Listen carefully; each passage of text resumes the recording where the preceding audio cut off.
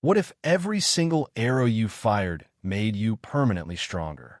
No magic shortcuts, no legendary bloodline, no overpowered cheat, just thousands of arrows and countless hours of relentless practice. In a world where immortals, demons, and martial masters rule with absolute power, everyone believed a simple bow could never change fate.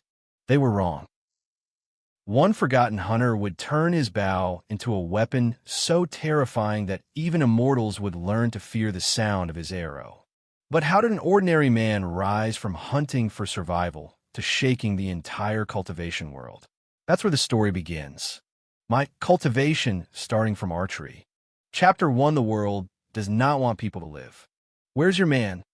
To address the official, he's still sick in bed. When do you plan to pay your taxes? Please be assured, we will not miss the final deadline.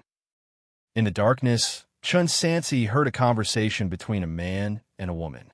The man was aggressive, while the woman was pleading for leniency. He struggled to open his eyelids, and what came into view was an entirely unfamiliar environment. Where is this? Wasn't I working overtime? Chen Sansi's head suddenly throbbed with pain, as a tide of memories that didn't belong to him flooded his mind, forcing him to accept a fact. Have I transmigrated? This place was Pyong County, a remote small county in the Dashing Dynasty.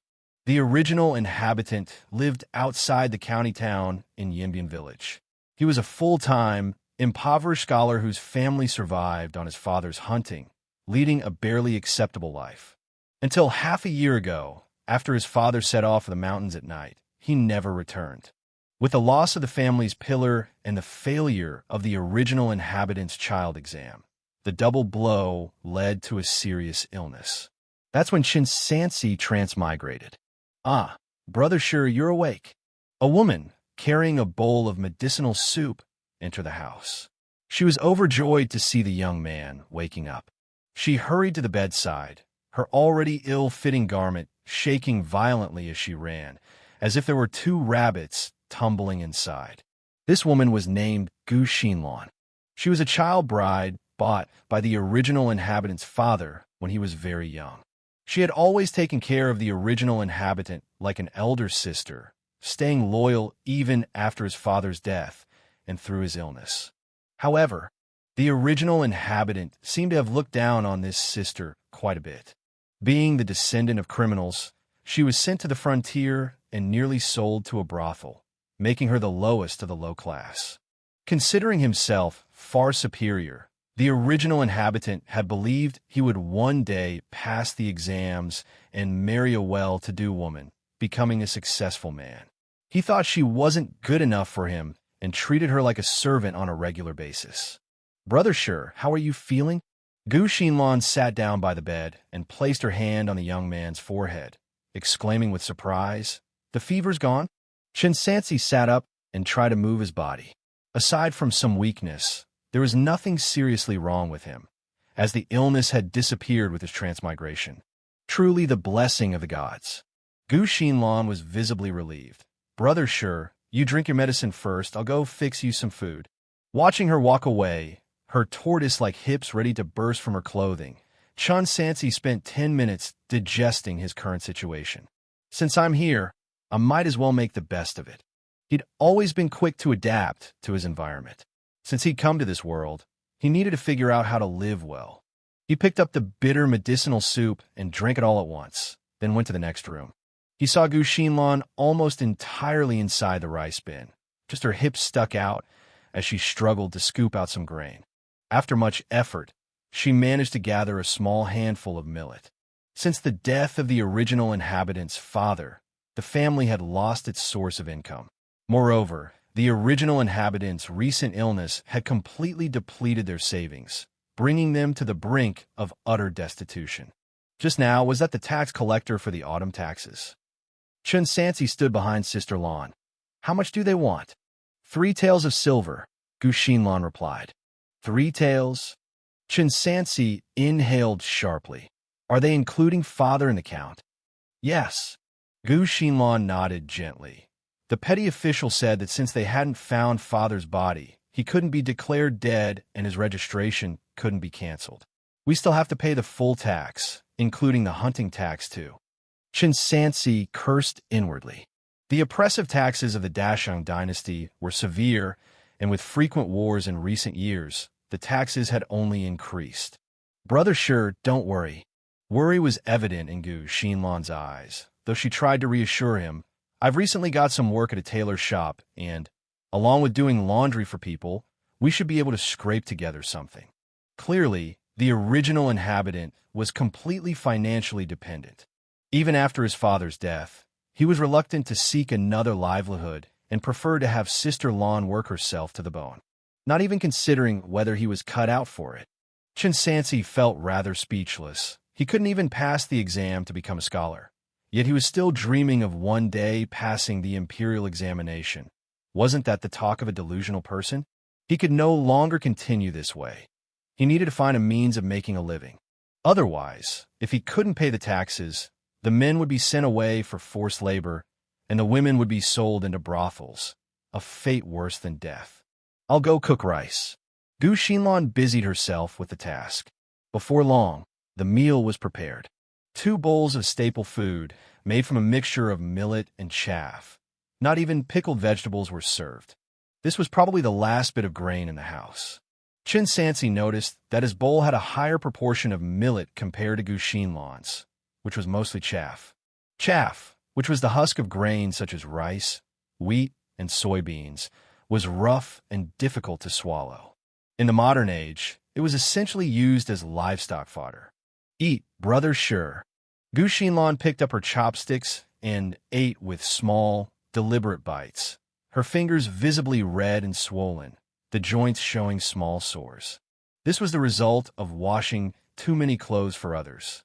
As a woman, she did everything she could to provide for the family, short of the backbreaking labor only men could do. Chen Sansi saw this and remembered it. His head bent as he ate the hard-to-swallow chaff. Brother Shi. Midway through the meal, Gu Xinlan put down her chopsticks and hesitantly spoke.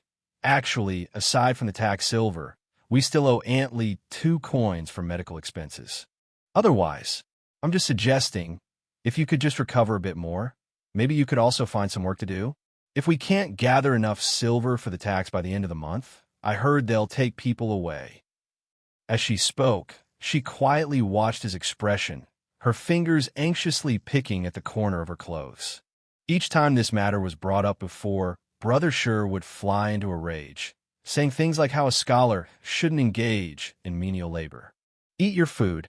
Chen Sansi shoveled the food into his mouth, quietly pondering his finances. Gu Xinlan didn't dare to bring it up again. She quietly finished her meal, swiftly washed the pots and pans, and hurried off to her work as a female laborer. Chen Sansi remained seated, deeply considering his options. Ancient times were not like modern society, where mere physical strength could find you work. His family owned no land, and without any academic title from his studies, the only thing left to do was to hunt. As a child, he had learned a few tricks from his father, and although he had let his skills atrophy over the years, he still had the basic foundations. It shouldn't be hard to get started again. Moreover, since he had to pay hunting tax anyway, he might as well hunt. The house still had an old bow left. Chen Sansi went to the inner room and took down the longbow covered in dust from the wall. It should still be usable, but I have a bow with no arrows. I need to find a way to get some money to buy arrows. In order to survive, the household had sold nearly all of its books, leaving only the 4 treasures of the study, which the original owner valued as his life, as possibly the last things of some value. Without any hesitation, Chen Sansi packed up the writing brush, ink, paper, and inkstone and took them away. Even though they were all low-grade items, they sold for a total of 200 copper coins, roughly equivalent to 2 silver coins. Enough to show that poor scholars and rich warriors was not an absolute. Studying was also an expensive endeavor. With the money in hand, Chen Sansi went to the market stall that catered to hunters. Little Shi, you're here to buy arrows? The stall owner, Uncle Su, was from a military household and an old acquaintance of Shi's father. Are you preparing to hunt in the mountains instead of studying? Yes, I'm looking to buy a few old arrows. Chen Sansi picked out 5 second-hand willow leaf arrows from a stall. How much? 70 coins. Chen Sansi bargained. Uncle Sue, old arrows aren't worth that much. 50 coins at most. All right, 50 coins it is. Old you is straightforward. I say, you should have gone to the mountains a long time ago, learned a fair amount of your father's skills, at least enough to make ends meet. But instead, you insisted on reading useless books. Do you think a kid from a poor family like yours could become an official? Uncle speaks the truth. Chen Sansi didn't argue, and after making sure the arrows had no quality issues, he strung them on the bowstring and aimed at the ground to check. Suddenly, several lines of small characters appeared before his eyes. Skill: Archery, entry level. Progress, 2100s. My cultivation starting from archery. Chapter 2, Raising a Family. Damn, really? Chen Sansi didn't react for a moment. Originally, even though he had a bow and arrow, he wasn't very confident about hitting the game. After all, hunting is a skill-based activity. If it was so easy, everyone would already be eating meat. But now, with the added capabilities, the situation was drastically different. What are you dazing for? Is there a problem with the arrow? Old Sue waved his hand in front of the daydreaming youth.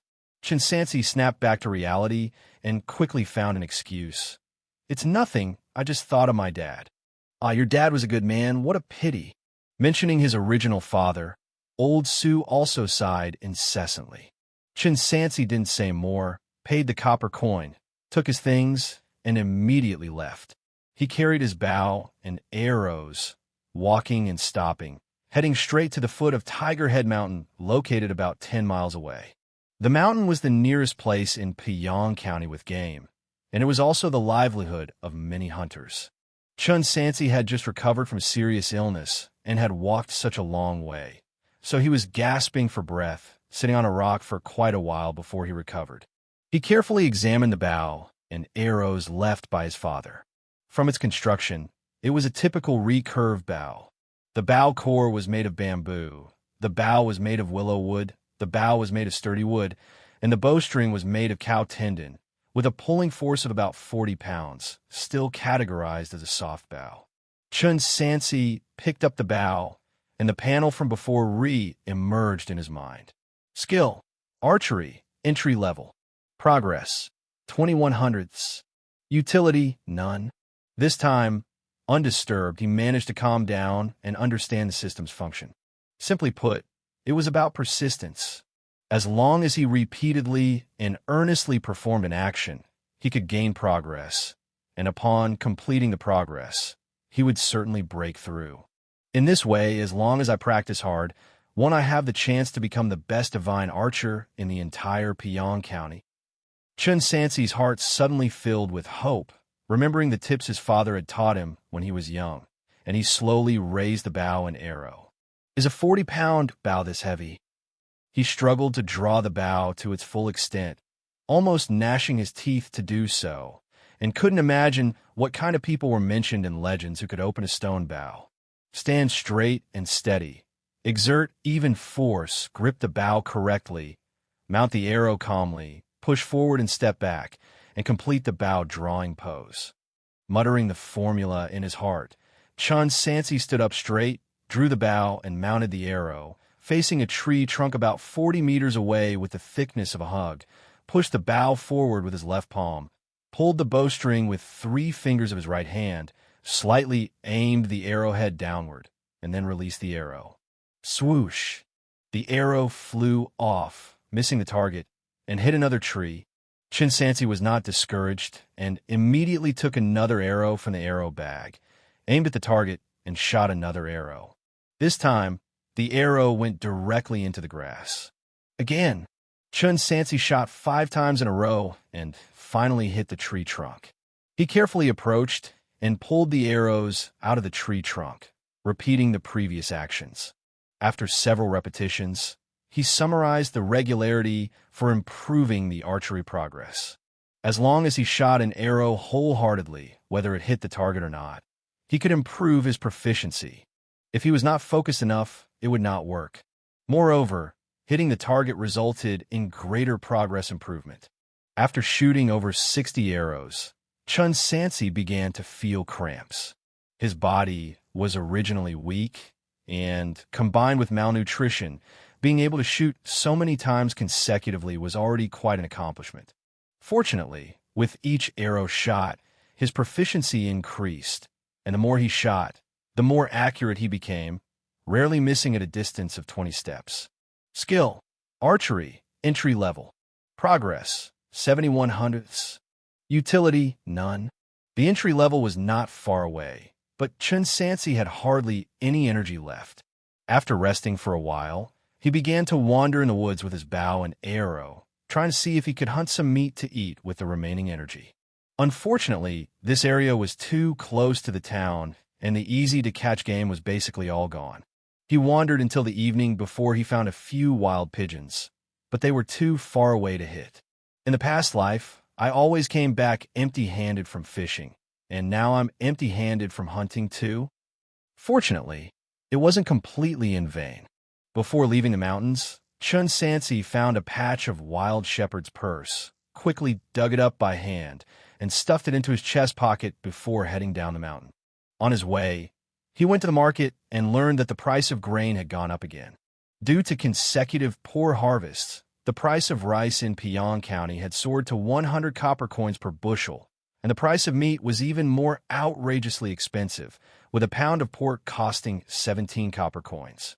Add to that oil, salt, soy sauce, vinegar, firewood, charcoal, candles, and various excessive taxes. Chen Sansi couldn't imagine how many common people would not survive this winter. Estimating that the prices of grains would continue to rise, he decided to spend all the remaining copper coins on buying rice and mixed grains along with a few salted duck eggs. 1 bushel of rice, half a bushel of mixed grains, in total is only enough to feed 2 people for 3 to 5 days. If I exchange it all for sorghum mixed with bran, it might last a few more days. But Chen Sansi had no choice. Since he was going to become a hunter in the future, he absolutely couldn't continue eating nutrition less bran. He needed to ensure he had enough physical strength at all times. Otherwise, if he encountered any danger in the mountains, he wouldn't even have the energy to run. He was already starving, and after getting the grains, he hastened his steps, eager to get home and start cooking. Yo, little stone. Just as he was about to reach his doorstep, someone suddenly called his name from behind. Chen Sansi turned around, and a tall, burly man appeared in front of him. Xianxia, a well-known bully in the town. He had a group of thugs under him and made money by charging high-interest loans and trafficking virtuous women. Many impoverished people in the town had been ruined by him. Wow, bow and arrow. Qin Xiong eyed the bow and arrows behind Chen Sansi with surprise mixed with mockery. This scholar also plans to learn a hunt in the mountains? Driven by necessity, Chen Sansi stepped back half a step and said, "Brother Qin, did you want to see me for something?" Qin Xiong hooked the corner of his mouth. "How have you considered the matter from last time?" Last time? A sudden dread struck Chen Sansi's heart, and unpleasant memories flooded his mind. Half a year ago, after his father had passed away, the household had become extremely strapped for cash. It just so happened that Qin Xiong came knocking, and the former owner had thought about selling Gu Xinlan for money. If it were him, naturally, he would never do such a thing. "Brother Qin," Chen Sansi refused. "I've thought it over. I won't be needing your money." Upon hearing this, Qin Xiong's face immediately darkened. "Are you sure you've thought it through?" "I really don't need it, Brother Qin." Chen Sansi held his sack of grain tightly and took a detour on his way home, feeling somewhat uneasy. In his memory, Qin Xiong was not someone who would easily let things go, and he feared this matter was far from over.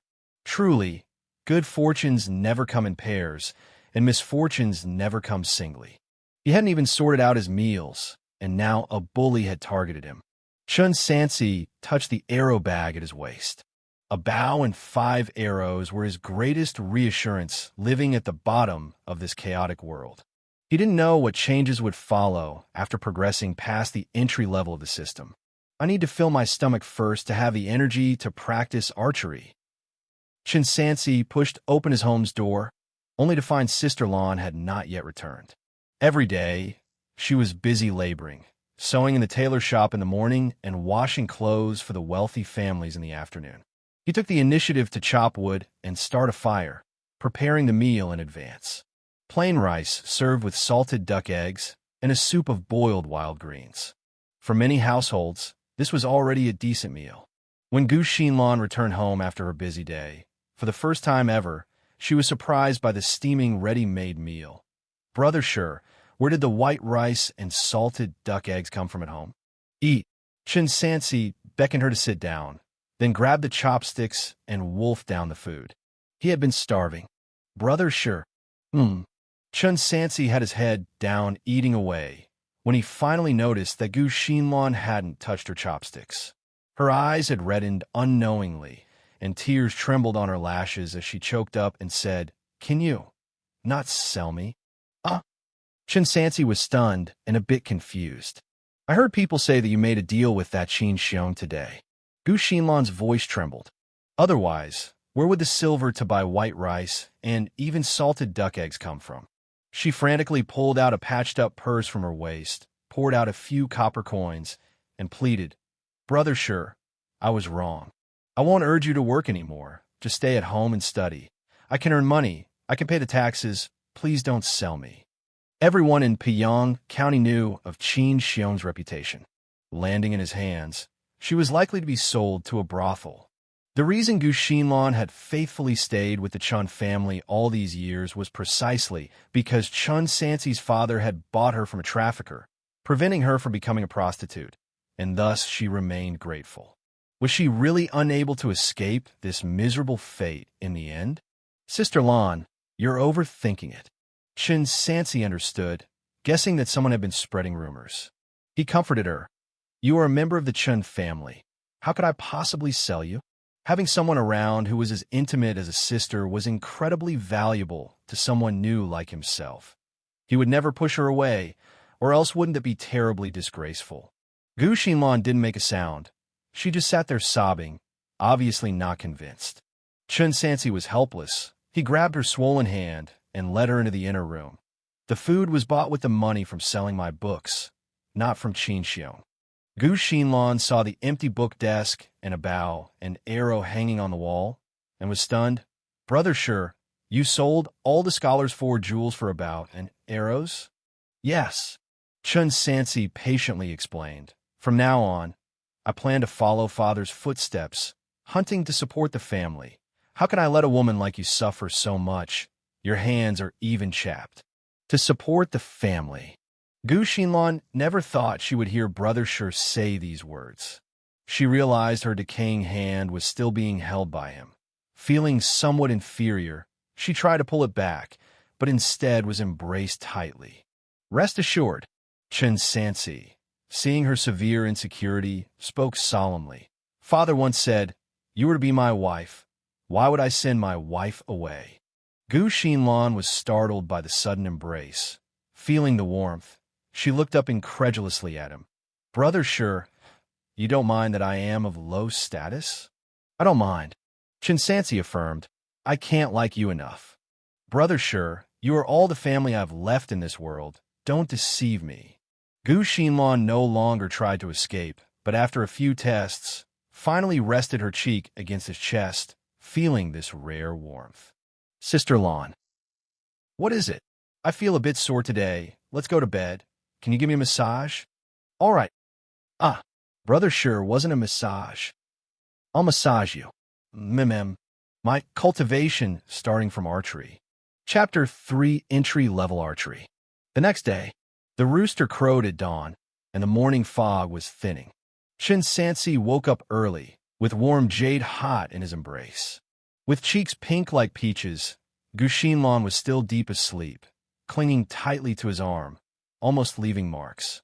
In feudal society, a helpless woman could easily be reduced to a plaything and trafficked, hence a lack of security was understandable. Chen Sansi struggled to free his arm. Having taken advantage of her, he must now take responsibility. Thinking back, despite Gu Xinlan's frail appearance, she was like a delicate branch bearing heavy fruit. He couldn't fathom why his former self had failed to cherish her. In his previous life, she wouldn't be his to marry without at least 2 million. Chen Sansi tiptoed out of bed and grabbed the bow and arrows from the wall before heading outside. Boo! He took several deep breaths to calm his cluttered thoughts and aimed at a crooked willow tree to start practicing archery with focus. After resting for half the night, his spirits and chi power were almost fully restored, and his aim was quite impressive as well. Within 20 steps, he could nearly hit the target with every shot. To minimize wear and tear, he practiced with only one arrow, yet even so, it was severely worn by the end of the morning. Inside the house, Gu Xinlan peeped through the paper-covered window at Chen Sansi, drenched in sweat, and inexplicably felt relieved. Brother Shi is serious. He really plans to hunt and make a life with me. She soon felt sorry for him. He was up all night, and now he's up early practicing archery. What if he exhausts himself? Gu Xinlan leaned against the wall and limped to start the fire and cook. Got it. Another arrow was shot, and Chen Sansi took a long breath. Skill: Archery, entry level. Progress: 0/200. Utility: use a 6-power bow, no miss within 40 steps. Just moments ago, it felt as though some power was infused into his body, not only significantly enhancing his physical strength, but also elevating his archery skills to another level. Archery, entry level. Chen Sansi observed the changes on the panel. 6-power bow, no miss within 40 steps. In the dashing dynasty, 1 power equals 12 gene, a unit of weight, so a 6-power bow equals 72 gene. As far as he knew, the city guards also used 6-power bows. This meant he had now reached the standard of an ordinary archer. You see, in ancient armies, soldiers who qualified as archers were considered elite. The latter sentence, no miss within 40 steps. A step in the Dashang dynasty meant moving both feet once, about 1.4 meters, so 40 steps were slightly over 50 meters. Don't underestimate this distance. The effective range for an ordinary archer in battle was about 100 steps, but that was for shooting volleys into the air, not precision targeting. Normally, precision for a distance of 40 to 50 steps was also required for assessments. The archery competitions Chen Sansi had seen in his previous life usually had targets about 70 meters away, and those were with modern bows. And he achieved no miss within 40 steps, every arrow hitting the bullseye, which doesn't mean he couldn't hit targets at 70 meters. It just meant he couldn't guarantee a bullseye every time. Overall, based on the panel's display, he was nearly qualified to be assessed as an archer. Chen Sansi couldn't wait to try it out. He drew the bow again, his movements as proficient as a seasoned archer's. The 4-force bow that felt quite heavy an hour ago now seemed incredibly light when fully drawn, almost effortless. After advancing in archery, his physical strength had also greatly improved. He calmed his emotions and tried shooting a few arrows. Indeed, his accuracy doubled. He hit every target within 40 steps, and even those over 60 steps away were not bad. Good. With this level of skill, he could definitely hit game animals. The most crucial point was this was just the beginning. Chen Sansi dared not imagine what it would be like if his archery skills reached small achievement or great success. Brother Shi, dinner is ready. A soft, bone-melting voice came from inside the house. Chen Sansi then put away his bow. He saw that although only one night had passed, Sister Lan had changed dramatically, exuding an indescribable charm along with her almond eyes, drawing extra attention. At the dining table, there were 2 bowls of rice. One bowl contained rice with steamed buns. The other held half a bowl of thin porridge. The grain bought with a single silver coin couldn't last more than a few days, and, clearly, Gu Xinlan was still reluctant to eat her fill. Chen Sansi wasn't fussy, either. His archery practice consumed a lot of energy, and he needed even more since he was about to head up the mountain. After giving Sister Lan half a steamed bun, he ate everything else left. Full and content, He slung his bow over his shoulder and stepped outside. Be careful, brother Sure. Even if you don't catch anything, don't go too deep. Just gather some wild vegetables and firewood to bring back. Gu Xinlan did not believe that her man could catch any game just after beginning to practice archery. Safety always came first. As long as they could overcome the current hardship together, she was willing to work herself to the bone even if Brother Sure wanted to leave his job to study in the future. When Chen Sansi left his house, the day was already bright. The neighbors were all starting their busy day. Many looked on in curiosity at the sight of him carrying a bow and arrows. Oh, is Brother Sure preparing to go hunting up the mountain? Can he do it? Look, I told you early on, he can't make sense of books. Go to hell, Lai Zi, at least he knows how to hunt. What can you do? Little Sure, do you need Uncle Zhao to accompany you for a couple of days? Be careful. Your family is depending on you. The villagers had their fair share of snide remarks, but thanks to his father's good reputation, the majority were warm-hearted. Chen Sansi greeted everyone he met, quickening his pace toward Tiger Head Mountain. After mastering entry-level archery, his strength had increased, and he could now draw a 6-power bow, which significantly improved his physical condition. What previously took 2 hours to reach the foot of Tiger Head Mountain now took him less than an hour and a half. Following the winding path carved out by earlier travelers, Chen Sansi arrived at the midsection of the mountain, searching for signs of game. Yet, after wandering around for quite a while, apart from some insects and sparrows, he discovered nothing.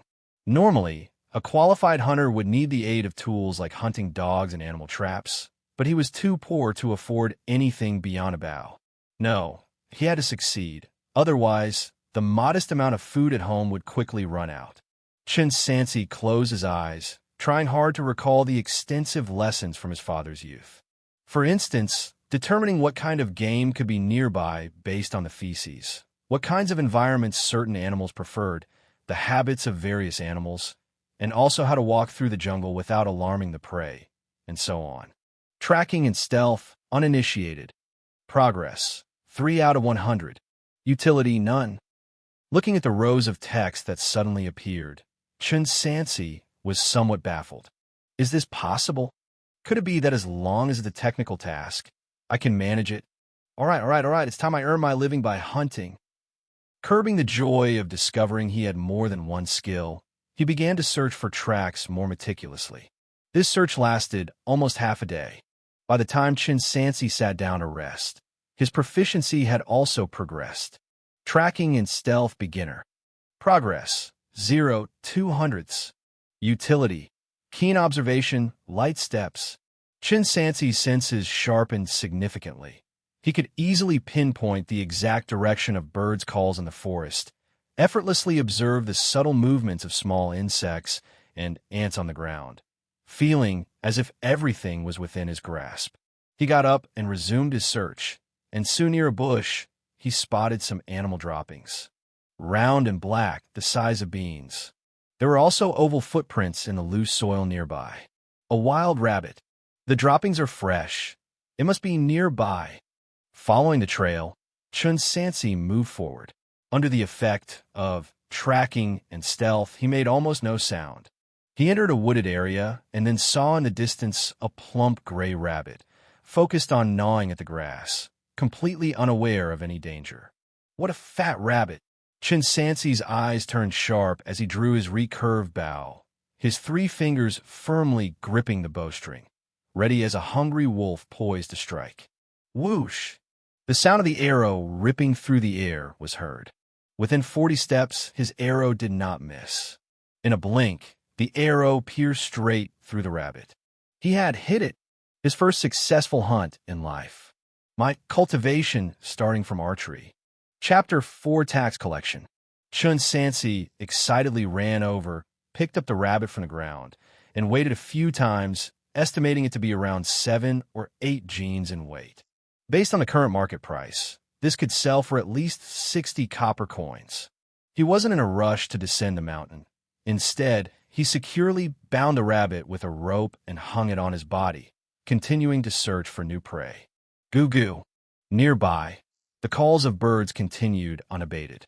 With the help of tracking and hiding, Chen Sansi quickly located 2 pigeons perched far away on tree branches. He knocked the arrow, drew the bow, pulled the string, and released the arrow, a sequence of movements as fluid as flowing water. A blurred shadow flashed by, and the 2 pigeons were shot through in a string, falling from the tree with a plop to the ground. Chen Sansi smoothly pocketed the pigeons. Pigeons, being highly nutritious, were priced slightly above rabbits. The 2 combined were worth 30 copper coins. He wanted to continue, but unfortunately, it was getting dark, and he could only pack up and head down the mountain. Selling game required going to the restaurants in the county town. Along the way, he would pass through many villages even poorer than Yinbian village, where each villager's face was gaunt and yellowed, and some lay motionless on the ground, leaving him to wonder if they were dead or alive. When they saw the game in Chen Sansi's hands, they all cast envious and greedy glances, but upon spotting the bow and arrows on his back, they could only forcefully suppress their sinister thoughts. 8 Treasures Restaurant. An hour later, Chen Sansi stood before the towering gold-plated signboard of the restaurant, pausing in his steps. This was the restaurant where his father used to sell his game. It was one of the top restaurants in the city, where a casual meal supposedly cost at least 3 to 5 taels of silver. Just now, by the roadside, there were people nearly starving to death. Yet now he personally witnessed a rich man carelessly discarding a full plate of fresh food on the ground to feed to dogs. This is truly wealthy homes reek of meat and wine, while bodies freeze to death on the roadside. A poor harvest of crops? If all the grain in the granaries were taken out, it might well be enough to feed the whole town through the winter. Chen Sansi felt emotionally moved. The shopkeeper who came out to greet him at the restaurant was an acquaintance of his father. 8 jin and 2 liang of rabbit meat, and a pigeon weighing half a jin, a total of 85 won, said the slightly portly middle-aged man, dexterously maneuvering the beads on his abacus. Does that seem fair to you? Fair enough. Thank you, Uncle Liu, replied Chen Sansi, who knew the going rates. Liu Hongda smiled and said, if you have good merchandise in the future, just bring it here, and I guarantee you won't be shortchanged a single penny. Chen Sansi took the copper coins. To earn nearly a qian of silver in one day is definitely enough for living expenses in normal times. But now with taxes due soon and debts to be paid, this amount is simply not enough. I must hunt larger game. As he was counting the copper coins, a skinny, dark-skinned youth came over to sell fish. Brother Sure. The youth recognized him at a glance. The corresponding name also quickly surfaced in Chen Sansi's mind. Zhang Shun, Aunt Li's child, with whom he had once bare-bottomedly played in the mud during childhood. If it hadn't been for Aunt Li taking Sister Lan to work, occasionally bestowing a little help, they probably would have starved to death by now. Shun, you've come at just the right time, said Chen Sansi, pulling out the still warm copper coins. The money I owe your family. Before he could finish, Shun interrupted him.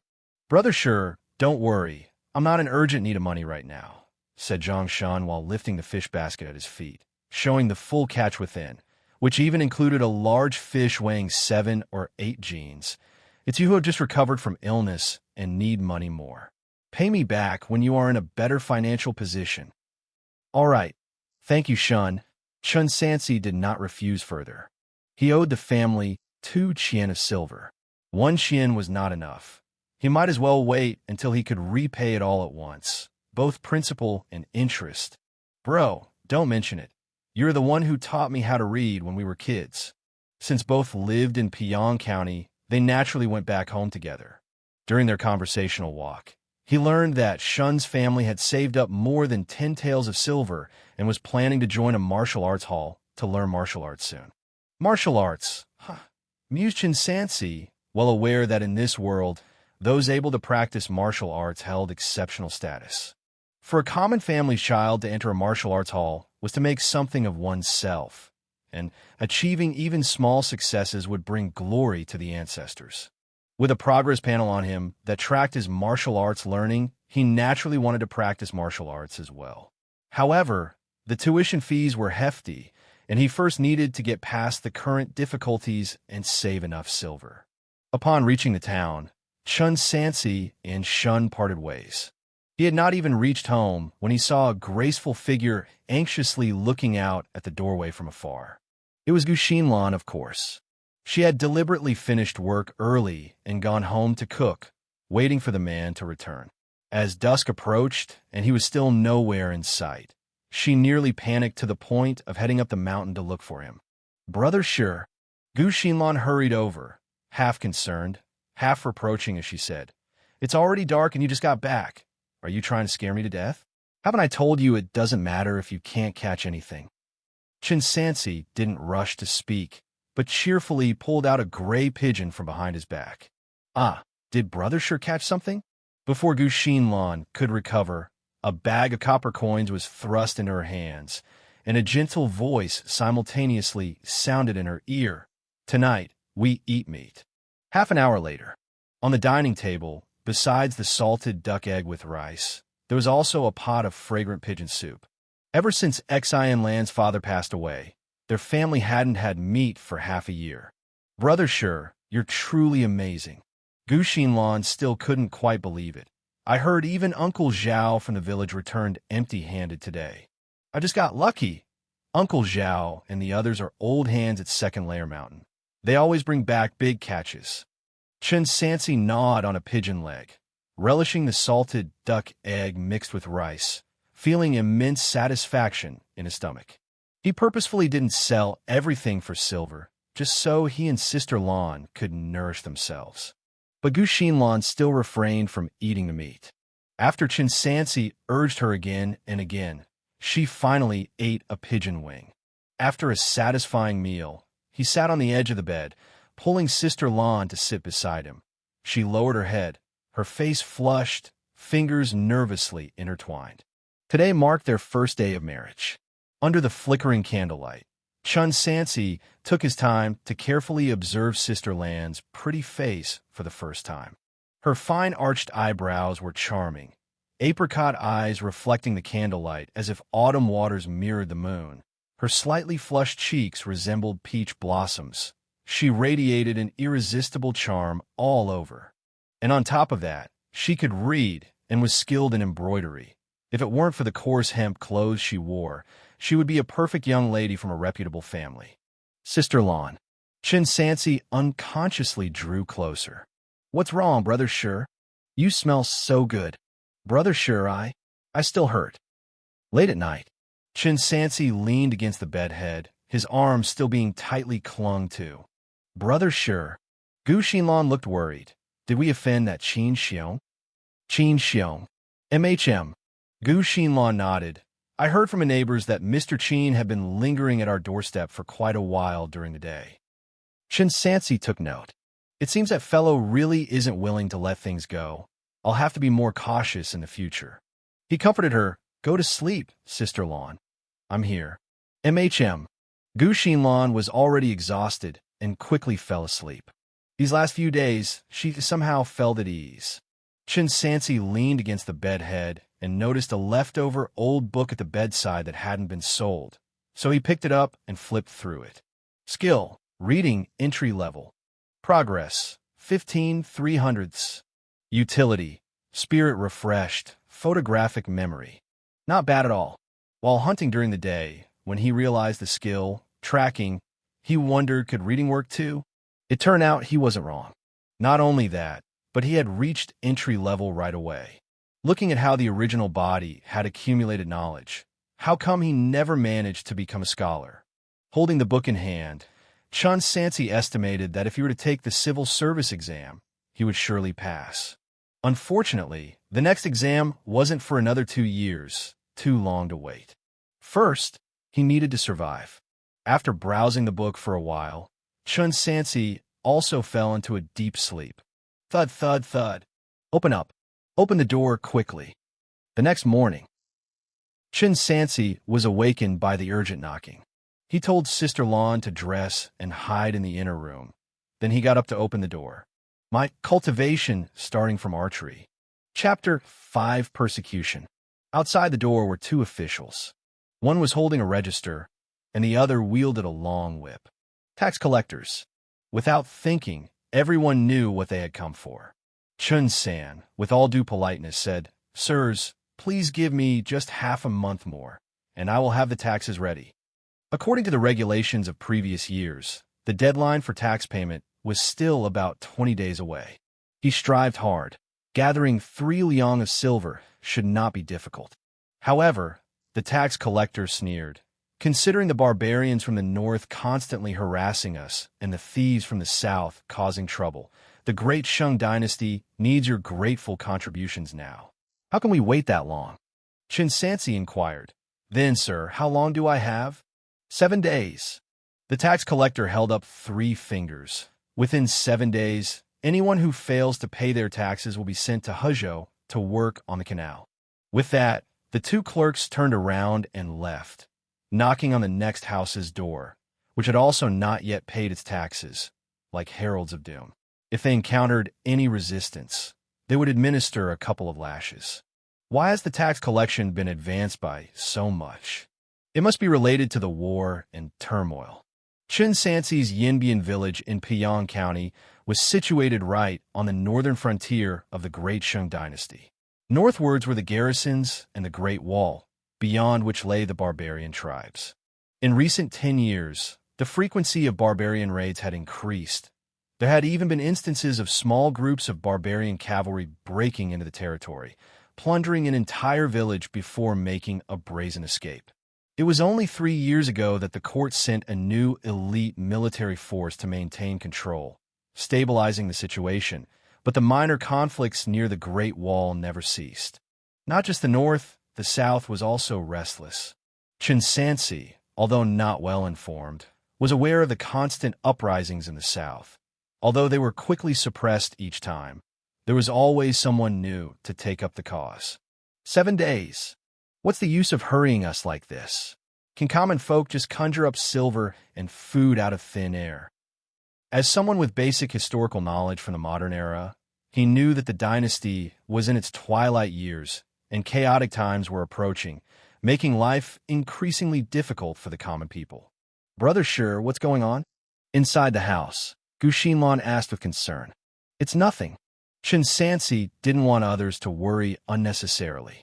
He pretended as if nothing had happened and, like usual, finished his archery practice, ate breakfast, then took his dry food and bow and left the house. Since he had found himself at the bottom rung in these chaotic times, he could only try to survive by playing by the rules. Gathering 3 liang of silver in 7 days was no easy task. Chen Sansi was under considerable pressure. It wasn't just him. The fellow villagers were all in distress. As he was about to leave the village, he saw a few familiar figures and frowned, attempting to avoid them. Little Stone, Qin Xiong, leading 2 ruffians, moved purposefully towards him. "Why are you avoiding me?" Chen Sansi could guess that the other party was planning to take advantage of the situation. He bluntly stated, "Brother Qin, if this is about what happened last time, there's no need to discuss it further. Have you forgotten the tax collector's words? If we can't gather enough silver, we'll be sent to work on the canal." Qin Xiong put on a facade of kindness, feigning sympathy. "Whoever ends up with that job, there's no record of anyone returning alive. Brother, take a loss here. Give me that young woman you're hiding at home, and I'll handle your taxes for you. How about that? If I really get taken to work on the canal, I'll accept my bad luck." No need for Brother Qin's concern. Chen Sansi said expressionlessly and started to walk away. Having learned the basics of archery, he relied on his physical strength considerably more when he spoke. However, it wasn't necessary to escalate conflicts just yet. Firstly, Qin Xiong had a group of ruffians at his command. Secondly, this scoundrel had a brother who practiced martial arts, purportedly very formidable, not someone to provoke lightly. Qin Xiong didn't stop him, just watched coldly as he walked away. "Big brother, if you ask me, just rob him directly. Why bother with the silver?" One of the ruffians complained loudly. "Idiot!" Qin Xiong smacked the ruffian on the forehead. "Do you think the Great Shang dynasty has no laws at all? Abducting peasant girls used to occur frequently, but since the new Yangzhou governor took office, No one dared to commit such acts again. What should we do now? The rogue asked. Isn't Big Brother still waiting to use that woman to give Brother a gift? What's the rush? Does he really think he can gather 3 taels of silver that quickly? Qin Xiong sneered disdainfully. By then, he'll be taken to work on the canal and won't have to spend a penny. 3 taels of silver within 7 days. It seems I must indeed hunt some big game. Once the tax matter is resolved, we'll find a way to deal with that Qin fellow. After arriving at Tiger Head Mountain, Chen Sansi noted it was still early. Many large animals only appeared at sunset, so he wasn't in a hurry and found a clearing to practice archery. When he practiced archery, he felt effortless and rather adept. Not to mention 100% accuracy within 40 steps, he also achieved over 80% of bullseyes within 50 steps. Only it used up a lot of arrows. Crack! Another arrow hit the bullseye, but the arrow broke upon impact. Chen Sansi felt quite distressed. A new arrow would cost at least 10 won. However, arrows are consumables, and since all he had were used ones, wear and tear were normal. Skill: Archery, entry level. Progress: 128 200ths. Utility: Draw 6 power bow. No misses within 40 steps. A panel appeared. If I push hard tomorrow, I should be able to advance to the next stage. Chen Sansi ate some dry food to fill his stomach, then got back to work. With his sharp senses, he missed no trace. Soon after, he found a rabbit near some bushes through its droppings. Without a doubt, one arrow pierced it through, and he bagged it. Isn't there any larger game? Chen Sansi was naturally not satisfied with just that. But even with his tracking skills, he found no signs of any large animals having been around that afternoon until the sun set, when he finally spotted a pheasant through some feathers on a hillside. The arrow struck like thunder. The arrow pierced the pheasant's body, and its inertia carried the corpse and pinned it to a nearby tree trunk. About 4 pounds. Pheasant is delicious, only second to pork in price, and this one could sell for about 71. But it's still far from enough. Chen Sansi could now be sure that there were no large game animals around the outskirts of Tiger Head Mountain. After all, he possessed the skill tracking, and he would not overlook any clue. No trace meant there really was none. Tracking, entry level. Progress, 101 to 200. Utility, keen observation, light steps. Tracking is also about to advance to the next stage. Perhaps I should consider venturing deeper into the mountains. The deeper the area, the more abundant the game, but also the more dangerous. Typically, only experienced hunters, like Uncle Zhao from his village, would venture there. Starting from Second Layer Mountain, there are wild boars and even big cats and black bears. Every year, many hunters perish there. Previously, as a beginner in hunting, Chen Sansi wisely refrained from venturing too deep, but now it seemed he must. However, his archery was about to advance, so he might as well give it a try. I'll return and prepare well. Tomorrow, I'll scout around Second Layer Mountain. My cultivation starting from archery. Chapter 6: Wolf Teeth Arrow. After making up his mind, Chen Sansi started to clean up the scene. When he was handling the wild chicken, he used too much force and accidentally broke the arrow shaft that was stuck in it. The quality of used arrows is worrisome. Chen Sansi shook his head, retrieved the arrowhead, and carried his game down the mountain. Having hunted all day, his stomach had been growling, but his spirit was still very full, always alert to his surroundings. It must be the effect of spirit refreshed. It seems that I should sparingly read more books at night, and not just think about happy times with Sister Lawn. Archery, hunting, reading, I want to be a diligent person. It was still early today. When he passed through Yinbian village, many villagers saw Chen Sansi with a chicken in one hand and a rabbit in the other, carrying a full load. You boy are capable. Little Sure is really amazing. Just started hunting and can bring something home every day. Push like father, like son. Lai Zi, look at you. Sour grapes. Can't stand to see others do well. What do I have to be sour about? This little money is not even enough to pay the taxes. Really, though, when the topic of taxes came up, complaints could be heard everywhere. How many people's savings of a full year were squeezed clean? Brother Sure, wait up. I was looking for you. Shun. Chen Sansi looked at the skinny and dark teenager running towards him. What's up, Shun? Brother, do you need my help? Xianxia had come to ask about the situation immediately after selling fish today due to the issue of early taxation. You, aren't you still practicing your martial arts? Chen Sansi was somewhat moved. Gathering 3 liangs of silver in 7 days. No one had 100% certainty. If he could borrow the money in advance, it would naturally be better than good. If worst comes to worst, he could save up and double repay it, making a proper thanks. Martial arts doesn't urge in these 2 days. Paying taxes is urgent. Zhang Shun scratched his head and said honestly, Brother, come with me to my house. We have some silver. 3 liangs of silver. For ordinary folks, this was absolutely a huge sum. Chen Sansi was touched. 9 for 13 return. I can't just use your money for free. Brother, what are you saying?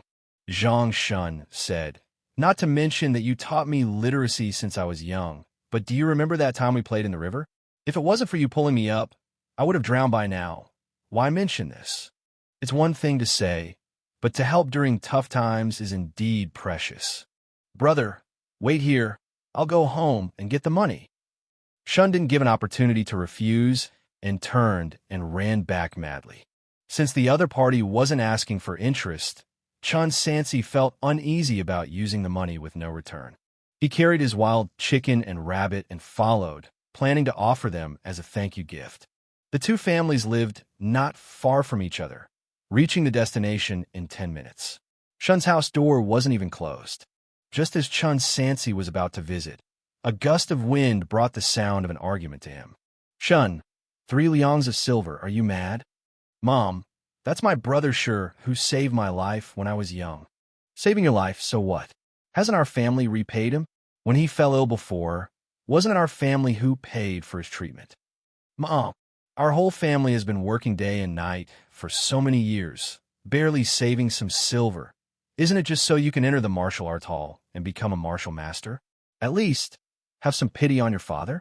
He's been lame for half a year and still hesitant to spend money on treatment, and you just give away 3 liangs of silver to someone outside. Chen Sansi stopped in his tracks, silently set down a wild chicken, and turned to leave. He did not hold any grudges for the unanswered help. In fact, he respected Shun's sentiment even more. Neither of them was from a wealthy family. Everyone had difficult days. He really had to rely on himself. Chen Sansi became even more determined to go to Second Layer Mountain. He reached the county's 8 treasures building before sunset. The rabbit weighed almost as much as the last one, sold for 71 won.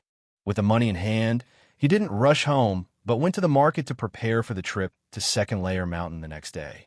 Yo, young Sure here again? Old Sue greeted him warmly. Uncle Sue, I'd like to buy some arrows. Chen Sansi's willow leaf arrows were okay for hitting rabbits and wild chickens, but if he truly met a large game with tough skin, they were not lethal enough. What kind are you thinking of? Uncle here has them all. Looking around, there were 7 or 8 types of arrows on display at the stall, all of high quality, some of which were obviously not something a civilian shop could make, belonging to the category of military ordnance. There was a garrison station 50 li outside Piyang County City, and military ordnance circulating the market was not a surprising matter. Not to mention, Old Sue was from a military household, and with his son succeeding him and becoming a small flag, having a channel to resell some ordinary military goods was nothing unusual. Chen Sansi's gaze wandered over the stall. Most of the arrows were made of poplar wood, with bird feathers hanging on the tail, and their main difference lay in the arrowheads. Different arrowheads, different purposes. There were ones with strong penetrating power, ones with large wound profiles, ones for shooting horses, ones for naval warfare, and even specialized signal arrows for messaging, truly a wide variety.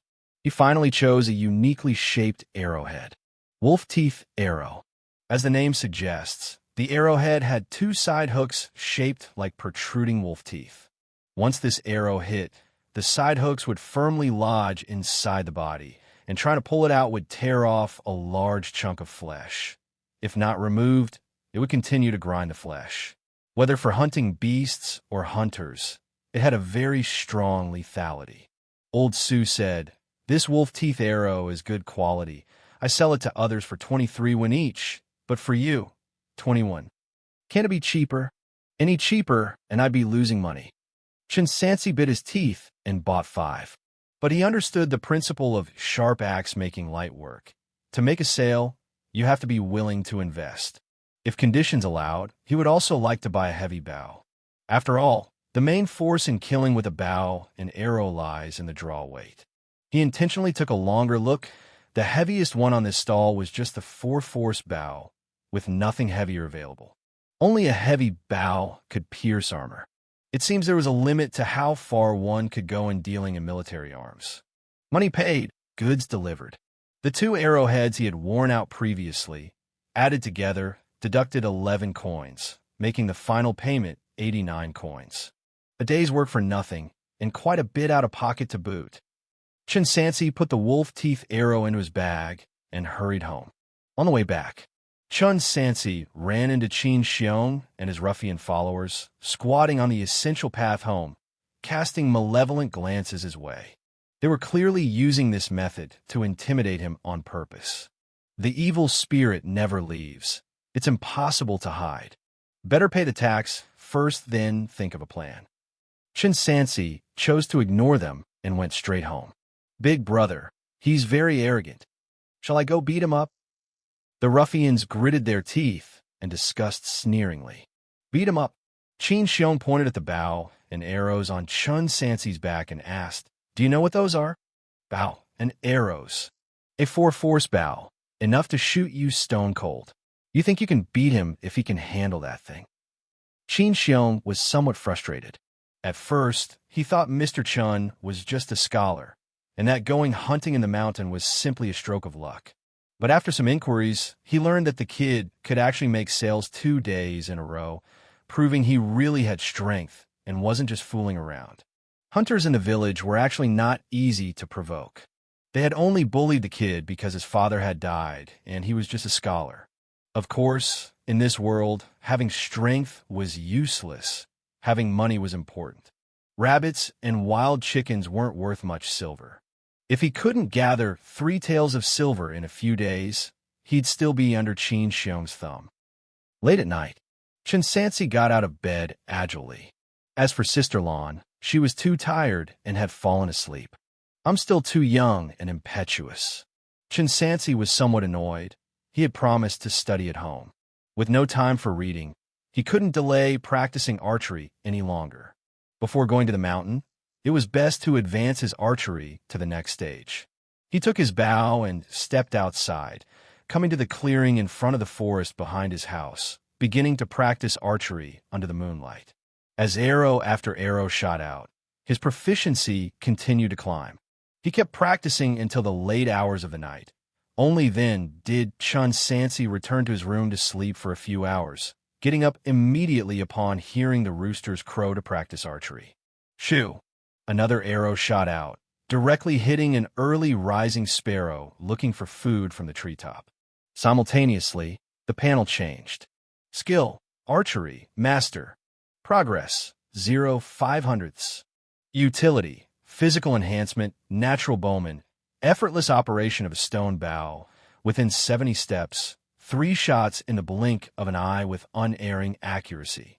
This time, when the panel upgraded, not only did Chen Sansi's strength in archery improve drastically, but even his muscles and bones changed, causing his physique to surge. With this physique, even though he had never practiced martial arts, he could easily draw a 1-stone-heavy bow, hitting a target the size of a palm from 80 meters away with every arrow. In the Dasheng dynasty, 1 stone is approximately 150 kilograms. This weight of bow and arrows was generally only used by those practicing martial arts. A target the size of a palm, seen from 80 meters away, actually appears as just a dot. As for the finger snap triple shot, Buddhist scriptures have recorded 20 finger snaps make 1 luo yu, 20 luo yes make 1 moment, and 1 day and night consist of 30 moments. According to this explanation, a finger snap calculation comes to about 7 seconds. Finger snap triple shot. That is to say, the 4 actions of drawing the bow, setting the arrow, and firing take about 2 seconds for one accurate shot. A one-stone bow, 80 meters, 2 seconds. Taken alone, these do not sound exaggerated, but when these 3 terms are combined, they are quite terrifying. Chen Sansi was somewhat surprised. He never imagined that proficiency could not only improve technique, but also enhance physique. He felt his bones become more compact and solid, his arms and fingers noticeably longer. I don't know if this physique will be helpful for martial arts in the future. Anyway, he felt more confident about catching large game within 6 days. Brother, sure, it's time to eat. The gentle voice brought Chen Sansi back to his senses. After hastily eating breakfast, he took all the remaining salted duck eggs in the house, along with half a bag of sorghum. What are you up to? Gu Xinlan was puzzled. The salted duck eggs were understandable, but raw sorghum couldn't be eaten. What was he taking it to the mountain for? Gifts. Chen Sansi answered succinctly and was about to leave. Brother, sure, be careful these days. Gu Xinlan looked worried. Yesterday when I was on my way back, I saw Mr. Qin loitering near our house again. I am scared. I know. Chen Sansi's tone was firm. Don't worry, my dear. He can't hurt you. My dear. Gu Xinlan's cheeks flushed slightly. Having Brother Sure say that, she indeed felt much less afraid. My cultivation starting from Archery. Chapter 7: Hunting Wild Boars. Second Layer Mountain was essentially a place where old hunters grouped together to go. One reason was the danger. They had each other's backs. Also, if they actually caught something as big as several hundred pounds, they would need help to carry it down. Over time, this naturally formed a small community. To join this group, it was best to have someone familiar show you the way. Otherwise, if someone decided to take your belongings deep in the dense woods, you might not even find the body. You're going to Second Layer Mountain? Xiao was somewhat surprised. Little Stony, how long have you been hunting? Isn't it that my family hasn't paid the taxes for this year yet? Chen Sansi honestly said, other than Second Layer Mountain, where else can I gather this amount of silver in such a short time? Hearing this, Xiao couldn't help but sigh.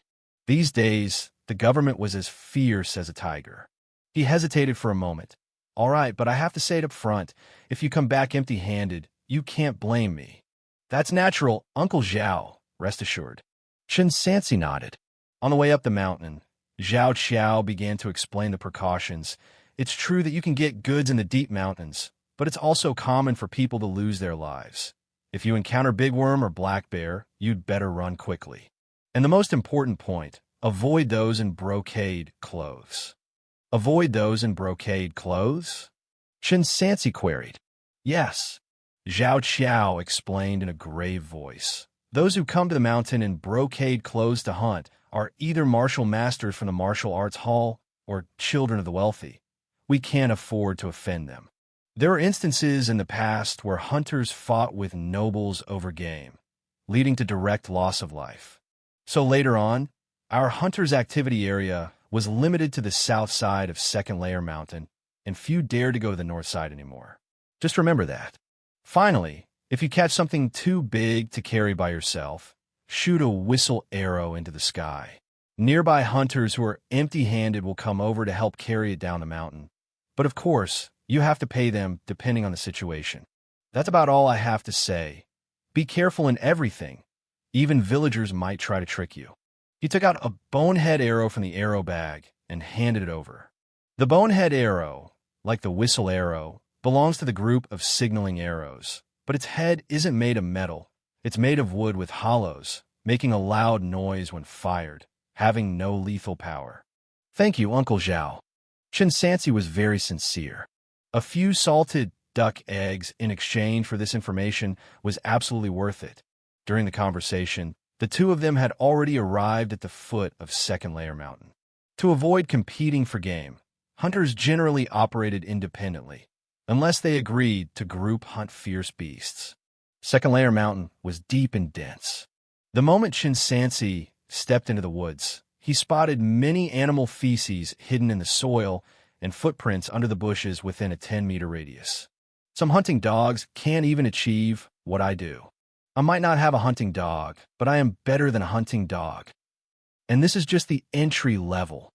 He went all out, carrying bows and arrows, shuttling through the jungle, not missing the slightest movement. Second Layer Mountain had plenty of game, but mostly small creatures like rabbits and wild chickens. Large animals were similarly hard to find. Moreover, due to consecutive years of poor harvests and excessive hunting, the hunters of Second Layer Mountain were barely making ends meet, and it was common to return empty-handed. According to Uncle Zhao, the real abundance of game was on the north side of the mountain, but that was the hunting ground of upper-class people, and the poor, without martial arts skills, dared not venture there. Is even hunting oppressed? Chen Sansi didn't rush to hunt. At his current level, he could hunt small creatures like rabbits at any time. It was better to look for something bigger, even a roe deer would do. His focus was at full throttle. Chen Sansi not only didn't feel tired, but he also felt the world becoming clearer and clearer in his eyes, as if he was about to enter another realm. Indeed, after breaking through the critical point, the panel surfaced like ripples on water. Tracking concealment, mastery, progress, 0.05. Utility, insight shocking, light as a feather. After experiencing a mysterious sensation, Chen Sansi felt his senses were elevated to a new level. Now, he could even clearly observe animal fur on the ground. Some wild animals intentionally hide their droppings, but they can't conceal the fur that falls off unintentionally. Moreover, his enhanced perception was not only useful for hunting, but also essential for archery, which requires excellent eyesight. The palm-sized target center, 80 meters away, was merely a black dot, but if he could see even tinier things, naturally, his shooting accuracy improved. All these skills complemented each other. Combining this with the failing to forget after glancing once from reading, I feel like I've opened a Sherlock Holmes memory palace, but it's specially tailored for hunting. Chen Sansi bent down and picked up a black hair from the grass beneath his feet. This hair is half as long as a finger, fairly stiff, and not yet decomposed, indicating its owner was here not long ago. Every few steps, he found similar hairs, and after about 100 steps, clear footprints began to appear. He started following the trail. The rugged, complicated mountain trail was exceptionally easy for Chen Sansi to navigate. His speed was surprisingly fast, and he hardly made any noise, an embodiment of being light as a feather.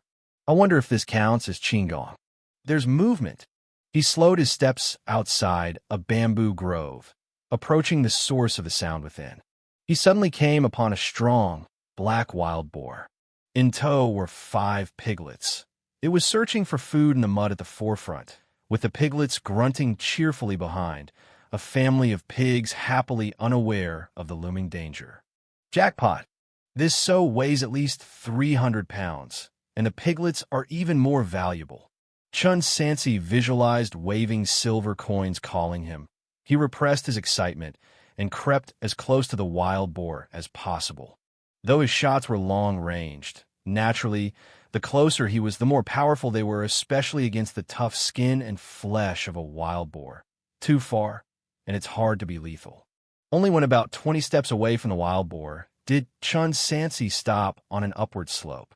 He quietly took the longbow from his back and notched a freshly made double-bladed barbed wolf teeth arrow.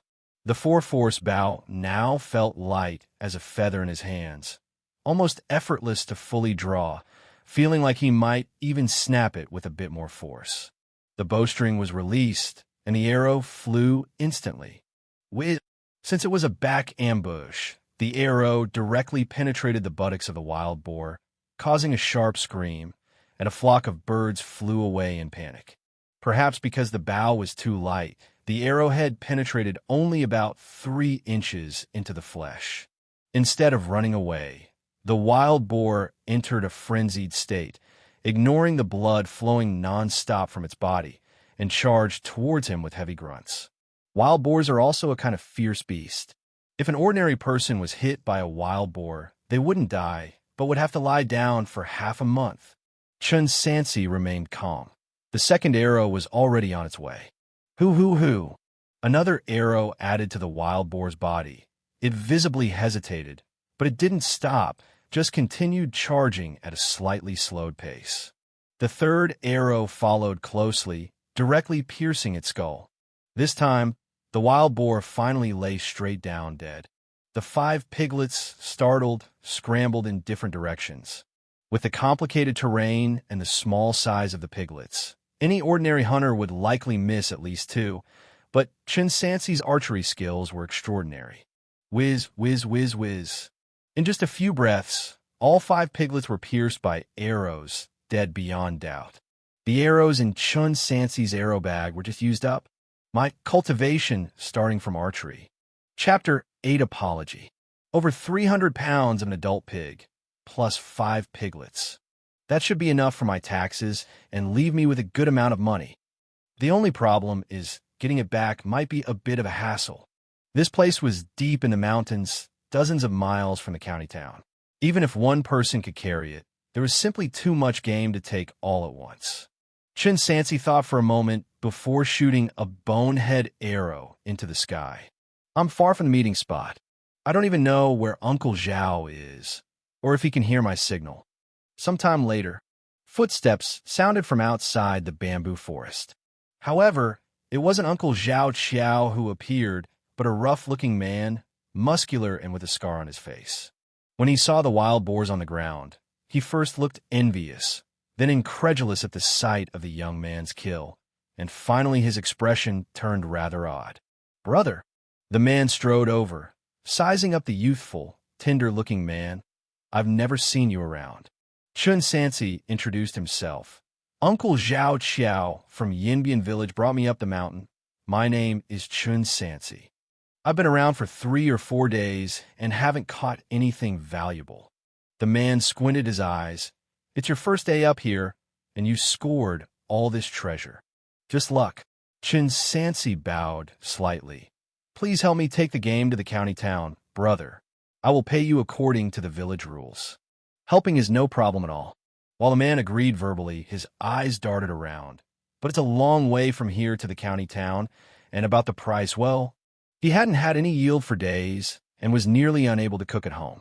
Now that he had stumbled upon this opportunity, he certainly intended to extort a few extra copper coins." While the man was pondering, the sudden sound of a bowstring like thunder burst by his ear. He looked up and saw Chen Sansi had, unbeknownst to him, already released an arrow. At a distance, a rabbit in full sprint fell to the ground. 70 paces away. Plus, with the dense vegetation, the man hadn't even noticed the rabbit. What was most striking, though, was that he noticed Chen Sansi had seemed to draw the bow using just one finger for power, the other merely supporting the arrow without any apparent effort. The strength of one finger easily drew the recurved bow, and with such accuracy, could he possibly handle a one-stone bow under the right conditions? Since when did Pyong County have such a young divine archer? No longer harboring ulterior motives, the man forced a bright smile. "Brother Sanshur, no, brother Sure. Don't move, I'll go pick it up. I'll carry the game to town for free. Let's be friends," he said, then hurried towards the direction of the rabbit. Chen Sansi stored his bow, shaking his head gently. With his keen perception that could even see the hairs clearly, how could he not realize this guy was scheming from the start? He had deliberately shown off his skills. If he didn't want to be bullied, he needed to display some strength. The man chopped 2 pieces of wood with a cleaver, and together with Chen Sansi, one in front and one behind, they carried the wild boar down the mountain. The man introduced himself. "My name is Wuda. I live in the village next to yours. I'm 16 this year. Please take me under your wing in the future, brother Sure." Question mark. Chen Sansi looked at the scar-faced man, smiling at him, temporarily at a loss for words. This guy is 16. Wild boar. Brother Sure nailed a wild boar. They had just reached Yinbian village's entrance when the villagers burst into an uproar. A 300-pound wild boar isn't uncommon. but typically it requires the cooperation of 2 or 3 people. For one person to handle an entire lair of wild boars was definitely top-tier hunting. Not to mention, for the villagers, Chen Sansi was a scholar who had turned to hunting to survive. Word spread fast, and it did not take an hour before he became well-known in the neighboring villages. At 8 Treasures Restaurant, the sow is 320 pounds, 18 copper coins per pound. The piglets, 20 copper coins per pound, altogether 60 pounds and 2 tails. The total is 6,964 copper coins. I'll make an executive decision on behalf of the boss and round it up to 7 taels of silver for you. And remember, if you catch fresh game in the future, don't go selling it to anyone else, Little Stone. Boss Lu Hongda waved his hand grandly, throwing over a pouch of money. Typically, 1,000 copper coins are equivalent to 1 tael of silver, but silver is a harder currency, not always easily exchangeable, and the exchange rates often fluctuate. Giving silver directly was obviously a courtesy. Thank you, Uncle Lu. Chen Sansi took the money pouch, feeling its significant weight. 7 taels of silver. Not only was he set for his taxes, but he also had enough to buy winter clothes. You lad are truly impressive. Boss Lu Hongda marveled. At this rate, it won't be long before you can move to the city. If you could learn a bit of martial arts, that would really be making something of yourself. Speaking of martial arts halls, does Uncle Lu have any recommendations? Now that Chen Sansi had solved his immediate problems, it was naturally time to consider learning martial arts. The most famous ones in Piang County are Tianyuan, Tailei, Yunhe, and Zhao martial arts halls, but they only recruit apprentices during specific periods each year, and it's already too late for this year.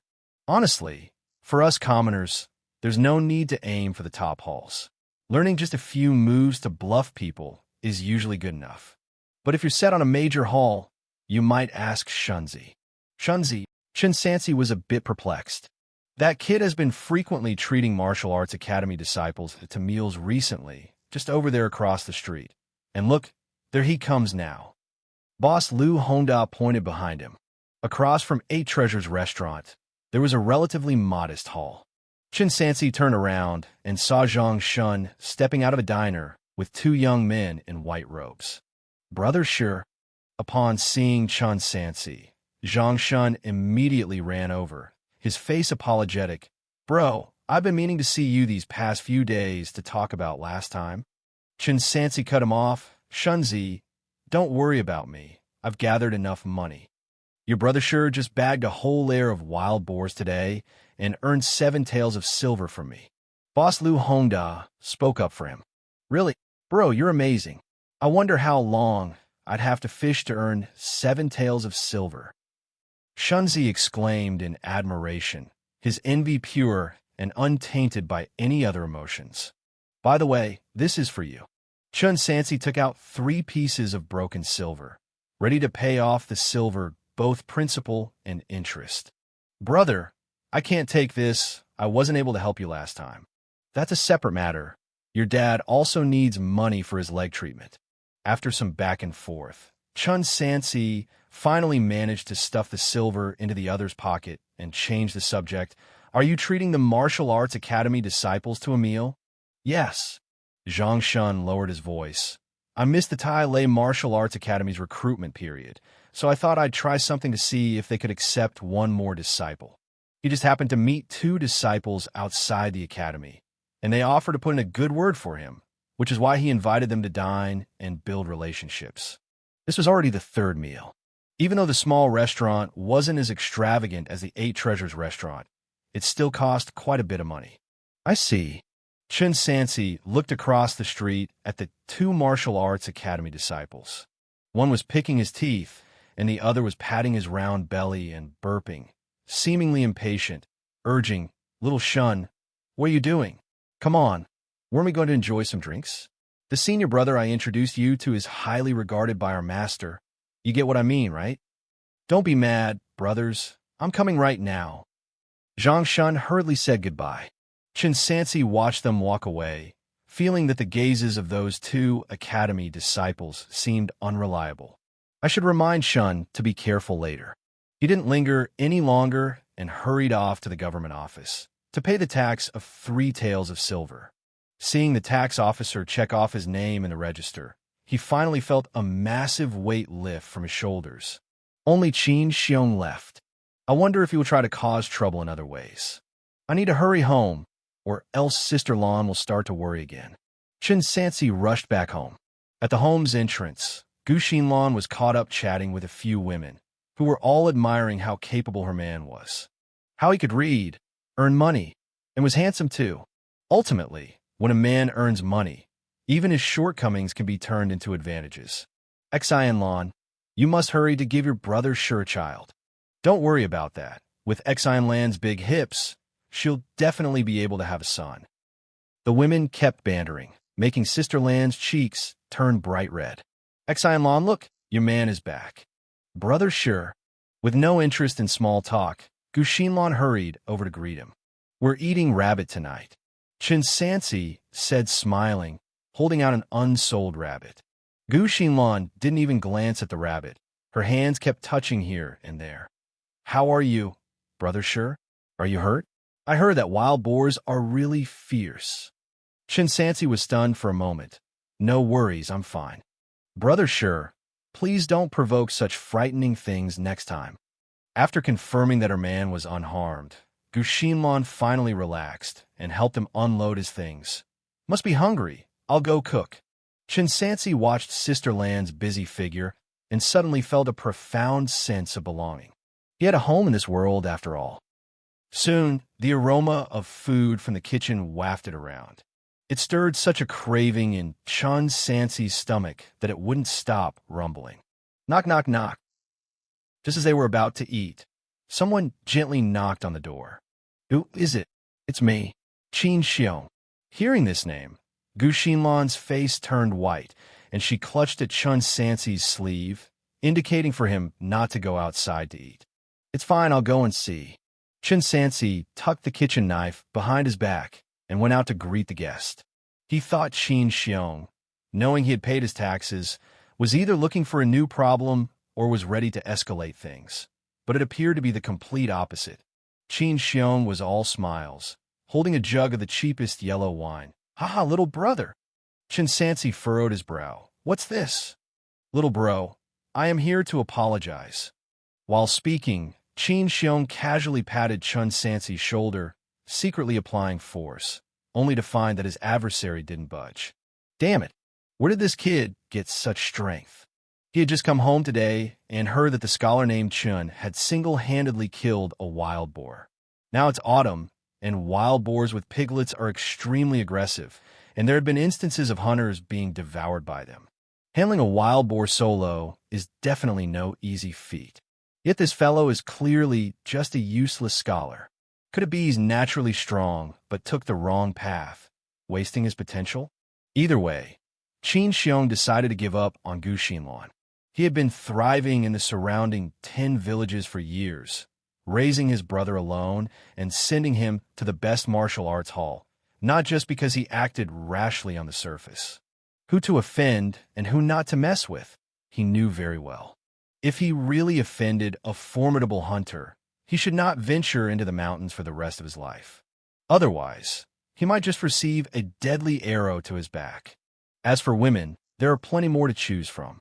If Chen Sansi is not one to be easily bullied, there are plenty of others who are. Little brother, there has been some misunderstanding between us. Let's clear it up in front of the neighbors. How about that? Chen Xiong deliberately raised his voice, attracting the neighbors who were cooking at home to come out and watch. Just as Chen Xiong thought Chen Sansi didn't know better, finally, he heard the satisfactory response. You jest, Brother Chen. Chen Sansi showed a cordial smile. I've always been one not to hold a grudge. Moreover, there's no real enmity between us. Being a scholar truly suits you, brother, generous indeed. Content, Chen Xiong placed down the jug of wine. I won't disturb you any longer. Good, Brother Chen, take care. After closing the door, Chen Sansi looked at the recurve bow hanging on the wall. Clear the account? When I was down and out, he took advantage and almost ruined my family. Now that I'm not easy to bully, he wants to dismiss it lightly. Where on earth is it so easy? My cultivation starting from archery. Chapter 9 Hunter. At the dinner table, Sister Lon, elated by the joyful events, unprecedentedly helped herself to 2 chopsticks of rabbit meat. Paying all the taxes due and ridding themselves of the local tyrant, anyone would have been happy. Brother sure. She looked admiringly at her man. That Mr. Chen must have heard of your abilities and didn't dare to mess with us anymore. You are truly incredible. Being able to shoot even a wild boar. No wonder she always thought Brother Sure was exceptionally strong. After dinner, Gu Xinlan sat beside the bed waiting as usual, but unusually, he was late coming into the room. It was only when she lifted the curtain that she saw Chen Sansi sitting under the candlelight, intently flipping through a book. Aren't you going to rest early today?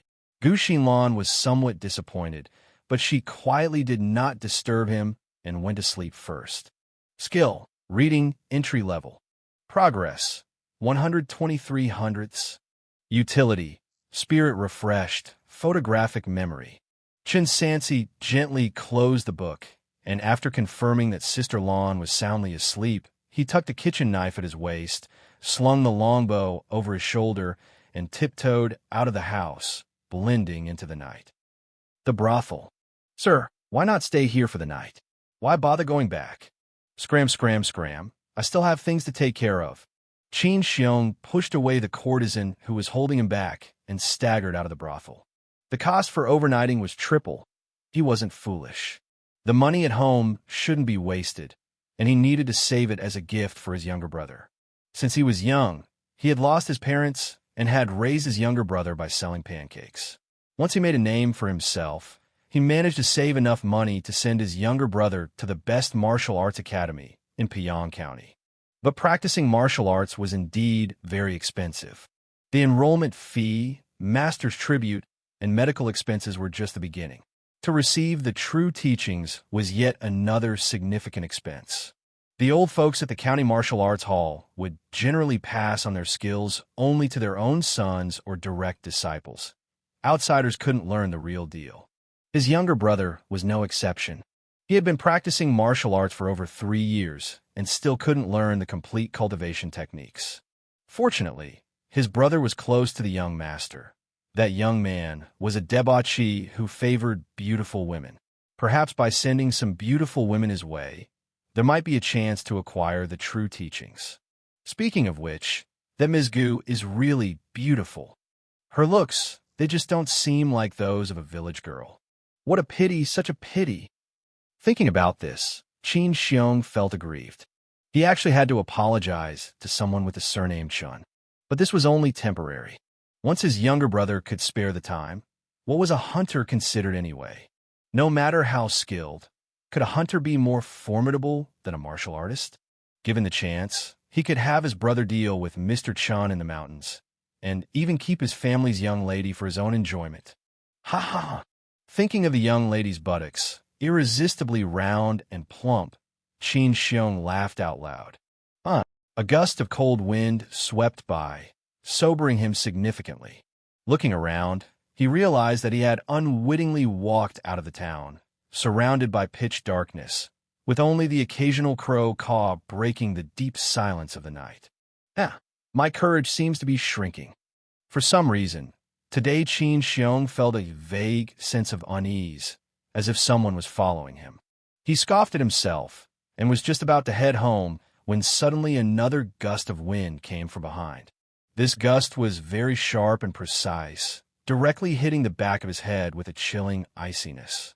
This wind penetrated through the back of his skull and exited through the top, as if a horn was sprouting from his forehead.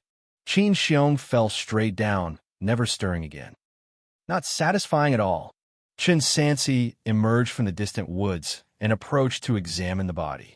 When people practiced martial arts, they fought with swords and hand-to-hand combat. He had just pulled the bowstring from afar, and everything was over, making even the carried kitchen knife redundant. The process was too quick, leaving Mr. Qin dying too swiftly. Oh well, who makes me kind-hearted? Chen Sansi found about 3 fragments of silver on the body. Just this little.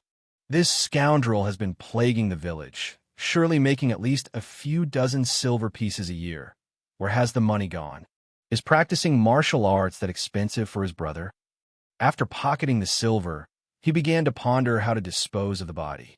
There were arrow wounds on the body. It definitely couldn't be left here. Hunters were few and far between within tens of miles. Cutting off the head separately would cover him in blood, making it even more difficult to handle. Just throw it in the mountains. Chen Sansi hoisted the body. With the light as a feather skill, carrying a corpse did not slow him down at all. In just 2 hours, he arrived at Second Layer Mountain, threw the body in a secluded grove, and returned home to Yinbian village before dawn. Lying down next to the sleeping sister Lan, Chen Sansi took a long breath. I guess I've removed a menace from my fellow villagers. Just not sure if his brother will come looking for me. I need to start practicing martial arts soon. He had no regrets. With Xianxia's character, apologizing was only temporary. His brother, gaining influence, would definitely seek double compensation in the future. Better to strike first rather than live in anxiety. The next morning, at dawn, the rooster crowed. Chen Sansi, as always, got up early to practice archery. After mastering archery, the speed of improvement drastically dropped. Because the bow was too light, he could now pull a one-stone bow. The four-force bow was completely ineffective as a training tool. Heavy bows are not easy to come by. Even the martial arts hall wouldn't dare keep them privately, or it would be seen as plotting rebellion. Besides needing a heavy bow, it's time to schedule martial arts training. Chen Sansi silently calculated his next steps in his mind, while on the other hand, Xianxia and Lan called him to breakfast. Clang, clang, clang. He sat down absent-mindedly, just picking up a cornbread, when suddenly the village was filled with the sound of gongs and shouting. The government. Chen Sansi's heart skipped a beat, but he quickly calmed down.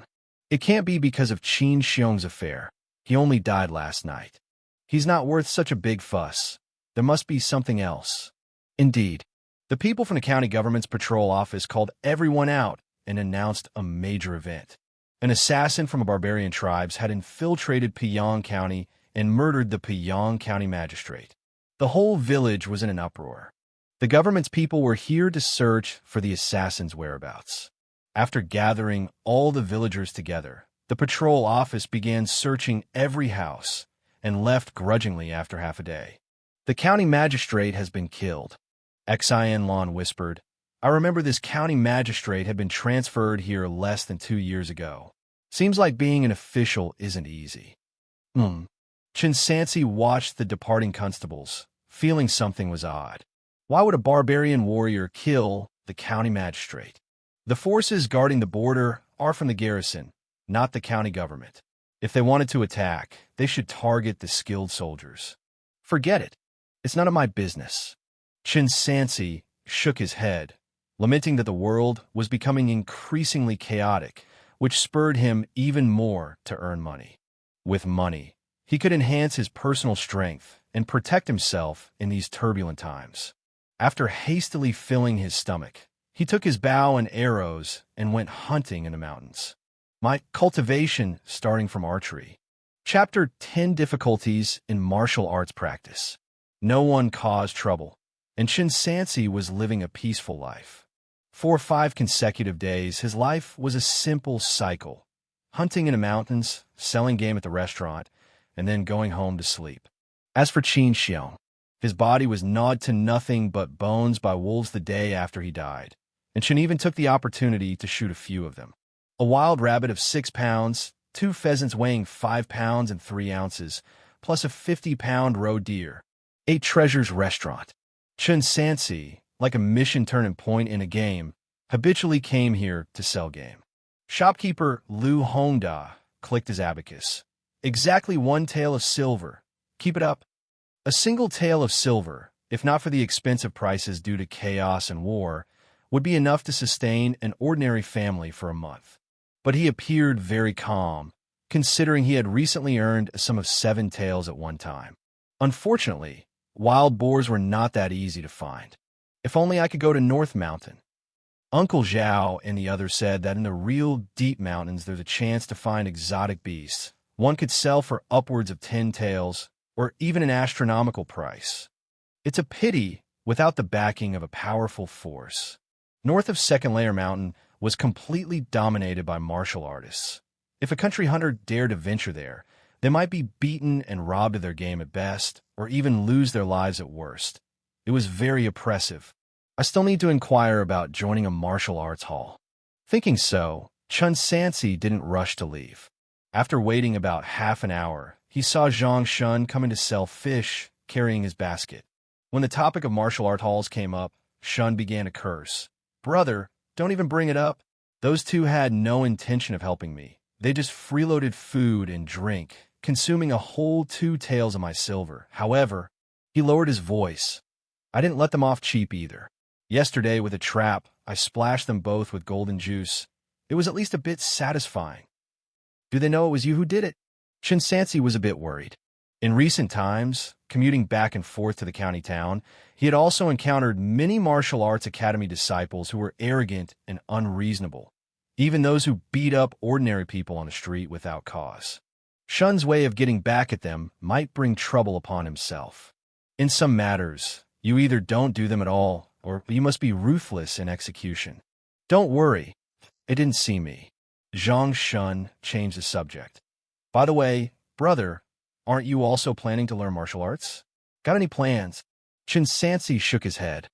"What about you?"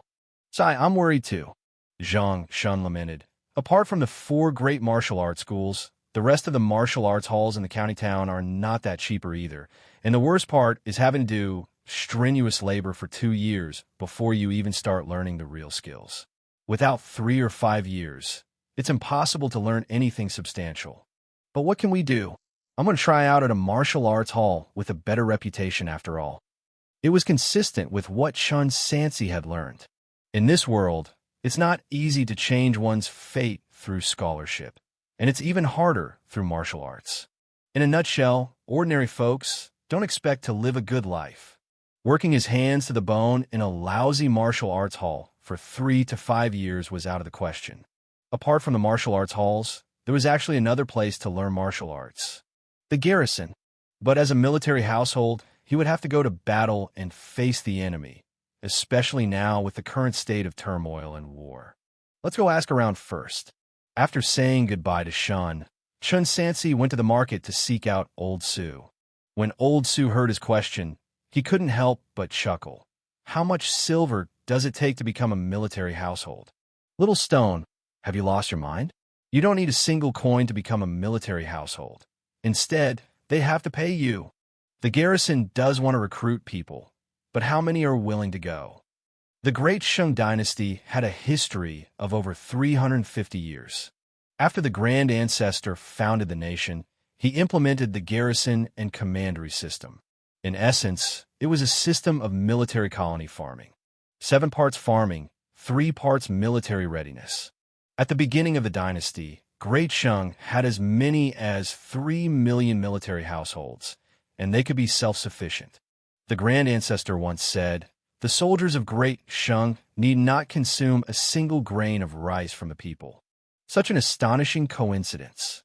Chen Sansi couldn't help but recall a figure from his past life who started his empire with nothing but a bowl and carved out his own territory through sheer ruthlessness. Like the Great Ming, the garrison system of Great Shang deteriorated over time and was on the verge of collapse. 50 years ago, the chief minister had implemented reforms, which just barely extended the life of the regime until now. But listening to Old Su's tone, it seemed that the reforms were not very thorough, only managing to maintain appearances while the reality was still on the verge of collapse. 350 years is actually quite a feat. After all, the Great Ming only lasted for less than 300 years. Why could the Great Shang Dynasty outlast the Great Ming by 70 years? Was it because there were no foreign educated emperors? Or was it because this world had martial artists who relied on military force to suppress and extend their lifespan? Old Su said, "Little Xianxia, do you want to practice martial arts?" Chen Sansi nodded in agreement. "If you just want to strengthen your body, the martial arts halls in Piyang County Town can satisfy you. But if you truly want to achieve mastery in martial arts, they are not enough. Either join a major school at the state level, or enlist in the military. But in all the land under heaven, is there a school bigger and stronger than the court? Old Su said earnestly, "Child, think it over carefully. If you really want to enlist, your uncle can get you in. But why join the military in these chaotic times? I'm speaking the sincere truth as an old man. Just living a stable life as a commoner is quite good. Like that silly son of mine, always dreaming of making a name for himself, not realizing if he has the fate for it, sigh. Thank you for the advice, uncle." Chen Sansi bowed his hands in thanks and took his leave. This matter, indeed, required serious thought. His mind heavy with thoughts, he walked home. Before he even reached the entrance of the village, he heard loud and noisy arguments coming from inside. A young man in a dark cyan robe with a sword at his waist was leading 4 or 5 people in the village, stopping everyone they met and asking questions as if they were looking for someone. With Chen Sansi's hearing, he could make out the conversation from a distance, but he didn't hide, walking openly past them and, as expected, was stopped. "Brother, please wait." The leading young man, dignified and polite in his speech, but his gaze bearing a hint of disdain, asked, "Have you seen my elder brother Xianxia?" "Brother Chen," Chen Sansi responded naturally. "I saw him a few days ago. What about him?" Qin Feng said coldly, "5 days ago, my elder brother disappeared without a trace, and there has been no word of him since." "Disappeared? Impossible." Chen Sansi was quite surprised. Brother Qin was fine. How could he disappear? Qin Feng shook his head.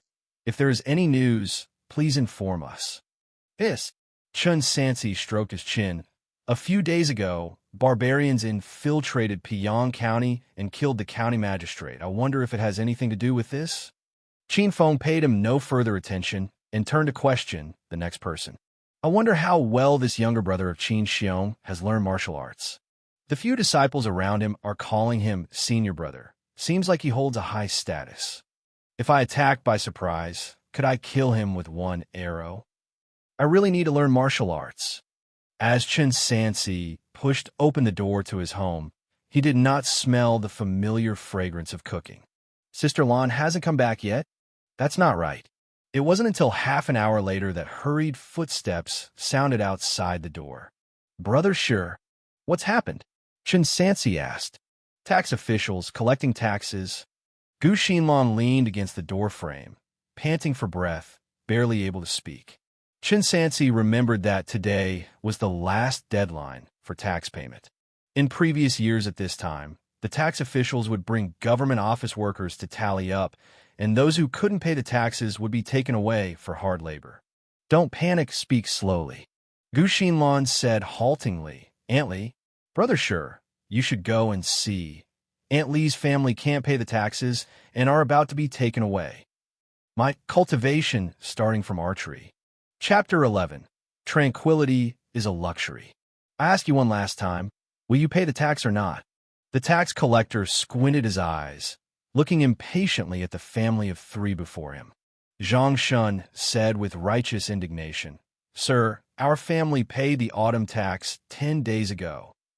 The tax collector held up the register in his hand, snorted coldly. "If you paid, then why isn't your family's name written here?" "Impossible," Xianxia shouted. "I saw with my own eyes as you wrote it. You tried to deliberately collect the tax from my family twice." "Slandering." The tax collector slapped his whip down, knocking the young man to the ground. "Why don't I collect double from other families, but only from yours?" A bloody gash appeared instantly on Xianxia's face. He gritted his teeth, attempting to argue, but Aunt Li hastily stopped him, putting on a smile. "Shun, keep your mouth shut. If the official says we didn't pay, then we didn't pay." The child was young and unaware of the tax collector's ferocity.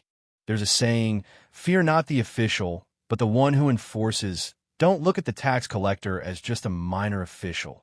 Sometimes he's more terrifying than the county magistrate. "Sir, please wait. I'll go back home and get the money to make up for it." Aunt Li had no idea when they had offended the tax collector, planning to deal with the current problem before anything else. She hurriedly went to retrieve the money. Soon after, a desperate scream echoed from the house. Oh heavens, where's the money?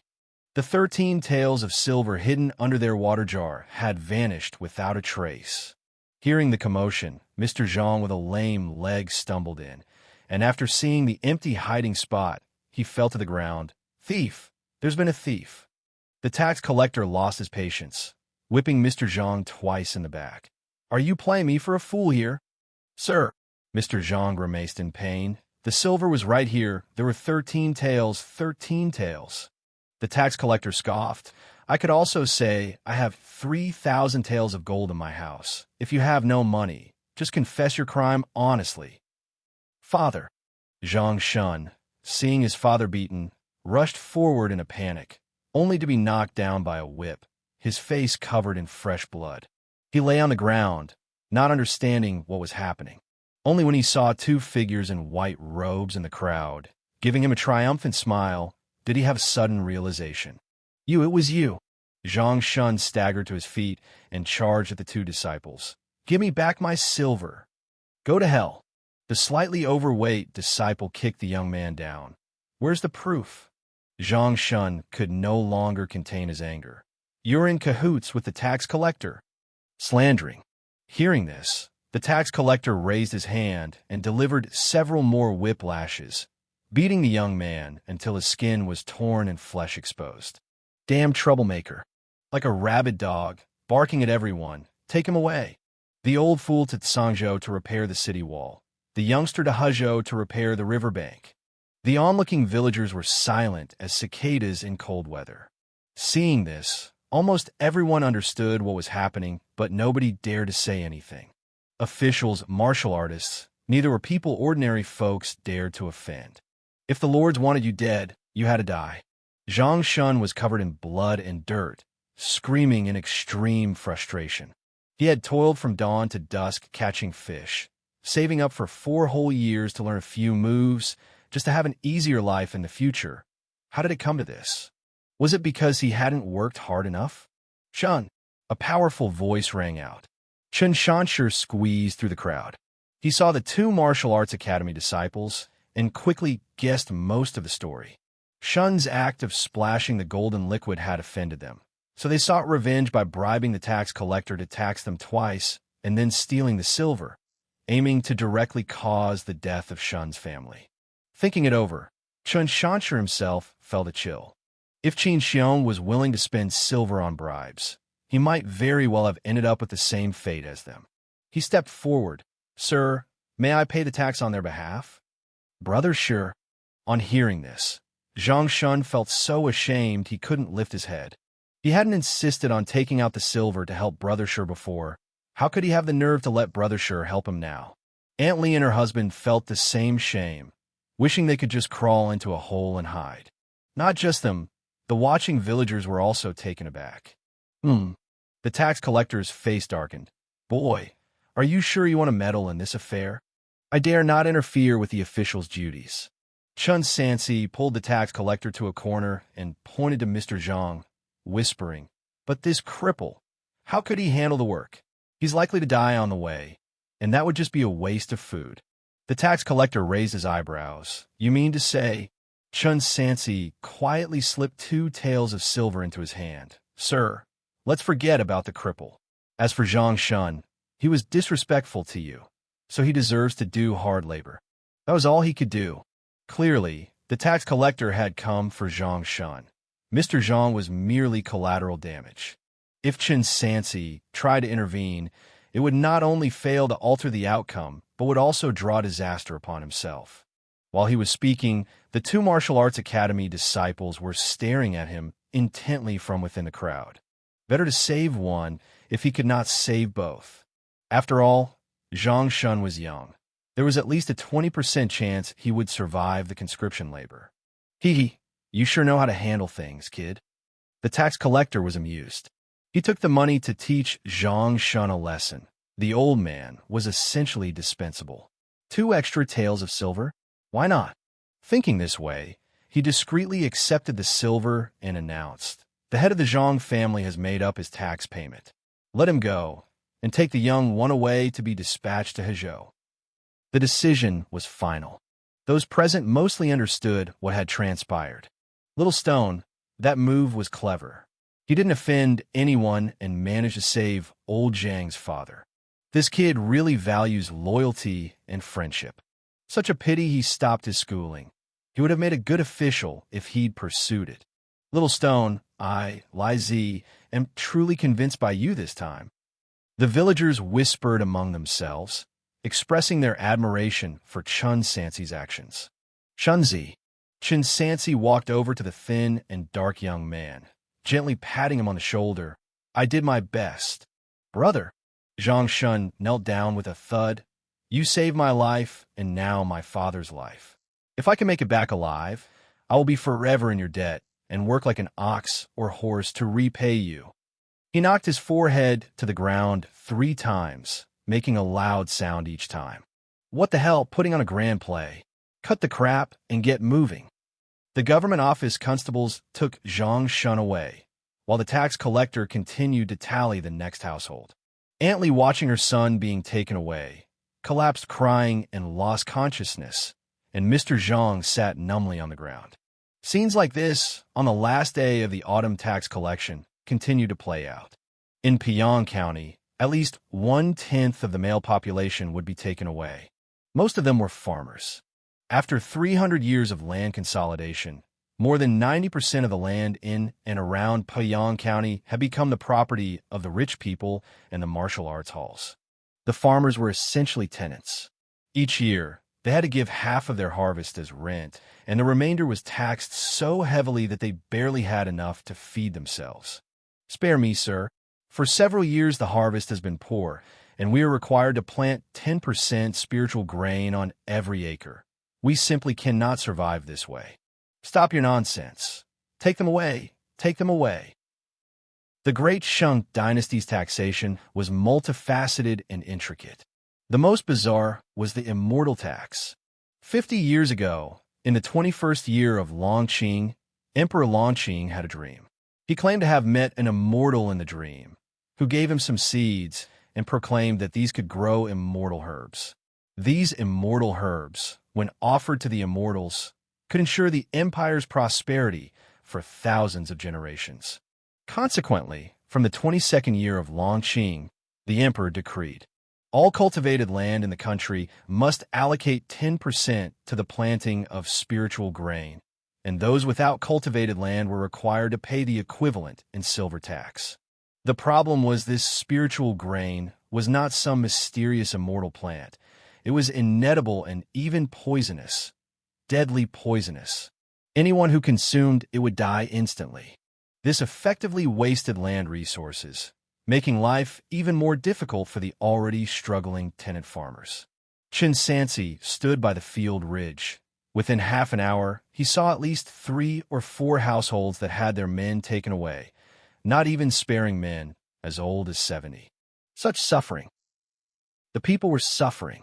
They were oppressed materially, which was bad enough, but the mental oppression was even heavier. Officials and martial arts academy disciples were considered masters. Who would dare provoke them? Just like what happened earlier when Chen Sansi saved someone. The look in the eyes of the 2 martial arts academy disciples was something he would never forget for the rest of his life. It seemed like a single wrong word could lead to his undoing.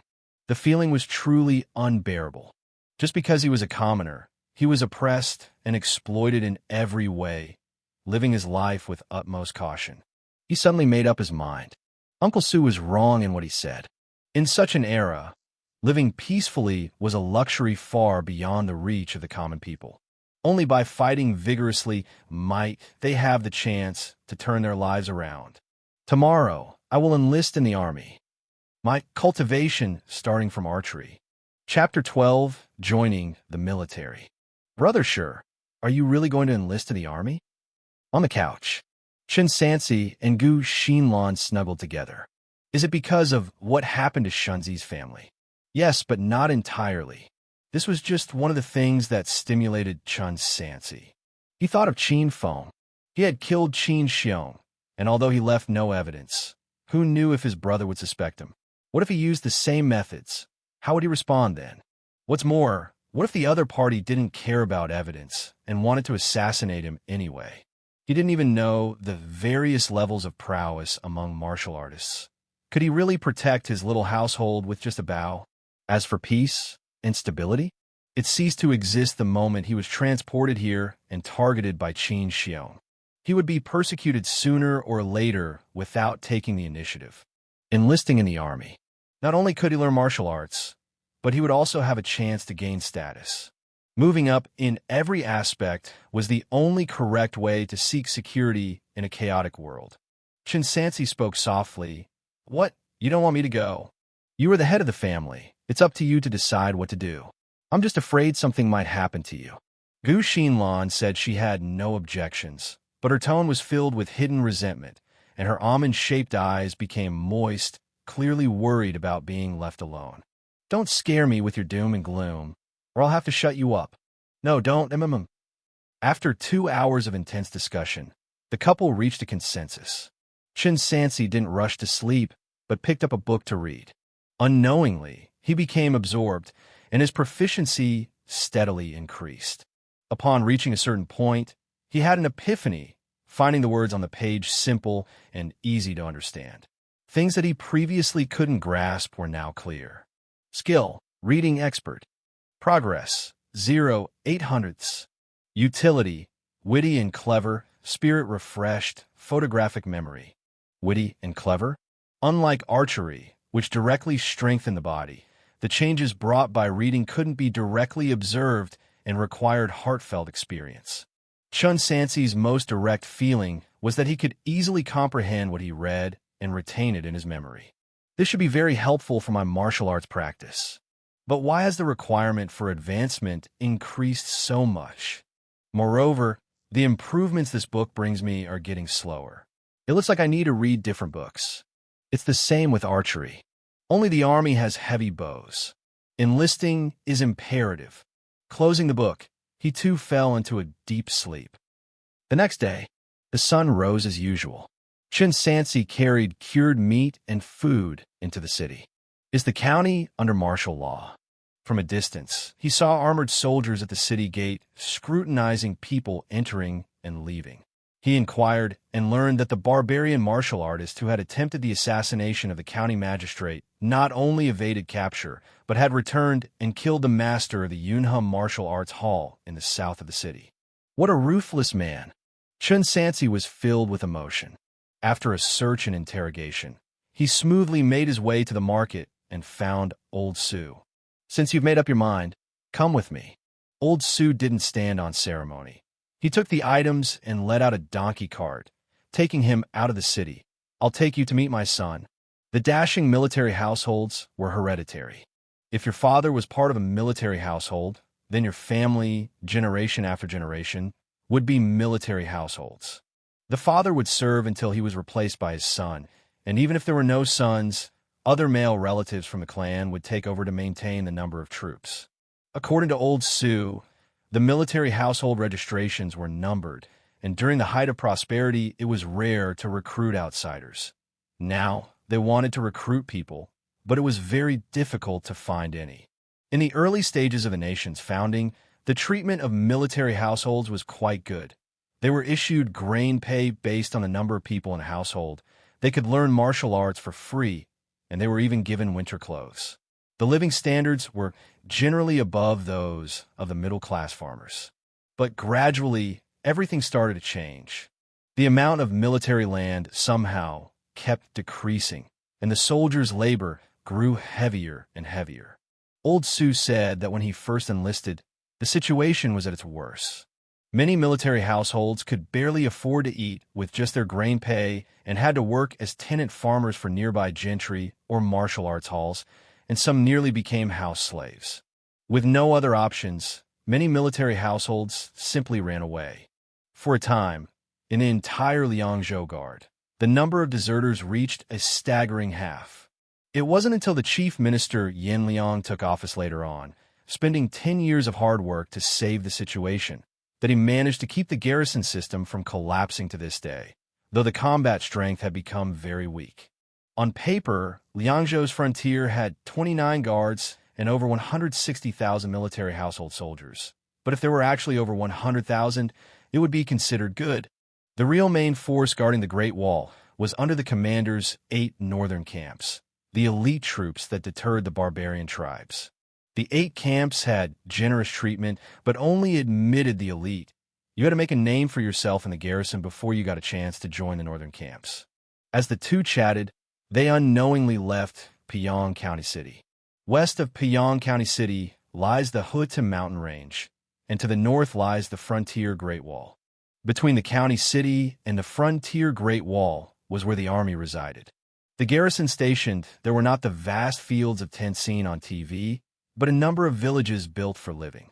If there's no war, the soldiers would live ordinary lives, farming at sunrise and returning home at sunset.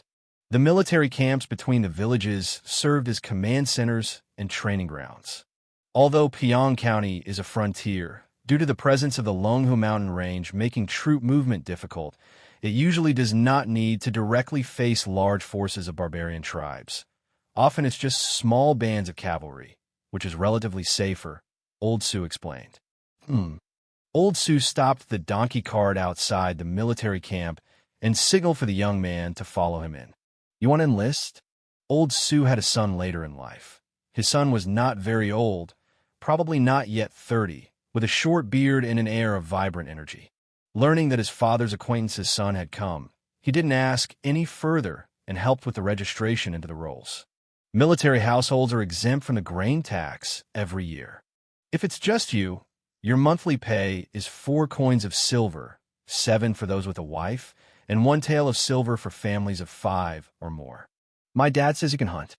Old Su interjected. Little Sure is quite exceptional.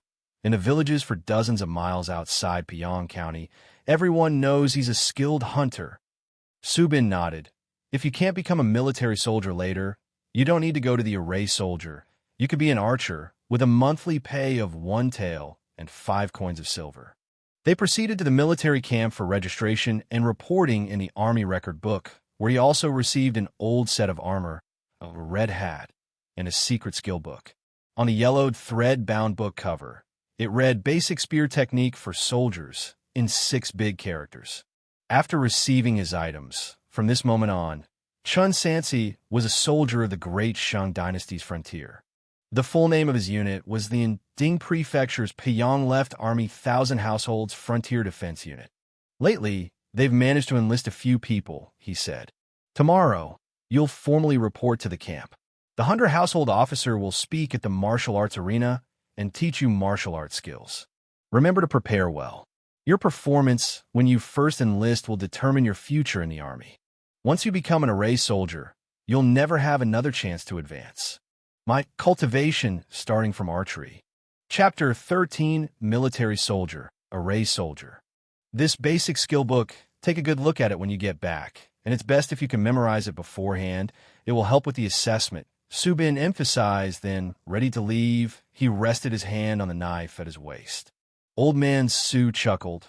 Ben, why not teach Little Sure a thing or two in advance, so he's better prepared?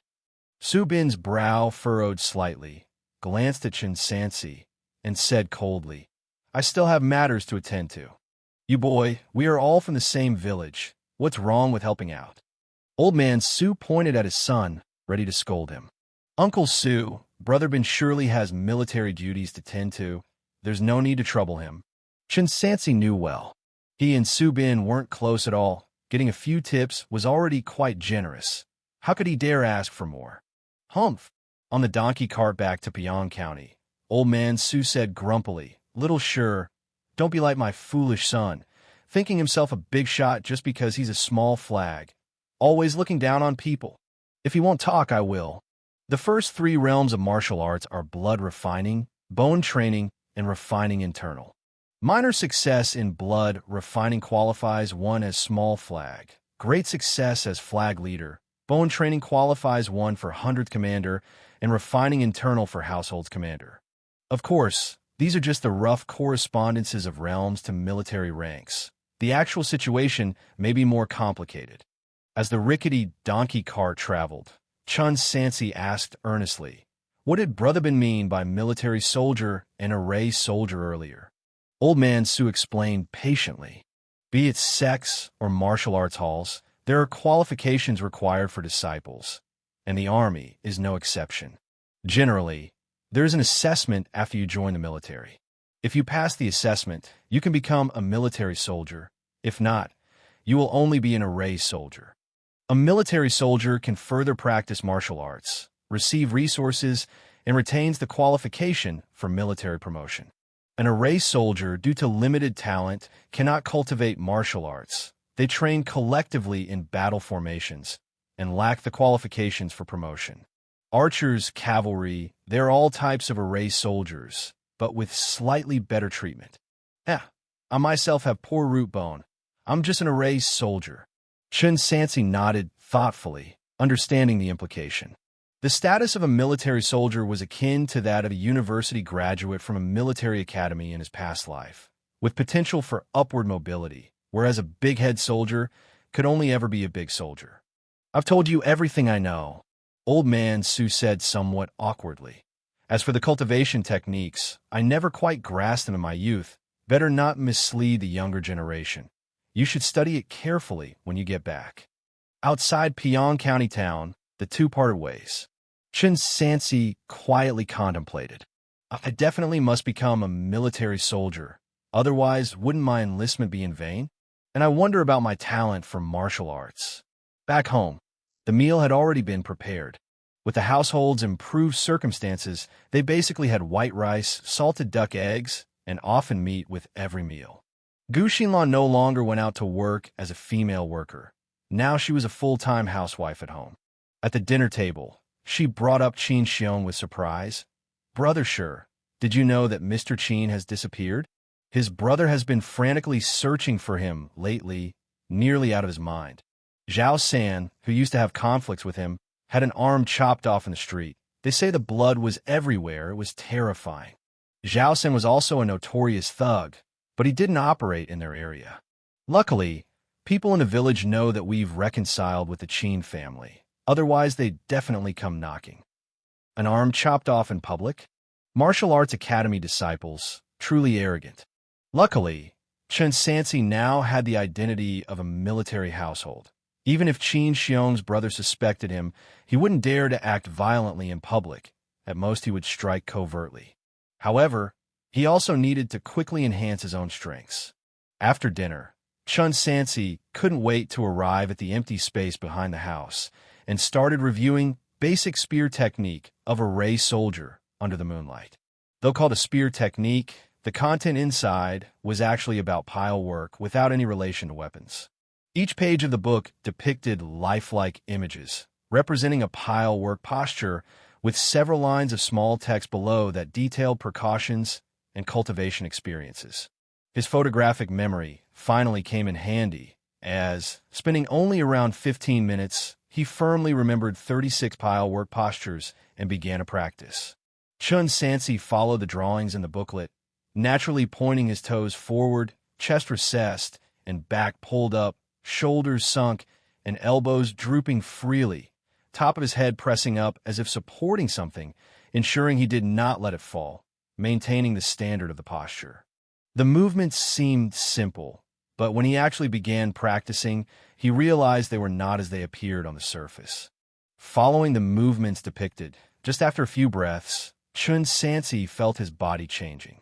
Starting from the soles of his feet to his calves, and then to his torso and arms, his whole body began to heat up, as if the pile work was some kind of activator, opening up some mechanism in the human body. In this state, Chen Sansi's physical and mental energy rapidly depleted, and he was drenched in sweat within just half an hour. Having mastered archery and significantly enhanced his physical condition, he was definitely among the best of those who had never practiced martial arts. Even so, he began to feel exhausted after training in the fifth pile work. He clenched his teeth and persisted until he had mastered exactly 10 pile works, then finally couldn't hold on any longer and sat down on the ground, his face turning pale. Thanks to the improvement in my physique from mastering archery, otherwise I definitely couldn't have lasted till the 10th pile work. Just don't know if compared to others, Is my speed considered fast or slow? After finishing the training, Chen Sansi's first feeling was hunger, the kind that made him dizzy. Brother, sure. I've made some food. Would you like to eat something? A gentle female voice reached his ears. Chen Sansi then realized Gu Xinlan had not rested and had been waiting for him all this time, and even prepared supper. Without a second word, he rushed into the house and devoured the food wolfishly, swallowing 5 rolls of white bread and a bowl of rice mixed with pork fat, yet he still felt somewhat unsatisfied. Indeed, practicing martial arts consumes a lot of energy. After eating, Chen Sansi, watching Sister Lan tidying up the dishes, didn't even feel the slightest romantic inclination anymore, just pure exhaustion. Felt like eating meat was necessary. Even though his family's conditions had improved, they weren't lavish enough to eat meat at every meal. Looks like I need to be more generous to myself. Can't just focus on saving silver. Exhausted, Chen Sansi lay in bed while Sister Lan massaged and relaxed his body, and soon he fell into a deep sleep. The next morning, they hadn't even gotten out of bed when they heard Qin Feng had come to the village early in the morning to find his brother, clearly in worse temperament than before, obviously quite anxious. Chen Sansi paid no heed and went to report at the military camp after breakfast. "Where's my elder brother?" Qin Feng gathered all the local bullies who had previously worked under his brother's command and questioned them one by one. "Brother, we really don't know," a sharp-faced bully said. "We last saw our boss 7 nights ago. After dinner, he said he was going to the county town to have some fun and didn't take us with him. And then we never saw him again." Another bully cautiously mentioned, "Brother, that night was exactly when the county magistrate was assassinated. Do you think it could be the barbarians?" "Impossible," Qin Feng stated with certainty. Those barbarians on this trip would definitely not kill civilians indiscriminately. He seemed to realize he misspoke, paused, then corrected himself. "I mean, murdering people would only expose more traces." "Brother." The bullies looked helpless. "We even asked Zhao San, but beyond him, we really can't think of anyone else daring enough to harm our boss." Qin Xiong had many enemies, but mostly they were vulnerable individuals like widows and orphans who would dare to provoke him. "I didn't know one person." The skinny bully spoke up. "That scholar from the Chen family had some disputes with the boss before." "The Chen family?" "Yes, the guy from Yinbian village who is the best at hunting. My cultivation starting from archery." Chapter 14, Flag Officer and Selected Point. Payang County left Army 1,000 households. Military camp. Brother Bin. Chen Sansi reported on time. Su Bin held his sword by the waist, his brow slightly furrowed at the affectionate address, "Brother." In the camp, address by rank henceforth. "Okay, Su Flag Officer." Chen Sansi was indifferent. Only then did Su Bin nod in satisfaction, his face still expressionless. "Go change into your armor, then assemble at the martial arts arena. The Lore 100 household will teach you martial arts." "Okay." Chen Sansi casually found a corner and started to change into the armor he had previously been issued. Though called armor, its main body was actually cotton, but with armor pieces affixed to the surface. This armor was referred to as either cloth armor or dark armor. As for the real armor, like those seen in TV dramas, only military officers were allowed to wear them. The assembly horn sounded. Chen Sansi had just changed. Arriving at the martial arts arena, a wide, flat, yellow mud ground had already gathered about 30 or so people, scattered around, some spirited, some listless, some tall and robust, others thin as rails.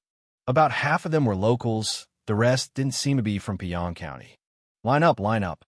A soldier came to direct everyone to form lines.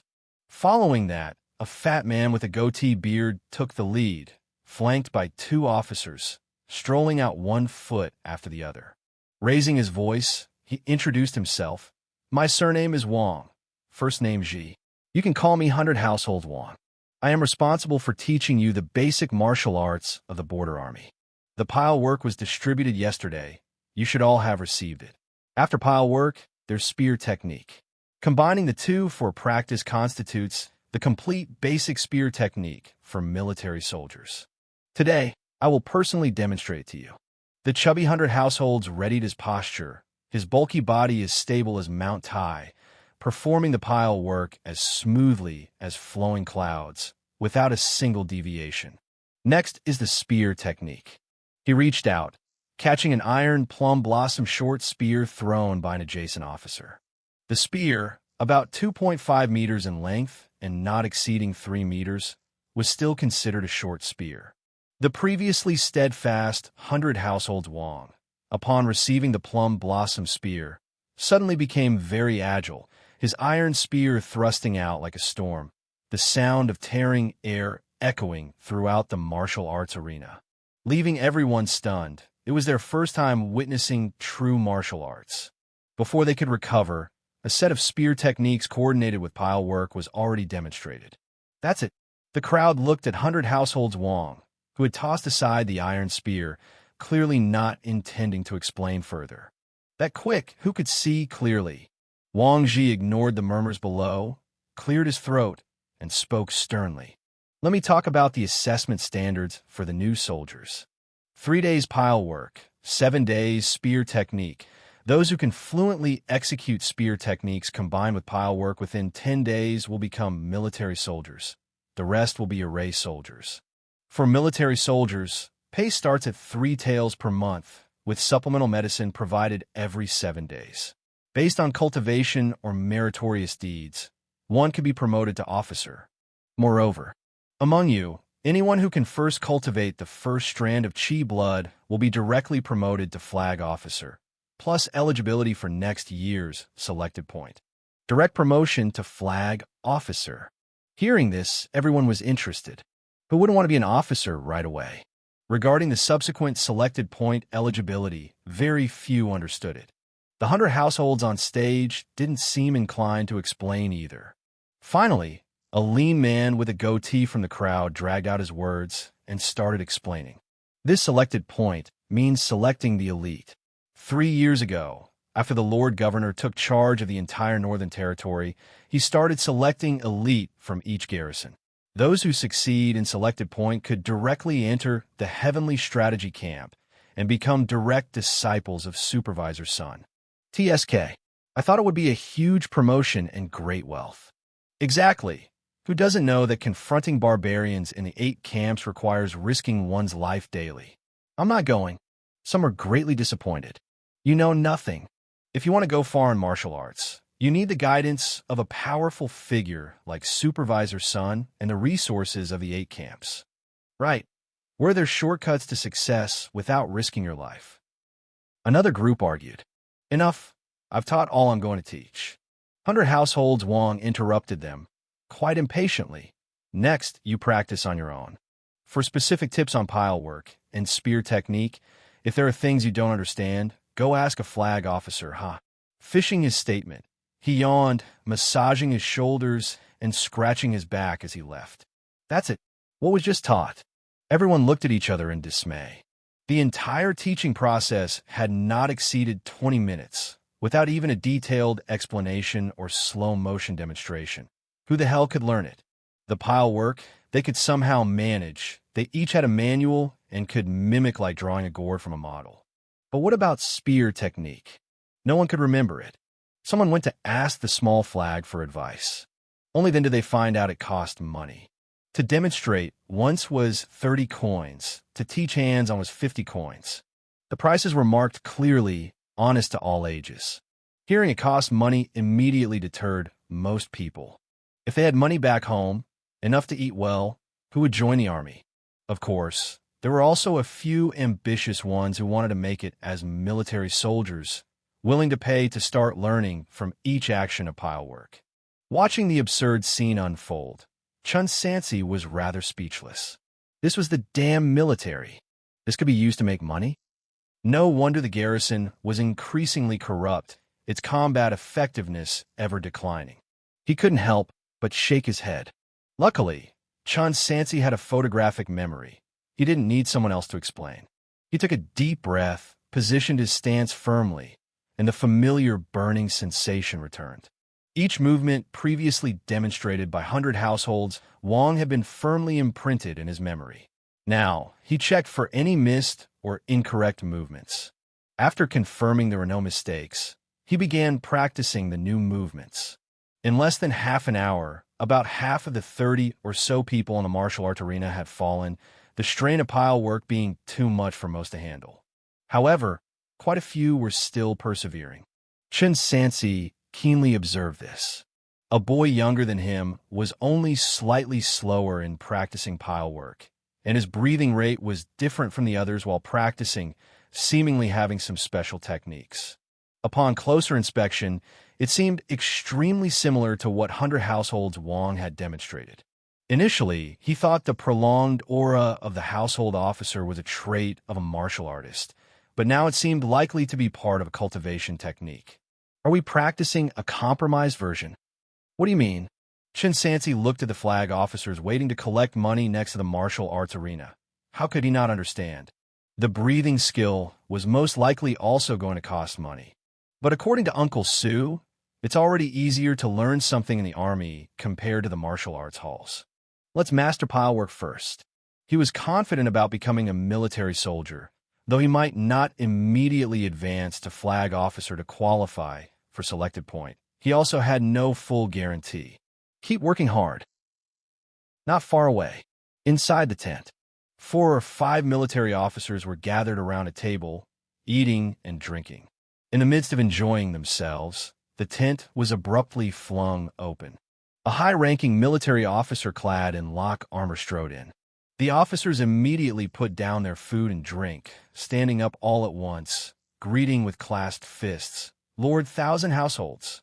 Lord Thousand Households Xianxia surveyed the mess inside the tent, frowning deeply. He berated them. Idiots, not training the soldiers, not practicing martial arts, just knowing to drink. If you're really that idle, go to Beyond County, help the city guards find barbarian assassins. A group of 100 households bowed their heads, not daring to make a sound. Xianxia scanned them one by one, his gaze finally resting on a middle-aged military officer. 100 households Luo, I've already submitted your promotion to Deputy 1,000 Households to Commander. A reply should come soon. Thank you, Lord 1,000 Households. The middle-aged military officer showed surprise. MHM. Xianxia nodded, then continued to address the others. In recent years, barbarians' attacks have been constant. Our great Shang dynasty is in need of more people. You folks should not always think about making trivial profits. Teach what needs to be taught. Yes, Lord 1,000 Households is correct in his teachings. The officers echoed in agreement. Xianxia shook his head, lifted the tent curtain, and left. Within 3 seconds, the officers had picked up their drinks again. Come, let's all toast 100 households Luo. Here's to celebrating your promotion to Deputy 1,000 Households. Ha! They all congratulated Luo 100 households. Only Wang Ji, while toasting, muttered something silently and secretly spat on the ground. My cultivation starting from Archery. Chapter 15 Pig Killer and Su Wulong. Martial Arts Arena. More than 2/3 of the people were sprawled across the ground haphazardly. 1/3 were too exhausted to continue practicing, while the remaining 1/3 had given up from the start. For them, becoming a soldier was just a way to get by, or for some, they had been forcibly conscripted. Only the last 1/3 were still doggedly persevering. Among them, Chen Sansi was making the fastest progress, having reached the 25th pile work. Next was a youth with a special breathing technique, who had reached the 17th pile work. Last, there was a bearded, burly man who had just about managed to reach the 12th pile work. All 3 had started practicing as soon as they got the cultivation technique the night before. The rest, at best, had only managed to reach the 7th pile work. It seems that the physical improvement brought by my expertise in archery is quite remarkable. Chen Sansi couldn't believe how his natural bowman physique was benefiting him so much in martial arts. He wondered what the next advancement would be like. The youth and the bearded man beside him kept glancing over at Chen Sansi as if competing with him. Fuck this. Chen Sansi was somewhat speechless. When he reached the 26th pile work, he began to feel more and more drained and decided to stop. It wasn't because he was lazy, but he understood that one can't make haste when eating hot tofu. If he forced himself to continue, it might cause irreversible damage to his body and backfire. Seeing him stop, both the youth and the bearded man collapsed to the ground right after. "Hey, what's your name?" The bearded man wiped off sweat with his hand and asked, panting heavily. "Chen Sansi," Chen Sansi replied. "Chen Sansi?" The bearded man exclaimed in surprise. "The one from Yinbian village?" Chen Sansi was astonished. "You know me?" The man laughed heartily. "In the country, who doesn't know the good-hearted and skilled hunter from Yinbian village?" "That can't be right." Chen Sansi found it strange. Good-hearted, and just refer to the time he saved Xianxia's father, right? But that was just a small matter involving 2 taels of silver, not something that should make him famous, surely? Xianxia's old mother berated and beat you just because you owed her family 2 coins worth of life-saving money.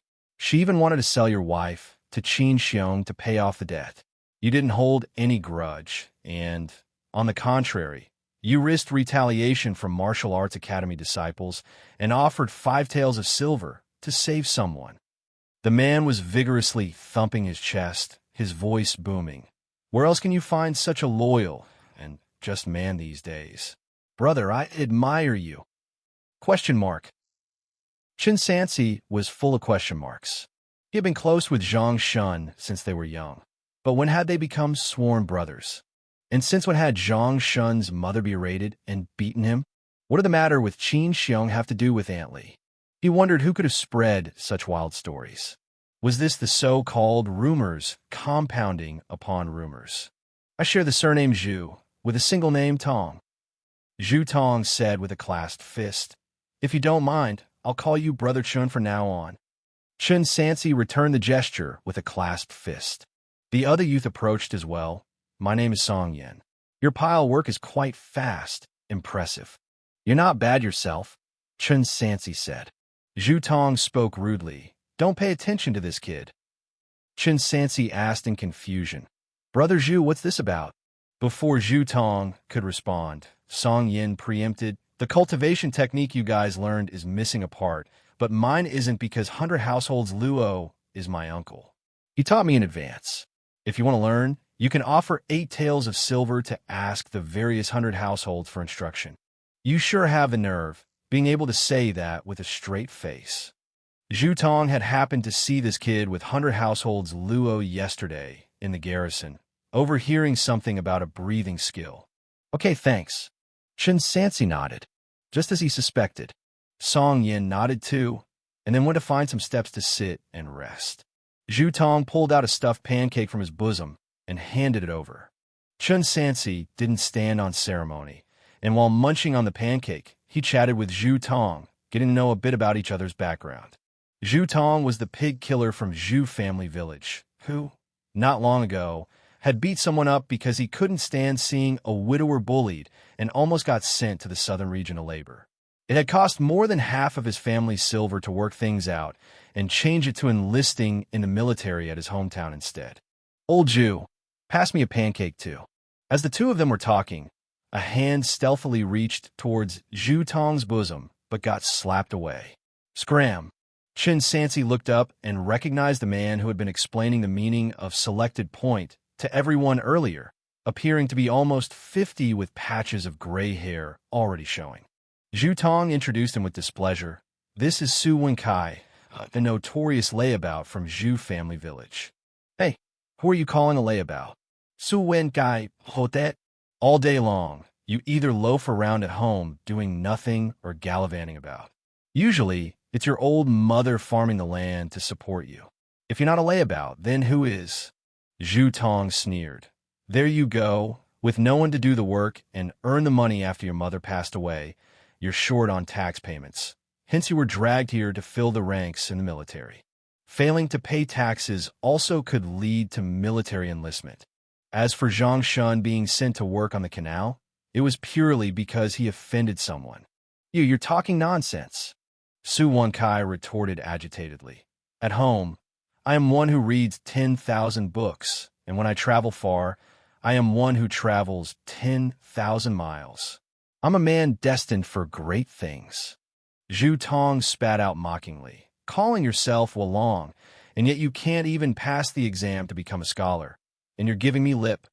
All right then, before I scram, how about giving me a pancake to eat, will you? Su Wenkai hadn't eaten for 2 days. In these past 2 years, unless there was a war, the garrison didn't even provide meals. If every meal was guaranteed, who wouldn't be a soldier? Such a disgrace. Zhu Tong, in the end, still threw a pancake to him. Su Wenkai immediately ran cheerfully to the side, took out a book, and while savoring the pancake, he read with relish. Chen Sansi noticed the heavy bundle behind him seemed to be full of books, so heavy that the old scholar could hardly straighten his back. Mr. Su, he initiated a conversation. Might I borrow a book to glance through? I'll return it to you undamaged after I'm done reading. At home, there was only one book left, and it was difficult to make further reading progress by reading it over and over. Buying new books seemed a waste of money, and upcoming martial arts training would require more silver. Not lending. Su Wenkai didn't even ponder over it. Chen Sansi hesitated for a moment, then asked again, Mr. Su Wulong, lend me just one book and I assure you I will return it without a single scratch. Ahem. Su Wenkai nearly choked on the pancake, then asked, What did you just say? Mr. Su Wulong, I said I wish to borrow a book from you to read, Chen Sansi repeated. Su Wenkai squinted his eyes in pleasure. Considering such sincerity, you must be a person who loves reading as well. Yes, Chen Sansi admitted frankly. I was a scholar too. Tried for the scholar exams for several years without success. Couldn't continue like that, and hence ended up enlisting. Truly so. Su Wensai's spirit lifted. Truly so. Good then, I knew it. Su Wenkai, filled with righteous indignation, said, The great Shang dynasty's imperial exams are utter nonsense, testing only on rote essays. What's the use? Us genuinely talented individuals are all buried in obscurity. Pick whatever book you want to see. He spread out his bundle on the ground, showcasing an assortment of books ranging from poetry to storybooks, from histories to tales of the bizarre, everything one could want. If it weren't for gathering money for my mother's coffin and burial, I would still have a house full of books. Chen Sansi randomly picked one. Thank you, Mr. Su Wulong. The garrison didn't provide food. Normally, after a certain time, the military households would all go back home to eat. Chen Sansi also packed his things. Before leaving, he sought out Su Bin to ask if he could get a heavy bow. If proficiency alone was so helpful, achieving small achievement was even more promising, so he couldn't let his archery practice lapse. My cultivation starting from archery. Chapter 16, Heavy Bow. A bow. Su Bin had been preparing to go home for a meal. He and his father did not live together, but near the garrison in a military settlement, where he also had a wife. Come with me. Su Bin frowned, his expression displeased. The two went to the garrison's arsenal, and after speaking with the clerk in charge, they entered the warehouse specifically used for storing bows and arrows. You're using it for hunting, right? Su Bin said. Normally speaking, before official allocation, soldiers are not allowed to possess weapons privately. However, I don't use bows and arrows, and a flag officer's position just became available, so you can use it for now. He paused. Additionally, I'm very busy, so unless there's something crucial, you should go to your superior. The underlying message was clear. He was helping with the bow and arrows this time, but did not want to be bothered again. All right, Xianxia will remember the help from Su Flag Officer. Chen Sansi was not someone who liked to bother others. But in order to improve, he had no choice but to be shameless this once. The clerk unlocked and pushed open the large warehouse doors. Su Bin finished his instructions and left, allowing Chen Sansi to choose on his own. On the wooden racks of the storeroom, an entire wall was hung with bows. Shang Army's standard-issue bows and arrows primarily came in 2 types, the small Xiao bow and the big bow. The big bow is also known as the Kaiyuan bow. The pulling force ranged from 4 forces up to 2 stones. The clerk in charge of the warehouse said, Take whichever bow you can pull, and then you'll be given 20 arrows, and an arrow bag. However, the heaviest standard issue bow here is just the 2-stone bow. Heavier bows are used by military officers, and you need to custom order them from the Army's forge. But ordinary people don't need them. He saw Chen Sansi taking down the heaviest bow from the furthest corner and hurriedly said, Hey, what are you doing? That's the heaviest, a 2-stone bow. That's what I want, the 2-stone bow. Chen Sansi's profile data showed he could easily pull a 1-stone bow, which meant he was not just limited to a 1-stone bow. Easily pulling, it indicated that his strength was far beyond that. He estimated he could manage the 2-stone bow, though it would be strenuous. But considering that his strength would continue to increase with martial arts practice, it was better to opt for a heavier bow beforehand to avoid needing a new one soon after. 2 stones. The clerk looked up and down at the young man, who was clearly not a military officer. He quickly said, Don't be reckless. I must remind you that there's a target range outside, and you need to hit the target from 60 steps away to take it with you. No problem. Chen Sansi did not waste words and went straight to the target range outside the warehouse. He held the bow and arrows, examining and getting accustomed to the feel. This bow, being the heaviest Kaiyuan bow, was made with high-quality purple bamboo as the core, sanyu wood for the limbs, and cow horn and hardwood for the bow tip, making it structurally more complex than a recurve bow. He knocked an arrow and drew the bow, realizing that after 2 days of pile work, his strength had noticeably improved. Was the effect of practicing martial arts so immediately visible? No wonder it consumed so much of the human body. The 2-stone bow weighed about 300 pounds. Chen Sansi gritted his teeth, his back and arm muscles coordinating as he exerted force, veins popping on his forehead, and slowly pulling back the bowstring. Hum! A heavy sound erupted. The bow thundered, and the arrow struck like lightning. Bang! Almost instantly, the arrow hit the target with a loud bang, punching a large hole through the 2-inch thick target and then landing far behind on ground. Bullseye! The clerk hurried into the target range, looking at the hole in the target, exclaimed 70 steps, a 2-stone bow, a bullseye. It was Chen Sansi's first experience with a heavy bow, and even he was startled by the powerful impact. If this were used against a person, even standard armor might not hold. You're new here, just started martial arts? The clerk picked up the arrows and ran back. You can pull a 2-stone bow even before starting blood refining. Does Su Bin have such a fellow countryman? Chen Sansi asked, Can I take it now? Sure. The clerk nodded vigorously. Come here. I'll give you 20 more arrows. Just so you know, you'll have to pay for any damage when it's not wartime. It's 50 coins per arrow, so use them sparingly. A heavy bow naturally pairs with heavy arrows. The price is also higher than that of ordinary arrows. Chen Sansi had just shot an arrow and immediately felt an improvement in his proficiency. Skill: Archery, proficient. Progress: 235 hundredths.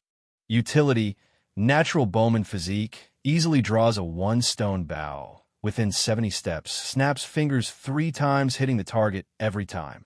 With the practice accumulated from hunting in the previous days, his proficiency was nearly half.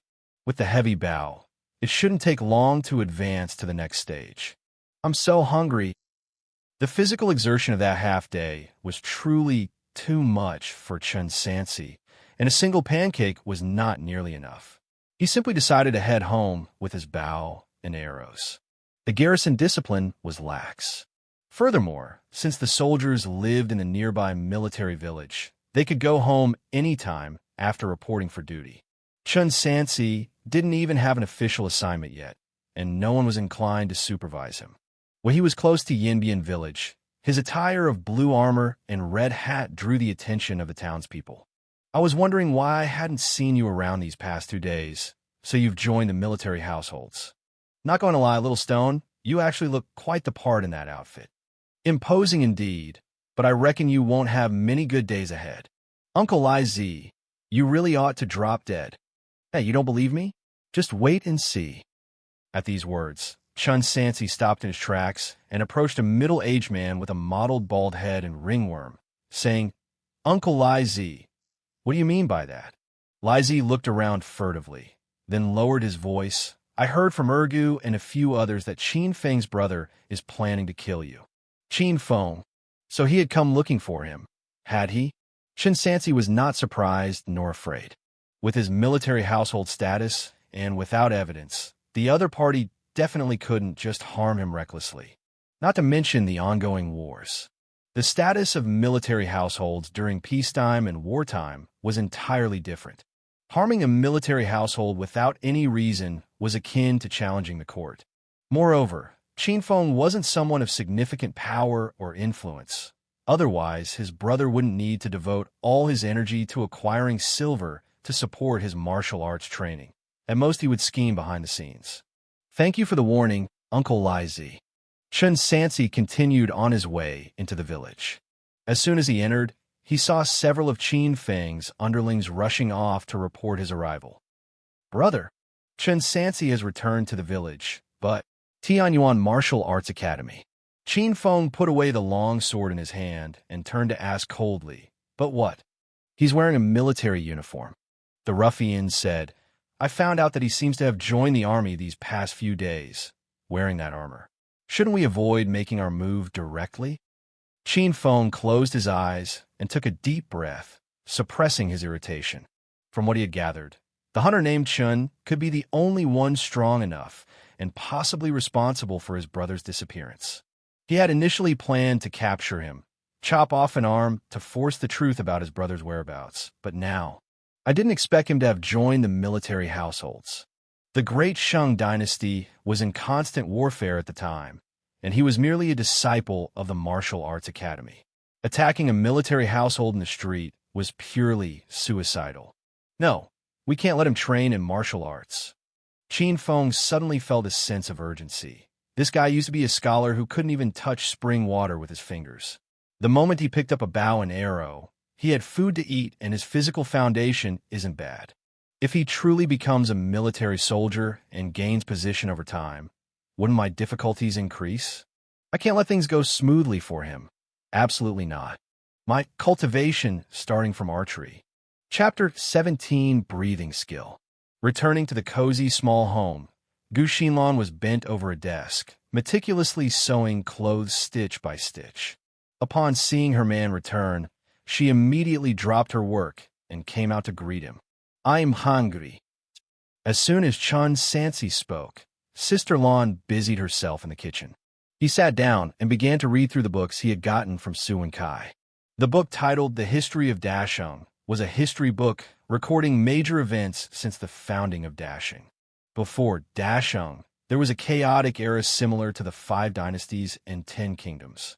The grand ancestor Xianxia, originally a house slave, forcibly carved his way out during the turbulent times and reunified the fisher nation after more than 100 years. It's worth noting that Xianxia was also a sword god. Rumors had it that he once used a flying sword to take a life from 10 miles away and single-handedly broke through an army of 2,300. Has this already exceeded the realm of martial arts? Chen Sansi quickened his reading pace. Indeed, Grand Ancestor Shang was a unique figure in martial arts, and such exaggerated individual combat power never appeared again thereafter. For the next 300 years, every emperor pursued the martial arts prowess of the Grand Ancestor, but none succeeded. After Emperor Longqing ascended the throne, he simply turned to Taoism.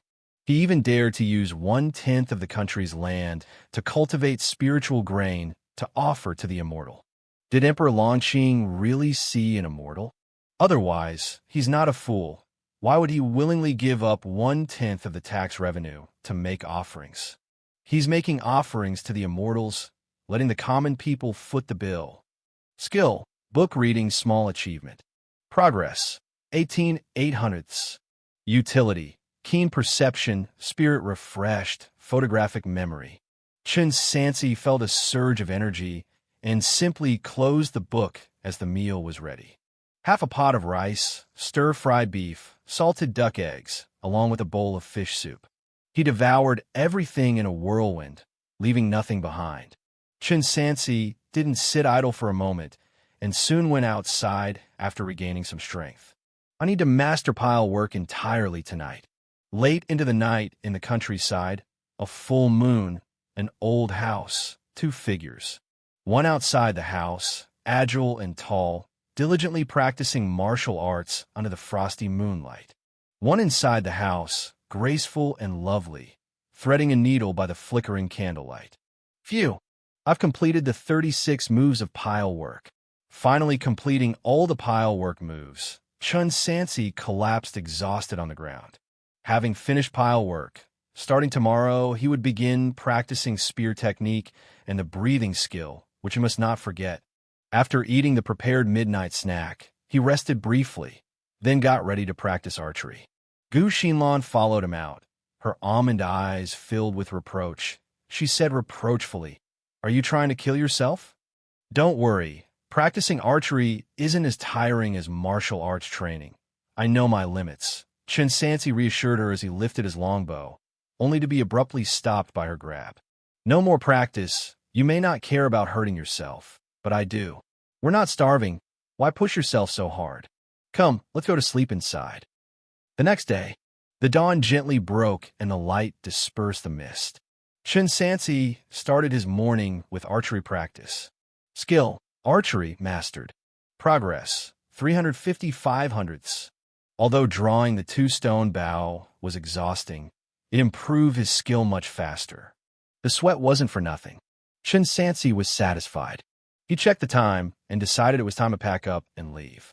Before heading out, he didn't forget to sift through his chest and pull out 8 liang of silver. Damn, that's expensive. After deducting the cost of food, drink, personal needs, and buying fabric for clothes over this period, he had only 12 liang of silver left, which nearly emptied his savings. After this busy period, I must continue hunting. Can't lose the skill that feeds me. Having secured the silver, Chen Sansi put on his armor and reported to the garrison. Just as he was stepping out, someone called out to him. Zhao Qiao and Wu De came running, one after the other. "Uncle Zhao," Chen Sansi asked, "what's this about? Got a matter to discuss with you." Uncle Zhao looked at the armor on Chen Sansi without much questioning, as he probably already heard about it. "Right." Wu De took over the conversation. "Brother Shi, do you know about the Black Bear of Tiger Head Mountain?" Chen Sansi slightly nodded. He had long heard that there was a black bear on Tiger Head Mountain, and every year there were hunters who fell victim to it. "That beast, it is killed again," Uncle Zhao said through gritted teeth. 3 donkeys from the neighboring stone village went up the mountain some days ago and never returned, until last night when his father found him, and only his head was left, eaten by the black bear. Additionally, as there is hardly any game to hunt recently, a few of us discussed whether we could take down the black bear to exchange its body for some silver to get through the winter. However, we alone couldn't manage it. We need you as well. When the time comes, whoever contributes more gets more money. Bear hunting. Chen Sansi didn't rush to reply. It seemed like the surrounding hunters were driven mad by poverty and had started considering hunting the bear. With their hunting bows, they were no match at all. He indeed had a heavy bow, but it still posed a significant risk. "Let's wait a couple of days then." Chen Sansi agreed, and after briefly discussing the timing with them, they parted ways. As soon as he arrived at the barracks, he saw Zhu Tong cursing loudly. "Damn it, 8 taels of silver, why not just rob?" Having come to the barracks, he naturally wanted to give it his all. However, the garrison was too corrupt. To practice martial arts, one needed to pay first. Who knows how many talents were missed because of this? "That's nothing." Su Wenkai was rather indifferent. "Do you know why we, who committed offenses, were not sent to serve far away, but ended up in this military settlement? Because in recent years, the higher-ups have been investigating payroll fraud, and they are gathering numbers. They feel a loss if they don't seize this chance to make some silver." "Brother."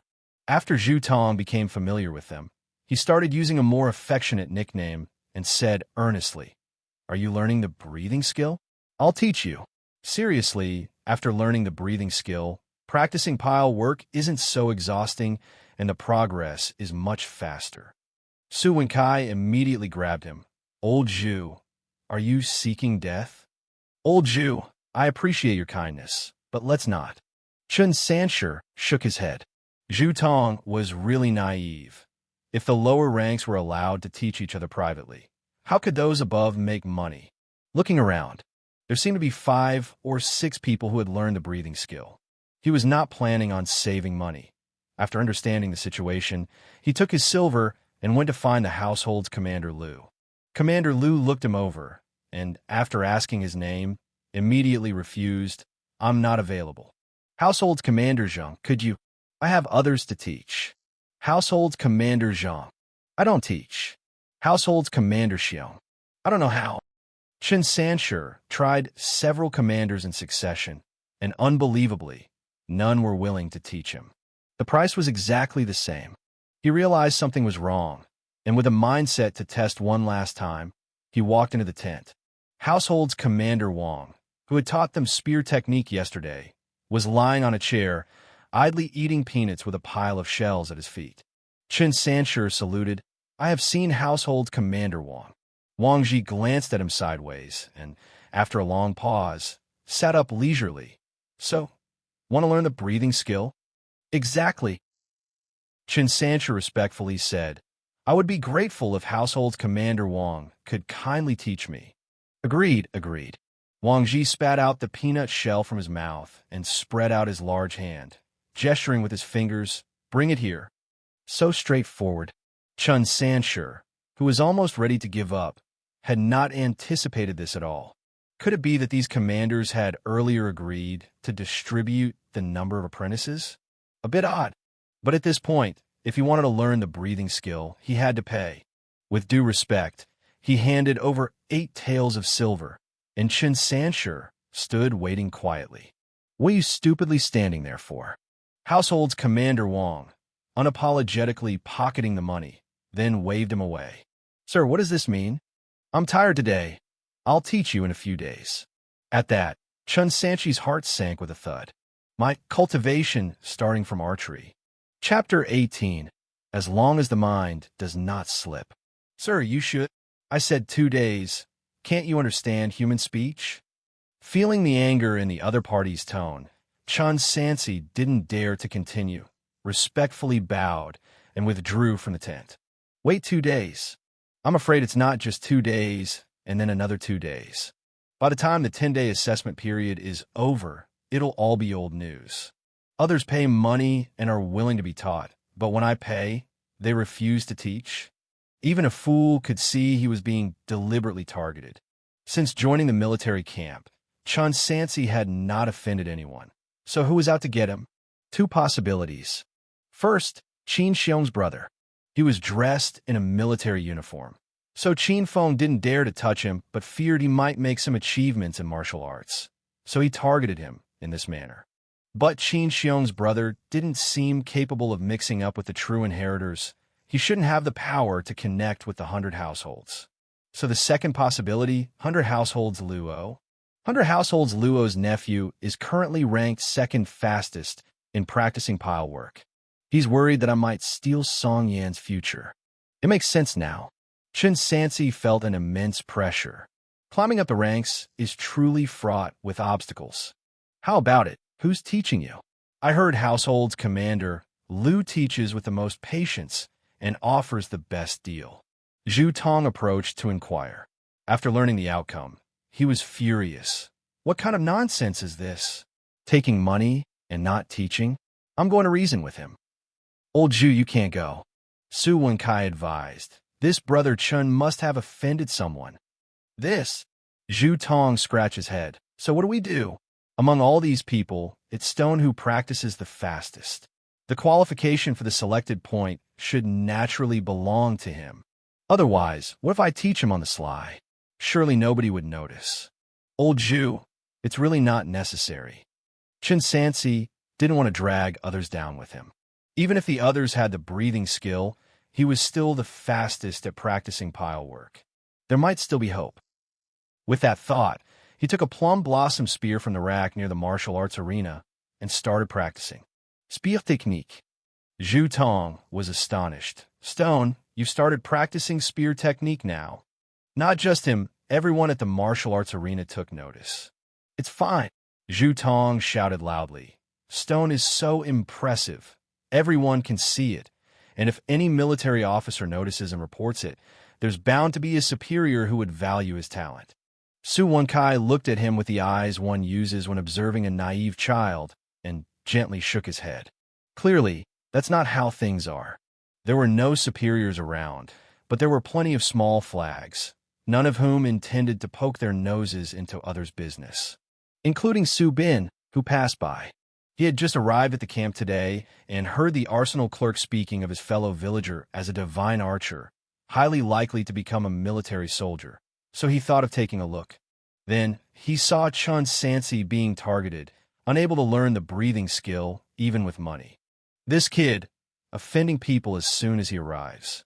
Subin glanced in the direction where Lord Thousand Households usually worked, took a step that way, but quickly retracted and, with a sigh, went home. It's definitely your second uncle. Zhu Tong grabbed Song Yin by the collar. It's your second uncle who's making things difficult for Stone. I don't know. Song Yan's face turned red. I didn't ask my second uncle to do that. Zhu Tong cursed. In my opinion, there's no need for an assessment. Just give the selected point qualification to you directly. I'm going to find my second uncle. Song Yin broke free and ran straight out of the army camp. Inside the tent, he found his uncle and voiced his doubts. What's the matter? The military officer Luo, who was reading military books at the desk, looked up. Isn't this a good thing? As he looked into his nephew's clear eyes, he put down the military books and continued. I did have this intention, but let's not mention that I have yet to be promoted to Deputy Thousand Households. Even if I were the other 100 households, especially Fatty Wong, wouldn't all be willing to listen to me. Actually, just yesterday, Lord Thousand Households sent us to cooperate with a martial arts hall in the city-wide manhunt for the barbarian assassins. Afterwards, the young master of Tianyuan Martial Arts Academy invited us for drinks, and your name came up over the table. Heaven knows how he offended the people of Martial Arts Hall. We've all been indebted to Tianyuan Martial Arts Academy for many years. Naturally, we should give them face. This, Song Yin hung his head. Wouldn't this be too unfair to him? Fair to him. Luo Dongquan felt helpless toward his naively righteous nephew and put down the military books he nearly threw. Yinner, why worry about others? Focus on your training to get the selected point qualification. Your concern should be entering the governor mansion in the future. Do you not know that without a mentor or a family backing, one can never don the crimson robe embroidered with the immortal crane? Entering under Sun Dusher's command is your only hope. Out you go, don't bother me again. Meanwhile, in 100 Households Wong's tent, a couple of 100 households were gathered. Hey, Fatty Wong, you sure are ruthless. Householder Xiong joked. It's one thing not to teach the lad, but why did you also take his silver? Ha! The drinks are on me later for the brothers. Wangju was very pleased with himself. But, Household's commander Lu spoke somberly. I remember that Chen Sansi seemed to be the fastest in this batch to learn the pile work. It's a shame to waste such a promising youngster. Since when has the army lacked promising youngsters? I also learned pile work in a day and a night. Wang Ji dismissed. What the army lacks are true geniuses, ones who master pile work in half a day and spear technique in 3 days. Those are worth cultivating. That's right. After all, in our shabby place, any resource shared with others means less for ourselves. Household Commander Lu stroked his chin. But if this lad doesn't make it, it looks like the selected point qualification will fall to Luo's nephew. If he really gets into the elite of the 8 camps, he could even manage to get Luo over as well in the future. That would be quite a leap to success, huh? Come to think of it, Fatty Wong, if you could bring along a genius, you might be able to return to the 8 camps. You don't want to stay in this desolate place forever, do you? I would like to, but darn it, where do I find a genius? Wang Ji fiddled with the silver ingot in his hand, putting an end to the conversation. Martial Arts Arena. Chen Sansi began practicing his spear technique. With his superior memory, his mind seemed to have a slideshow that repeatedly played the scene of 100 households, Wang demonstrating the spear technique. Pile work, which already exhausted physical strength greatly. Add spear technique to that, and Chen Sansi immediately felt as if his chi power was being drained by a pump. Fortunately, he was mentally prepared and persisted. With every swing of the plum spear, his heart raced, and his lungs felt uncomfortably constricted, as if he had reached his limit running, with a taste of blood in his throat. Breathing skill was likely meant to ease the pain and speed up the training. But if it was just an aid, that meant one could learn the complete spear technique without it. It simply meant enduring more pain than others. As for the speed, so long as one trained fast enough, being slightly slower was no big deal. As long as one doesn't falter in resolve, there are always more solutions than difficulties. Chen Sansi's teeth gritted audibly as he continued swinging the iron spear in his hands. My cultivation starting from archery. Chapter 19. The Trend of the World. 36 spear technique. Each one with 18 variations. Chen Sansi pushed through and finished the first 3 techniques. But at the same time, bolstered by the breathing skill, Song Yin also finished the pile work and began practicing spear technique, catching up significantly in progress. If only I could train harder and faster. Chen Sansi stopped. He decided to take a break and bring his archery to a small achievement level. The last time he had a breakthrough and obtained proficiency, it improved his bones and physique. If he could achieve a small achievement, the effect might be even better. Time to eat. The garrison was not too far, but not too close either, about 20 miles from Yimbian village. To save time, he didn't go back home for meals, but went to an inn in the military settlement owned by a retired old couple. Give me 5 pounds of cooked beef, a bucket of liang rice, and a chicken. After Chen Sansi and Zhu Tong ordered their food, before they could even start eating, someone else came over and sat down. Tired to death from your laziness. What do you want now? Zhu Tong had no pleasant expression. Brother Chun. Su Wenkai ignored him and said to Brother Sher with a cheeky smile, the pay won't come until next month, and I'm completely broke and starving. Can I share your meal? Of course. Chen Sansi ordered 2 more dishes and some more staples. Brother Chun is such a righteous man. You'll accomplish great things one day. Su Wenkai unapologetically tore off a chicken leg and started devouring it, grease dripping from his mouth. Sure, you're too kind-hearted. Zhu Tong cursed. What's the use of feeding him? He's useless. Who's useless? Maybe one day you'll benefit from my presence. And besides, I don't eat for free. I can enlighten you about the state of the world, broaden your horizons. Su Wenkai swiftly polished off the chicken leg, sucking on the bone until nothing was left. Then, licking his lips and in a lowered voice, he asked, Gentlemen, what do you think of the fate of the great Shang dynasty? Of course, it's not exhausted yet. Zhu Tong muttered. Although the officials are despicable, there are still more than 2 million military men and many generals. I heard the rebellions in the south have been quelled. Wrong. Su Wenkai continued to eat as he surreptitiously nabbed another chicken leg. Zhu Tong glanced around to make sure no one was listening before saying, You mean to say that the barbarians will eventually destroy our great Shang? Completely mistaken. Su Wenkai shook his head vigorously. The barbarians may seem fierce, but with Supervisor Sun, they will never really succeed. I'd wager that the downfall of Shang will be at the hands of its own people. You see, these rebellions may be quickly suppressed, but they keep cropping up, and with time, one of them is bound to break through. At that moment, Chen Sansi interjected, It's like kindling a fire, which can eventually ignite the whole plain. SSS.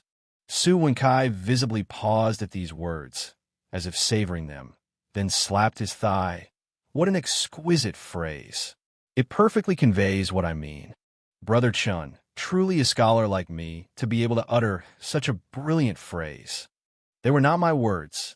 Chen Sansi explained, Please continue, Mr. Su. Ahem. Su Wenkai cleared his throat. I predict within 5 years, the world will descend into complete chaos. That will be the end of the great Shang dynasty's run, and the time for Mr. Wulong to rise to greatness. Give it a rest. Zhu Tong found it annoying. All you do is spout nonsense. You better figure out how to master pile work. If you can't even do that, you won't even qualify as an array soldier. You'll end up caring for horses or repairing walls.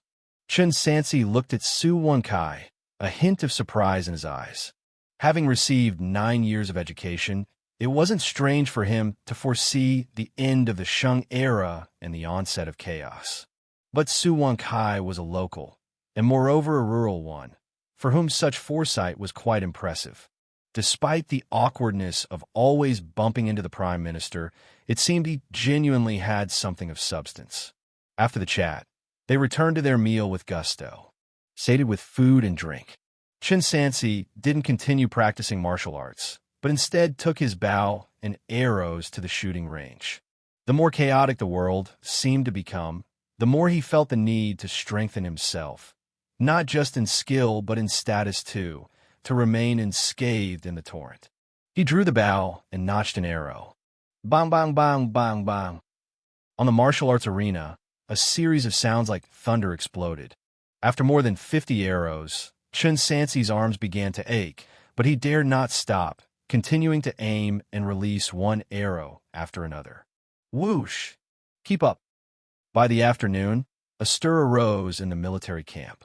A few household commanders gathered their soldiers, and a troop of over 300 fully armed men hurriedly set out toward the direction of Piyang County.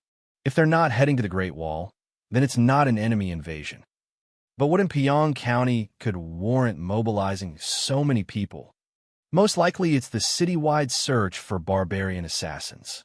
Not long ago, Chen Sansi thought that barbarian assassins would never be his concern, but now it seemed he might well be involved in such operations in the future. Forget it, continue with archery. Bang, bang, bang, bang, bang. As the troops passed by the shooting range, the thunderous sound of arrows caught the attention of the householders' commanders. Has this kid given up? Not practicing his spear technique, but instead practicing archery. Householder Xiong was chewing on a bamboo stick. Without the breathing skill, the pain of cultivating techniques is doubled. How many people can endure that? Household's commander Lu gave a surprise sound. A 2-stone bow, 100 hits from 70 steps on the target. This kid is actually a divine archer. Indeed, he is. Householder Xiong also showed a look of surprise. Household's commander Lu clicked his tongue in amazement. I wonder what he did to offend the Tianyuan Martial Arts Academy. Such a pity, such a pity. Yo-ho. Householder Xiong raised his eyebrows. Old Lu, that look in your eyes, quite affectionate, eh? Feeling tempted. I do indeed feel a bit sorry for the kid. Household's commander Lu looked toward the shooting range. How about this? I'll ask the young master later what this kid did to offend him. If it's nothing serious, I'll help smooth things over. Deal. And you guys can't compete with me for him. I'm not that idle. Householder Xiong turned to the left. What about you, Fatty Wang? I, Wang Ji, have seen true talents in the 8 camps. Would I fancy such goods? Wang Ji dismissed it with disdain. Let's hurry on, go to the city and get it over with, then drink and visit the brothels tonight. Bang! On the shooting range, Chen Sansi was alone, practicing from dawn till dusk. To save time, he didn't even go for dinner, simply asking Zhu Tong to send over some meat and dry food. He was drained of energy. The 2-stone bow became extremely heavy. Chen Sansi slowly lifted his arms, hooked his trembling fingers around the bowstring, and, with all his might, shot out another arrow. Bang! Once again, the arrow pierced the target. At the same time, the panel reappeared. Skill: archery, small achievement. Progress: 0.001. Utility: arms like apes, waist like bees, stunning physique, 3 shots in a breath, piercing yang at 100 steps. My cultivation starting from archery. Chapter 20. Mastering in one night. A familiar feeling assaulted him once again, and this time it was more intense than ever before. Chen Sansi stood there, feeling his archery skills improving rapidly. From 70 steps to 80 steps, and finally 100-step piercing. A target the size of a willow leaf 100 steps away was nearly invisible to the ordinary person.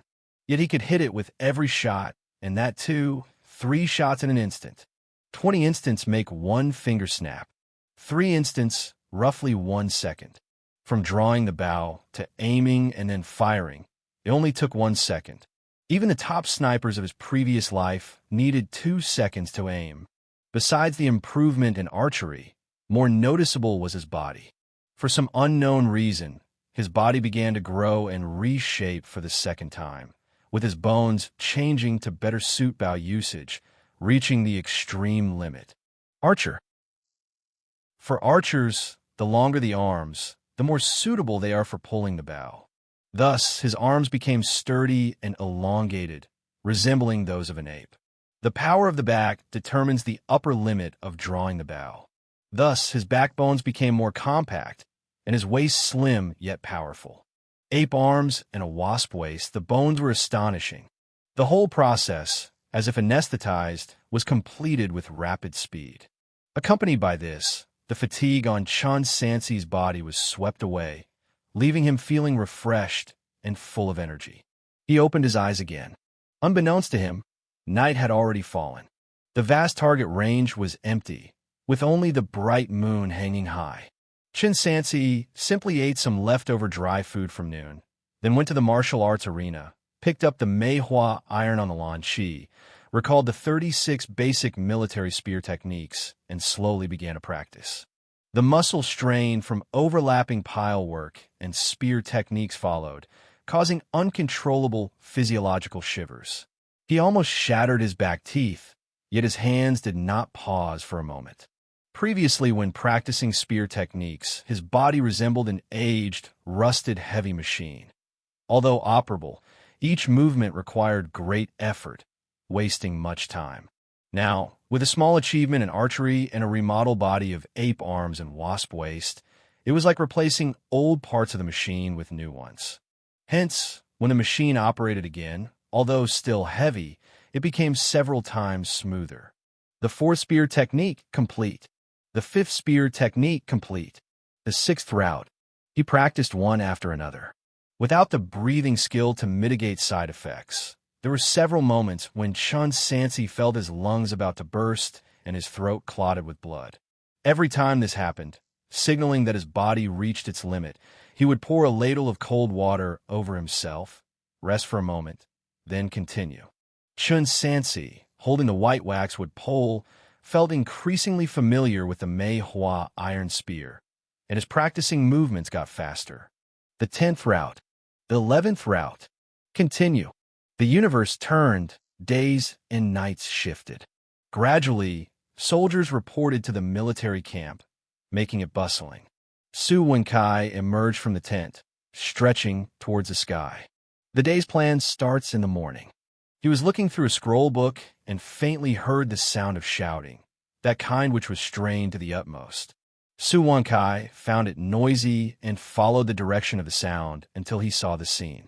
The rising sun spread its rosy light across the sky. On the martial arts arena, there was a bare-chested youth. The youth wasn't very big, but his physique was exceptionally good, muscular yet streamlined, with a frame that was broad at the top and narrow at the bottom, looking from a distance like an inverted triangle. However, the youth was flushed all over, his eyes filled with blood, waving a Meihua iron spear as if he were a mad, starving wolf. Has Xianxia been practicing all night? Had he gone mad? Su Wenkai hurriedly went back to pull Zhu Tong awake. Since they were new and had no houses, they all slept in the dormitory tents. Old Zhu, you better go stop him, or there will be trouble. Zhu Tong arrived at the martial arts arena and couldn't help but shudder when he saw this scene. This wasn't trouble brewing. This was clearly... he was about to master it. He watched the youth's movements, which clearly showed the final route of the basic military spear technique. Outside the military camp, the clash of armor and disordered footsteps arose simultaneously. The soldiers who had left the previous day returned to camp with dark circles under their eyes. However, the few household commanders at the front were all glowing with vitality, full of energy. "The new girls at the spring pavilion. They really are delightful," said one. "Exactly, exactly. So tender they're almost dripping," another added. "Fatty Wong, from now on, we're kindred spirits. Please look out for us," another said. "Huh. Naturally, of course," Fatty Wong agreed. "Guys, better keep it low for a while." Unlike them, Commander Liu looked haggard as if he hadn't rested well. Lord Thousand Households was furious, demanding that we must find that barbarian assassin within 10 days. He's truly angered this time. "Old Liu, you're just too serious." Householder Xiong said, "That barbarian's strength is no small matter. With the little silver we're paid, why risk our lives?" "You're right. Who knows why the Thousand Households is so urgent? It's very likely that the barbarian has already fled." "Wangji, stop walking. What's that noise?" At the edge of the martial arts arena, a dense crowd squeezed together, each stretching their necks to get a look inside. "What's going on? I never see you this eager during regular training. Go away." Wang Ji kicked a few people away, making a path through the crowd, clearing a view for himself. He saw a red tassel flashing, and a Mei Hua iron spear constantly swirling in the hands of a young man, causing gusts of wind and scattering dust. It was the 36 basic movements of military soldiers' spear technique, a complete, smooth sequence of 36 movements. Bang! On the martial arts arena, the Mei Hua iron spear moved like lightning, piercing through a dummy, scattering straw everywhere, as if splashing the enemy's blood toward the sky. Chen Sansi had completely exhausted his last bit of chi power and could no longer support himself.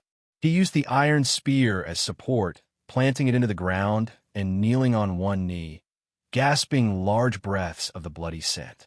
It's done. Even without the breathing skill, he had managed to train in the basic spear technique. Regardless of whether he could become a selected point, at least his position as a military soldier was secure. Damn it. Commander Liu's eyes were wide as he tapped the shoulder of the person in front of him. Old Xiong. Wasn't he still practicing archery yesterday? Householder Xiong dropped his toothpick in shock. Yeah, right. I also remember that when we left, he was still practicing archery. That means he started practicing the spear last night, and by this morning he could do it smoothly, said Commander Liu. Commander Liu swallowed hard, somewhat in disbelief. One night, and he can perform the spear technique this smoothly? Learned in one night. What does this signify? Most importantly, this guy had no breathing skill. Without the breathing skill, not only would it greatly slow down the training progress, but the pain endured during the process is hardly less than the torture of prison. What kind of talent and determination must one possess to achieve such a feat? Moreover, how quickly could he master it if he had the breathing skill? Perhaps midnight, or a few hours, or even less. No way, this kid has to stay. No matter how he offended the Tianyuan Martial Arts Academy. I'll help him resolve it myself. Old Xiong, you have no shame. Commander Liu snapped back to reality and suddenly noticed that Householder Xiong had already eagerly moved forward. He rushed forward and tightly grabbed the other's arm. We had agreed that you guys can't compete with me for people. Bullshit. When did I ever say that? Householder Xiong struggled hard. Blockhead. Such a rare talent would be wasted in your hands. You're talking about me? If you weren't following in your father's footsteps, you wouldn't even make it to be a flag leader. Blockhead, want to try? Let's go. The soldiers exchanged glances. They had heard that this boy had offended someone, and he should soon be unable to survive in the military camp. Yet, what they saw with their own eyes was two Lord Household Commanders almost fighting over him. That's often how things are. If the young man merely had decent talent, they might have felt pity but wouldn't necessarily want to spend their connections to help.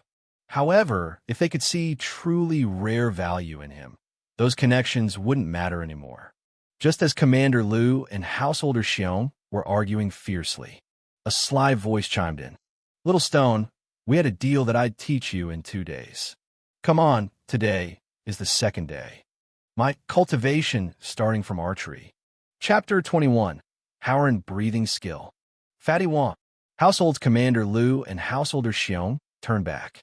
Wang Ji had, unbeknownst to them, quietly walked up to Chen Sansi's side, his face wearing a friendly smile, and personally helped him up from the ground. This Wang, Household's commander Lu, pointed at the fat man's nose and scolded. You yourself said that you looked down on this kid's qualifications. Exactly, Householder Xiong echoed. I think you are the most shameless. You two brothers are mistaken. What does this have to do with qualifications? Wang Ji shook his head and said, I, Wang, have always valued loyalty and credibility. Since I've taken a silver, how could I not teach wholeheartedly? Very well, very well. Household's commander Lu was so annoyed that his teeth itched, and he unconsciously pressed his hand on the hilt of his saber. Fat man, you also want to compete with me? Sansi, you better think it through. This fat man cherishes wealth as his life. I could teach you without charging a penny. Come with me. Without another word, Wang Ji grabbed Chen Sansi and ran. Within a few breaths, the two of them had disappeared. Fat man, I will never again be your comrade. Householder Xiong and his companion could only curse as they watched the dust settle, helpless to do anything but leave. Chen Sansi was somewhat slow to react. From being ignored to being frantically sought after. It seemed that those who were against him behind the scenes did not have absolute status and power. Otherwise, they would not have given him a chance to turn things around. As for which household's commander to choose to teach him. Did he have a choice? 100 Household Wang was very strong, nearly pulling his arm out of its socket. The two stopped only when they reached the entrance of the camp. 100 Household Wang released his hand. Little stone, come with me. The moment they entered the tent, Wang Ji suddenly turned around and pressed his hand on Chen's shoulder. Chen Sansi instinctively wanted to dodge, but that hand was like the five-finger mountain, inescapable, pressing heavily on his shoulder and causing intense pain in his bones. Only after feeling Chen's body extensively did Wang Ji nod in satisfaction. Ape arms and wasp waist, but most importantly, solid root bone, a truly good foundation. Ape arms and wasp waist. Chen Sansi nodded. In martial arts, talent is most important, followed by root bone. Wang Ji sat pompously in front of the desk and explained, there's no need for me to explain talent, right?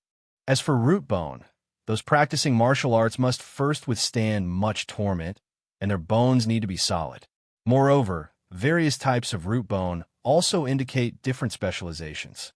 Like archers, for example, they generally need to be tall and have long arms to easily draw a full bow, hence your natural aptitude for archery. Ape arms and wasp waist, coupled with hard bones, count as excellent root bone. Chen Sansi nodded. Thank you, 100 Household Wang, for the instruction. You have grievances against me in your heart, right? Wang Ji's small eyes gleamed. You think I took the money and still didn't teach you? Chen Sansi candidly said, I dare not. Dare not doesn't mean you don't have them. All right, don't feel wronged. Household's Commander Lu and Householder Xiong can't give you this. As he spoke, Wang Ji pulled out a booklet from his robes and slammed it on the table. On the surface of the booklet were the familiar terms, basic spear technique for infantry. Seeing Chen's puzzled look, he pulled out another basic spear technique for infantry. Compare the two, see what differences these two books have. Chen Sansi did as told. Both booklets were complete basic spear technique for infantry, containing pile work, spear technique, and breathing skill. Through the text, he learned the importance of the breathing skill. Lacking the breathing skill, enduring more torment, and practicing slowly might also allow one to master the spear technique completely, but it would absolutely be impossible to condense chi blood. The content of the two booklets regarding pile work and spear technique was exactly the same, but the breathing skill had many different aspects. The first type of breathing skill primarily assisted. Pile work and spear technique were too harmful to the body, so a special breathing method was used as lubrication, reducing the pain of training while slightly increasing the speed of cultivation. The second type was called the Hao-Ran breathing skill. This type of breathing skill didn't offer any protection during practice and wasn't faster than the first type, but it was said the cultivated chi blood would be better than that of the first type. As for how it was better, he did not know. Fatty Wang peeled peanuts, eating and explaining. The chi blood cultivated from the breathing skill I gave you will be more enduring, tenacious, and robust, just like me. As for the other breathing skill, although it's faster, it's neither durable nor resilient, just like householder Xiong. I think you should understand what I mean. If not, it doesn't matter. Once you cultivate the chi blood, you'll naturally experience it firsthand. Chen Sansi pondered and asked, "Please enlighten me, 100 households Wang, why the same cultivation technique would have two different breathing skills." A castrated version. Fatty Wang said, "The Hao Ran breathing skill is better, but it's not for everyone.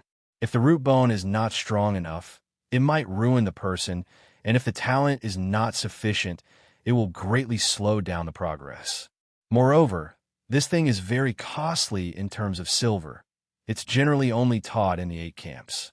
I have informed you of both options' pros and cons. It's up to you to decide which one to learn." A cultivation technique from the 8 camps? Chen Sansi looked at Fatty, then at the cultivation technique. "Are you looking down on me?" Fatty Wang glared hard. "Don't look at me as just 100 households now. I was also once a man of the 8 camps. 100 households Wang, you're being too sensitive. I meant no such thing." Chen Sansi quickly made a decision. "I will practice the Hao Ran breathing skill." "Good lad. I knew I wasn't wrong about you." Wang Ji brushed off the crumbs from his hand and called a subordinate to bring in Mei Hua iron spear from outside, and started to teach him hands-on. "Stack pile, hold the spear, breathe, integrate the 3. Take a deep breath. However you hold your breath, don't hold it directly in your lungs. Imagine this breath is the power stored in your body. Use this power together with each move you make." "That's not how you breathe. That's normal breathing. You think the Hao Ran skill is no different? You need to use this power to stimulate your acupoints." Yes, that's it. Yes." With the breathing instructions from the secret manual and the explanations from 100 households Wang, Chen Sansi tried a few times and then mastered the correct way to use the Hao Ran breathing skill. Each of his moves was coordinated with qi, which transformed into power, stimulating his acupoints and bones even more. What was originally a dual overlay of pile work and spear technique suddenly became a triple overlay. The discomfort almost made Chen Sansi gag. At the same time, a panel appeared in front of him. Cultivation technique. Basique spear technique, une initiated. Progress. 100s. Utility. None for now. Pant. After just a few seconds, Chen Sansi felt weakened and almost stumbled. "That's enough." Wang Ji called a halt. "Let's stop here for today. You learned the spear technique overnight. Even an ironclad body has its limits. You mustn't harm your body. Especially with food, you must eat at least 5 pounds of meat daily. Wild game is good. Fierce beasts even better. Best if it's exotic beast meat. Once you get the basic spear technique to entry level, you'll be in the blood refining realm, truly becoming a martial artist. When the time comes, I'll help you find Lord Thousand Households. As for the matter with Tianyuan Martial Arts Academy, do you have any grudges with young Master Liang Zhan? Tianyuan Martial Arts Academy? It became clear to Chen Sansi, who then said, "I have absolutely no grudges with the Liang family." "Oh." Wang Ji seemed surprised, stroking his chin, his eyes flashing with thoughts. Not sure what he was thinking. "I understand, you go and rest." My cultivation starting from archery. Chapter 22 Bear Heart, Leopard's Courage. Is it Tianyuan Martial Arts Academy? Walking out of the tent, Chen Sansi recalled the conversation he just had. Since it was Tianyuan Martial Arts Academy playing tricks, it must be Qin Feng's doing. He could actually get the young master of Tianyuan to help him out, which shows they're not ordinary acquaintances. Could it be that he has received the true transmission? Additionally, the 100 household asked if he had any grudges with the Liang family. Was he preparing to help him? The speed of Wang Ji's attitude change took him by surprise, but upon further thought, it made sense. Most likely, he was of value to them. However, Chen Sansi remained calm about this and didn't feel it was hypocritical. The so-called human relationships are nothing more than a mutual back-scratching affair. Without kinship or friendship, where does genuine emotion come from? For this reason, Chen Sansi didn't fully count on Wang Ji to solve this problem for him. He still needed to focus on training and improving his own strength. He returned to the martial arts arena. After the previous ruckus, everyone now looked at him in disbelief. Sure too. How did you manage it? Full of admiration, Zhu Tong said. I just saw Song Yan's second uncle turn green with rage when he heard about it. Chen Sansi was speechless. This was yet another offense. But it didn't matter. He couldn't shrink back just because he was afraid of offending people. I'm going to head home for a bit. Chen Sansi didn't waste time chit-chatting and started to pack up his things to leave the camp. It was not cost-effective to always eat at the restaurant. It was best to buy meat and cook for himself. After he left, within a few hours, the feat of mastering spear techniques overnight without any breathing skills spread throughout the entire left army 1,000 households of Pyong. Many of the new recruits who had the intention to compete for the selected point position psychologically collapsed and gave up, shifting their goals to becoming military soldiers. It wasn't until 2 days later that people began to practice spear techniques, one after another. The fastest among them was naturally Song Yan. On the third day, he finally learned the spear techniques with the aid of the breathing skill, but still felt defeated. Second uncle, I can't compare to Chen Sansi.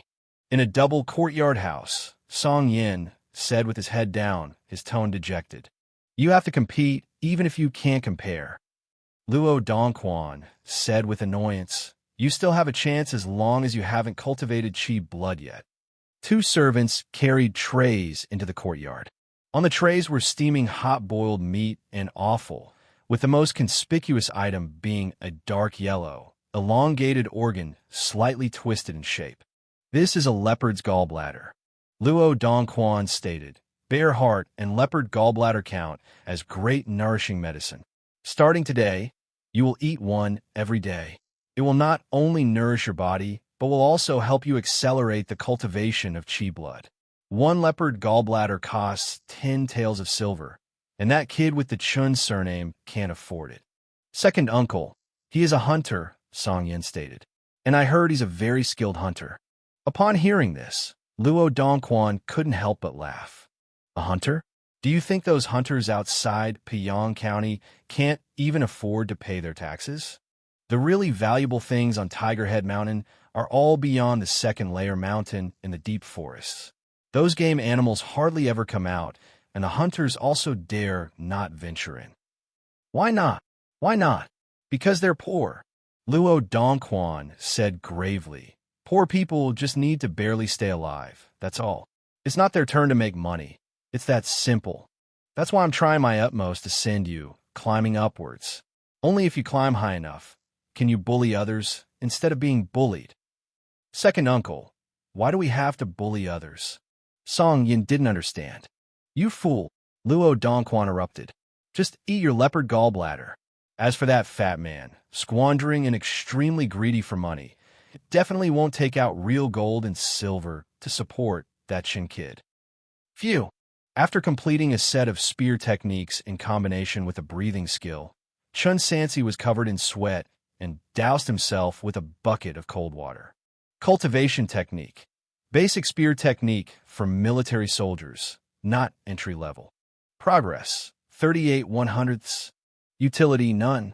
Cultivating Qi blood really isn't as simple as Zhu Tong said. He sat on a rock, catching his breath for quite some time.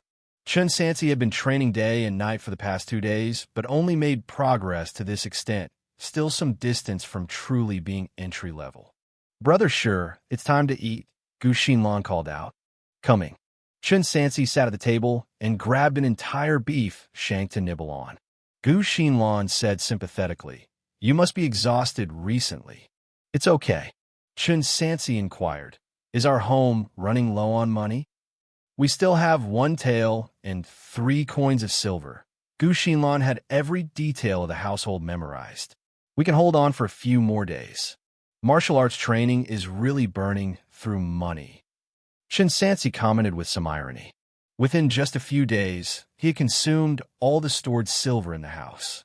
Yet even so, his body still showed signs of a Qi blood deficiency. It seems that the meat from ordinary livestock has limited effects. He must consume game to make a real difference. Chen Sansi declared, I'm going up the mountain this afternoon. Are you going with Uncle Zhao and the others to hunt black bears?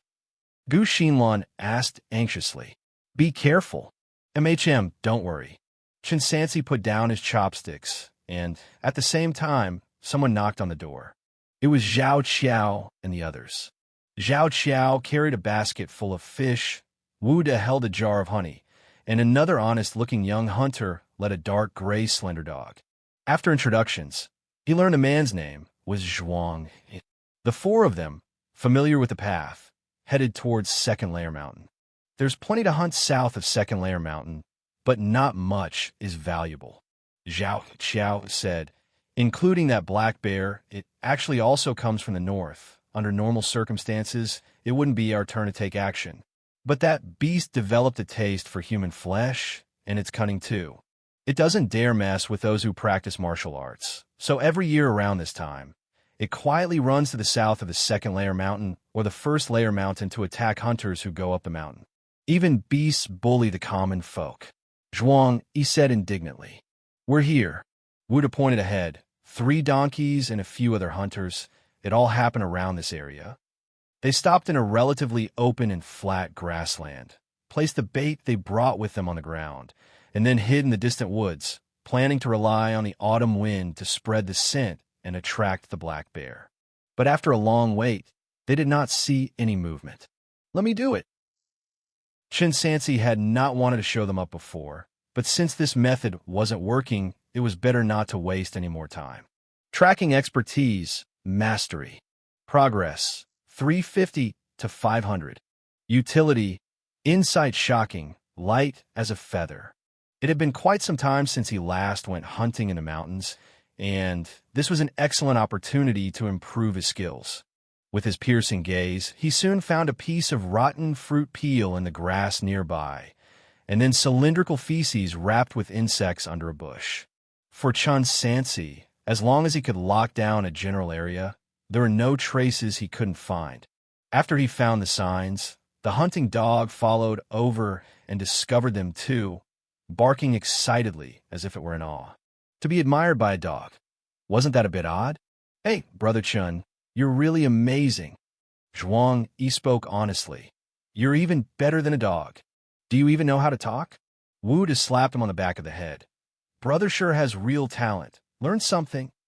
Chen Sansi gestured for silence and continued moving forward. After about 4 miles, they arrived at a valley with a small creek in the middle. Even from a distance, Chen Sansi could see many traces left by medium and large animals in the forest across the creek. Across there is North Mountain, Wuda said with emotion.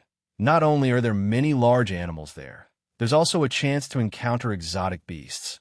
One catch can make you rich. Unfortunately, we have to avoid the brocade-clothed and don't dare to go over lightly. If we provoke disciples of the martial arts halls, we'll be in big trouble. Chen Sansi had long heard about this. What exactly does provoking mean? There's no standard. Zhuang, he took over. It's just bad luck if they don't like the look of someone. But it's different for you, brother sure. Wu De said, if you could become a military officer in the future, you won't have to fear them. One step behind, forever behind. If he couldn't become a flag officer, he wouldn't even have the right to hunt, let alone. Not wasting any time, Chen Sansi continued towards the west, leading several people into a dense forest. After entering the area, traces of the black bear's life became noticeably clearer. There were claw marks on the tree trunks, footprints on the ground, and stones that had been turned over. Chen Sansi, on alert, kept his distance while searching for the black bear's figure. There's a tree hollow. Wuda pointed to the hollow of an ancient tree ahead, but it seems to be empty. As he said this, he was about to approach for a closer look. Watch out! Chen Sansi acutely sensed something was amiss and hastily stopped him. Behind you, almost simultaneously, a massive figure emerged from the bushes and lunged at Wu Da's back with a scarred face. The beast had been waiting for a long time. After stepping into the dense forest, he hadn't heard any noise at all, so he dared not get too close. Wuda and the others saw that the tree hollow was empty and thought the black bear had gone out to forage, relaxing their vigilance. They never imagined that the black bear, used to hunting humans, would now actively hunt them. No wonder the bait had been useless. Thud. This black bear was larger than its common kind, approximately 2.5 meters in length, weighing at least 700 to 800 pounds. A touch could hurt. Making contact would mean death. Wuda didn't even have time to grab an arrow. His bow was smacked into 2 pieces, and he was about to be struck in the face by a thick bear paw. In the blink of an eye, a wolf-teeth arrow accurately pierced the black bear's left eye. Roar! A sharp roar echoed. Xianxia and Zhuang finally reacted, hastily shooting their arrows. However, because of their panic, the arrows from their 4 force bows didn't fully draw back and merely penetrated the skin, embedding in the fat of the black bear. They did not cause substantial damage, but it was enough to drive the black bear completely mad, causing it to furiously pounce towards them. Being too close, Xianxia and Zhuang didn't have time to fire a second arrow and had to turn and run. The hunting dog barked wildly at the side, unable to even get close. "Beast, come chase me!" Chen Sansi shouted as he released another arrow. Since the black bear had its back towards him, preventing a lethal hit, he could only shoot it in the tough back. Nonetheless, because the arrow was heavy, it still half buried itself into the bear. Roar! The enraged black bear swiftly changed its target, charging at the person whose attack caused it the most pain at incredible speed. It might look bulky, but it was astonishingly quick when it ran. The sight horrified Wuda and the others. Run! But soon, they could let go of their worries. Because Chen Sansi was even faster, his agility was like that of a monkey. Using the dense forest to dodge and weave, the black bear missed its attacks repeatedly. The blade of the wolf-teeth arrow continued to cut into its flesh and bone, with dark red blood soaking its fur. The bear's speed gradually slowed. After gaining some distance, Chen Sansi drew his bow and prepared another arrow. Whiz, whiz, whiz. One arrow followed another in rapid succession, hardly pausing. The explosive power required to continuously draw a heavy bow. What an outbreak of strength! Xiao and the others watched in amazement, but they didn't stay idle and assisted with their light bows from the side. Before long, the black bear was hit by numerous arrows, its movements growing sluggish. Once Chen Sansi confirmed he could finish off the beast without injury, he deliberately avoided hitting vital spots, leading it out of the dense forest. Taking advantage of its weakness, he picked up his plum blossom spear and charged forward. Such a perfect live target. How could he not make good use of it? My cultivation starting from archery. Chapter 23. Blocking arrows with arrows. Seeing this, Xiao and Zhuang quickly collected their arrows. Chen Sansi methodically initiated his pile work, coordinating with a breathing skill. He thrust the Mei Hua iron spear towards the black bear, using the force of its resistance to simulate a battle. It must be said, the strength of such fierce creatures like bears is astounding. Even with severe injuries, the power of its swipes exceeded 1,000 pounds, and its collisions even heavier, reaching several thousands of pounds. Though Chen Sansi's strength had significantly increased after practicing martial arts, direct contact still forced him to continuously retreat under the tremendous power. Furthermore, the consumption of physical strength by his spear technique caused him to quickly break out into a heavy sweat. However, at the same time, his proficiency was improving at an extremely fast rate. As one bloody hole after another appeared on its body, the bear's attacks became so sluggish that there was no need to even dodge them, clearly on the brink of death from excessive blood loss.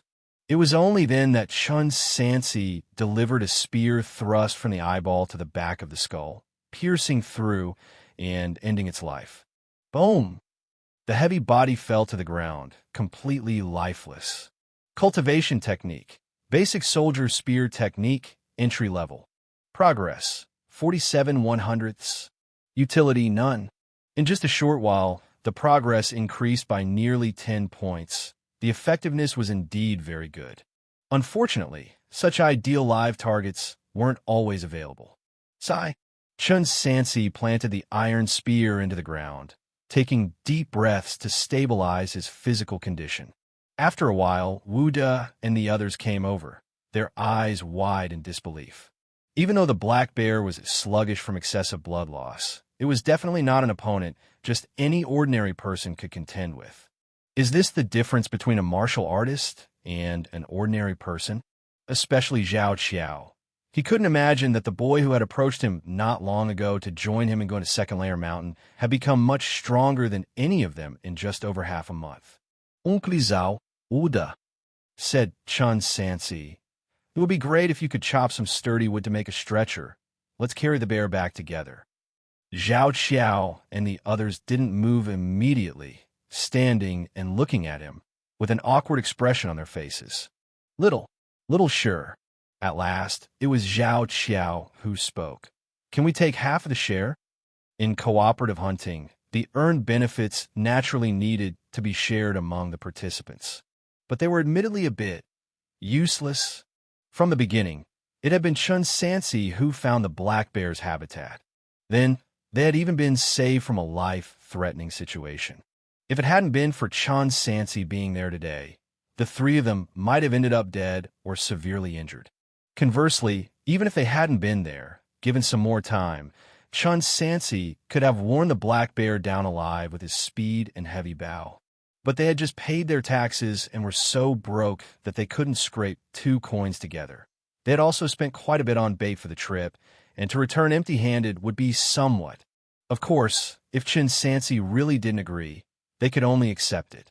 Under the anxious gazes of everyone, the young man holding the spear in the sunset showed a brilliant smile. Uncle Zhao, what are you talking about? Half a share is too little. At least 2 portions per person, right? No. Xiao and the others almost thought they had heard wrong.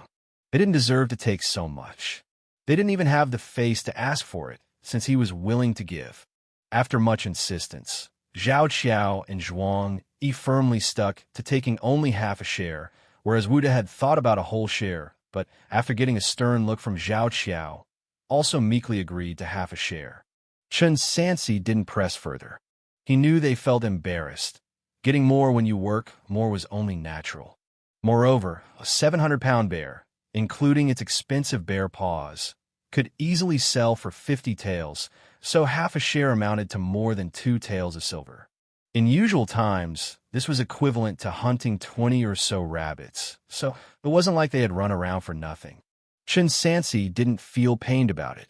After all, before coming, he wasn't certain whether he could handle a black bear on his own, so for safety's sake, he had partnered with others.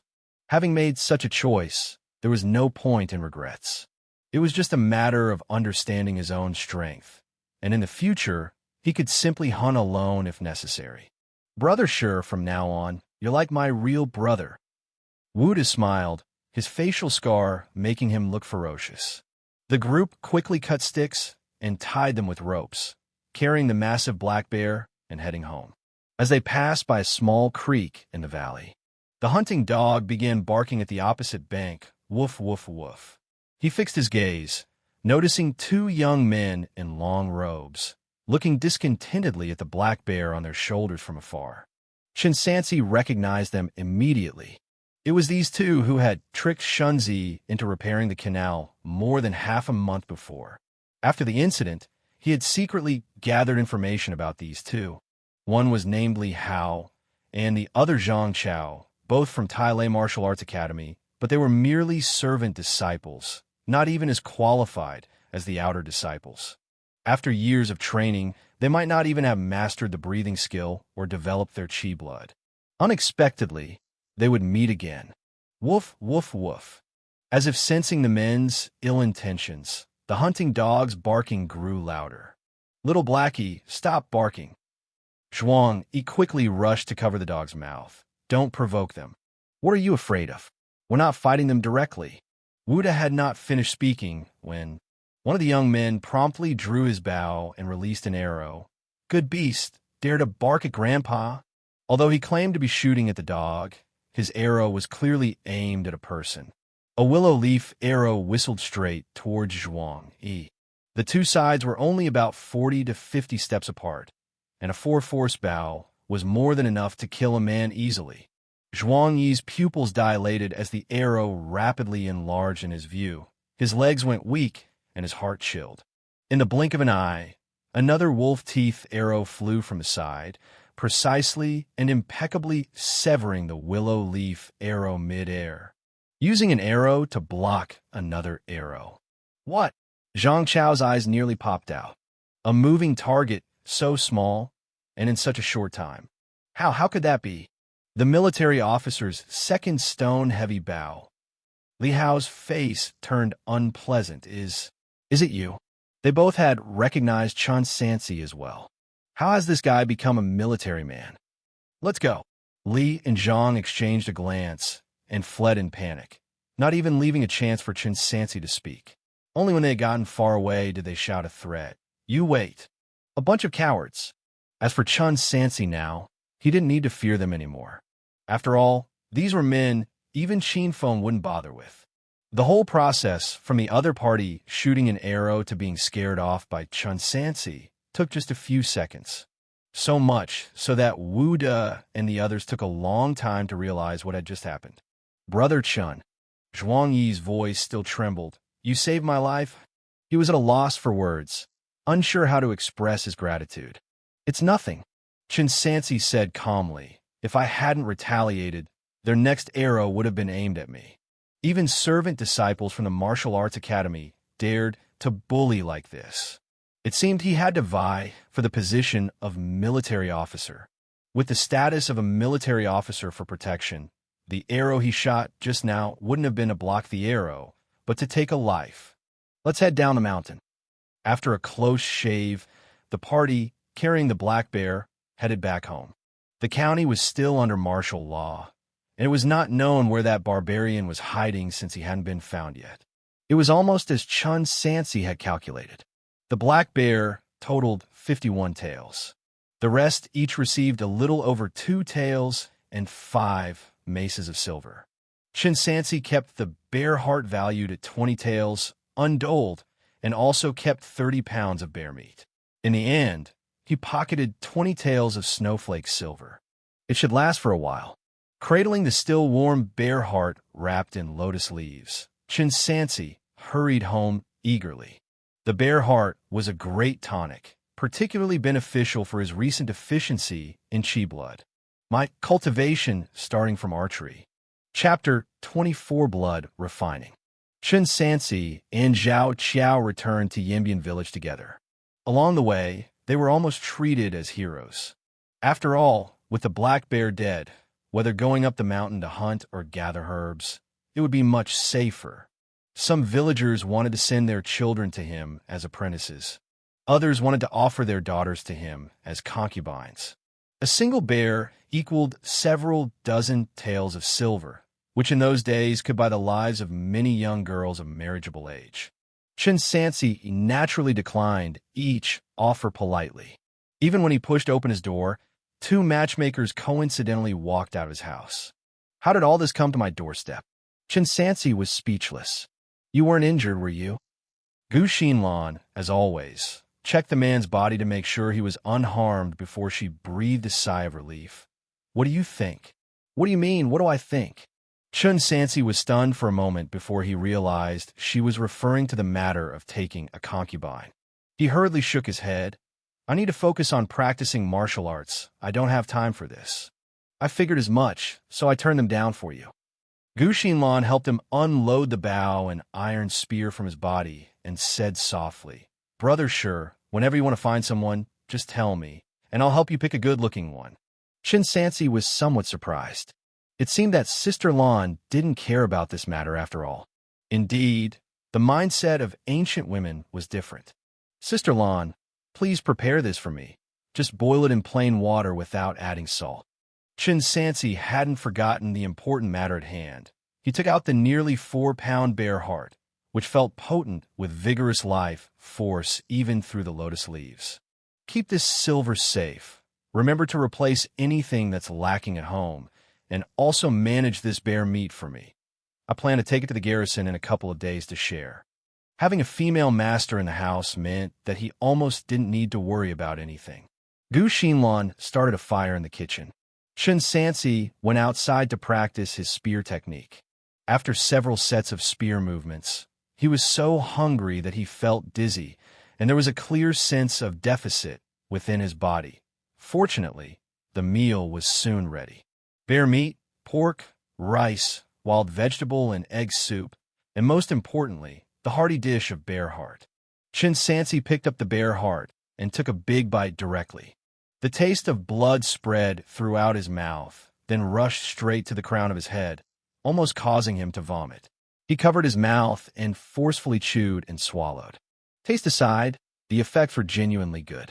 As soon as the bear heart entered his stomach, Chen Sansi felt a warmth there, as if a small flame was burning. As his digestive system worked, the nutrients were quickly absorbed by his body, replenishing the deficit caused by practicing martial arts. He couldn't be fussy about the taste, and stuffed more pieces of bear heart meat into his mouth. After consuming a third of the bear heart, Chen Sansi felt as if he were on fire. He hurriedly ate some other foods to fill his stomach, then rushed outside to continue practicing. The bear heart was indeed a great supplement. He practiced until it was dark and did not feel the deficit anymore. If it wasn't for the need to rest his muscles, he would have considered practicing all night long. Cultivation technique, military basic spear technique, not initiated. Progress, 67 out of 100. Utility, none. Efficacy, skyrocketed. With 2/3 of the bear heart remaining, producing his first thread of chi blood was just a matter of a couple of days. After putting away his spear and returning to the house, the great supplement effects of the bear heart were still active. Chen Sansi felt full of energy. Under the warm yellow candlelight, Gu Xinlan was rushing to finish sewing clothes. Since she no longer had to labor outside, her skin had become even more fair, and her fingers were no longer swollen. From afar, she appeared as if carved out of white jade.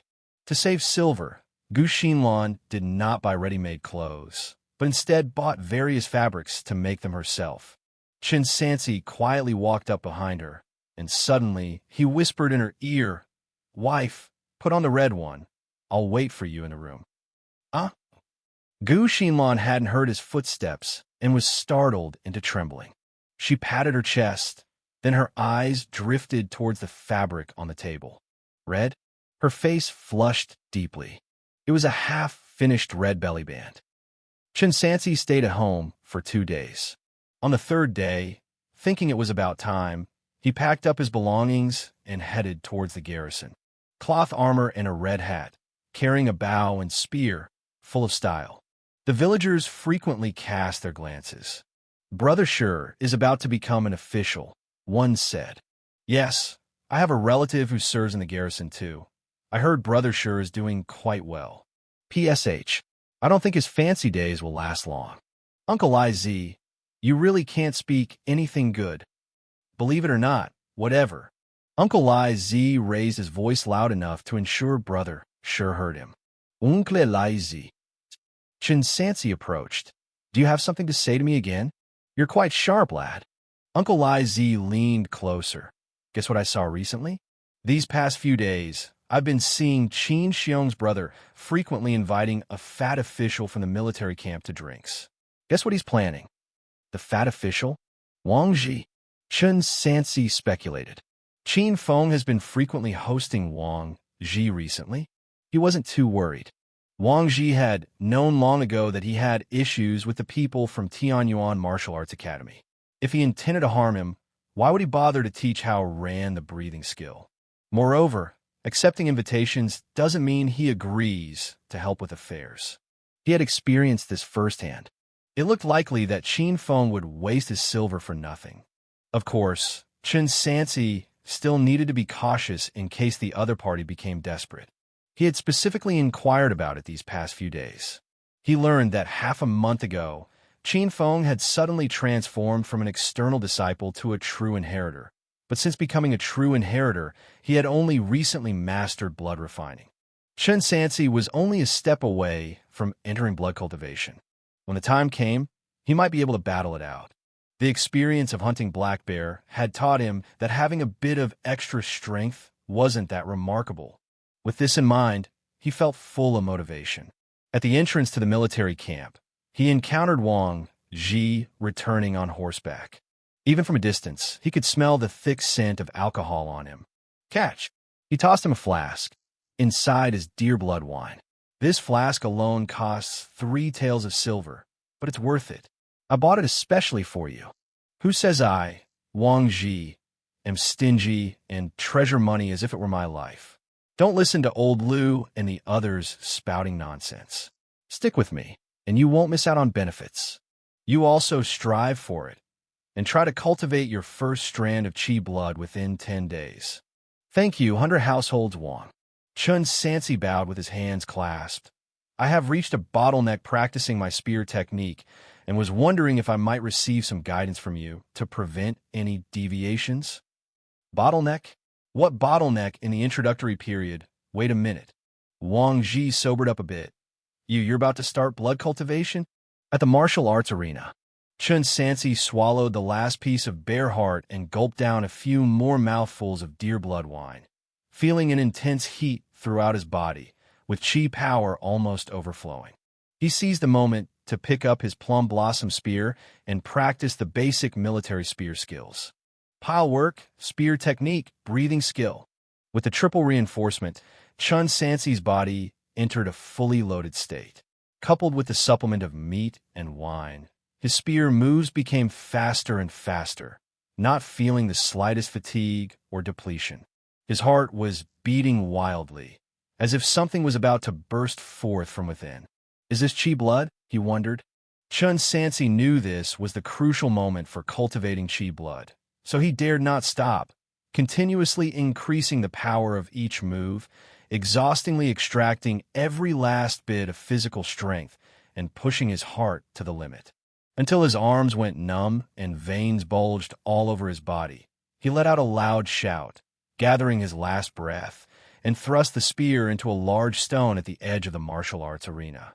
At last, a unique stream of hot blood flowed from his heart. Cultivation technique, basic military spear skill, entry level. Progress, 0.05. Utility, swift gun movement, amazing endurance. My cultivation starting from archery. Chapter 25 Wang Ji. Blood refining introduction. Chen Sansi exhaled a turbid breath. The so-called blood cultivation introduction. It is the cultivation of a strand of special chi blood within the body. Those who practice martial arts are able to mobilize this strand of chi blood to enhance the power of their attacks. The stronger the chi blood, the longer the peak combat performance can be maintained. Just as householder Xiong had said, only after reaching the blood refining realm could one understand the importance of chi blood quality. This was just the beginning, and in the future, the gap between ordinary breathing skill and vast breathing skill would only grow wider. Stab me. Wang Ji's shout came from beside his ear. I told you to thrust your spear at me. Chen Sansi did not understand why, but he didn't hesitate either. He picked up the Mei Hua iron spear, channeled his chi blood through his right arm, and stabbed towards the face of Lord Thousand Households. Clang! Fatty Wang struck with the sheath of his knife, confirming the strength was correct. Did you really cultivate chi blood? How long had it been? At most, only 6 days. Those who could cultivate chi blood within a month were regarded as having boundless potential. What did it mean to succeed in 6 days? What's more terrifying is that he cultivated using the vast breathing skill. It's true that the vast breathing skill is stronger, but it also means that cultivating chi blood through this method is much more difficult. Yet he only took 6 days. What kind of talent was this? After his shock, Wang Ji tried to control his facial expression. You did quite well for being so nonchalant, kid. Nonchalant my ass. Hearing the commotion, Household's Commander Lu and Householder Xiong also came to see and were astounded by the scene. To cultivate chi blood in 6 days even in the 8 camps that would be considered top-notch talent, right? What have they missed out on? This young man might soon join the 8 camps, and if he got heavily relied upon, he could rise rapidly to become a sealed border governor or even a top-ranking official. By then, even if they received a bit of favor based on the past incense offerings, they could also ascend to heaven along with him. Although this was only a possibility, letting this opportunity slip through their fingers was infuriating enough. Old Xiong, household's commander Lu, rubbed his knife handle. Let's take care of him another day, shall we? No need for another day. Householder Xiong grabbed an axe from the rack. Let's do it today. The martial arts arena quickly became lively. When everybody learned that while some were still practicing pile work, Chen Sansi had already cultivated qi blood, they were all stunned. Luo Dongquan was also drawn by the noisy voices, his face ashen. His good-for-nothing nephew would need at least 7 more days to cultivate qi blood, which was twice as slow. Get lost. I'm not in a mood to play with you all. Without paying attention to the 200 households, Wang Ji led the young man into the tent.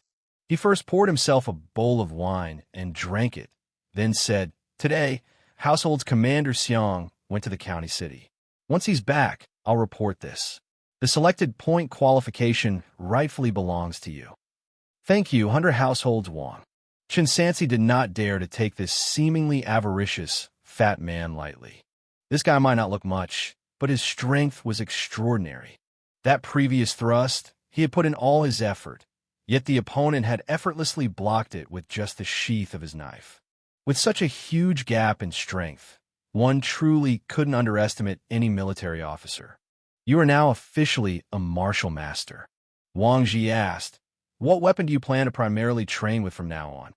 Chen Sansi had not considered this question before. Fatty Wang explained the army camp system. During new soldier training, short spears are uniformly issued. After the assessment is over, military soldiers can choose the weapon they like or are skilled with, while array soldiers can only be assigned based on the needs of their unit. But don't think the basic spear technique of the soldiers is poor. This set of spear techniques was created by the most valiant general under great ancestor Shang, and if it were in Jianghu, it would definitely be treasured by the average sect as a family heirloom.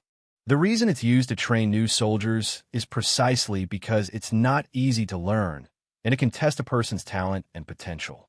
After testing, of course, you can change to what you prefer. Chen Sansi voiced his doubt. Won't changing weapons affect martial arts progress? You've only just started and haven't deeply specialized. It's quite easy to switch. Wang Ji said. Moreover, there's a saying, staff takes a month, saber takes a year, and a lifetime is needed for the spear. The treasure sword is hidden on one's person. Without a doubt, the spear is the hardest to learn, followed by the sword. With your talent, if you follow me to learn the blade, your cultivation speed would be even faster. How about it? Want to consider it? Chen Sansi understood the principle that a weapon's length added to its strength. In the future on the battlefield, long weapons theoretically had a higher limit. Besides, although spear techniques were difficult, it wasn't as if he couldn't learn them. He had never chased after quick success. Advancing step by step ensured a more solid foundation in his arts. I will continue to train with the spear. Chen Sansi made his decision. You do have ambition. Wang Ji didn't urge him further, but changed the topic. However, Sansi, with you being fought over by me and old Lu amongst others, do you feel like you're about to soar to the skies? No. Chen Sansi was aware of the value he had shown, which might be considered not bad. But he wasn't foolish enough to believe it was secure. Possibilities, before they become reality, are merely possibilities. He believed that so-called geniuses were never in short supply. But those who truly made it to the end and stood at the top were not necessarily those geniuses. Moreover, he never considered himself a top-notch genius. More often, it was about relying on one's own efforts. Fatty Wang telling him this probably meant he really saw him as one of his own. Chen Sansi gave a cupped fist salute. Thank you, 100 household Wang, for the guidance. As long as you understand, that's good. But you also need not be overly cautious. Wang Ji personally poured 2 bowls of wine and handed one to him. Although I am just a 6th-rank householder within Piyang County's territory, I can still protect my subordinates. I will remember that. Chen Sansi picked up the bowl and drank it in one gulp. 100 households Wang also drained his bowl, then tossed it aside, patted his stomach, and headed out the door. I'm off. I still have to join the Lord 1,000 households tonight to carry out a mission, fighting bloody battles. Buzz. Following that, a rallying call sounded throughout the military camp. 100 households Wang and households commander Lu gathered their men to head into the city. Entering the city again, are they still hunting the barbarian assassins? Chen Sansi contemplated, with all this chaos lately, it really isn't easy to make a move. But it couldn't be delayed any longer. Qin Feng had already become a true inheritor. The longer the delay, the more troublesome it would become. Time to change the approach.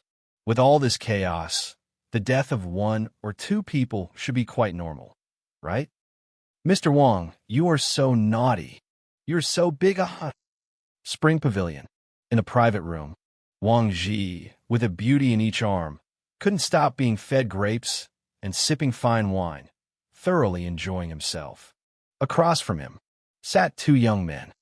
One was dressed extravagantly, holding a folding fan, the very picture of a dashing gentleman, wrapped around a lovely lady. It was Liang Zhan, the young master of Tianyuan martial arts hall. The other young man, donned in a robe, equally presentable, was indeed Qin Feng. He had no women by his side and sat somewhat stiffly. Here, 100 household Wang, I toast to you. Liang Zhan raised his cup in invitation.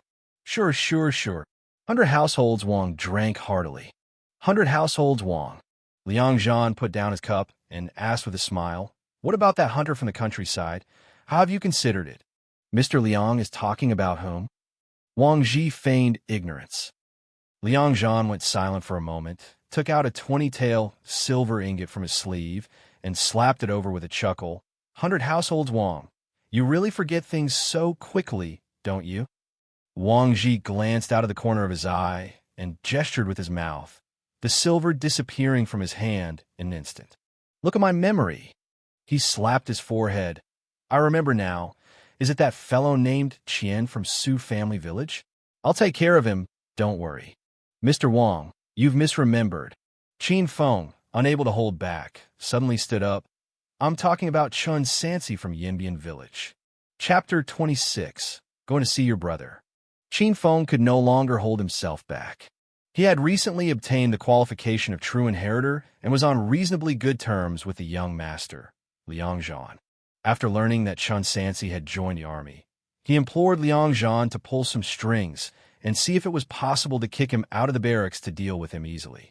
But later, Chen Sansi was taken under the wing of Wang Ji. Therefore, Qin Feng entrusted Liang Zhan to invite the 100 households officer to a banquet. Fatty Wang, who was indeed infamous for his greed and lechery, would come whenever he was called, almost without fail. Everything was expected to go smoothly, but this invitation turned into 3 days of continuous entertainment. In the daytime, lavish meals and fine wine were served at 8 Treasures building, and beauties from Spring Pavilion kept them company at night. Over these 3 days, more than 20 taels of silver vanished for nothing. Naturally, Qin Feng couldn't afford such extravagance. The money was all provided by Liang Zhan, but this couldn't go on either. It was time to make things clear. So, Qin Feng simply laid it all out. The moment Chen Sansi's name was mentioned, the private room fell eerily silent. Wang Ji did not rush to reply, but languidly savored his wine before pushing aside the women and standing up. He moved toward Qin Feng step by step, with a clear smirk on his lips, but no trace of warmth to be felt. Ah, the Chen fellow, I do seem to have such a person under me. Come now, what's the grudge between you two? An instant ago, 100 households Wang had seemed like another dissolute bureaucrat, but at this moment, he exerted a tremendous pressure on Qin Feng. Subconsciously standing up to answer, he said, Sir, my elder brother has gone missing, and I suspect. You suspect? Wang Ji glared with his right eye. almost getting in Qin Feng's face. That means you have no evidence, right? No, I don't, Qin Feng admitted. But among the many villages around, the only person with the capability to hurt his brother was Chen Sansi. 100 households Wang suddenly changed his expression and started laughing at the gentleman. Mr. Liang, look at your disciple. What a joker. His brother disappears, and he blames someone without proof. Isn't this just making a fuss? 100 household Wang. I'm not making this up. Qin Feng started to speak, but then stopped mid-sentence. What could he say? That his brother wanted to abduct someone else's wife first? He cast a pleading look at Liang Zhan. The latter ignored him, going along with Fatty Wang's words. 100 households Wang has a point. I actually think it might be a misunderstanding as well. Young master. Qin Feng wanted to object, but was silenced by a gesture from Liang Zhan. 100 households Wang. Liang Zhan continued. Let's leave the matter here and continue drinking. Later, we'll call for a couple more top girls. No need. Fatty Wang waved his hand. These past few days I've been working with your martial art hall to search for the barbarians. We've already narrowed down the area, and I reckon we'll find them tonight, so I need to go as well. Otherwise, Household's Commander Xiang may give me a hard time again. Let's continue another day. As for your brother's matter, I reckon it was probably those barbarians doing. He outstretched his stout palm and patted Qin Feng's shoulder twice. Once I've caught the barbarians, I promise to force the truth about your brother's whereabouts from them. After the two pats, Qin Feng almost spat out blood. Before he could react, Wang Ji grabbed his sword and pushed open the door to leave. Young master. Ignoring the pain in his shoulder, Qin Feng said, What does 100 households Wang mean by this? What else could he mean? The smile on Liang Zhan's face faded. He's clearly telling us not to touch that kid. What the devil? Fatty Wang is well known far and wide for his cunning. Why would he suddenly take someone under his protection? Qin Feng asked, Young master, what should I do? Liang Zhan opened his folding fan and gently waved it, his voice laced with helplessness. Don't think of this fat man as merely a 6th-rank officer. He has no small backing. He hails from the 8 camps, and rumors say he used to be able to speak directly to Supervisor Sunday. Even though he's been relegated to the households department, he probably still knows a few high-ranking officials. Even I have to treat him politely. It's better not to provoke if avoidable. So, let's drop this matter here. Stop. Qin Feng's brows furrowed as his voice uncontrollably rose. Young master. If I tell you to stop, you stop. Don't you understand? Liang Zhan slammed his folding fan down onto the table with a snap, scolding without warning. Hasn't this young master already spent dozens of taels of silver on your behalf? Isn't that generous and righteous enough? Qin Feng lowered his head, not daring to speak again, but his fists tightened in the shadows. Hee. Liang Zhan then turned and soothingly laughed. All right, Qin Feng, I know you and your brother were close, but isn't Wang Ji there to protect us? We're untouchable, right? As the saying goes, a gentleman can wait 10 years to take revenge. After the assassin's incident last time, you were taken as a direct disciple by my father. Just cultivate diligently, and won't you be able to take your revenge later? Qin Feng remained silent. Come on, sit down and join us. Liang Zhan looked out at the night sky. After the hour of you today, the city will be under martial law. Household's Commander Xiang personally plans to capture that barbarian, so you'd better not go out. Thank you for your kind intentions, young master, but with such a great vendetta unavenged, I dare not indulge myself. Qin Feng understood that no matter what he said, the other party would no longer help, so he took his leave. As the hour of you approached, the sky gradually darkened. All the way, his thoughts were anything but calm. Could it really end like this? Or should he do as Liang Zhan suggested, diligently practice martial arts and seek revenge later? Absolutely not. Fatty Wang's protection of Chen Sansi showed that the boy's talent was probably extraordinary. If he delayed, where would his advantage come from? Most importantly, how could he cultivate in peace with his revenge unfulfilled? Since they were 3, they had lost their parents. It was his elder brother, Qin Xiong, who raised him, selling pancakes to make a living, and later, When life got too tough, they had no choice but to engage in usury and human trafficking. But his brother was a good man. Now, his brother had disappeared without a trace, neither alive nor dead. The only thing left was the golden lock his brother had given him when he was 10 years old. Wait, where was the golden lock? Chen Feng reached for his neck, only to find that the amulet he always wore close to his body had disappeared. How could it? Wang Ji. He suddenly remembered Hunter Household's Wang patting his shoulder a few times. This was too insulting. Chen Sansi. Chen Feng was consumed by rage. If nobody would help him, he would take his revenge by himself. With his mastery of blood refining, killing a novice who had just started learning martial arts should be a piece of cake. As for what would happen after, he could only bet that there wouldn't be consequences. Chen Feng made up his mind. He hurried to pass through the inspection before the city gate closed, leaving the county seat and heading straight for his home in Yinbian village. The empty house no longer rang with the voice of his brother, laughing and playing drinking games, fueling the fire in his heart. Chen Feng searched through his belongings, pulled out a set of black clothes to wear, and covered his face with a black cloth.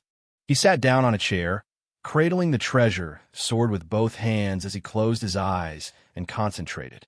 He was just waiting for the dead of night to slip out and kill. Caw-caw. Midnight. The night crows cawed. Chen Feng opened his bloodshot eyes. Just as he was about to take up his sword and leave the house, suddenly a ghostly voice came from outside. Chen Feng, your brother sent me to take you to him. Chapter 27. Brothers Reunited. Who? Chen Feng shivered. He immediately rushed outside, only to catch a glimpse of a dark shadow flashing by at the end of the road. Still daring to seek me out, Chen Feng gathered his energy and sprinted furiously. But no matter how hard he tried, he couldn't catch up to the shadow. Qinggong, you can perform Qinggong too? Could it be you, Chen Sansi? Chen Feng barely managed to fall behind the shadow. The two, one in front and one behind, chased each other, leaving Yinbian village and heading straight towards Tiger Head Mountain. They reached Second Layer Mountain. The shadow flashed again, burrowing into the dense forest and completely disappearing. Clang! The long sword unsheathed. Chen Feng held the sword in one hand, cautiously stepping into the dense forest. The night sky was crystal clear, the moon bright, stars sparse. The ghastly white moonlight scattered across the earth, broken by the dense branches into mottled shadows and light. With every step Chen Feng took, rustling sounds emitted from the surrounding thicket, unclear whether they were caused by startled bugs and animals or someone lurking in the shadows. He swung his sword forward in anger, cutting down swathes of plants to clear his view, but the shadow that had lured him out remained unseen. Who exactly are you? Weren't you to lead me to see my elder brother? Where is he now? Finally, that deep, eerie voice rose again. Your brother's head is nearly crushed by you, and you still ask me? What? Chen Feng was startled and looked down. Beneath his feet, embedded in the mud, was a stark white skull. Around the skull, scattered bones and pieces of clothing lay around. From the remains of the clothing, it appeared they had been torn apart by wild beasts. This was Qin Xiong's clothing. How could he have forgotten? Brother! Swoosh! Chen Feng roared, his heart suddenly turning cold. A wolf-teeth arrow pierced his heart from behind, protruding from the front. Thud! Chen Feng knelt on one knee, the long sword planted into the earth for support, struggling with all his might not to fall, as blood gushed from his mouth and nose like a fountain. He had no strength left, nor the will to resist anymore. He merely gazed blankly at his elder brother's remains. The moonlight, salt-like, illuminated them both, one alive, one a ghost, two real brothers. Damn it! My heart is kind. I can't bear to see this scene. Since your brotherly love is so deep, I'll grant you both a reunion. Chen Sansi emerged from the shadows. He mobilized his chi blood into his arms, using the plum blossom spear technique powerfully, and pierced through Chen Feng's heart, ending his life. From start to finish, Chen Feng had never managed to see his killer's true face. such as the terrifying nature of long-range weapons. If one can neither dodge nor withstand the blow, they're almost always incapacitated by a single strike. Clearly, mastery in blood refining was not enough to resist. Chen Sansi searched the body, finding 10 taels of silver. You're indeed richer than your brother. Besides that, there was a sword. Chen Sansi thought it over, but decided not to take it. This sword, issued by Tianyuan Martial Arts Academy, was too distinctive a feature and couldn't be sold off. In order to prevent anyone from recognizing the arrow and spear wounds on Qin Feng's body, he first pulled out the wolf teeth arrow, then picked up the long sword, chopping the corpse wildly over a dozen times, ensuring that the wounds couldn't be identified before he was satisfied. Finally dealt with. Having eliminated a major worry, Chen Sansi felt comforted. This trip, both his skills in tracking, stealth, and archery had improved significantly. Skill: archery, small achievement. Progress: sad face, 51 thousandths. Tracking and stealth, breakthrough. Tracking and stealth, small achievement. Progress: 0.1 thousandths. Utility: night as bright as day, insight shocking, light as a feather, concealing breath and hiding. On top of the original basis, 2 additional effects had emerged. Though it was night, Chen Sansi could see every minute movement as clearly as if it were day. Concealing breath and hiding, self-explanatory, needs no further description. With these 2 skills, Chen Sansi was truly an assassin who came and left without a trace. It's time to go back. Tonight, there was a big commotion in the county city, unknown if it would spill over to the outside. Not daring to linger, he quickly retraced his steps under the cover of night. As he passed by Su family village, Chen Sansi sharply noticed some activity in the woods. Highly vigilant, he immediately climbed a tree, deploying his newly learned concealing breath technique. Instants later, he felt as if he had merged with the tree. Even the birds perched on the tree were not startled. Staggering footsteps came from the woods, resembling a drunkard who every few steps would crash to the ground, breaking the undergrowth, creating a crashing noise. Finally, the source of the noise entered Chen Sansi's field of vision. However, this was not a drunkard, but a person gravely injured. The man who approached wasn't tall, his clothes were tattered, and his body was covered in blood with over a dozen knife wounds deep enough to expose his bones. One could even see his pulsating organs. Sustaining such severe wounds, yet still able to walk, was nothing short of miraculous. Where did he come from? Chen Sansi noted the man's attire, earrings, and a braided beard, not the style of the local people. A barbarian? That assassin? Weren't there Lord Thousand Households, Xianxia, in person last night, along with 300 troops and countless disciples from the Martial Arts Academy to guard? And he still managed to escape? He didn't act recklessly, but observed secretly. Cough, cough, cough. As the barbarian kept coughing up black blood, he staggered and fell into the bushes, repeatedly trying to get up only to collapse back to the ground. His state was clearly deteriorating fast, nearly at his end. There he lay on the ground, using his hands covered in sticky blood to dig under a rock, tremblingly scooping up the mud. It took great effort to carve out a small hole. Then, he drew a box from his bosom and buried it with all his remaining strength. Is he hiding something? Chen Sansi watched intently. Cough, cough, cough. After burying the item, the barbarian scrambled to cover the spot with grass and branches. By now, he was practically only breathing in and no longer out, on the brink of death, yet he still persisted in crawling forward to get as far away from the hiding spot as possible. After about 10 meters, his body stiffened, and he moved no more. Chen Sansi waited in the tree for roughly 10 minutes, confirming the man was truly dead, before leaping down to poke open the soil with his long spear and retrieve the hidden object. What's this? Chen Sansi toyed with the palm-sized box, pondering.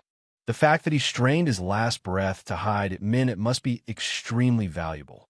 But the question remains, why would an assassin carry treasures with him on mission? Or perhaps, the barbarian's purpose was to steal this item specifically from Piyang County? No, that's not right. Chen Sansi shook his head. There were still inconsistencies. Had he come to steal, the barbarian should not have lingered in the area after killing the county magistrate, and during that time, also killed the master of Una Martial Arts Hall. Moreover, what treasure could Little Pyong County possibly possess? Intelligence, even less likely. With the incident escalated to this level, even if it were intelligence, it would have been rendered useless. Was there still a need to bury it? The whole affair had been strange from the start. Neither the government office nor the martial arts schools had mentioned searching for any item, only capturing the assassin. Ahead! Quick! Suddenly, footsteps sounded not far off, swift and firm. Clearly the pursuers had caught up. Chen Sansi couldn't risk exposing his nocturnal activities, quickly restored the hole and placed a rock over it, then climbed back into the tree with the box. The ones who arrived weren't from the government office or the garrison. It was people from a martial arts academy, and only 3 of them. A middle-aged man led 2 direct disciples. From their attire, they were from Zhao's martial arts academy. The leader was the master, Zhao Ben. Master, just the one. And he's dead. They discovered the barbarian's corpse. Zhao Ben's expression changed as he rushed over, searching the body. Where's the item? Search. Yes. The 2 disciples drew their swords and began scouring the area. Of course, they found nothing in the end. Master, there's nothing. I reckon it must have been taken by some of the others. Damn, so close. Zhao Ben's fists whitened as he clenched them. It took a long while before he could suppress his rage. Did you leak any information tonight?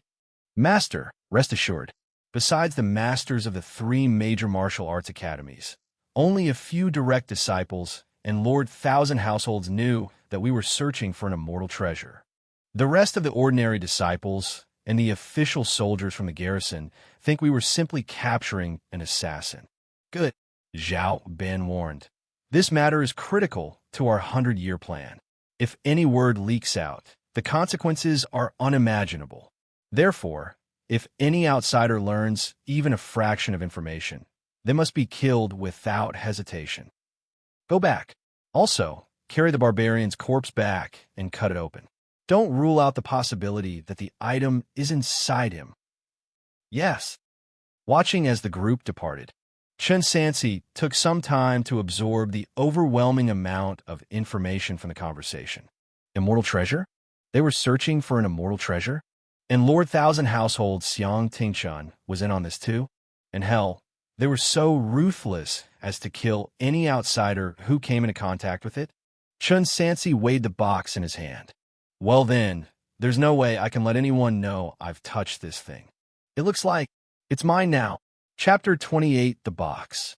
He hid until the latter half of the night. After confirming the surrounding area was safe, Chen Sansi blended into the darkness and returned home before dawn. Without disturbing Sister Lan, who was fast asleep, he quietly took out the box by the bedside and examined it carefully. On the surface, it appeared to be just an ordinary sandalwood box, devoid of any decorative patterns and utterly barren, save for a strangely shaped keyhole. They called this thing immortal treasure. What did that mean? Could it possibly be a relic left behind by an immortal? Chen Sansi's curiosity was intense. He didn't have the key, so he tried to force the box open, but it wouldn't budge. Effortlessly, he could pull apart dual stone crossbows and even muster his chi blood, yet the box remained unyielding. In the end, it was still made of wood and could definitely be smashed open directly. But Chen Sansi was not foolish enough to actually do that. There could be some mechanism hidden inside, and brute force was likely to damage the immortal treasure within. Resigned, he could only put the item away for now, planning to take the opportunity to understand the box's mechanism and what could be used to open it later. Huff! Chen Sansi exhaled deeply. This night had indeed been a busy one. But now that Qin Feng was eliminated and Qi blood was the first to be mastered, perhaps life would be a little more comfortable after his upcoming promotion to small flag and obtaining the selected point qualification.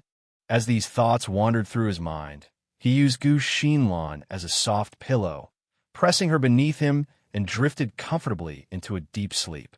The next day, Chen Sansi got up early and went to the military barracks. He hadn't even entered when he overheard everyone in the camp discussing last night's events. You didn't go last night, so you don't know how chaotic the city was. I saw it all with my own eyes right next to it. Even Household's Commander Xiang had to take action personally, working with the masters of Tianyuan, Tai Lei, and Zhao martial arts halls to corner that barbarian assassin in an abandoned courtyard. Just as they were about to capture the barbarian alive, a group of masked assassins emerged. Although their faces were covered by the styles of martial arts they used, they seemed to be barbarians as well, and even more formidable ones at that, each skilled in bone training and above. One even managed to exchange blows with Household's Commander Xiang. They seriously injured the master of Tai Lei Martial Arts Academy and escorted the assassin out through the city gate. Of course, they also lost more than half of their own men. Listening to their discussions, Chen Sansi realized that the city must have experienced intense fighting last night. And something didn't sound quite right. The assassin was rescued? Then how did he end up dead from severe injuries? Could it be that the masked assassins had also come for the immortal treasure and had turned on each other after leaving the city? The barbarian assassin fortuitously escaped, but was mortally wounded and just happened to be encountered by him? If so, was it possible that the reason the box couldn't be opened was that the key was in the hands of the other group they mentioned? This matter was truly very complex. Arriving at the barracks, Chen Sansi saw that Wang Ji hadn't arrived yet, so he decided to practice for a while in the martial arts arena. Chen Sansi. He had just picked up the plum blossom spear when someone called out his name. Turning around, he saw it was Song Yan's second uncle, Luo Dongquan, 100 Households Luo. 100 Households Luo gestured to him with a smile. Come over here for a moment. Master Luo. Chen Sansi planted his iron spear into the ground, standing his ground. If you have something to say it here. All right. Luo Dongquan, unbothered, clasped his hand behind his back. I have a favor to ask of you. 100 Households officer having something to ask for? Chen Sansi didn't overthink it and said, 100 Households Luo may speak freely, but I'm afraid I am of low status and might not be able to help much. You have great talent, the best I've seen in all my years of practicing martial arts. Luo Dongquan sighed. My nephew, he can't compete with you. But don't get me wrong, I have no intention of making things difficult for you. If one is inferior in skills, one should concede. I want to ask you to give up your opportunity for the selected point in the first half of next year to Yinner, and you take part in the second half instead. Of course, I wouldn't ask you to do this for nothing. He produced a silver note.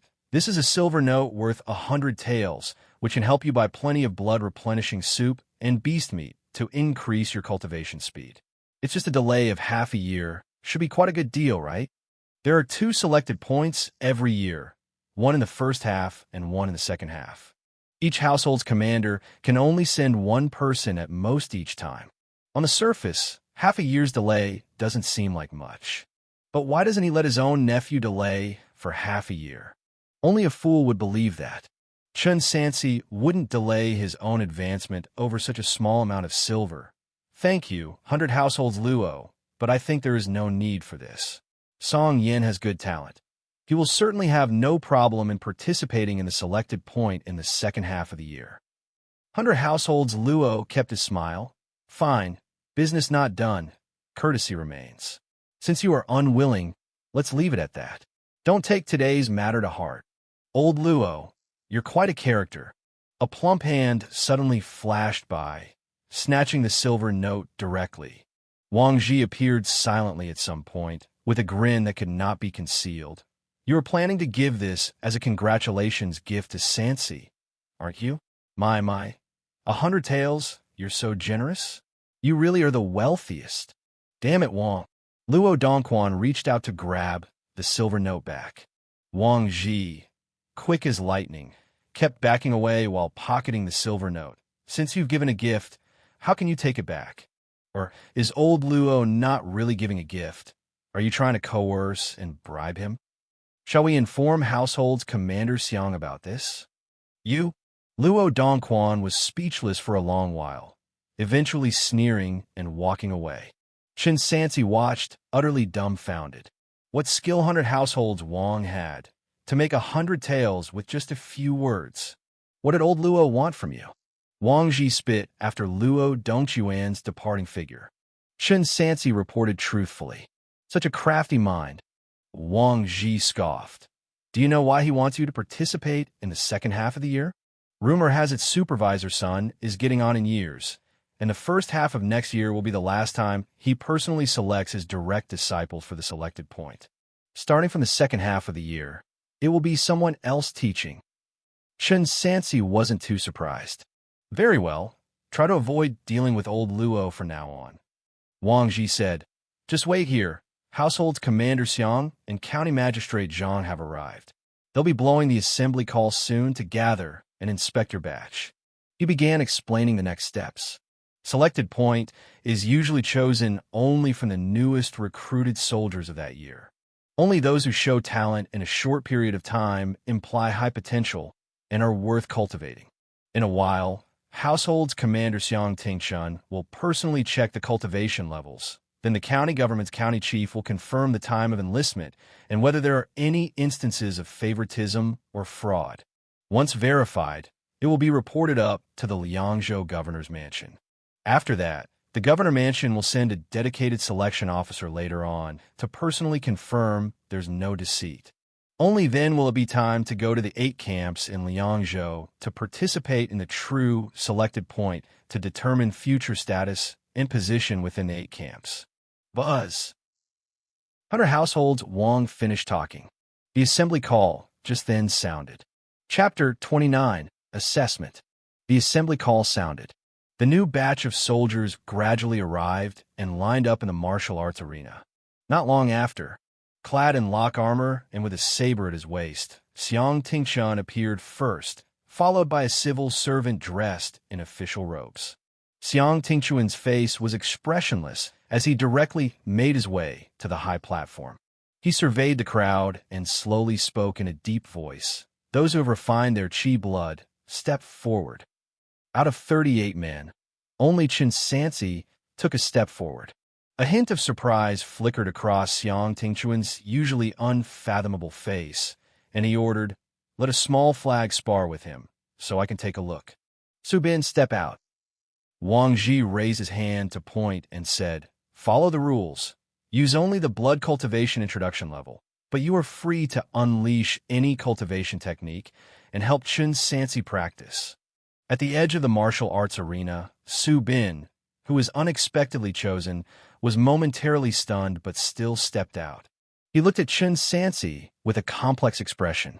In these past several days, this fellow villager of his had been the center of attention. First, he was publicly fought over by several lords' 100 households.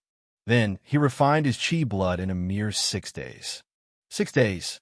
He himself barely managed to pass the threshold to become a military soldier, and he couldn't even remember how long it took him to refine his chi blood.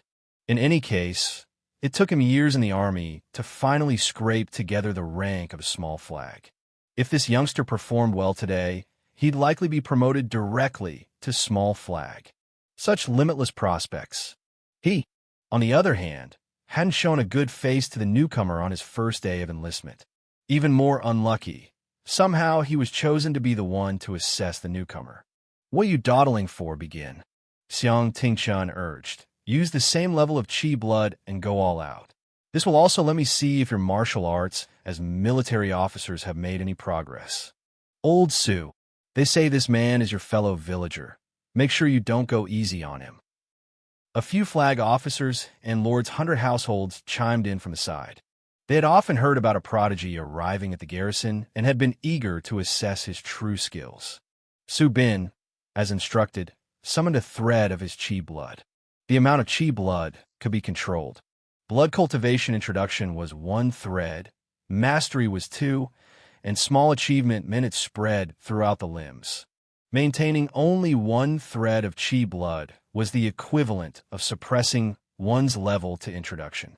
However, it was difficult to restrain the saber technique that had been accumulated over many years.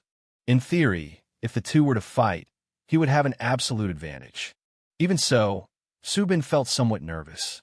Lord Thousand Households was personally watching the bout, having made his expectations clear. It meant if he lost to a newcomer in front of everyone, his prospects would be essentially ruined. On the contrary, if he could demonstrate some fierce moves and catch Lord Thousand Households' eye, his ambition since childhood had been to earn military achievements on the battlefield someday. But being born in Piyang County, he never even had the chance to face the enemy. Lacking cultivation resources, stuck in the blood-refining realm for so many years, he was almost without hope of advancement. Today, however, was an opportunity. Both were fighting for their own futures. He wasn't willing to sacrifice his for the sake of helping another. So, there was absolutely no chance of him going easy. He hoped that this younger brother, introduced by his father, would not blame him. Sansi, in case I injure you, don't blame me.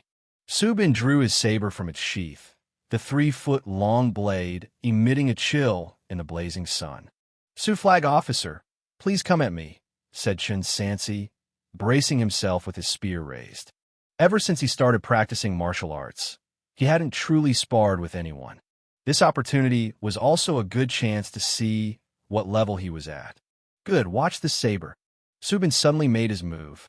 His body slightly bent. He dragged his saber as he moved, his gaze fierce like a ravenous wolf finally seeing flesh after days of hunger.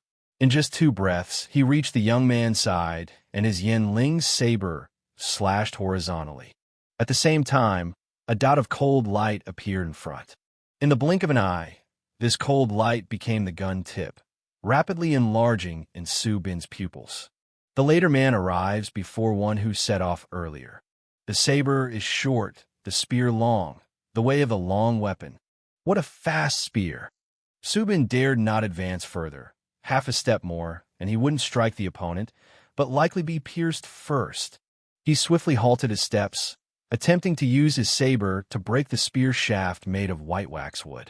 Chen Sansi clearly wouldn't give him this chance, retracting his spear by 3 inches, uniting waist and horse, mobilizing his chi blood to his right arm, and, with a blocking and catching move, clashed the spear tip against the saber edge. Clang! A crisp sound of weapon impact rang out. The Yinling's saber buzzed incessantly. The Meihua iron spear was even more incessantly trembling. Both men simultaneously retreated several steps. But for a long weapon, distance opened up means advantage. Su Bin had barely steadied himself when a Meihua iron spear stabbed at him again, forcing him to block with his saber. Fortunately, after many years of martial arts training, he had no problem with such intensity, able to parry it. But the basic spear technique of a military soldier is something everyone has practiced. Why were Chen Sansi's spear techniques so unusually fast and fierce, unlike ordinary people? And then there was chi blood. Although it was just a thread of chi blood, he had concentrated on refining it for years, and it should be somewhat stronger by all account. Yet, facing that direct strike, he actually had no advantage in terms of power, barely gaining a slight upper hand by relying solely on his experience with saber techniques. How odd and baffling. Su Bin felt shame, worried about ruining the impression he made in the eyes of Lord Thousand Households. He wielded the saber in his hand with increasing aggression, aiming each blow at vital points, tried to exhaust his opponent's chi blood this way. Clang, clang, clang, clang. The sound of metal clashing continuously rose, dust billowed in the martial arts arena. Chen Sansi kept retreating to maintain the distance advantage of the long weapon. Damn it! Wangji couldn't help but curse. He had thought that it was Su Bin who had introduced Chen Sansi to the military camp, so he had deliberately called him out.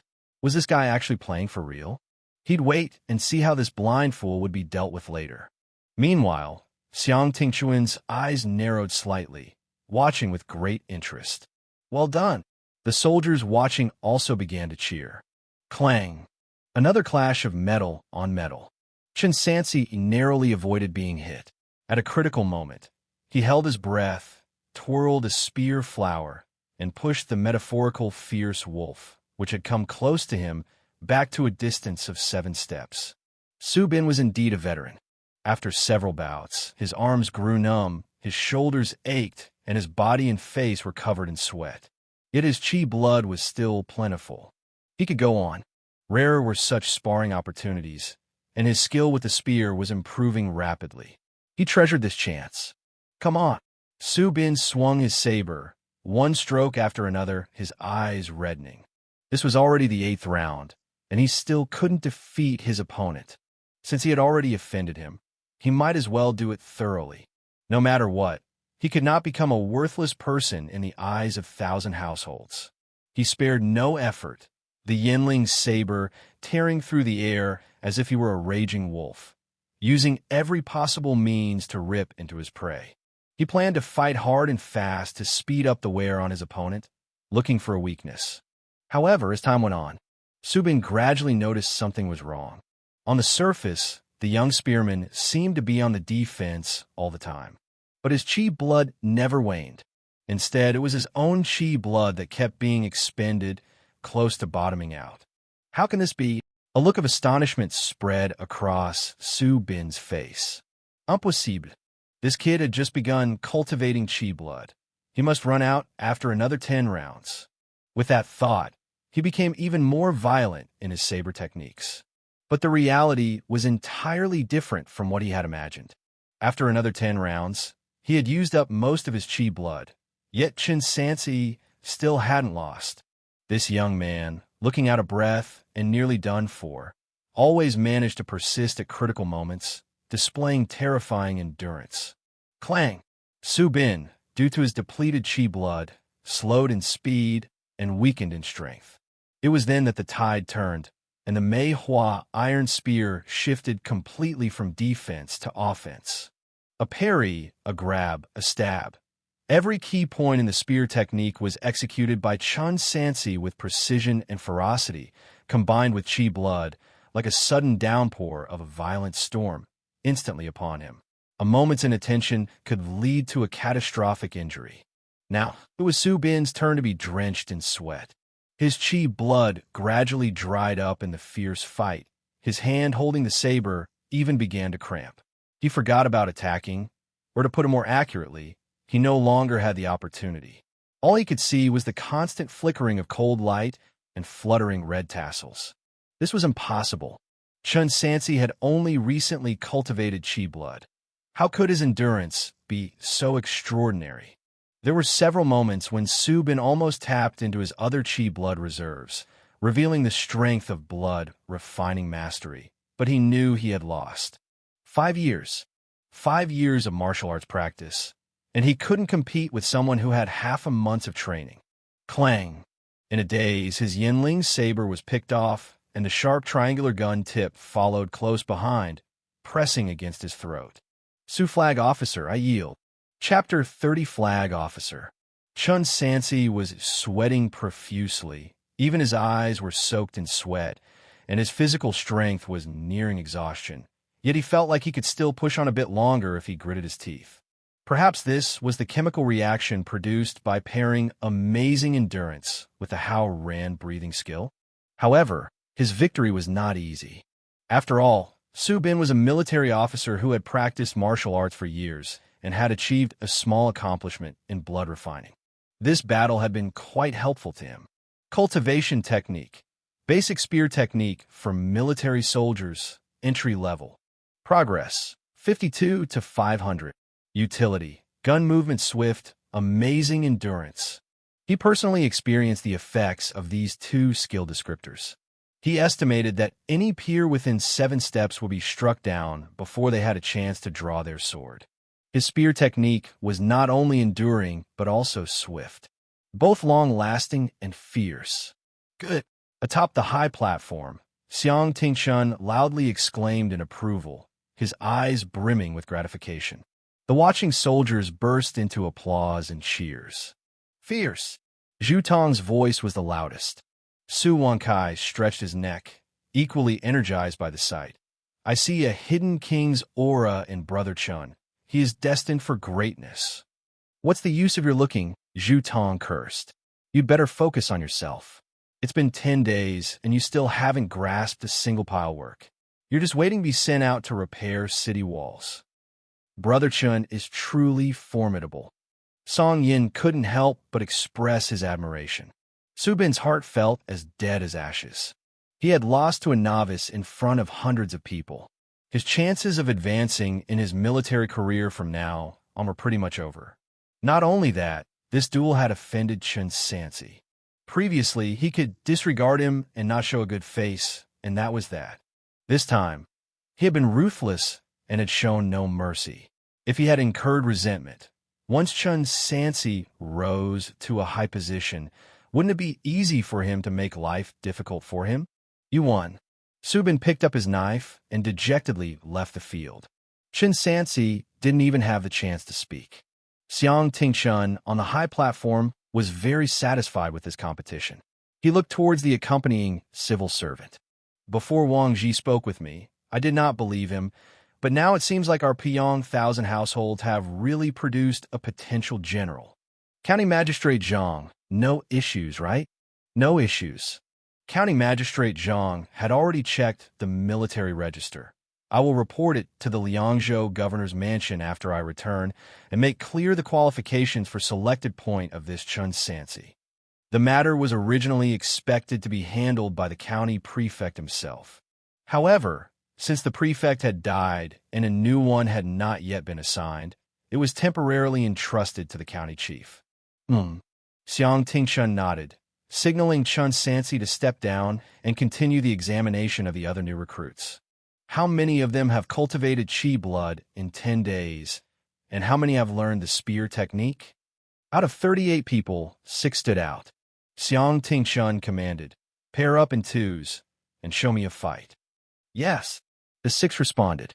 Before an hour had passed, the competition concluded, and one could basically tell how each person had performed. Song Yin is good, and in a few days he should be able to cultivate Qi blood. Xiang Tingshun mused. The qualifications for selected point in the second half of next year should not be an issue. Your name's Zhu Tong? You're also not bad. Having 7 military soldiers among this batch is the highest turnout in the history of Pyong County. All right, you may also step down for now. The rest directly show me your pile work. 32 people performed pile work. About 15 or 16 of them hadn't even mastered pile work. The most absurd was a middle-aged man with a goatee who did not know a single move. This sight made Xiang Tingshun frown deeply, losing the patience to continue watching. That will do. The assessment is over. Chen Sansi. Present. Chen Sansi answered. From this day forth, you are promoted to flag officer, with all the due treatment of the position, in addition to being equipped with a first-class warhorse. Xiang Tingshun looked to the side. Wang Ji, he's your recruit, so he will be under your command from now on. You have a position for him, right? Yes. Wang Ji hurriedly answered. There are quite a few empty spots. Xiang Tingshun continued. For the others, fill in the vacancies under each household's commander. If they achieve a breakthrough in their cultivation or earn military exploits in the future, promote them then. After overseeing the evaluation, he left in a hurry, leaving behind the various households' commanders to deal with the subsequent trivial matters.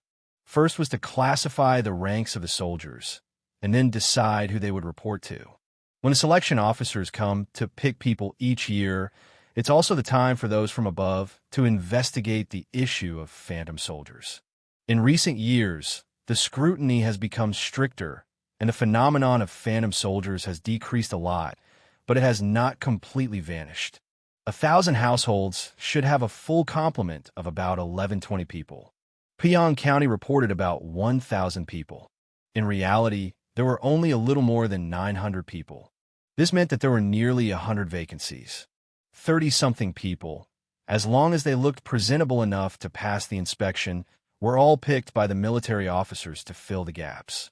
Chen Sansi also didn't have a full complement under him. He had 7 people.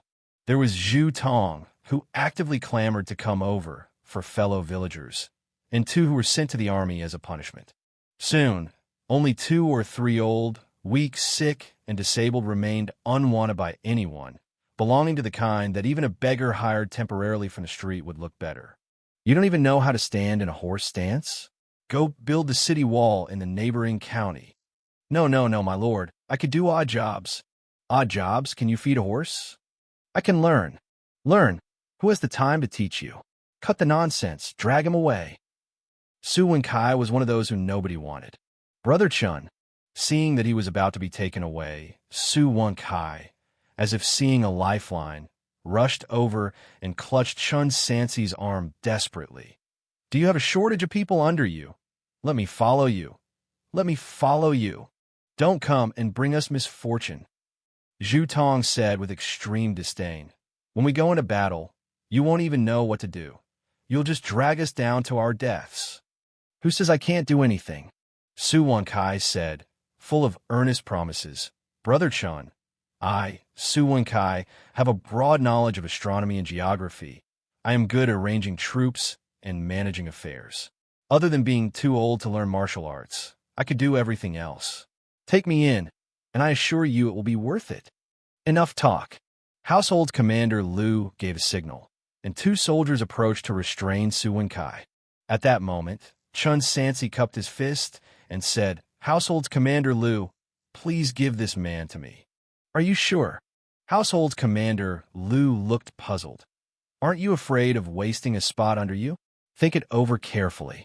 The issue of phantom soldiers had nothing to do with Chen Sansi, the newcomer, which is to say, he didn't need to pad the numbers, and naturally, the stronger the combatants under him, the better.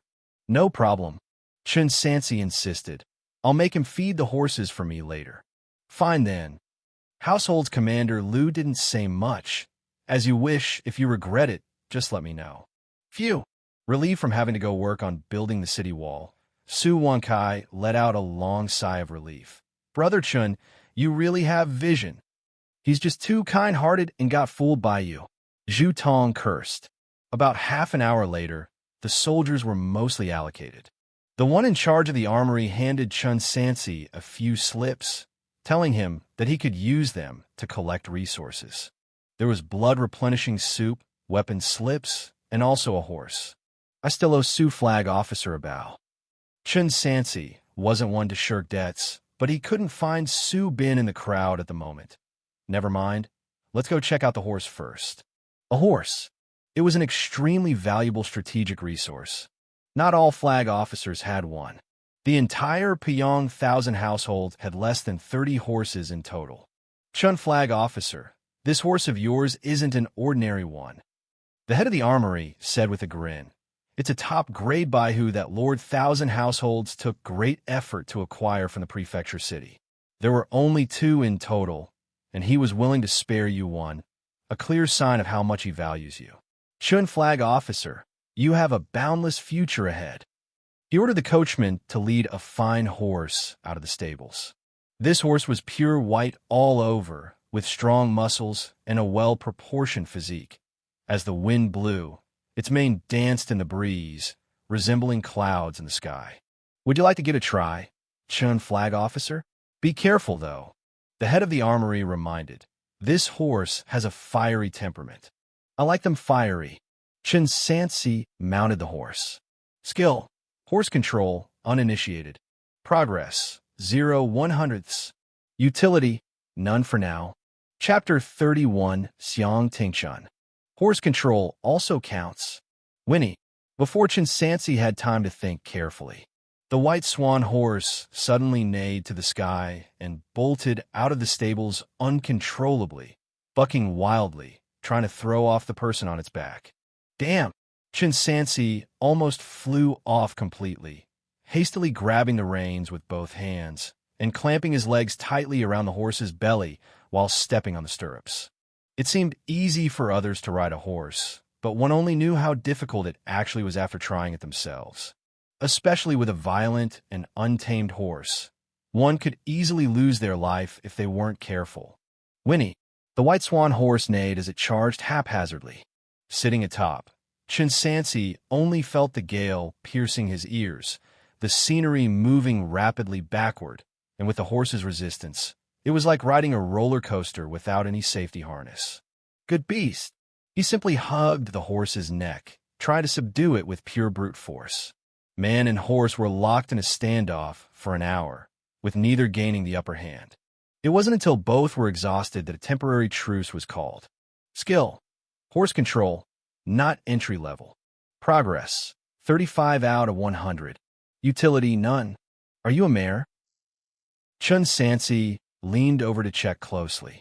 His understanding of horses was limited, but he knew that mares were generally smaller. This one, however, was clearly an anomaly, incredibly strong. Hearty laughter came from behind. Chen Sansi turned around to see it was Xianxia. Dressed in plain clothes and without his armor, Xianxia had a more amiable look on his face, yet he still exuded an air of authority. A Lord Thousand Households holds a 5th rank official position. A 5th rank in Pyong County is unparalleled, not just in terms of official ranking, but also in cultivation and power. Lord Thousand Households. Chen Sansi greeted with a fist and palm salute. How goes it? That horse isn't easy to tame, is it? Xianxia teased. It's supposed to be difficult. If this horse wasn't so fiery and occasionally harmful to people, they wouldn't have been willing to give it to me, and I certainly wouldn't have thought of giving it to you. Whether you can tame it or not depends on your own ability. The Lord Thousand Households hadn't come specifically to see him. Chen Sansi noticed that not far away, a coachman was leading out another white horse, likely the one prepared for the Lord Thousand Households trip, and they had just coincidentally met here. Do well, and if you need anything, just come to me. After speaking, Xianxia mounted his horse. His horse was very well behaved. Where is he going? Chen Sansi mused to himself. Did they find the key to unlock the immortal treasure last night? And were all those masked people caught? Was Luo Dongquan also there? Before leaving the horse grounds, he saw another black horse appear, matching pace with the white horse. The man on the horse was Luo Dongquan. Is he involved with the immortal treasure as well? These people were clearly keeping secrets from the court. His curiosity grew about what exactly was inside the box.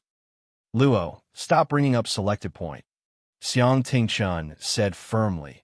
At a time when the great Shang court lacks manpower, continuing these internal conflicts would be disgraceful.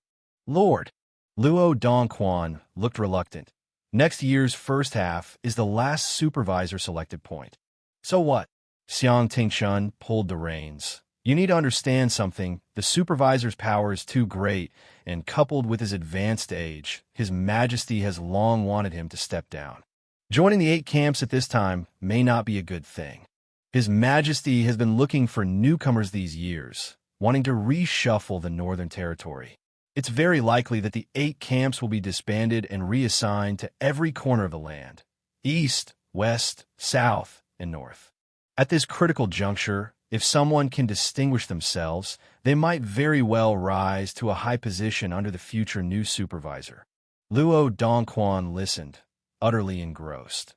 That's why your lordship plans to cooperate with the martial arts hall to search for the so-called immortal treasure, but does such a divine item that can rapidly enhance one's cultivation truly exist in this world? Seeing how excited those old fools at the hall are, it doesn't seem fake. I'm not sure where those barbarians acquired such treasure. No wonder their raids have become more frequent since last year. Xianxia paused and then continued. You must remember, our main goal isn't the immortal treasure. Those fools, do they really think they can hide such a thing if it does exist? The most important thing is to take this opportunity to make those martial arts halls and the rich people in the county bleed some money to prepare for next spring. My lord, do you really plan to go beyond the Great Wall and make a move against the Yuan tribe's branch? Luo Dongquan's expression grew solemn. The barbarians living near the Shi River have at least 2,500 fighters. We only have a total of 900 men, and we also need to report to the Ministry of War.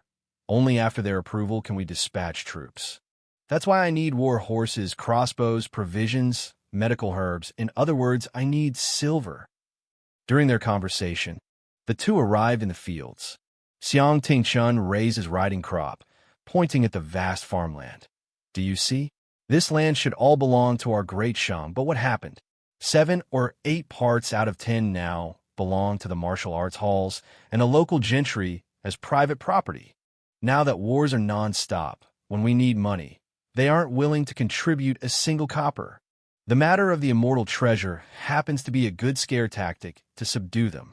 With money and strength, once we achieve an unrivaled feat, there will be better opportunities for us in the future. Why be confined to the 8 camps? Old Luo, how long have you been with me? Luo Dongquan nodded. Come winter, it will be exactly 21 years. Xiang Tingchun spoke gravely. In all of Pyong, I trust you the most.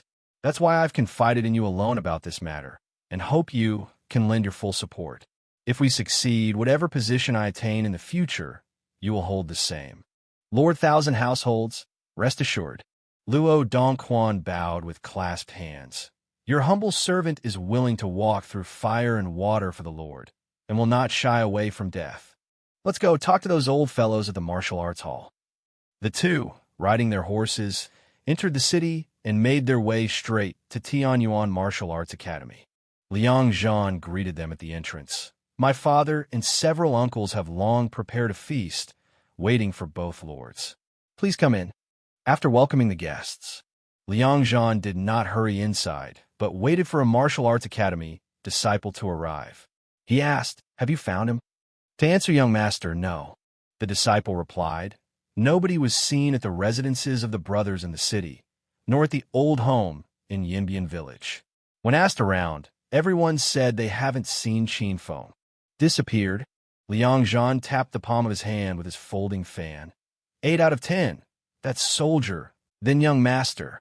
What should we do? The disciple, who was close to Qin Feng, felt heavy-hearted. Liang Zhan said coldly, what else can we do? We don't have any evidence. If he's dead, he's dead. Do you expect me to give you a sword so you can go to the army camp to seek revenge? The disciple fell silent. Liang Zhan sneered. Qin Feng was good, having joined their martial arts hall for several years, hard-working and loyal. Recently, by chance, he overheard his secret conversation with his father. Seeing how tight-lipped the lad usually was, he had not killed him, but instead took him on as a direct disciple. But the guy was too stubborn and insisted on courting death. He'd advised and helped him. To Liang Zhan, Qin Feng's life was worth only those few dozen taels of silver. Tianyuan Martial Arts Academy wasn't lacking other direct disciples, and Liang Zhan wasn't foolish enough to take a risk to avenge him. This brother Chun is quite interesting indeed. After all, Qin Feng mastered blood refining, yet they say he was killed just like that. Such talent, I must make sure to befriend him after getting through this busy period. Last night also happened to be the time when the barbarians escaped from the city. How coincidental. Liang Zhan narrowed his eyes, thoughtful. Chapter 32, Linglong J-Box. Military Camp. Chen Sansi and his people had familiarized themselves with everything. Starting tomorrow, they were to begin their official work. As for the job content, Wang Ji was not around. No one knew where he had gone, but Household Commander Lu came over and explained everything to him in great detail. The 90-some people under 100 Household Wang were mainly responsible for the 7 parts farming, 3 parts garrison aspect of garrison duty. In the morning, they had to be at the military camp, practicing battle formations as a group. Military soldiers needed to participate in this before being promoted. In the afternoon, they would go to the Great Wall to keep watch and might also be sent to patrol the county town. As for the garrison troops, they had half a day of practice and half a day of work. Only military officers had more freedom. Most of their time could be spent on cultivation. When the beacon fires rise, the horns sound. Household's commander Lu pointed to the northern sky. If you see black smoke rising, it means the barbarian tribes are invading, and everyone needs to assemble at the first notice. However, it's been many years since we've seen beacon smoke rise up in this place. Also, do you not have a place to live yet? Chen Sansi nodded. When I joined the army, the manager told me there were no spare houses.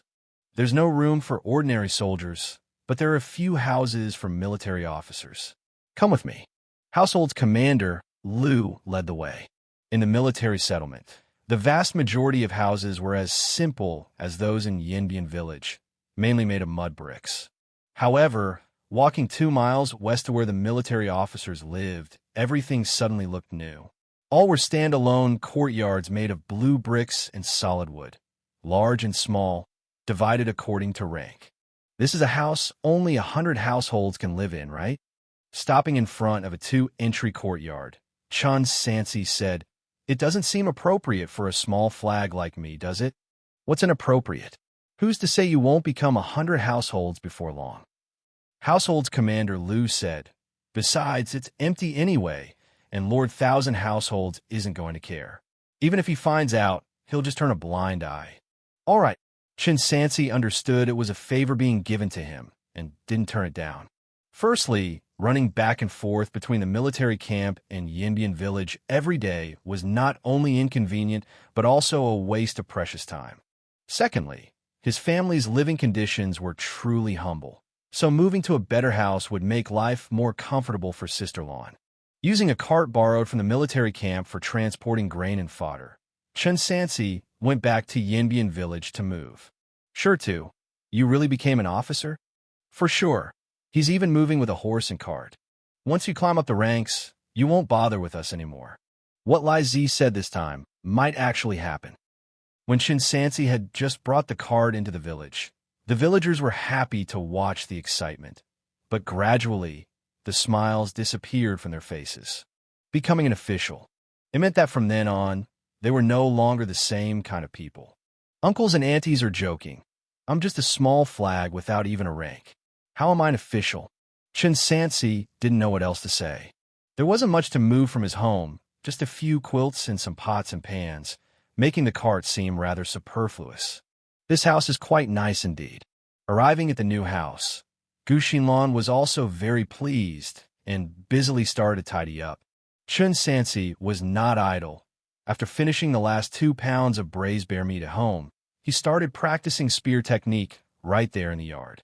After bringing out the chi blood, the effect of the bear meat was nowhere near as great as before.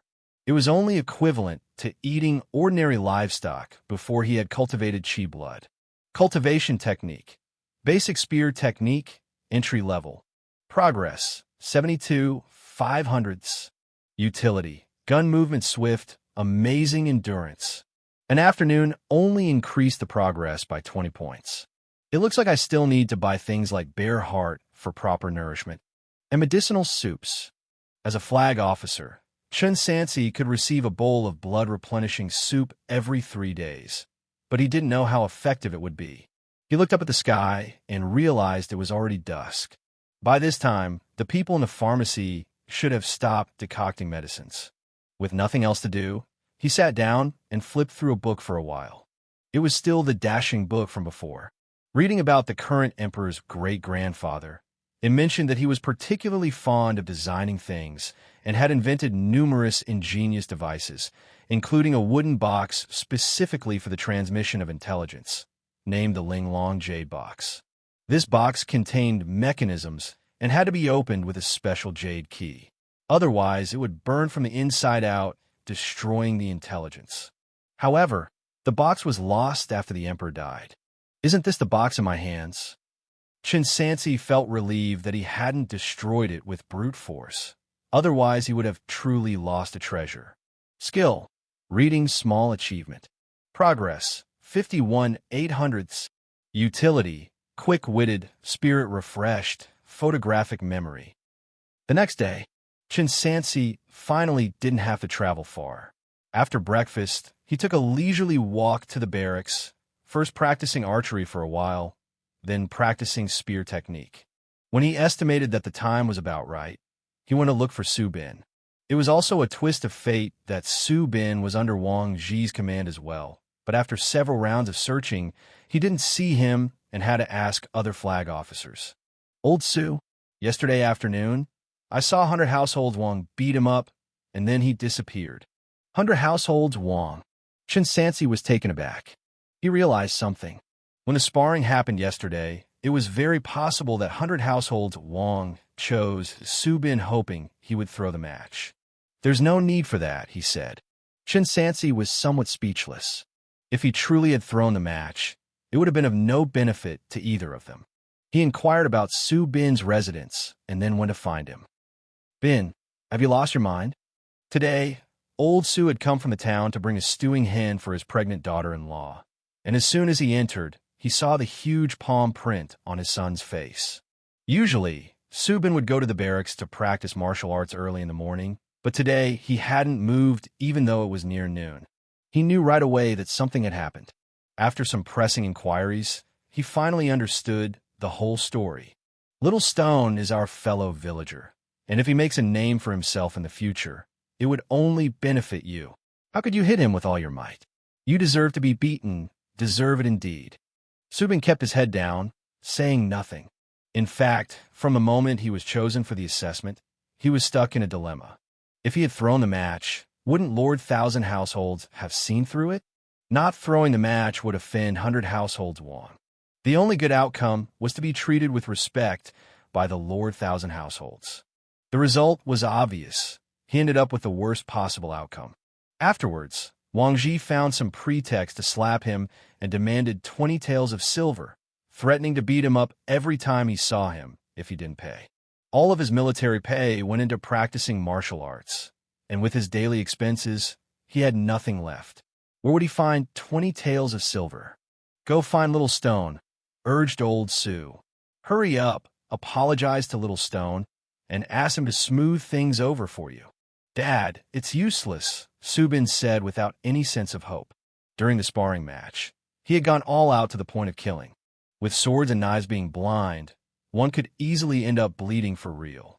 If the other party simply didn't make things difficult for him in the future, that would already be a mercy. How could he expect him to speak on his behalf? Bang, bang, bang. The sound of knocking interrupted the father and son's conversation. Soon after, a warm and amiable voice could be heard. Is brother been home? It's me, Chen Sansi. Chapter Chijushik, which god sect? After inquiring, Chen Sansi learned that he lived very close to Su Bin, only about a 5-minute walk away.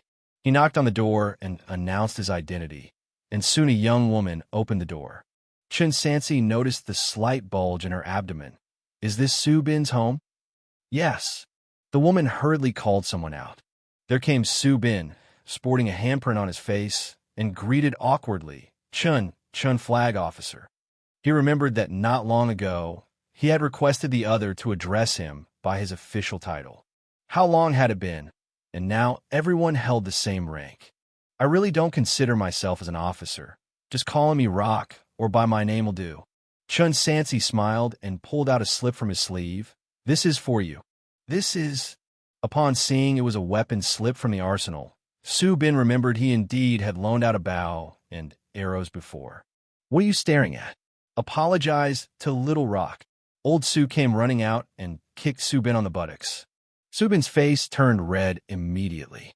In the military camp, he never resorted to giving gifts or flattering others. He always proved himself through hard work. Bin, hurry up. Old Su was so anxious he was hopping. Without Rock's help, offending 100 household Wong, our whole family might end up unable to even eat. Su Bin felt his face burning, but seeing his wife's bulging stomach, he finally compromised. Flag Officer Chen, I've already said, no need to call me Flag Officer. Before he could finish, Chen Sansi interrupted. At the camp, we call each other by our ranks, but at home, there's no need to be so formal.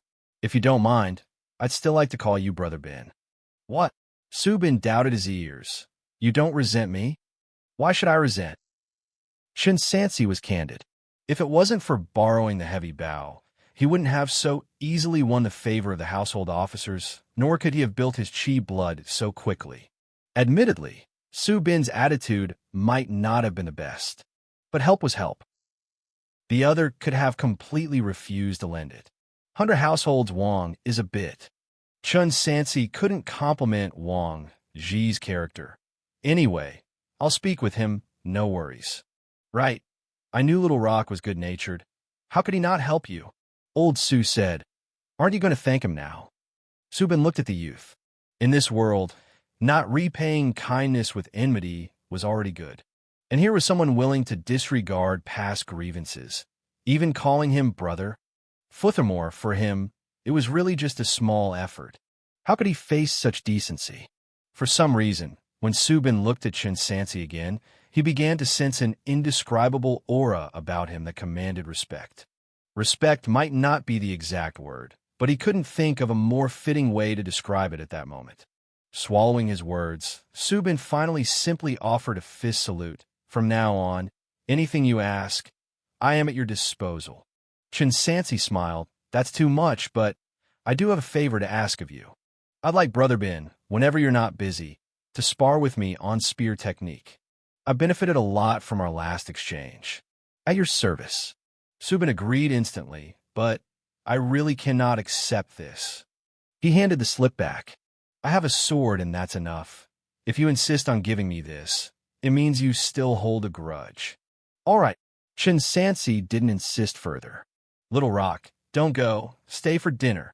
Old Su insisted on not letting him leave. At noon, Chen Sansi and Gu Xinlan both stayed for a meal. Xinlan and Su Bin's wife, Lady Tong, got to know each other, and as both enjoyed needlework, they found a lot of common topics to discuss, hitting it off well, and even made plans to meet up in the future. Buzz! Halfway through the meal, the military camp sounded a rally call. Father, we have to go, Chen Sansi said. Subin hastily put on his armor and grabbed his sword. Xianxia, hurry. What's happened? Chen Sansi purposely looked up at the sky, but saw no signs of beacon smoke, indicating that there were no enemy attacks. When they arrived at the garrison, they were met by Lord Thousand Households, his face full of fury.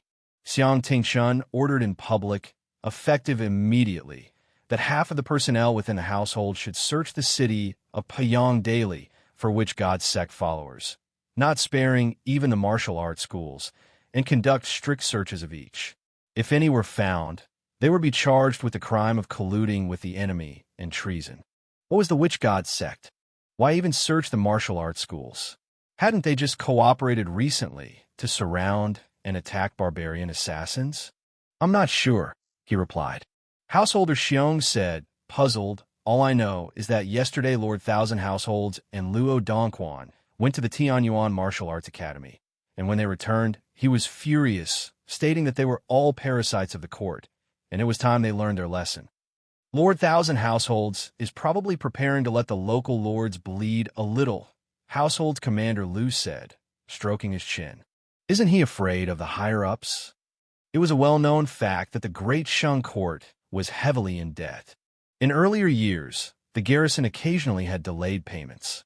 On the other hand, the martial arts schools and local gentry were amassing wealth. The money in the hands of the hundreds of households was merely scraps between the lord's teeth. Nicely put, it was called a bribe. Harshly put, it was money thrown to beggars. Securing some wealth from the martial arts schools was naturally a good thing. But the problem was, if it was that simple, the court wouldn't have been so hard-pressed. The martial arts schools and local gentry included many who had retired from positions in the court. Some were blatantly businesses owned by current court officials. Who would dare touch them? On the surface, it seemed that their households wielded the greatest authority. In reality, which martial arts school didn't have connections with people in the prefecture or state offices?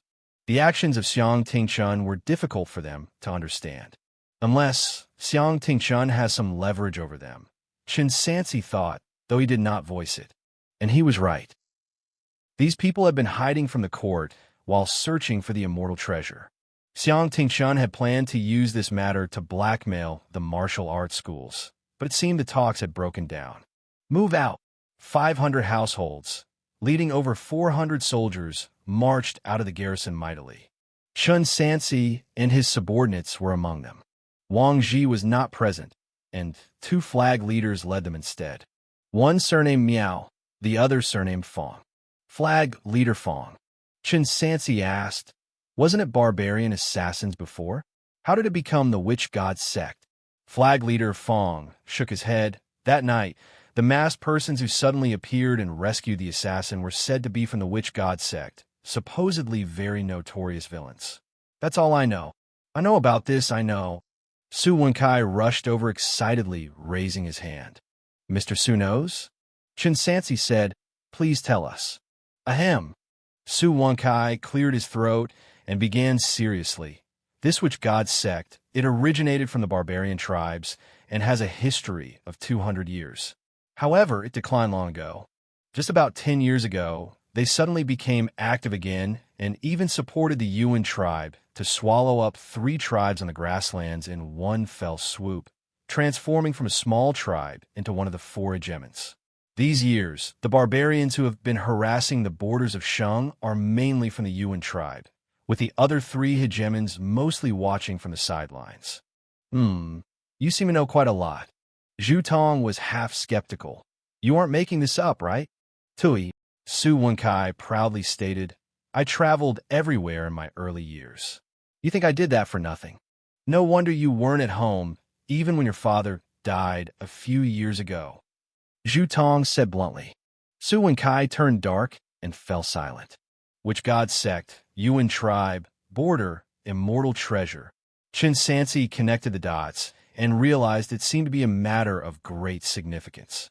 Following their entry into the city, the 500 soldiers began a house-to-house search.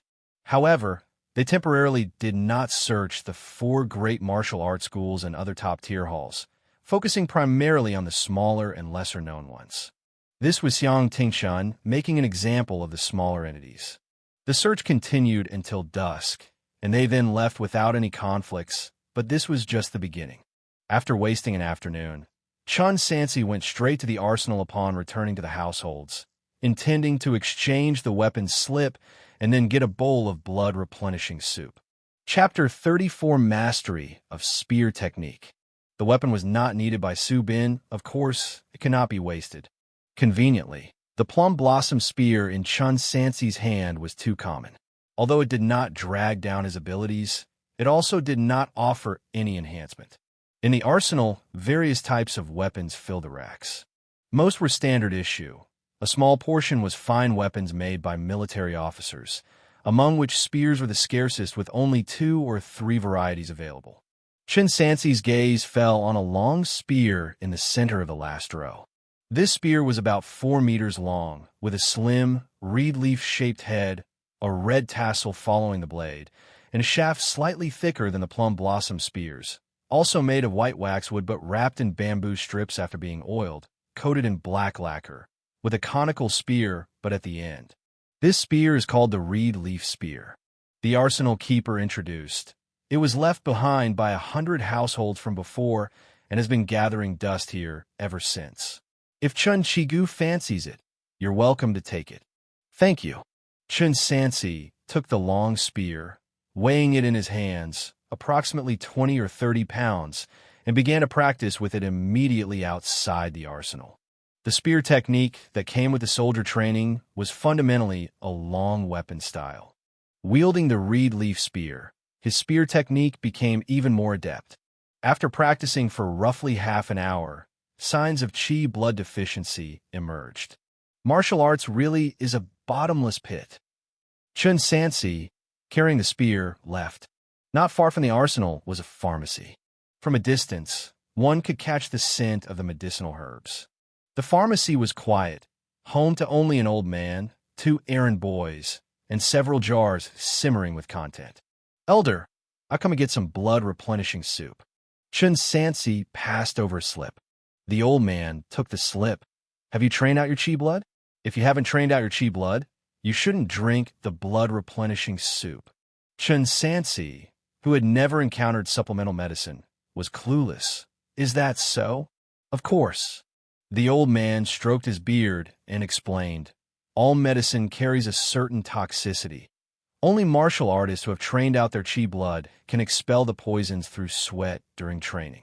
Otherwise, drinking too much can lead to poisoning, eventually rotting the internal organs and rendering a person useless. Chen Sansi nodded to indicate he had indeed trained out his chi blood. That's good, then. Only then did the old man accept the slip, rising to select the appropriate herbs to concoct the medicine on the spot. While waiting, the two introduced themselves to each other. This old man's surname was Jiang, a hereditary medical officer in the garrison without any rank. After waiting quietly for half an hour, Chen Sansi held a bowl of blackish soup in his hands. He took a sip and almost retched right then. The taste was not only bitter and astringent, but also carried the faint stench of a sewage ditch. No wonder it was toxic. After drinking, it wasn't like the bear heart where qi blood would boil instantly. Instead, there seemed to be a foreign substance in his abdomen, causing slight discomfort. This must be the medicinal strength, which needed training to digest. Medical Officer Jiang said, "Next time, if you want to have some blood-replenishing soup, tell me in advance so you won't have to wait when you come." All right. Chen Sansi's allowance was a bowl of blood-replenishing soup every 3 days, and he curiously asked, "Medical Officer Jiang, if I run out of my allowance, is there any other way I can get the medicine?" "Buy it." Using a fan to control the heat, Medical Officer Jiang explained, "But you wouldn't be buying from me. You'd have to go to the pharmacy opened by the martial arts hall outside. The ingredients for 1 dose of blood replenishing soup cost 10 taels of silver, and you can probably brew 2 bowls from it." "How much?" Chen Sansi was stunned. A bear heart was worth about 20 taels of silver. 10 taels of silver could support an ordinary family for a year during a bumper harvest, and yet it could only be exchanged for 2 bowls of medicine. Anything that can enhance cultivation isn't made from ordinary herbs. They usually take at least 10 to 8 years to grow and are very rare. Can they not be expensive? But that's only part of it. Medical Officer Jiang patiently continued. The main reason is the monopoly. Monopoly? Chen Sansi inquired. Are you referring to the martial arts hall? Correct. Medical Officer Jiang, exhaling deeply, said leisurely, medicinal herbs used specifically for enhancing cultivation are extremely demanding in terms of growing conditions. There's only so much suitable land for medicine gardens, and most of it has been sold to the martial arts halls. Can it not be expensive? Why sell it? Chen Sansi was somewhat puzzled. This was, after all, an absolute strategic resource. Dr. Jiang chuckled as he spoke. What else could it be for they, the officials, are short on money? I heard from my father that when he was younger, our garrison's medicine garden had more than 200 plots scattered around. Then came a change in the county magistrate, who sold off a part of the land. After several decades, isn't it all gone? Kid, you are new and wouldn't know. Back in the day, not only salaries were owed, but also medicine. Many people left, preferring to hide their identities as house slaves for major sects in the prefectures and states rather than stay in the garrison. If it weren't for Elder Yan's reforms, reclaiming some of the land, you wouldn't have had any medicine to drink. But most of it is still firmly in the hands of the martial arts halls. Not even 100 households officers can get as much as they want whenever they want. Exaggerated. Chen Sansi summarized with 2 words. The corruption had reached such a degree that he doubted the court would last much longer. No wonder Xiang Tingshun wanted to do something, but had to resort to extortion. Still, it wasn't guaranteed to work. He took his leave and returned to the martial arts arena. The reed leaf guns swirled in motion. Pile work, spear technique, breathing skill, combined with qi blood circulation, his body began to operate under high stress. It was at these times that the medicinal effects were most apparent. Whenever the qi blood was trained to near depletion, the medicine would start to transform, stimulating every organ in the body, accelerating the refinement of qi blood in a continual cycle until a second thread of qi blood was born. That was the entry into blood refining mastery. After performing several sets of spear techniques, Chen Sansi was covered with foul sweat, but his proficiency made great strides. At this rate, it wouldn't be long before he mastered the spear technique. Moreover, the power of that bowl of medicine was still present, not yet fully utilized. It would be enough for at least 2 more days of practice. My cultivation level is still low. 1 bowl of medicine every 3 days is just enough for now. There's also no need for me to spend money to buy more. And if I buy some beast meat in between, I can push my training to the limit. Time to eat. It was getting dark, and Chen Sansi packed up his things and went home. The meal was prepared early at home. As soon as he entered, Sister Lan helped him remove his armor, fetch water, and after eating, boiled water for washing his feet. A comfortable and smooth routine. Right.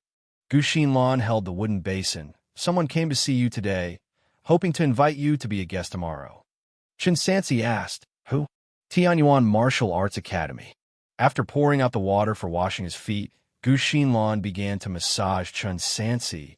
It sounds like a luxurious place like the Spring Pavilion, if I remember correctly. Qin Xiong's younger brother seems to be training at Tianyuan Martial Arts Academy, right? Chen Sansi lay on the bed, pondering the reason Tianyuan Martial Arts Academy was looking for him. Qin Feng?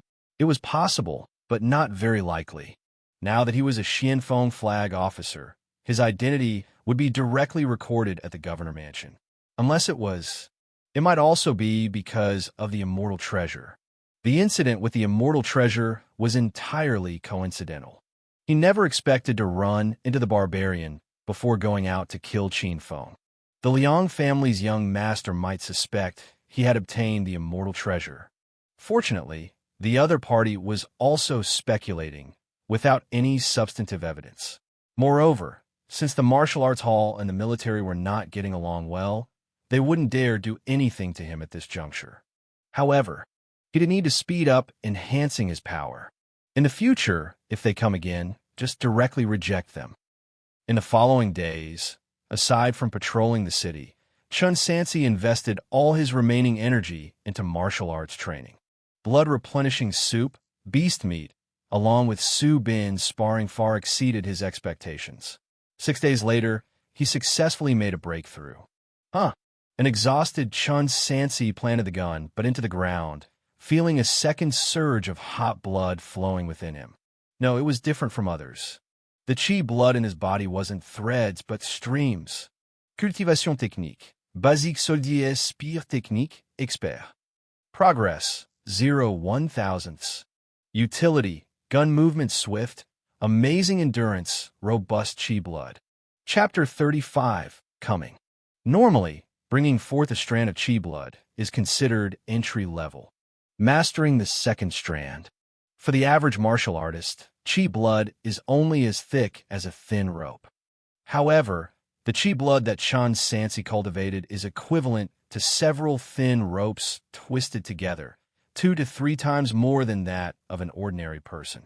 This must be credited to the Hao Ran breathing skill, but undoubtedly, the proficiency panel also plays a part. His endurance is already impressive, and now that his qi blood has become even more robust, he is a perfect fit for the battlefield. A battlefield is not about one-on-one duels where killing an opponent ends the fight. Rather, it's about facing countless enemies in what are mostly battles of attrition. This is also where the military formations come into play. When a martial artist with blood refining great success, roughly the level of a flag leader, is confronted by well-trained array soldiers on the battlefield and gets trapped in a formation, they will typically exhaust their qi blood after slaying about 20 or so enemies and consequently collapse from depletion, only to be hacked to death by the chaotic blades. It's not because the martial artist is weak, but rather because the formations are strong. During the recent drills, Chen Sansi took special care to learn alongside the others. Taking a small military formation of 100 men as an example. Before close combat with bare blades, archers and crossbowmen first unleash a volley of arrows, followed by spearmen thrusting, then shield and sword fighters encircling, and finally hand-to-hand combat ensues. Don't forget that the enemy also has generals. It's not just you as a military officer. In such a scenario, no matter how high your rank as a martial artist, once you run out of manpower, you're bound to be worn down to death. Unless your qi blood is truly very enduring. However, all of this is still too early for Chen Sansi to worry about. He won't be going to the battlefield anytime soon. You've mastered your qi blood? Subin stood frozen on the spot, motionless for a long time. How many days has it been? If this continues, it won't be long before you surpass me. It's all thanks to Su flag officers sparring with me. Otherwise, it wouldn't have been this fast. After his breakthrough, Chen Sansi felt invigorated, but he didn't let his guard down mentally. Lately, the Tianyuan Martial Arts Academy has sent people to invite him several times, all of which were declined. He was aware that this could not be a long-term solution and that the issue needed to be addressed sooner or later. Young Master Liang Zhan of Tianyuan was at the Bone Training Realm, and the martial arts hall master was even at Bone Forger great success. Blood refining was still at the bottom rank of martial artists, not even worth mentioning. If he could become a refining organ martial artist like Xianxia, who in Piyang County would dare to provoke him? Time for work? Time for work. It was almost time to patrol the city. Chen Sansi put away his reed leaf gun and called his men. Not only had he made a breakthrough, but his men had also improved. Zhu Tong had cultivated his qi blood in the past 2 days, and a military soldier named Wang Li would not be far behind, while the other 5 array soldiers had also learned the spear technique and started practicing military formations. Only Su Wenkai was unable to do anything. The other day he got kicked while feeding the horses, and fearing that he might die under their hooves, he was not asked to go again. Let's go patrol the city.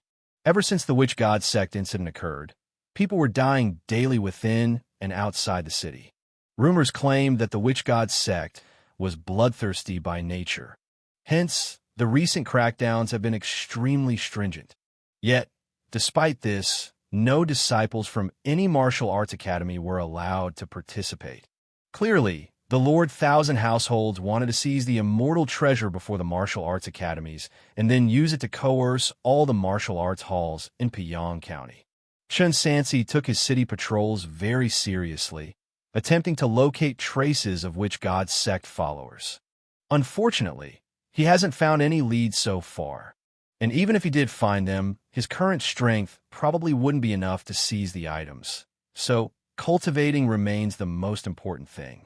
After advancing his qi blood to 2 strands, a bowl of blood-replenishing soup every 3 days would most likely not suffice. During a break in his patrols, Chen Sansi went to the martial arts academy to purchase medicines. Zhu Tong accompanied him as well. Having some savings from slaughtering pigs at home, he too gathered enough money for medicine to speed up his blood refining. Among the 4 great martial arts schools, Yunhe Martial Arts Hall and Zhao's Martial Arts Academy had the largest business in medicinal materials, comprising 2/3 of Piyang County's trade. Among them, the quality of medicines from Yunhe Martial Arts Hall was the best. Arriving at Gue Xiang Street, Chen Sansi saw 2 Yunhe medicine stores. To be precise, one of them was the Yunhe medicine shop. It gives one the impression of Sprite and Thunderbolt. But in fact, both are genuine. Lately patrolling the city, he had often heard news about the martial arts halls. After the county magistrate passed away, barbarian assassins killed the master of Yunhe Martial Arts Hall, leading to its split. It said that the young master of Yunhe Martial Arts Hall had mediocre talent. At nearly 30 years old, he hadn't yet entered the bone training realm, while his uncle had made small achievement in that realm. After the old master's death, he took away his nephew's right to succession and became the new hall master. Not only that, but he also kicked his nephew out with a single kick, leaving him only a group of insignificant servant disciples and a medicine shop. Since he was not allowed to use the original name, he had to settle for Yunhe. To compete, Yunhe Medicine Shop even offered discounts. Blood-replenishing soup, which would normally cost 10 taels, was only sold for 8. More advanced than blood-replenishing soup were the 9 Revolutions replenishing essence soup and the medicine baths required for the bone training realm, which were also essentially discounted to 70 or 80% of their original price, but still outrageously expensive. 9 Revolutions replenishing essence soup would cost 25 taels for 1 dose. Chen Sansi simply couldn't afford that. He had saved up 20 taels from hunting black bears and obtained 10 from killing Qin Feng. But his daily expenses were also high. He couldn't go without various exotic beast meats, leaving him hardly any silver left. In the end, Chen Sansi bought 2 doses of medicine, spending 16 taels. There goes my savings. Chen Sansi felt like his heart was bleeding, and those 2 doses of medicine would last only about a week. It seems that he still had to rely on his hunting skills to make big money. Fortunately, as a flag officer, he could freely venture deep in his second layer mountain. Hunting something valuable shouldn't be too difficult. It would only mean some delay in his martial arts training, but that was a necessary sacrifice. He had heard that a tiger could sell for 100 taels of silver. An exotic beast would be even more expensive. Exotic beasts were rare, but there were frequent tales of big worms on Second Layer Mountain. He would inquire about it, and if he could hunt down a tiger, the silver he earned would be enough to quickly reach small achievement. Back in the military camp, Chen Sansi saw 100 households Wang, who had been missing for a few days. The latter claimed he had gone to the prefecture city to visit relatives and was very pleased to learn of his breakthrough to expertise. Good, you're doing well, kid. You got the style I had back in my day. Wang Ji fumbled in his bosom and pulled out a golden lock. This is for you, as a reward for your diligent practice. A longevity lock. Chen Sansi knew about this object, typically given by elders in the family to young children. Wang Ji's willingness to give it away meant it definitely wasn't his own, and it was very likely swindled from someone else. Thank you for the kind gesture, but I'd better not accept it. He declined. If you don't want it, forget it. Where is there such a good superior like me, willing to buy gold for subordinates? 100 households Wang wore around his own neck. You're asking for leave to go up the mountain tomorrow, right? Go on. Thank you, sir. Chen Sansi took his leave, and, as he was almost at his front door, two figures suddenly appeared, blocking the road ahead, one in front and one behind, old and young, resembling a master-servant relationship. Flag Officer Chen, I had invited you several times without success, so I took the liberty to visit. Please excuse my presumption, said Liang Zhan as he held his folding fan and bowed with clasped hands. Please honor us with your presence at the Spring Pavilion for a gathering, plenty of beautiful women and wine. You are quite presumptuous. Chen Sansi spoke indifferently. I have matters to attend to, so I won't trouble Mr. Liang with the expense. I have no malicious intent. Liang Zhan stepped forward, lowering his voice. Rest assured, the matter with the Qin brothers won't be pursued by Tianyuan Martial Arts Academy. What Qin brothers? Chen Sansi said blankly. I don't understand. The other party might indeed not pursue the matter with Qin phone, but it's more likely that they wanted to use this to get him talking, to ask if he had left the city that night, to see if he had any chance of coming into contact with the immortal treasure. Flag Officer Chen really is a master of playing dumb. Liang Zhan's smile didn't reach his eyes, and he gave a sign to the old servant behind him. But I still hope you can grace us with your presence for a meal. Please. The old servant extended a pair of withered tree branch-like hands, reaching out to grab him. Chen Sansi's brows furrowed, his grip tightening on his spear. Chapter 36. Redeeming Sins Through Meritorious Service. Oh, isn't that Mr. Liang? Before Chen Sansi could make a move, a sharp voice rang out. Wang Ji stood in front of the old servant and cheerfully said, What wind has blown such an honored guest our way? Forgive me for not receiving you from afar. May I ask what brings Mr. Liang here? Chen Sansi interjected. Mr. Liang was thinking of inviting me to the Spring Pavilion. Really? Upon hearing this, Wang Ji burst into joy, his small eyes squeezing into slits. Mr. Liang, that's not fair. Why invite Sansi and not me? Let's go together. Damn! Liang Zhan hastily retreated, squeezing out an awkward smile. 100 household Wang. Actually, I just wanted to inquire about something, and since Chun Shigu is busy, we should reschedule. He then attempted to leave. Wang Ji stepped forward and grasped his shoulder. He's busy, but I'm not. Let's go. I've heard that the Spring Pavilion recently got some fresh girls, so tender. 100 households Wang. Liang Zhan struggled to free himself. I just remembered. I also have something urgent. I must go. Wang Ji's face fell. Has Mr. Liang grown distant from me? Not all. Liang Zhan took out a silver ingot weighing 5 taels from his sleeve. Truly, I have urgent matters, but next time for sure. He stuffed the money into Wang Ji's hands and then hurriedly grabbed his servant to flee. Nearly lost 20 taels of silver. After confirming that no one had followed them, Liang Zhan sighed in relief. At the tavern, this fatty Wang wouldn't hold back. He'd order anything expensive, And even with a large family business, Mr. Liang couldn't afford to throw money around unnecessarily. "Master," the old servant asked, "are we just letting this go? Guess what I just saw?" Liang Zhan gestured around his neck. "That kid Qin Feng's longevity lock has ended up around Fatty Wang's neck. This has nothing to do with the Chens." "Oh," the old servant said in surprise. "Could 100 households Wang have come into contact with the immortal treasure?" "No," Liang Zhan analyzed. "If he had acquired the immortal treasure, would he dare to show off the longevity lock so blatantly? It seems my previous worries were unfounded. The immortal treasure has indeed been stolen by the people of the witch god sect. Uncle Wu, we must hasten, exhaust all means to find the immortal treasure before Xiang Tingchun does, or else we'll have to spend a fortune to buy it." "Don't worry, master." The old servant bowed. "The trustworthy disciples from the martial arts academy have all been sent out.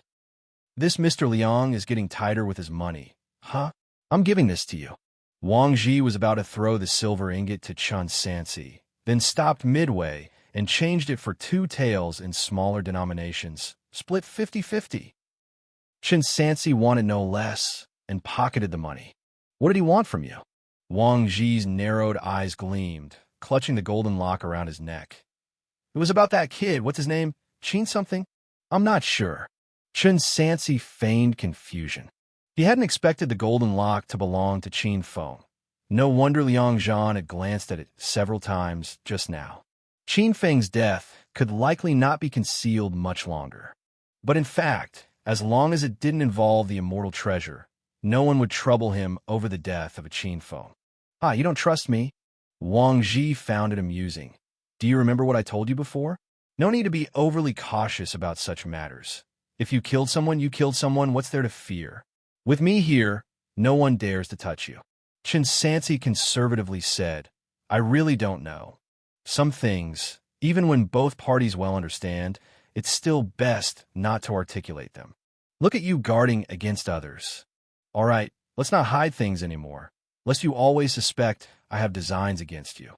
Wang Ji suddenly turned serious. "In Piang County, no matter whom you offend, I will help you, even if it's household's Commander Xiang. I have but one request of you. Should the day come when you can enter the 8 camps and become a personal disciple of the Lord Governor, I only ask you to convey a message for me.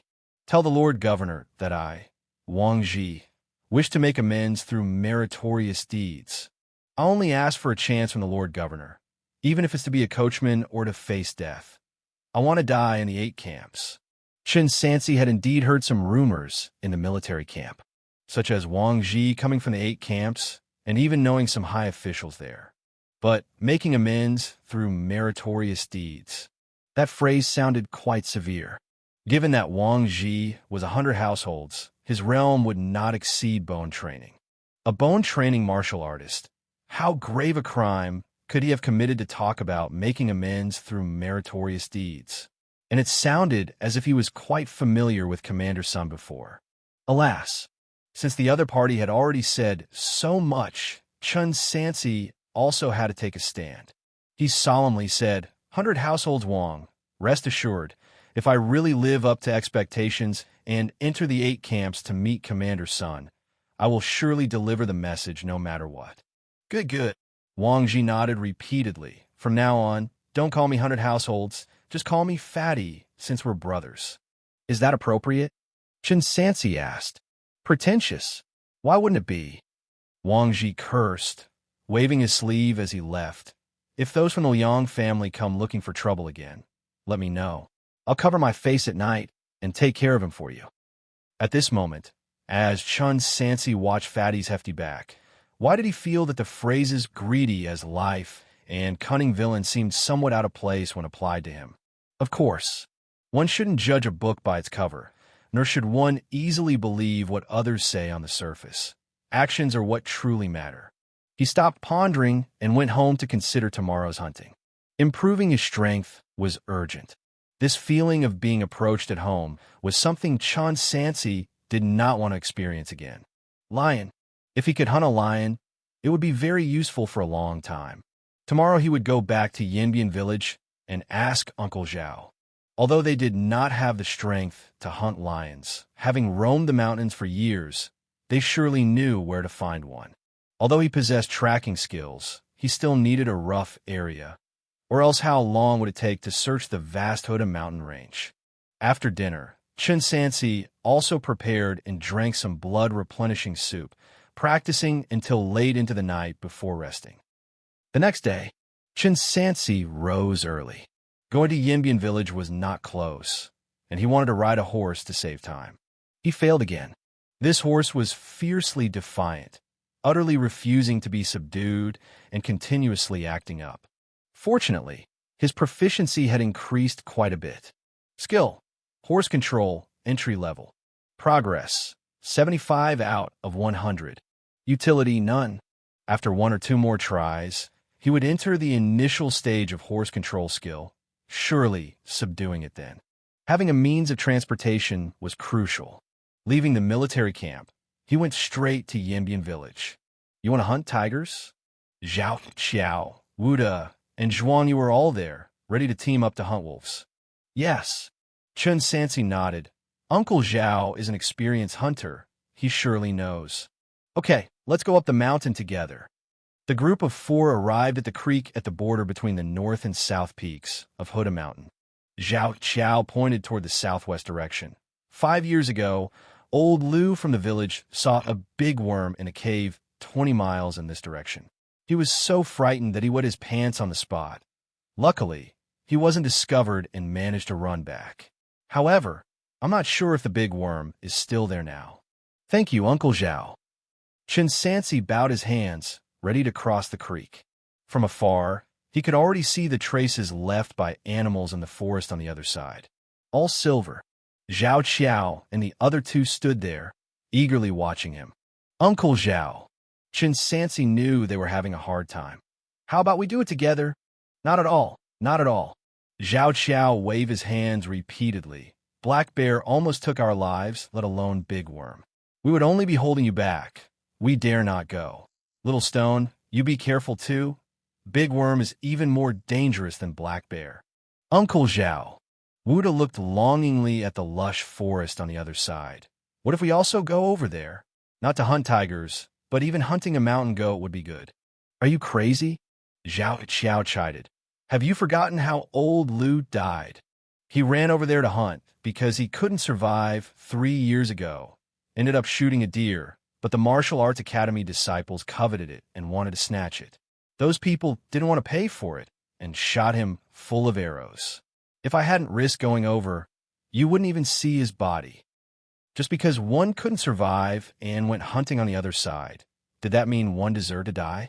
Chen Sansi felt heartbroken. He dared not urge further. He could go to the other side without issue, but since he wasn't a high-ranking official, if something happened to Uncle Zhao and the others, it wouldn't be worth it. After saying goodbye to the 3 men, Chen Sansi, carrying a bow and arrow and holding a gun, leaped over the creek and plunged into the dense jungle. Chapter 37: Hunting Tigers. North of Second Layer Mountain. Chen Sansi's track concealment was fully activated, with no trace escaping his notice. Rabbits, roe deer, goats. If he wished, within 10 minutes, he could be carrying a goat down the mountain to his home. But a wild goat of around 100 pounds could only sell for 2 pieces of silver. That might have been fine before, but now it was too little. His target was a tiger, or at the very least a black bear or a leopard, some kind of fierce beast. Following Xiao's suggestion, Chen Sansi headed toward the southwest. Along the way, he occasionally encountered martial arts academy disciples adorned in brocade robes. To avoid unnecessary trouble, Chen Sansi wore cloth armor this time up the mountain. Seeing his armor and heavy bow, the disciples indeed dared not provoke him, and mostly went about their own business after a glance or two. Why are there so many people? Chen Sansi traveled 5 miles and encountered at least a dozen people. Even for hunting, they shouldn't appear in such dense numbers. Moreover, many of them didn't even carry bows and arrows. Instead, they roamed back and forth with knives or swords, appearing as if they were searching for something. Which god sect? It didn't seem like it. because these people looked relaxed, and most of them were dressed as disciples of the Tai Lei Martial Arts Academy. Chen Sansi took notice. A gust of wind blew, and with his exceptional hearing, he overheard the conversations of the Martial Arts Academy disciples. White deer. The master is injured. Whoever finds the white deer will be rewarded with property. It's tough. I heard the white deer likes to eat medicinal herbs, and those herbs alone cost at least a dozen pieces of silver. Chen Sansi figured out what was going on. The night Qin Feng died, a battle had broken out in the city.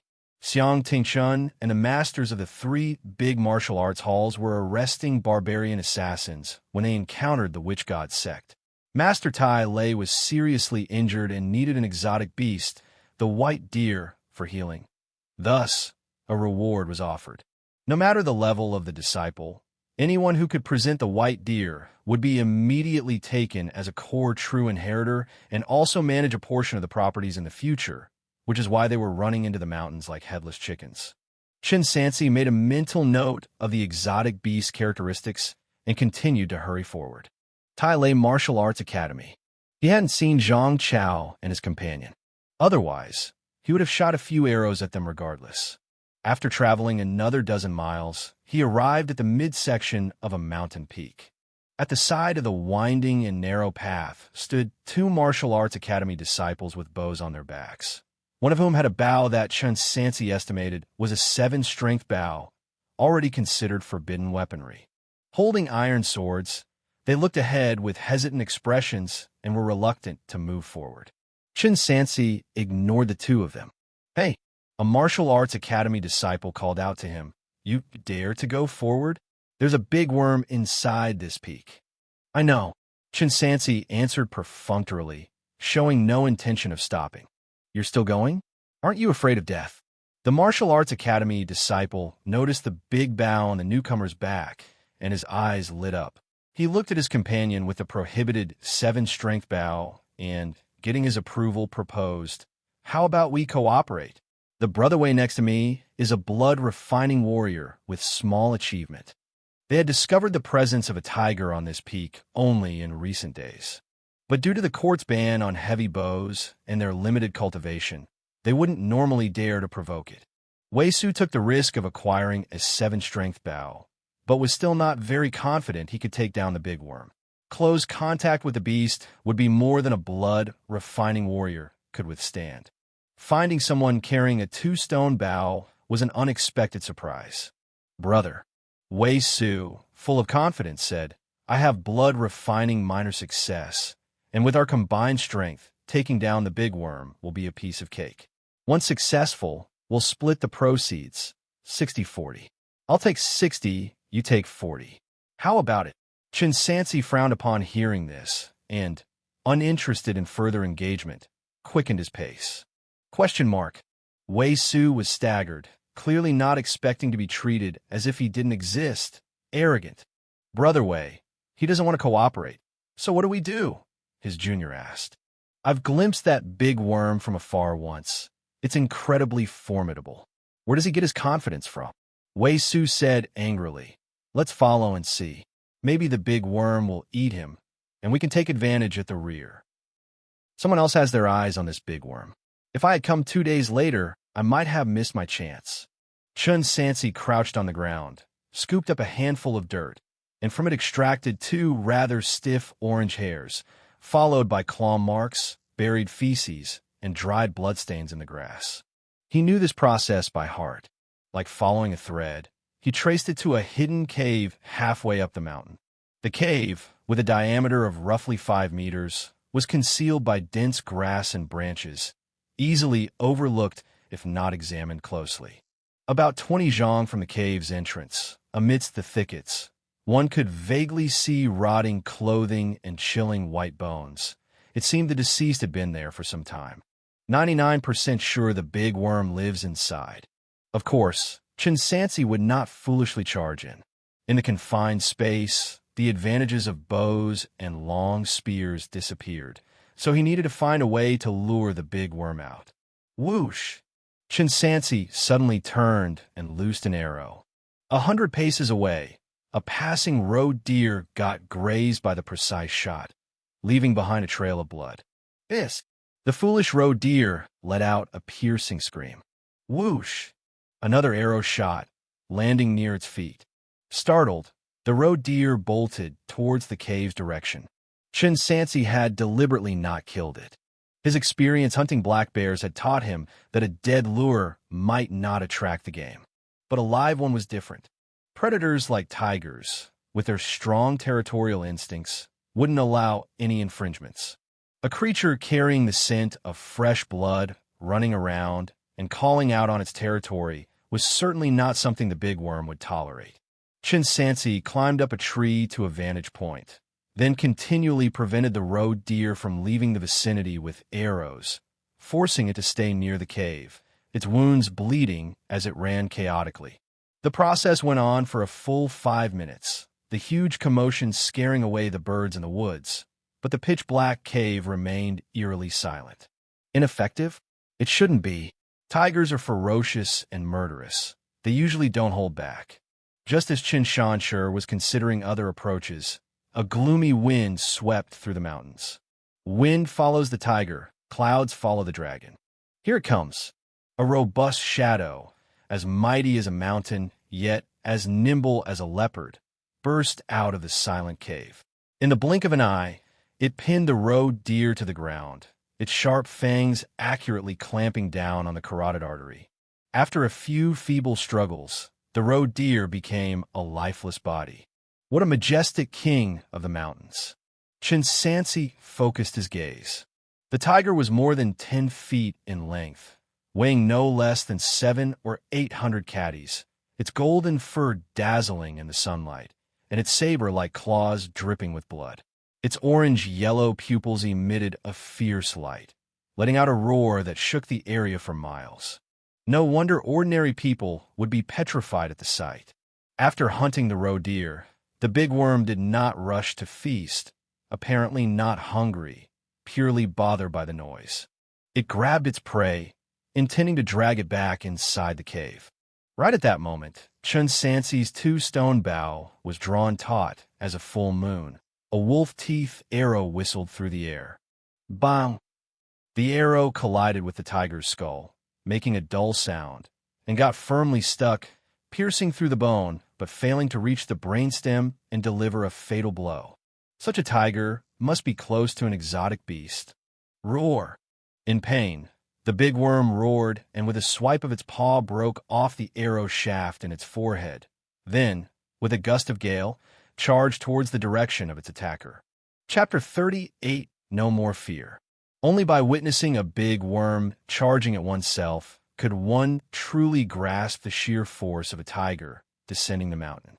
Chen Sansi remained unflustered and calmly drew his bow and affixed an arrow. Another arrow. This time, he chose the tiger's most vulnerable spot, its eyes as his target. The mighty rush of the ferocious tiger was as fast as lightning, and its intimidating presence made aiming at its moving eyes as difficult as achieving the feat of 100-step piercing. Yet, Chen Sansi was someone who could accomplish 100-step piercing. Roar! A deep, organ-shaking wail echoed as the arrow blinded the tiger's left eye. Whoosh! Next was the right eye. The tiger's both eyes were blinded, its white whiskers stained red with blood. What was terrifying was that despite such pain, it still didn't stop its charge. With its last bit of vision, it leaped and climbed up a tree in a matter of seconds, determined to tear its attacker to pieces. A tiger can absolutely climb a tree. Chen Sansi had prepared for this. He jumped to an adjacent tree a step ahead while not forgetting to turn around and shoot another arrow. The fight of a trapped beast is particularly fearsome. The big worm appeared to be still alive, but it wouldn't last much longer. He just had a delay. Patience was key. Reliant on its remaining sense of hearing to gauge location, the tiger followed with a leap of its own. Chen Sansi shifted trees and shot arrows, and the big worm was struck by the arrows. This cycle repeated several times. Regardless of the tiger's vigor, it was but a beast in the end. Riddled with arrows and blind, it soon could not hold on any longer and fell from the tree 10 meters high. Once it lost its ferocious breath of life, the big worm could no longer bear the pain. It struggled wildly, spinning in place while swinging its claws and fangs, its blood painting a scarlet trail on the muddy ground. It was over. Chen Sansi was about to end the hunt when he detected the sound of rapidly approaching footsteps with a twitch of his ears. The two martial arts academy disciples from before appeared. "Brother, let me help you kill this beast," said Wei Su, drawing his sword and rushing over.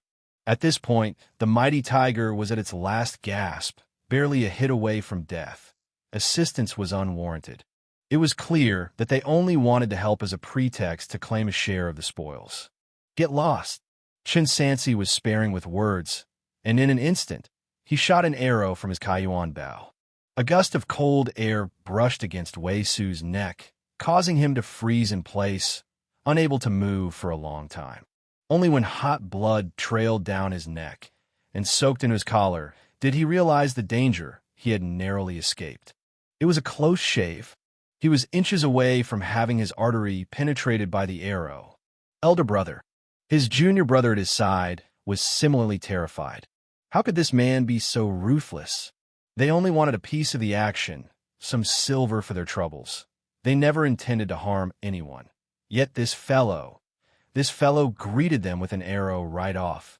And what a swift arrow it was.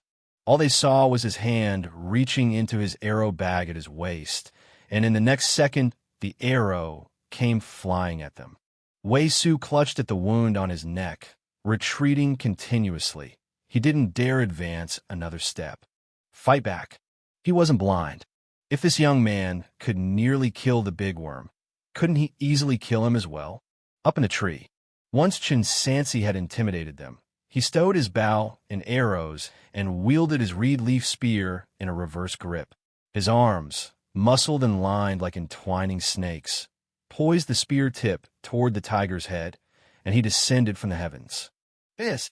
The sharp spearhead penetrated the tiger's head, pinning it to the ground as he knelt on the tiger's body. He felt its life force rapidly ebbing away until it stilled completely before withdrawing the bloodied spear. Having dealt with the big worm, Chen Sansi then dragged over the previously killed roe deer, hefting both prizes on his shoulders. Not quite 1,000 pounds. No big deal for a martial artist skilled in blood refining. It was only at this moment that Wei Su came back to his senses. As they watched the youth carrying the body of the mighty tiger, they kept retreating to maintain a safe distance, speaking hesitantly. "Who are you, to act so domineeringly?" "I'm merely a small flag in the army." Chen Sansi was not afraid at all. All that mattered was strength. If these two really dared to retaliate, they'd be shot dead before they could even raise their hands. In a word, if they couldn't withstand his arrows, being of a higher realm was of no use. Blood martial artists did not possess the characteristic of having a body resistant to blades. Nonsense. Wei Su had never seen a small flag with such impressive archery. Moreover, his master had warned that Xiang Tingchun was looking for trouble lately, and they must not provoke anyone in the army, or else no one would care if they died. He and his junior martial brother let him pass with trepidation, fearful of another arrow. Chen Sansi walked past them, fair and square. He was no longer afraid. In the rich depths of Second Layer Mountain, he was not only able to come, but also to make people from the martial arts hall bow their heads. This tiger hunt had improved his proficiency in 2 skills. Tracking and hiding, small achievement. Progress, 55/1000. Skill, archery, small achievement. Progress, 151 thousandths. However, his archery was improving more slowly than before. It had to do with the bow. Chen Sansi had previously made a special 2-stone bow, which, after his increase in martial arts prowess, felt too light to pull. Looks like I'll need to change my bow and arrows. For a bow stronger than 2 stones, I'll have to custom order it from the craftsman at the forge in the households. Then again, the bones of this big worm are clearly harder than the average fierce beast. Can they be used as material for a new bow? Thanks to Uncle Zhao Qiao. Otherwise, with such a big mountain, I would have had a tough time finding the tiger's hiding spot. He crossed the stream. Chen Sansi returned to the south side of Second Layer Mountain. Zhao Qiao, Wu De, and Zhuang Yi, unexpectedly, were all waiting for him here. After all, it was a tiger hunt, and they were worried. Another reason was the fear of the young man being targeted by the disciples of the martial arts academy. Even if something unexpected happened, they couldn't have helped much, but they still wanted to wait.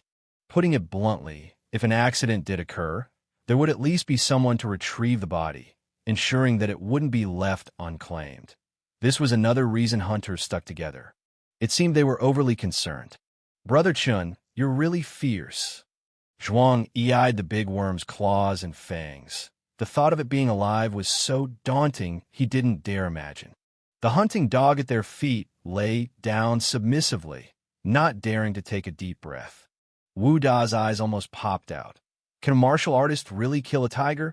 Sansi has truly made something of himself, not only defeating a tiger, but also seeming untouchable by others. Zhao Qiao laughed. Then let's make haste down the mountain. Chen Sansi looked at the others. In comparison, their catch seemed quite meager. They had only caught some pheasants and hares, nothing major. Chen Sansi suddenly stopped, placed the tiger on the ground, and spoke. "Uncle Zhao, I can't move it on my own. Can you all help me take it to the town? We'll stick to the rules as usual." "Brother Chun, you were able to kill the big worm. You should be able to carry it, right?" Zhuang, he said naively. "Shut up." Zhao Qiao glared at him. This fool didn't realize that Sansi was pretending to be unable because he saw they hadn't caught much. It was a way to offer them some copper coins under the guise of needing help. The group of 4 arrived in town. Upon appraisal, the big worm was indeed extraordinary.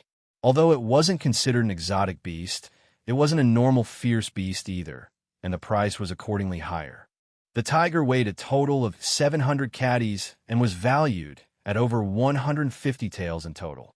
However, Chen Sansi kept the tiger heart, gallbladder, skin, bones, and 50 caddies of meat for himself, ultimately receiving 68 taels of silver.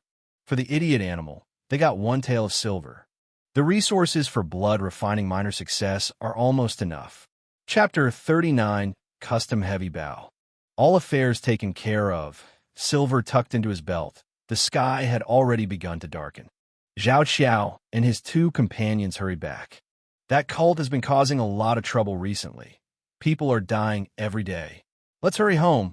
Brother Sure, you be careful too." The witch god sect.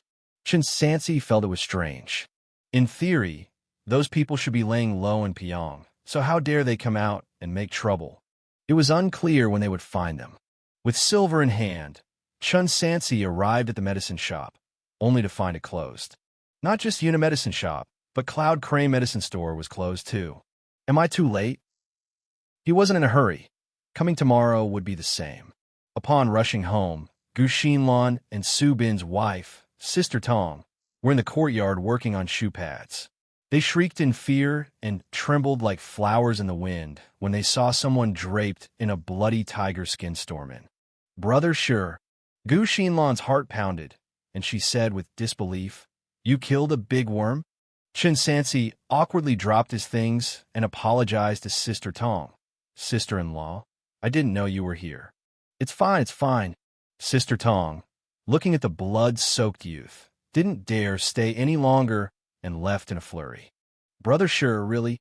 Once she recovered, Gu Xinlan came over to help unload. "Sister Tong is pregnant, you know." "Blame me." Chen Sansi took off his armor. "Sister Lan, it's been hard on you. Cook the tiger heart and tiger meat together. As for the tiger skin, deal with it when you're free. Maybe make it into a blanket or something." It was deep autumn, and the days were getting colder. Tiger skin could be used for warmth. "All right, you start by washing your face." Gu Xinlan turned and busied herself in the kitchen. One by one, dishes were brought to the table. Needless to say about the tiger heart and meat, there was beef, salted duck, eggs, white rice, and on top of that, blood-replenishing soup made with medicinal herbs. A very rich meal. Chen Sansi bit into the tiger heart. "Brother Sure, maybe eat less of that," Gu Xinlan urged hesitantly, biting her lip and blushing. Chen Sansi paused. He remembered after eating bear heart last time, his chi blood was overly abundant, and he had given Sister Lan quite a tough time. It's okay. Chen Sansi continued to eat in large bites. I am not like before. I can control it now.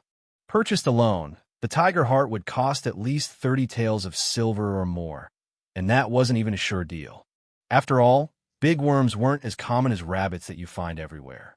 Having gulped down a few bites of tiger heart meat, Chen Sansi's body began to heat up like fire, an effect even stronger than that of the bear heart. Besides, he also felt an overwhelming surge of aggression, as if he were that ferocious tiger, wanting to indulge in a bloodthirsty killing spree. Taking advantage of this vigor, Chen Sansi stuffed 2 mouthfuls of beef to sate his hunger and finished the simmering blood-replenishing soup before picking up the reed leaf gun and went into the courtyard to practice. In the depth of autumn, with many trees outside their home, dry leaves blown into the courtyard covered the ground. The long spear whistled, sweeping up the dried yellow leaves in the yard, as if thousands of butterflies were dancing gracefully around the youth. But these butterflies were exuding endless killing intent. They flew faster and faster, nearly turning into a tornado, as if they intended to shred everything that approached into dust. Intense killing intent, yet breathtakingly beautiful. Gu Xinlan watched, almost mesmerized. How many days had it been? Just over a month ago, they were still worrying about paying the taxes. Now, not only were they well fed and clothed, but the man had also learned a great martial arts skill. It was like living a dream. One practicing martial arts, one watching. Unknowingly, the sun set and the twilight dimmed, with stars lighting up the night sky. Chen Sansi, drenched in sweat, finally stopped. Phew! He exhaled a long breath and planted the long spear under the plum tree in the courtyard. Cultivation technique. Basique spear technique, prophétie. Progress, 121 thousandths. Utility. Gun movement swift and fierce. Amazing endurance, chi blood robust. This tiger meat truly is exceptionally effective. Tomorrow I'll buy more supplemental medicine. Within half a month, I must be able to break through to small achievement. This. Even after practicing spear technique for several hours, Chen Sansi still felt the effect of the tiger heart meat and blood-replenishing soup continuing to work, making his blood boil, but his muscles did indeed need a short rest. Come, wipe your sweat. Gu Xinlan had already prepared a towel in advance, patiently and carefully wiping the young man's forehead. Hungry, right? What do you want to eat at? Her delicate wrist was suddenly grasped tightly. Brother Sure, what are you doing? Chen Sansi directly picked up Sister Lan around the waist and headed straight for the bedroom. I told you already, don't eat so many beast hearts. The next day, when Chen Sansi arrived at the military camp entrance, he just happened to encounter a troop of people returning covered in dust. Riding at the front was Luo Dongquan. In the middle of the troop, a cage held a man. The man wore the clothes of the Shang dynasty's commoners, but his appearance still seemed somewhat out of place, creating a sense of dissonance. Luo Dongquan glanced at him without saying a word and led the troop into the military camp. Householder Xiong. Chen Sansi found Householder Xiong at the end of the troop. This person could it be? Yes, he's from the witch god sect. Householder Xiong cursed and said, this kid has got guts and audacity. We're hunting them throughout the city, and he still dared to run off to the spring pavilion to seek out the ladies. He's got that much nerve? Chen Sansi asked. Of course. Householder Xiong said, if it weren't for me being next door, trying to compete for Miss Ru Yin, who would have thought? A truly under-the-lamp darkness. Chen Sansi didn't care about this. What he cared about was the immortal treasure. Have all the people from the witch god sect been caught? Not all of them. Householder Xiong touched his nose. But it'll be soon. We've caught one. Aren't we afraid we won't make him reveal where the rest are hiding? It'll only take a few more days. Chen Sansi sighed with relief. The affair wasn't over, which meant the immortal treasure key hadn't been found, and there was still a chance. Of course, he would act according to circumstances and wouldn't risk his life for it. After all, he held the box in his hands. He just needed to know whose hands the key fell into, and then he could plan slowly.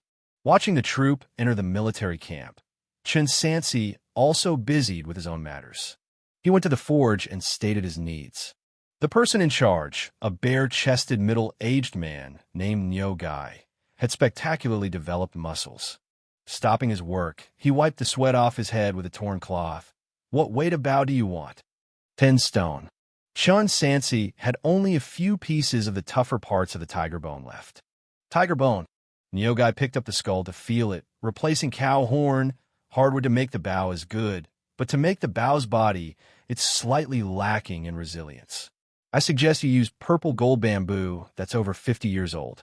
Even with that, it's hard to make a 10-stone bow, at most 6 or 7 stone. 6 or 7 stone.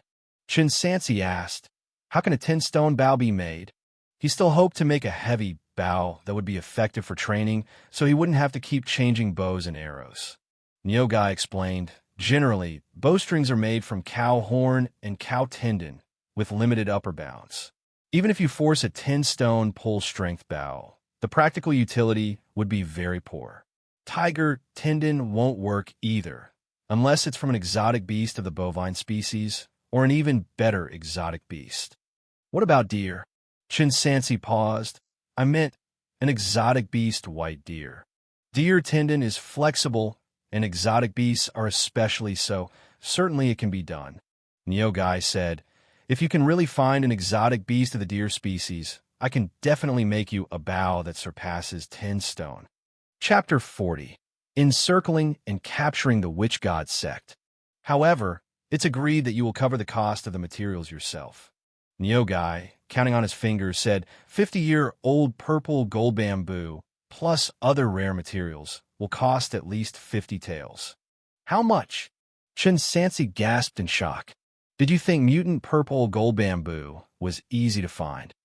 Nyo Gai bluntly stated, actually, if you ask me, a 6 or 7 stone bow would suffice. If there's really a war and you have a crossbow cart, why bother? Keep the tiger bone here for now. Chen Sansi didn't plan to change his decision. When I get the exotic beast tendon, you can make the bow. It looked like he really needed to find a way to get that white deer. Exotic beasts were rare and costly. Acquiring the white deer would ensure he wouldn't lack the 50 taels for materials. After parting with the craftsman, Chen Sansi returned to the barracks. After morning drills ended, he would routinely patrol the city in the afternoon. During a break, he went to buy medicinal materials, only to discover that the Yunhe medicine store sign was dismantled and replaced with Yunhe. Was this because the young master was completely devoured by his uncle, or what was happening? Sir, you weren't here yesterday and are unaware. Flocking to the commotion, Su Wenkai saw his confusion. The young master of Yunhe Martial Arts Hall recently advanced to the bone training realm, and last night he ambushed and killed his uncle, reclaiming his family property. Advanced? In Chen Sansi's memory, wasn't it said that the young master of Yunhe had mediocre talent and might be stuck in the bone training realm for life? How much time has passed since his uncle usurped the family property, and now suddenly he's advanced? Was he concealing his skills all along, or was there another explanation? Luckily, Yunhe Medicine Store resumed normal operations and didn't raise the prices despite successfully reclaiming his family property. It still maintained an 80% discount. 2 preparations of the replenishing essence soup. 2 paper packages tied with rope were handed over, costing 50 taels of silver. The silver he had earned from the tiger wasn't even warm yet, and most of it had already been spent. Training the martial arts hall was indeed extortionate. But after all, it was an investment in himself. He couldn't be stingy. After buying the medicine, it was also time to switch shifts and return to camp. Mr. Su, Chen Sansi found the old scholar. Do you have books that record exotic and rare beasts? Yes. Su Wenkai hurriedly searched for the book. His wooden bed wasn't large, with more than half covered in books, leaving just a small space for sleeping. Su Wenkai didn't even search. He precisely and accurately pulled out a book, specifically the one documenting exotic and rare beasts. The book I took before, I haven't finished yet. I'll return it to you together later. Chen Sansi expressed his thanks. Thank you, sir. Why so formal, sir? If you want to read a book, just come and take it. Su Wenkai was considerably diligent. Chen Sansi knew this guy was afraid of being deemed useless and kicked out. Recently, he'd been calling him sir very affectionately, to the point where it couldn't be stopped, though there's actually no need for it. He took the book home, and while waiting for the meal to be prepared, he started flipping through it. The book, titled Journey Through Mountains and Rivers, was written over 1,000 years ago by a traveler who loved exploring mountains and rivers, recording his experiences. Further east, 300 li, called Standing Mountain, abundant in water, devoid of trees or grass. There lives a fish, its form resembling a cow, possessing. The method of recording content in the book was similar to the classic of Mountains and Seas, which Chen Sansi had read before, and even some of the creatures were the same.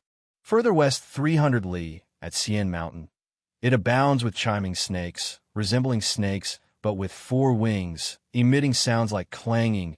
Citing these predicts a severe drought in that region. It's all silver. Chen Sansi was engrossed as he read. He flipped a few more pages and finally saw what he was looking for. Further south 100 li, called Hu Mountain, therein lives a white deer, with 4 horns on its head, ears that hear in all directions, feeds on treasure fungus. Its meat slightly sour, greatly nourishing. White deer. It looked like the Hu Mountain range really did have one. First, I'll enhance my cultivation, and when I reach small success in blood refining, I'll head to the mountains in search of the white deer. Chen Sansi closed the book. Time flies, and in the blink of an eye, it was October. The weather in the Northern Territory was growing increasingly cold. For 10 consecutive days, Chen Sansi continued to perform his routine diligently. Martial arts practice, eating, patrolling the city. Regarding the witch god sect, it was said that the captive was very stubborn.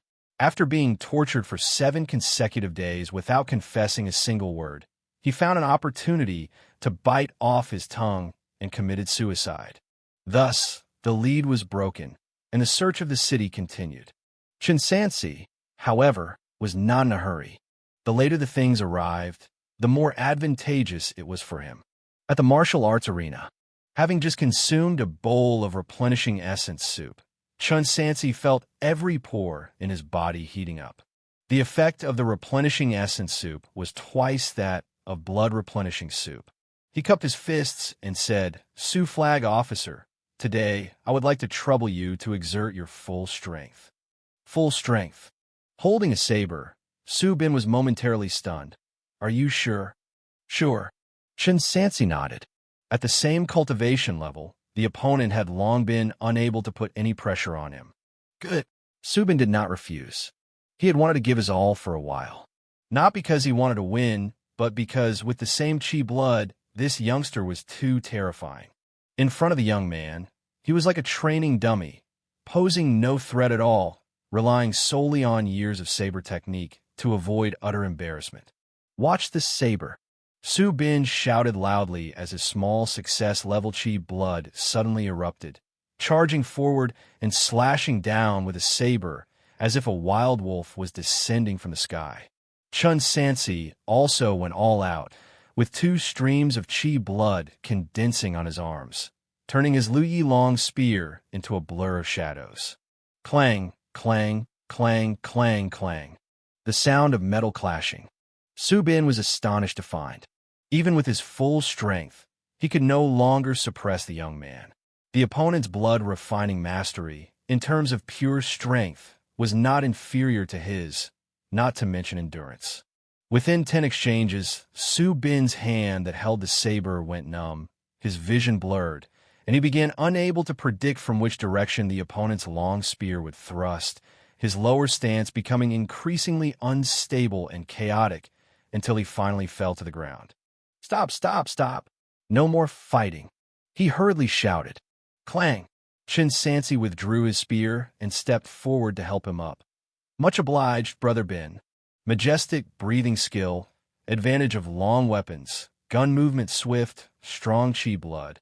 One advantage after another stacked up, he could indeed easily win against blood-refining minor success. "You, Are you about to reach small success? Subin noticed something was amiss. How many days has it been? Maybe I've taken a lot of supplemental medicine. Chen Sansi looked at the panel. Cultivation technique.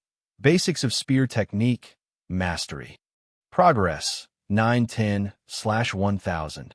Utility. Gun movement swift. Amazing endurance. Strong chi blood. As he predicted, he would break through to small success within half a month. The silver totaling over several dozen taels was indeed not spent in vain. I cannot accompany you in training anymore. Subin wiped the cold sweat away. This was too terrifying. It wasn't a matter of supplemental medicine at all. If it were him, no matter how much supplemental medicine he took, he couldn't possibly improve at this pace. Instead, he might even get poisoned.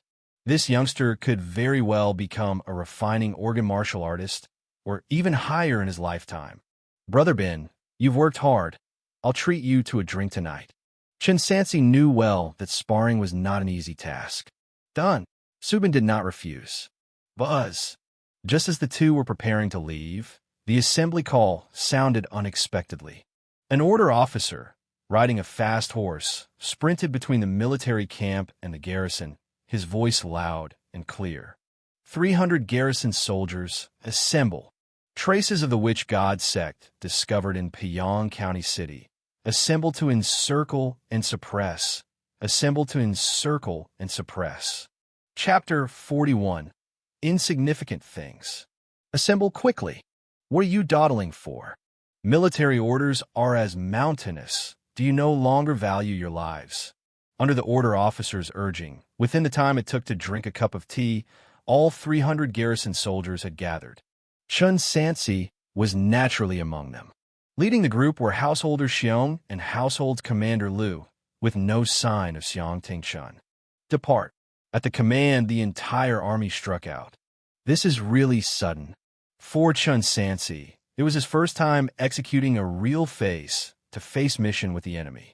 Where is 100 Households Wang? He's not here. Household's commander Lu came over and said, this morning, under the pretense of hosting a banquet, Lord Thousand Households gathered all the masters of the 4 great martial arts schools at the 8 Treasures restaurant, then sent 100 Households Wang and 100 Households Luo to accompany them with 200 men. They haven't returned yet. A banquet? This was likely holding the martial arts halls under house arrest to prevent them from interfering with this operation. It seems that today they truly found the hiding place of the witch god sect, and Xiang Tingshan was bound to obtain the immortal treasure. It seems there's no time to enhance my strength. I'll have to adapt as things come. Still, as always, Chen Sansi wouldn't take too great a risk for a treasure. Xiang Tingshan was personally involved, and it had reached the level of fighting suited for refining organ martial artists. He couldn't get involved even if he wanted to. He would act on opportunity. If there really was a chance, he would give it a try. If not, he would let it be. Lord Thousand Households captures people just to capture them. But why keep the martial arts halls under arrest? Is it related to them letting blood? Household's commander Lu and Householder Xiong also felt something was off. But the specific reason, if the higher-ups didn't say, they wouldn't ask. Some things are not better off known. Sansi. Household's commander Lu patted his shoulder. When we arrive at the location later, you don't need to rush forward. Just lead your men to block off the rear. Fatty Wong really treats you well. Householder Xiong, carrying a battle axe, added, for this matter, he even remarkably agreed to invite us to Spring Pavilion. Thank you, both householders' commanders. Chen Sansi stepped back to find his men. Zhu Tong seemed somewhat excited. He had broken through in blood refining a few days ago and was fretting about having no place to use his martial skills. Let me kill some barbarians. Su Wenkai was visibly trembling, clutching a spear more like a crutch in his grasp. He stammered, Sir, I heard that the followers of the witch god sect kill without blinking. I really don't know any martial arts. Useless. You better run then. Zhu Tong, as always, kept cursing him. You coward. Su Wen am not afraid to die. Su Wenkai clung to his spear and declared loudly, I'm just afraid of dying, unnoticed. TCH. Zhu Tong couldn't be bothered to engage. Military soldier Wang Li was relatively calm. Flag officer, sir. What should we do later? Follow the commands of the householders' commanders. Chen Sansi looked at his men. Don't be frightened. It's just a siege. The real experts will be handled by household's commander Xiang. We'll most likely just be blocking off the road. Besides, since the day we enlisted, we knew this day would come. Sir's right. Wang Li agreed. Rather than being at a total loss when we really go into battle someday, better to take this chance for a trial. The group joined the ranks. The 300 men marched mightily towards the direction of Piyang County. But their destination was not the county town. 5 miles outside the south city gate of Piyang County, there was a temple known as the Golden Bell Temple, where followers of the witch god sect had been hiding until yesterday when one of the local military soldiers, who had gone to offer prayers, spotted something suspicious and reported it to the commander. Outside the south city gate, there was a small hill. At the foot of the hill, a 2-story high bluestone stele was erected, carved with the words Golden Bell Temple. Beside the stele, a winding staircase led up step by step, where lines of devout pilgrims queued up to reach the Vermilion Temple situated at the mid-slope. Although there were many people, the place was exceptionally quiet. Only the buildings veiled by ancient pines occasionally let out the sound of the bell and wafts of faint incense smoke. Outside the temple, there was a tea house where pilgrims could rest. Xianxia, dressed in casual clothes, sat on a long bench, sipping his tea calmly. By his side sat 2 similarly dressed military soldiers. One was surnamed Feng and the other Zhao. Household's commander Feng whispered with his head down, "My lord, the garrison should arrive within the time of half an incense stick encircling the Golden Bell Temple. But should we not evacuate the civilians?" "Evacuate?" Xianxia, expressionless, toyed with his teacup. "If we evacuate them, wouldn't that be the same as signaling the witch god's sect followers?" "But," Household's commander Feng said with a distressed expression, "there are about 20 people from the witch god sect, and it's bound to cause a big commotion. If we don't evacuate, I'm afraid many innocent bystanders will be injured." Xianxin's voice was icy. "What does it matter if a few peasants die? Lord Thousand Households..." Feng and Zhao, the 2 households' commanders, were at a loss for what to say. To accomplish something, there's always a price to pay. Isn't that right? Xianxia gently placed down his teacup, speaking in a deep tone. "For one to succeed, thousands must perish. That is always the way of the world." "But they are civilians." Household's commander Feng mustered his courage. "I think we should still..." "Enough," Xianxia interrupted. "Feng Yong, Zhao Kong, listen to my orders. You 2 lead a team of elite soldiers and infiltrate the temple disguised as pilgrims with me, and make sure that Lu Jinkuei and Xiongchuan block every path down the hill. Let one escape, and you'll answer to me." "Yes." Feng and Zhao dared not say more, quickly leaving to convey the orders. After 300 garrison soldiers left the city, under the command of various military officers, they dispersed and surrounded the small hill where Golden Bell Temple was located from all sides, the whole process being swift and silent. Chen Sansi and Feng Zongqi, along with 50 men, were positioned at a pathway down the hill's flank, lying in ambush within the dense foliage on both sides, tasked with trapping anyone trying to escape. Feng Zongqi issued orders at just the right volume, so everyone could hear clearly. Spear soldiers are responsible for blocking the path. Archers find a spot with a clear view. Shield and blade soldiers protect the spearmen, and be ready to kill anyone who gets close. For each witch god sect follower's head, military soldiers are rewarded with a bowl of blood-replenishing soup, and array soldiers with 3 ounces of silver. Higher ranks are rewarded separately. When someone fires a whistle arrow from the mountain, it means the battle has started. Lord Thousand Households order, no one is to be spared alive. After these orders, nearly 50 people took their positions. Sir. Su Wen-Sai's red hat was askew on his head, and he could hardly hold his spear steadily. "I really don't know martial arts." "Mr. Zhu," Chen Sansi began, "keep an eye on him when the fight really starts. Brother Chun, just indulge this old guy. Zhu Tong was holding a long spear, with a black iron hammer strapped to his back, complementing the cultivation technique he practiced, though he also held a standard issue-long spear. Before becoming a military officer, martial soldiers likewise needed to integrate into military formations on the battlefield. Without disrupting the formation, only military officers had the freedom to command and move as needed. Get over here. Zhu Tong, as if plucking a chicken, pulled Su Wenkai over to his side. The crowd fell silent, the atmosphere in the woods laden with tension. Many among them had never truly fought with real swords and spears, so how could they not be anxious? Thankfully, there were enough of them that it wasn't too frightening. Chiu.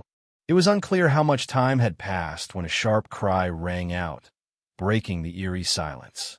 Chapter 42, The Masked Man. Golden Bell Temple. The back courtyard's Zen rooms. Two barbarians disguised as monks are kneeling on futons. Outside, the clash of weapons and screams of agony are ceaseless. Squad leader. The thin-lipped monk is uneasy. Xianxia has sent people to surround Golden Bell Temple. What should we do? If the Jade Key also falls into their hands, wouldn't that be? The man referred to as squad leader is calmer. He takes out a piece of jade from his bosom and hands it to the thin-lipped monk. Squad leader? The thin-lipped monk is panicked. This is absolutely impossible. The immortal treasure is of utmost importance. How can it be entrusted to me? Xianxia knows me. The squad leader speaks indifferently. He will surely fixate on me, and with the object in my possession, it will be even less safe. I will hold off the man named Xiang. You find a way to escape. If there's really no way, then hide the Jade Key. The thin-lipped monk carefully accepts the object. Do we really have to die here today? It's all because of that damn traitor who handed over the immortal treasure so easily. Otherwise, Tuoba Yuan's 2 divisions would have united the grassland long ago, and seizing the Great Shang Court's place would be within reach. There's no need to panic so much. The middle-aged man truly resembles a high monk who has attained enlightenment, speaking soothingly and serenely. Even if we fail, the sect hierarch and Great Khan still have other plans. At worst, we would just trade benefits with the old emperor of the Shang dynasty. He's coming soon. You should go. Yes. The thin-lipped monk takes the Jade Key and disappears out the window. Bang! A corpse crashes into the wooden door of the Zen room like a boulder. Xianxia steps over the corpse and into the room, the He Miao long sword in his hand, still dripping blood. He speaks deliberately. Give me the object. Sigh. The squad leader sighs lightly, taking 2 copper maces from behind. Lord Thousand Households, you don't even know what the immortal treasure is. Why go to such great lengths? After you're dead, I'll naturally figure it out. Inside the Zen room, the sword light flickers. About 20 minutes after the whistle arrow was fired, people began to flee from the mountain to the side, guarded by the troops. Get ready. Fang Zongqi raises his hand, preparing to give an order. Help! The monks at Golden Bell Temple are killing people. As the crowd draws closer, the officers and soldiers realize something is wrong. The number of people running down the mountain is close to 100. The Witch God sect isn't attacking with a large army. Taking back roads through the wild and sneaking in dozens of people might be possible, but how could there be so many? It's clear at a glance that most of them are common folks. Wait a moment. Fang Zongqi quickly stops the archers who are ready to shoot and shouts to the crowd. Stop. No one goes down the mountain. Everyone stop. Sir, there's a monk killing people at Golden Bell Temple. Save me, sir. Let me go. Please let me go. The frantic crowd isn't willing to listen. Spit. Fang Zongqi draws his crescent moon curved blade and sternly rebukes. I'm telling you to stop. Don't you understand? Anyone who takes one more step forward will be treated as a Witch God sect follower and summarily executed. Seeing the flashing silver blade, the people are forced to halt. Chen Sansi witnesses the chaotic scene and knows that many innocents are bound to die today. It seems that to avoid alarming the enemy, this Lord Thousand Households would rather more civilians die. Nobody move. Whoever moves will be shot dead. Flag leader Fong spoke cautiously. Horse flag officer. Most followers of the witch god sect are barbarians. Take a squad, go up there, and scrutinize each one. Fortunately, they were aliens, and even if they disguised themselves in clothing and makeup, their facial features and accents were still distinguishable. Plus, by questioning them about their family backgrounds and residences, and despite taking some time, one could eventually identify them. There was no hiding it any longer. The witch god sect followers in the crowd couldn't hold back any longer. A man pretending to be a wealthy elder raised his hand and struck, slapping the hard on the back of an old man in front of him. The old man spewed a mist of blood and died on the spot. The crowd that had just been brought under control once again erupted into chaos. Everyone screaming and panicking, fleeing in all directions. Brothers kill. Carve a blood path. The followers of the witch god sect no longer hid their identity, revealing their hidden weapons, and began killing in the confusion. Do not panic, flag leader Fong shouted, clashing with that wealthy pretender, without forgetting to direct. Form squads with the men from each small flag, assist each other, and create formations to encircle and kill. The witch god sect devotees were clearly trying to scatter and escape. So the numbers they encountered were not large, about 7 or 8, and without any bone forger realm masters among them. It seemed the masters had already broken through elsewhere. Chen Sansi, commanding his men and coordinating with another flag officer, circled around a one-eyed man. Zhu Tong, Wang Li, and others, wielding spears, jabbed at the follower from all directions. The man had the strength of the blood-refining early stage and dual-wielded swords, wildly slashing and chopping. He managed to approach by sheer brute force, but was quickly pushed back by soldiers with shields and swords, and was once again caught in a desperate struggle. Add to that, there was a flag officer on the army's side, also in the blood-refining early stage, coordinating the attack. Within less than 10 exchanges, the witch god sect follower revealed numerous flaws and was stabbed all over by the chaotic spears, bleeding from multiple wounds. This was the might of the military. Those sects in Jianghu could not match this fighting strength. Chen Sansi wasn't idle either. He would draw his big bow fully, and upon the string's release, the arrow would soar. The wolf-teeth arrow flew through the gaps in the chaotic crowd, piercing through the face of a witch god sect follower over 100 paces away, nailing the head onto a tree trunk with a thud, causing instantaneous, painless death. A blood-refining early stage witch god sect follower approached from the flank, raising a crescent moon-curved blade in an attempt to ambush. How could Chen Sansi's keen hearing not detect him? Anticipating this moment, Chen Sansi turned and shot an arrow just as the attacker raised his blade. Being no more than 10 steps apart, the impact from the arrow carried the attacker backward, and before he even fell to the ground, he was caught up by a long spear, the blade slicing through his neck, severing the head from the body. Like a kicked ball, the head rolled far along the slope with a rumble. The melee did not last long. The army side had more people and quickly entrapped the witch god sect devotees, who, despite their stubborn resistance, probably couldn't hold out for much longer. I wonder how the main battlefield is doing. Chen Sansi looked toward the direction of the Golden Bell Temple. Had Xianxia gotten what he desired? He held his reed leaf gun, ready to help quickly resolve the fight. Swoosh! Dozens of yards away, the sound of branches being broken underfoot arose. Someone hidden for a long time was trying to escape amidst the chaos. An escapee. Upon hearing the noise, Chen Sansi immediately gave chase. Through the trees, he could vaguely see a brownish-yellow figure flash by. The forest ahead was dense, obstructing most of the view. Chen Sansi, relying on his hearing and the footprints on the ground, pursued cautiously, not taking any rash action since he didn't know the capability of his opponent. It's always wise to be careful. It wasn't until he had covered several miles, and the view became clearer that he finally caught sight of the person he sought. A pointed-mouthed and cheeky monk clad in a monk's robe, but with earring holes in his ears, clearly not dressing in the style of the Shang dynasty's commoners. Chen Sansi knocked an arrow, ready to shoot, when another group quickly approached.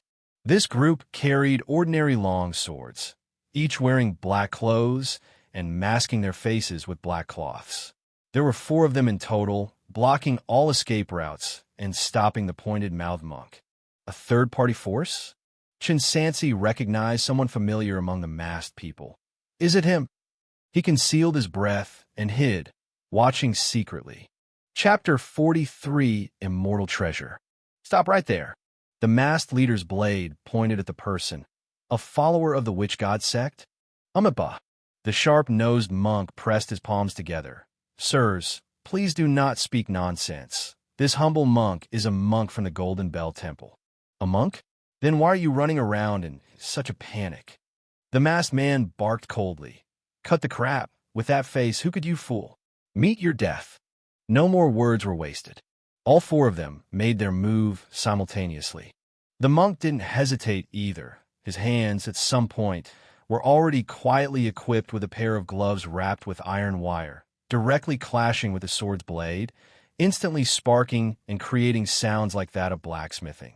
Both this monk and a leading masked man are in the bone training realm. Chen Sansi could tell that their power clearly surpassed that of the blood-refining warriors. They were both adept at bone training, especially the sharp-nosed monk, who seemed frail but was incredibly fierce in action. His aura was just like that of a fierce tiger from Second Layer Mountain. Apart from the masked leader, the others were no match. In just a few exchanges, they all suffered injuries, holding their swords, not daring to approach, covering from a distance. The masked leader and the monk were locked in fierce combat. When the fight was at a deadlock, another figure silently appeared, launching a surprise attack from behind. It was yet another practitioner of bone training. 2 against 1, the monk finally started to falter. This. The masked leader found an opportunity, landing a sword strike on the monk's shoulder. The sword did not cut off the entire arm as imagined, but got stuck in the middle after cleaving through bone, unable to completely sever it. Is this bone training? Are bones really so hard that swords have trouble cutting through? I'm afraid even my 2-stone bow wouldn't be able to kill a bone-training martial artist directly. It seems that getting a 10-stone bow is imperative. Chen Sansi continued to watch the battle. Any combat at a higher realm than his was helpful in gaining experience. On the battlefield, the situation became gradually clear. Ultimately, even a double-fisted monk could hardly fend off 4 hands, and after being struck by a sword, the disadvantage quickly widened. The blood-refining warriors, who had only dared to watch from afar, also moved in to look for an opportunity to deliver the finishing blow. Hiss, hiss, hiss. The sounds of blades tearing through clothing resounded one after another. The fake monk was like someone splashed with a coat of red paint. Though the bones were hard to break, the flesh had been stripped off in many places, some still clinging to his body, shaking as if they might fall off at any moment, looking extremely unsettling. Finally, the masked leader found an opportunity, thrusting a sword into the witch god sect follower's carotid artery. Blood spurted like a fountain. He fell stiffly to the ground, his eyes wide open in death. Search! The masked men quickly began searching the body, but found nothing. Nothing on him. The immortal treasure isn't with him. Should the young master consider going up the mountain? The item is most likely already in Xianxia's possession. Let's go. We came here to scavenge. If we can't find anything, then that's that. Getting caught by Xianxia would be the end for us. It looks like we're going to have to pay a high price after all. Take the body and withdraw. Listening to the conversation, Chen Sansi confirmed the guess in his mind. The masked men were Liang Zhan and that old servant. This young master, despite rumors of spending his days in brothels, had not fallen behind in cultivation. At 25 or 26 years of age, assuming he had practiced martial arts for 10 years, reaching the bone training realm was definitely outstanding in Piyang County. To kill him, I still need to improve my strength. Chen Sansi had not forgotten that Liang had come looking for him. If it weren't for Wang Zhi's presence, Although it wouldn't have been life-threatening, it wouldn't have been pleasant. Feeling controlled by others was truly unbearable. He didn't linger, returning the same way he had come. Did Xiang Tingchun really get the immortal treasure? Chen Sansi felt regretful, but he always felt that something was not quite right. Carefully thinking about it, which God sect followers blending in with the common people is actually not a good way to get away. The military had already arrived, and even if they were truly ordinary people, they would definitely scrutinize their ancestry back to the 18th generation before releasing anyone after confirming there were no issues. Compared to slipping through unnoticed, they seemed more like they were trying to attract attention. Had it not been for Chen Sansi, in such a chaotic scene where even the snapping of branches dozens of meters away could be heard clearly, no one would have noticed the fake monk. But there was nothing on him. Hidden away? Chen Sansi couldn't help but recall the scene when he first got the Linglong jade box. With a try-and-see attitude, he searched along the way back, not finding any signs of the soil having been disturbed. Am I overthinking it? Wait a minute. A bird's call above him drew his attention to a pine tree's bark, which had fresh signs of being stripped off. Chen Sansi immediately climbed up, and at the highest point of the trunk, he found a fist-sized tree hole. There's a snake. With quick eyes and hands, he pressed down on the snake's head and pulled it out. It was a poisonous green snake. Looking inside the hole, there was nothing else. However, there were bloodstains on the snake's lower jaw, as if it had been torn apart by someone, and scales were missing from its body. Could it be? Without hesitation, Chen Sansi used both hands to pry the snake's jaws apart, yanking to both sides, tearing the snake in half, and there it was, a piece of green jade stone, the very jade key recorded in the dashing book. Stuffing things inside a snake's belly, that's quite clever. He couldn't help but admire the ingenuity of whoever did this. Even if one made a mark on the snake, it may not be possible to find it later. It seemed that the witch god sect would rather lose the item than let it fall into someone else's hands. It must be said that this method was indeed effective. Any normal person would never have found such tiny traces, but he happened to encounter them. Chen Sansi secured the jade stone and ripped out the snake's gallbladder. The green snake wasn't worth much, but every little bit counts. After everything was done, he threw the snake's carcass back into the hole. Before long, other animals would come along, lured by the scent of blood, and clean it up. Looks like Household's Commander Xiang has made a wasted trip this time. Chen Sansi returned to the foot of the mountain. The chaos was still not over. The witch god sect followers were stubbornly resisting. The remaining 2 or 3 even took the common people as human shields and ran in different directions. Indeed, they were covering for the fake monk. After the fake monk had left, the witch god sect followers began to think of ways to save themselves. The people from a garrison had spread out in pursuit. Their ranks were quite thin, and no one was paying attention to Chen Sansi's movements. It was not until dusk that the last witch god sect follower was captured, and the cleanup of the battlefield began. In terms of casualties, 3 garrison soldiers died, and 2 were injured. Among the 2 who died, just one was a military soldier. The rest were array soldiers. But they killed 7 witch god sect members and captured 1 alive, all blood-refining warriors. Indeed, there's strength in numbers. After all, they had 1 flag leader and 5 small flags on their side. If the scene hadn't been so chaotic, preventing archers from being of much use, it would have been entirely possible to suffer even fewer casualties. I killed a blood-refining mastery and a small achievement. I should be able to exchange for a few bowls of blood-replenishing soup. Chen Sansi was calculating.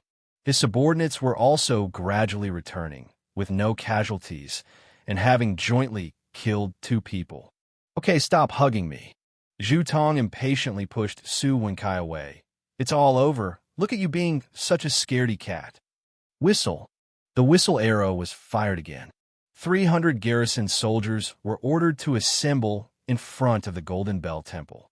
Xiang Tingchun, with blood-stained clothes, slowly walked out of the temple gate. His he miao blade was broken, and there was blood at the corner of his mouth, but the human head he held in his hand declared that he had won this murderous battle. Chapter 44 Lamp Oil. 200 household commanders stepped forward to report the summary of the operation. About a month ago, followers of the witch god sect sneaked into Pyong County and coerced the abbot of the Golden Bell Temple to help them conceal their identities. As for the specific reasons, they are still unclear. My lord, in this crackdown, we have slain a total of 28 followers of the witch god sect, including 6 in the bone training realm and 15 in the blood refining level. In terms of numbers, it is about the same as the previous roundup. We have also interrogated all the temple visitors and local residents on the mountain, and only let them go after confirming they were not involved. Those who could not be immediately identified have already been imprisoned in the county government's jail. Lu Jinkui, clenching his fist, said, "Theoretically speaking, it would be very difficult for anyone to escape." Very difficult. Xiang Tingchuan's eyes were like those of an eagle, staring at them. Does that mean, however, that someone slipped through? Please forgive us, my lord. Lu Jinkui knelt on one knee. The witch god sect is treacherous and cunning, using civilians as human shields. The situation was indeed too chaotic. But even if a few got away, they were just minions and would surely not dare to cause trouble again in the future. There are some things Xiang Tingchun couldn't say outright. He fell silent for a moment, then spoke again. Evacuate the Golden Bell Temple. Gather all the followers of the witch god sect, dead or alive, together. I will personally verify them. Yes, sir. The bloody battle was thoroughly over. But most of that blood was that of the civilians. By rough estimates, at least 40 to 50 people were dead. Such sin. On the way down the mountain, Su Wenkai kept muttering, "If I were in command, I certainly wouldn't have let so many die in vain." Keep dreaming. Zhu Tong was also very dissatisfied with today's events. Damn it, I thought Xiang Tingchun was something special. Turns out he's just another ruthless character willing to achieve his goals by any means necessary. Do you two no longer wish to keep your tongues? Fang Zongqi cast a warning glance at them. My lord, I was just joking. Commander Xiang's leadership was exquisite. Su Wenkai immediately changed his tune. Zhu Tong, however, just scoffed and said no more. Sigh. Fang Zongqi shook his head, but did not pursue the matter further. At least we have eradicated the followers of the witch god sect. No more people will die because of them. Lately, there have been no shortage of mysterious disappearances around Pyong County.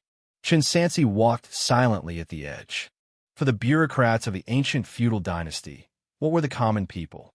They were nothing more than NPCs in their simulation games, created for the value of production. As long as one could gain greater benefits from an incident, the loss of many NPCs was nothing more than a number to them. It served Xiang Tingchun right to come back empty-handed. Moreover, he couldn't openly investigate the matter. After all, it was done covertly behind the court's back.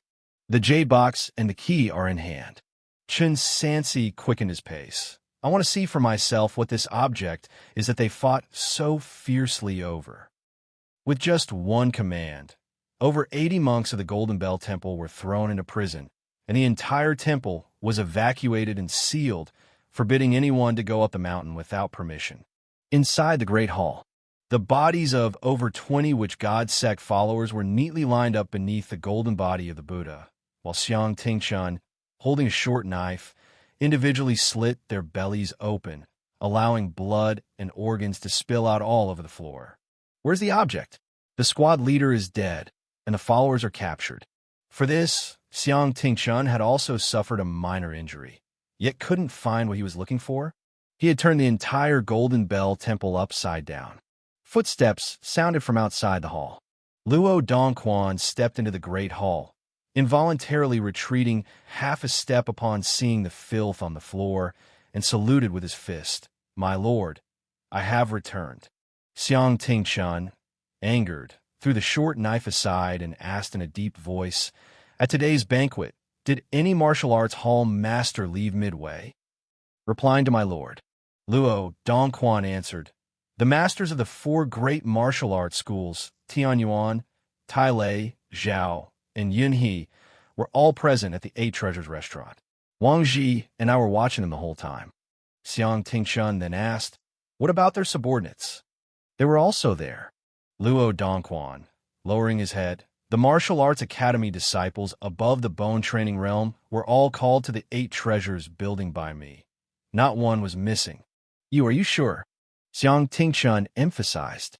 Luo Dongquan's head hung even lower, almost touching the ground. This subordinate is sure. Old Luo, there's no need to be so nervous. I trust your work. Xiang Tingchun folded his arms behind his back and paced back and forth in the hall. He felt stifled inside. It seemed that the item had most likely been taken away by someone who had slipped through the net. My lord, Luo Dongquan asked, could it be that the immortal treasure has not been found? Xiang Tingchun narrowed his eyes, and after pondering for a moment, he spoke. Old Luo, go tell the 4 great martial arts schools that I have the item in my possession. If they want it, they can have it, but they must exchange something for it. First, I want an ample supply of medicinal herbs, at least doubling the amount for everyone in the garrison.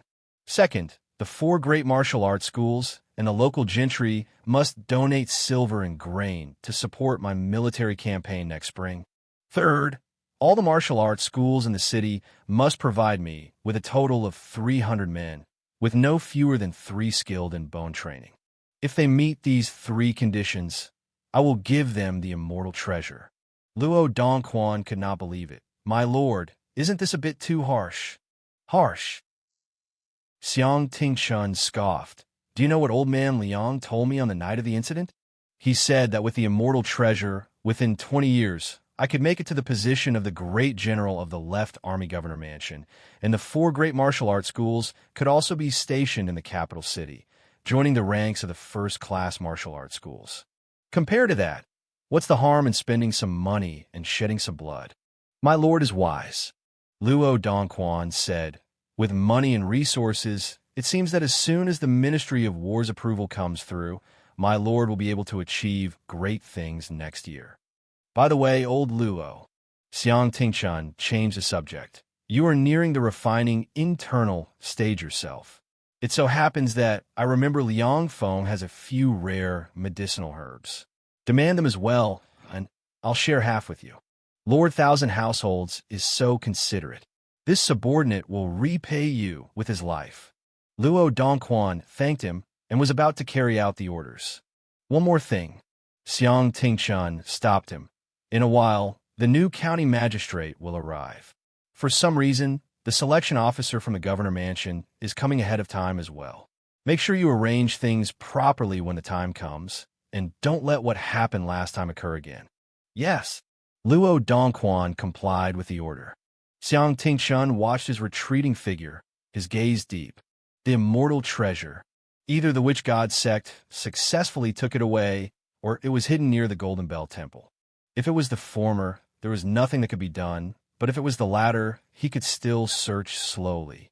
In any case, he should first fool the martial arts schools into paying up. Any longer, and it would be too late. The emperor plans to cultivate a group of new generals in the Northern Territory. Just one impressive battle would be enough to draw attention. Once the supervisor steps down, I'm sure to be taken under the wing of the new supervisor. The Xiang family has been confined to the land of Payang County for 3 generations. In his lifetime, Xiang Tingchun was determined to break out no matter what. Even if it meant using the people of Payang as stepping stones, it didn't matter. The garrison. After assisting with headcount, Chen Sansi hurried back to his home, dug out the Linglong jade box from the underground of the backyard, and then returned to his bedroom, locking the door behind him. He pulled out the key from his pocket. The key was made of pure jade, intricately built, and not only was the pattern complex, but the tip was irregular in shape and just so happened to fit the lock of the box perfectly. Just as the records had stated, 1 box to 1 jade key. If the jade key was destroyed, not even the gods themselves could open the box. He inserted the jade key and turned the mechanism. With a click, the wooden box opened. Inside was another iron box. Fortunately, the iron box didn't need another key to be unlocked. He lifted the lid. Inside was filled with a pale yellow substance, slightly warm and soft to the touch, somewhat resembling animal fat. Lamp oil. Chapter 45 Blood, Refining Minor Success. Just a box of lamp oil? Chen Sansi didn't believe it. He re-examined the Linglong jade box, confirmed there was nothing else inside except the self-destruction mechanism, and that there were no secret compartments. The witch god sect, Xianxia, the martial arts halls. Was this the thing that all these forces were desperately fighting over? According to Chen Sansi's summary, neither the martial arts halls nor Xianxia necessarily knew what the immortal treasure was. The only one with insider knowledge, the witch god sect, were all tight-lipped and refused to divulge anything. It definitely couldn't be this simple. Chen Sansi went to the doorway of the kitchen, scooped out a very small amount of lamp oil with his finger, and gently applied it to the wooden log used for splitting firewood. Then he found a fire stick and blew a tiny flame onto it. Boom! The moment the tiny flame made contact with the lamp oil, a fiery red blaze erupted violently, as if a fire dragon burrowed out from the void, instantly climbing to a height of 2 to 3 meters. In just a few breaths, the wooden log was reduced to ashes. You should know, this log was half a meter in diameter and 30 centimeters high. Normal flames would struggle to light it, and if it wasn't split open, burning it completely to ash would likely take a full day and night. Even at a distance of 2 steps away, Chen Sansi felt he was almost roasted. What sort of power was this? What kind of animal fat was this, that the flames it burned with were so terrifying? Definitely not a common item, Chen Sansi admitted, somewhat shaken. The substance was powerful, but why were they so desperate to get it? To use as a weapon? He weighed the iron box, half the size of a palm, in his hand. So little of it. How many times could it be used? That shouldn't warrant such a scramble, right? Chen Sansi judged that the fire must have another purpose. He inspected the Linglong jade box once again, and after repeated confirmations, concluded. Indeed, there's nothing else. It seemed the method of using the flame might lie in the hands of the witch god sect. That was a dead end for now. A small disappointment welled up in Chen Sansi's heart. However, the fire was very powerful, and it could indeed come in handy at a critical moment. As for its true purpose, that would have to be figured out one step at a time. My current goal is to become a selected point and enter the 8 camps. I need to enhance my strength as soon as possible. Chen Sansi tidied up the items, preparing to rest well for the night, to rejuvenate. He was only a window pane away from a breakthrough. The next day, at the military camp, Chen Sansi drank a bowl of replenishing essence soup and, while his chi blood was at its peak, picked up the long spear and practiced the soldier's basic spear technique he had already mastered. It was noon, and the sun was high in the sky. Suddenly, a thundering sound of breaking the air rang out on the empty martial arts arena. It made the nearby soldiers turn their heads to look. Under the sunlight, every movement of the reed leaf gun reflected blinding golden light off its tip. As the long spear swung faster and faster, the golden lights began to connect with each other. From a distance, it appeared as if a golden snake was wildly dancing in the void, or as if a golden brush was painting majestic landscapes, creating an urge in onlookers to draw closer. Yet, the continuous fierce sounds of the air being torn apart reminded everyone that this wasn't a beautiful scene, but a lethal martial technique. The long spear whistled, the figure moved swiftly. The scene of flashing lights lasted for the time it would take half an incense stick to burn. Then, at a certain moment, everything suddenly stopped. All the golden light converged to a single point and, at a speed invisible to the naked eye, landed on the training post of the martial arts arena. Bang! The training post, as thick as an adult man's shoulder and 2 meters high, exploded outwards from the point of impact, scattering wooden splinters and chips all around, flying far before landing in the ground like a rain of arrows. Curious soldiers who loved excitement nearly got hit by the flying splinters and collapsed on the ground, thoroughly shaken.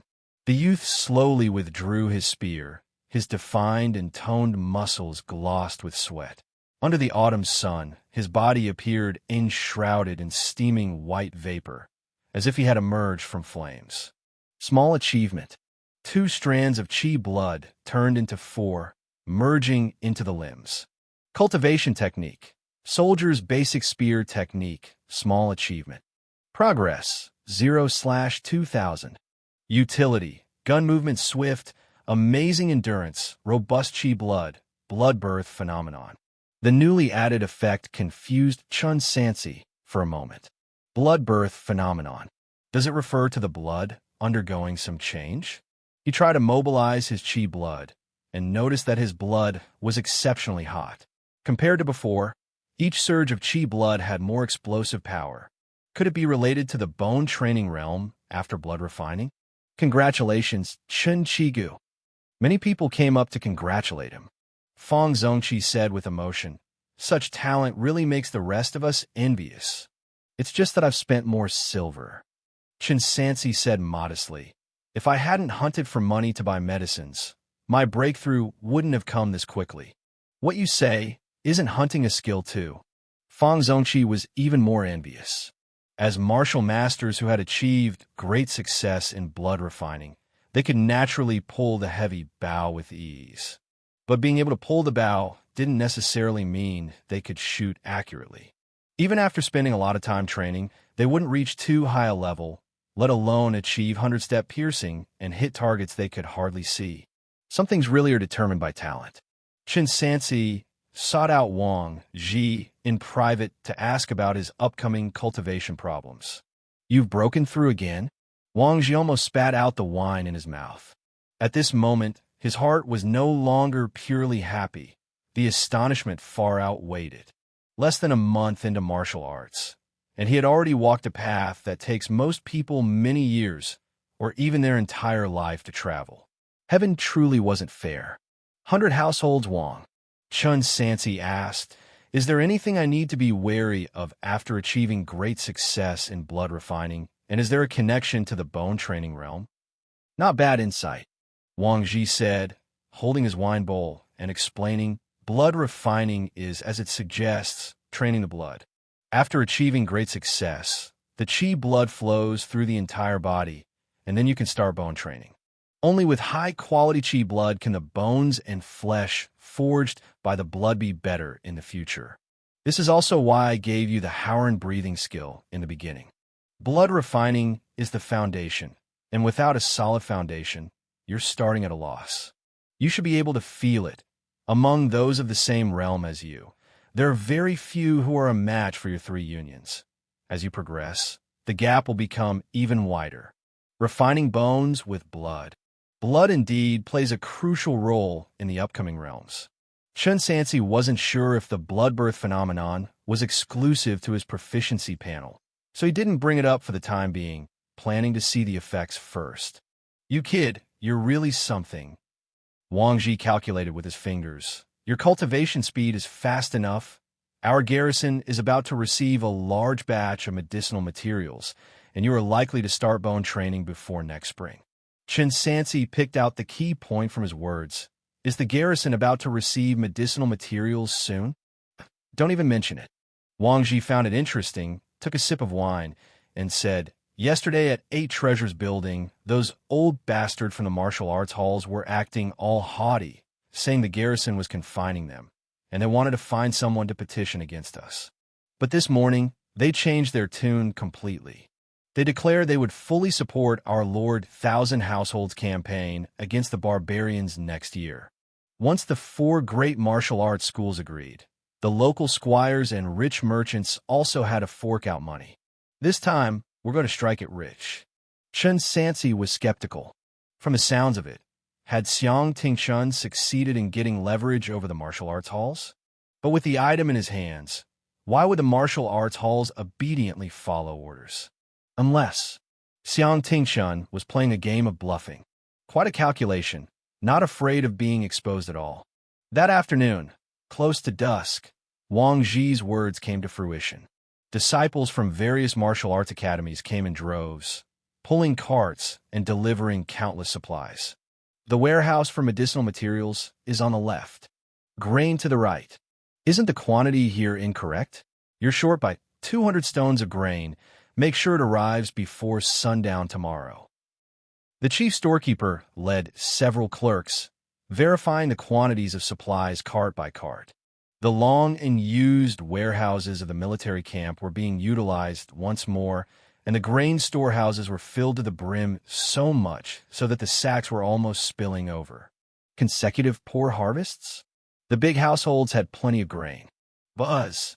The assembly call was sounded, and the order officers summoned everyone to the martial arts arena, proclaiming that Lord Thousand Households had an important announcement to make. Chapter 46: The War is Coming. Martial Arts Arena. Apart from those looking out from the Great Wall, all the officers and soldiers at the garrison were assembled. Xianxia strode onto the high platform with a bold step. Even from dozens of steps away, everyone could sense that Lord Thousand Households was in high spirits. Brothers, Xianxia's voice boomed like a great bell. Today, I have 2 matters to announce. Do you still remember, at the beginning of our nation's founding during the Yongchang era, our court had over 3 million soldiers, yet not one lacked food or clothing, and all were high in fighting spirit. Alas, calamities and disasters have been unending since then, to the point where our Piyang County even experienced wage and food shortages in the early years, resulting in many brothers suffering from hunger and cold, who were forced to flee and become refugees. I, Xianxia, hold an inescapable responsibility for presiding over this place. I apologize to all the brothers here.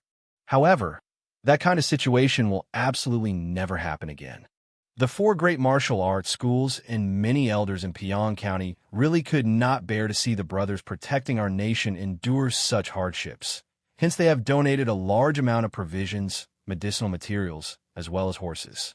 Therefore, the first matter is, starting from today, the salary for every array soldier will increase by half a month, with an extra stone of food. For military soldiers, their monthly salary will double, as will the provision of blood-replenishing soup. For military officers, their remuneration will double. Additionally, from now on, you can purchase all kinds of medicinal materials directly in the barracks, at half the price of outside pharmacies. Having said this, the crowd erupted into cheers. Double. A stone of food every month. What did a stone of food per month mean during years of bad harvest? It meant that this year, not only could everyone survive the cold winter without hunger, but they might even have some money left over to buy winter clothes. The military soldiers were equally excited. The vast majority who joined the army came from poor families. Where could they afford blood-replenishing soup priced at 10 taels a portion? Yet relying solely on the garrison's provision was far too insufficient for increasing their cultivation.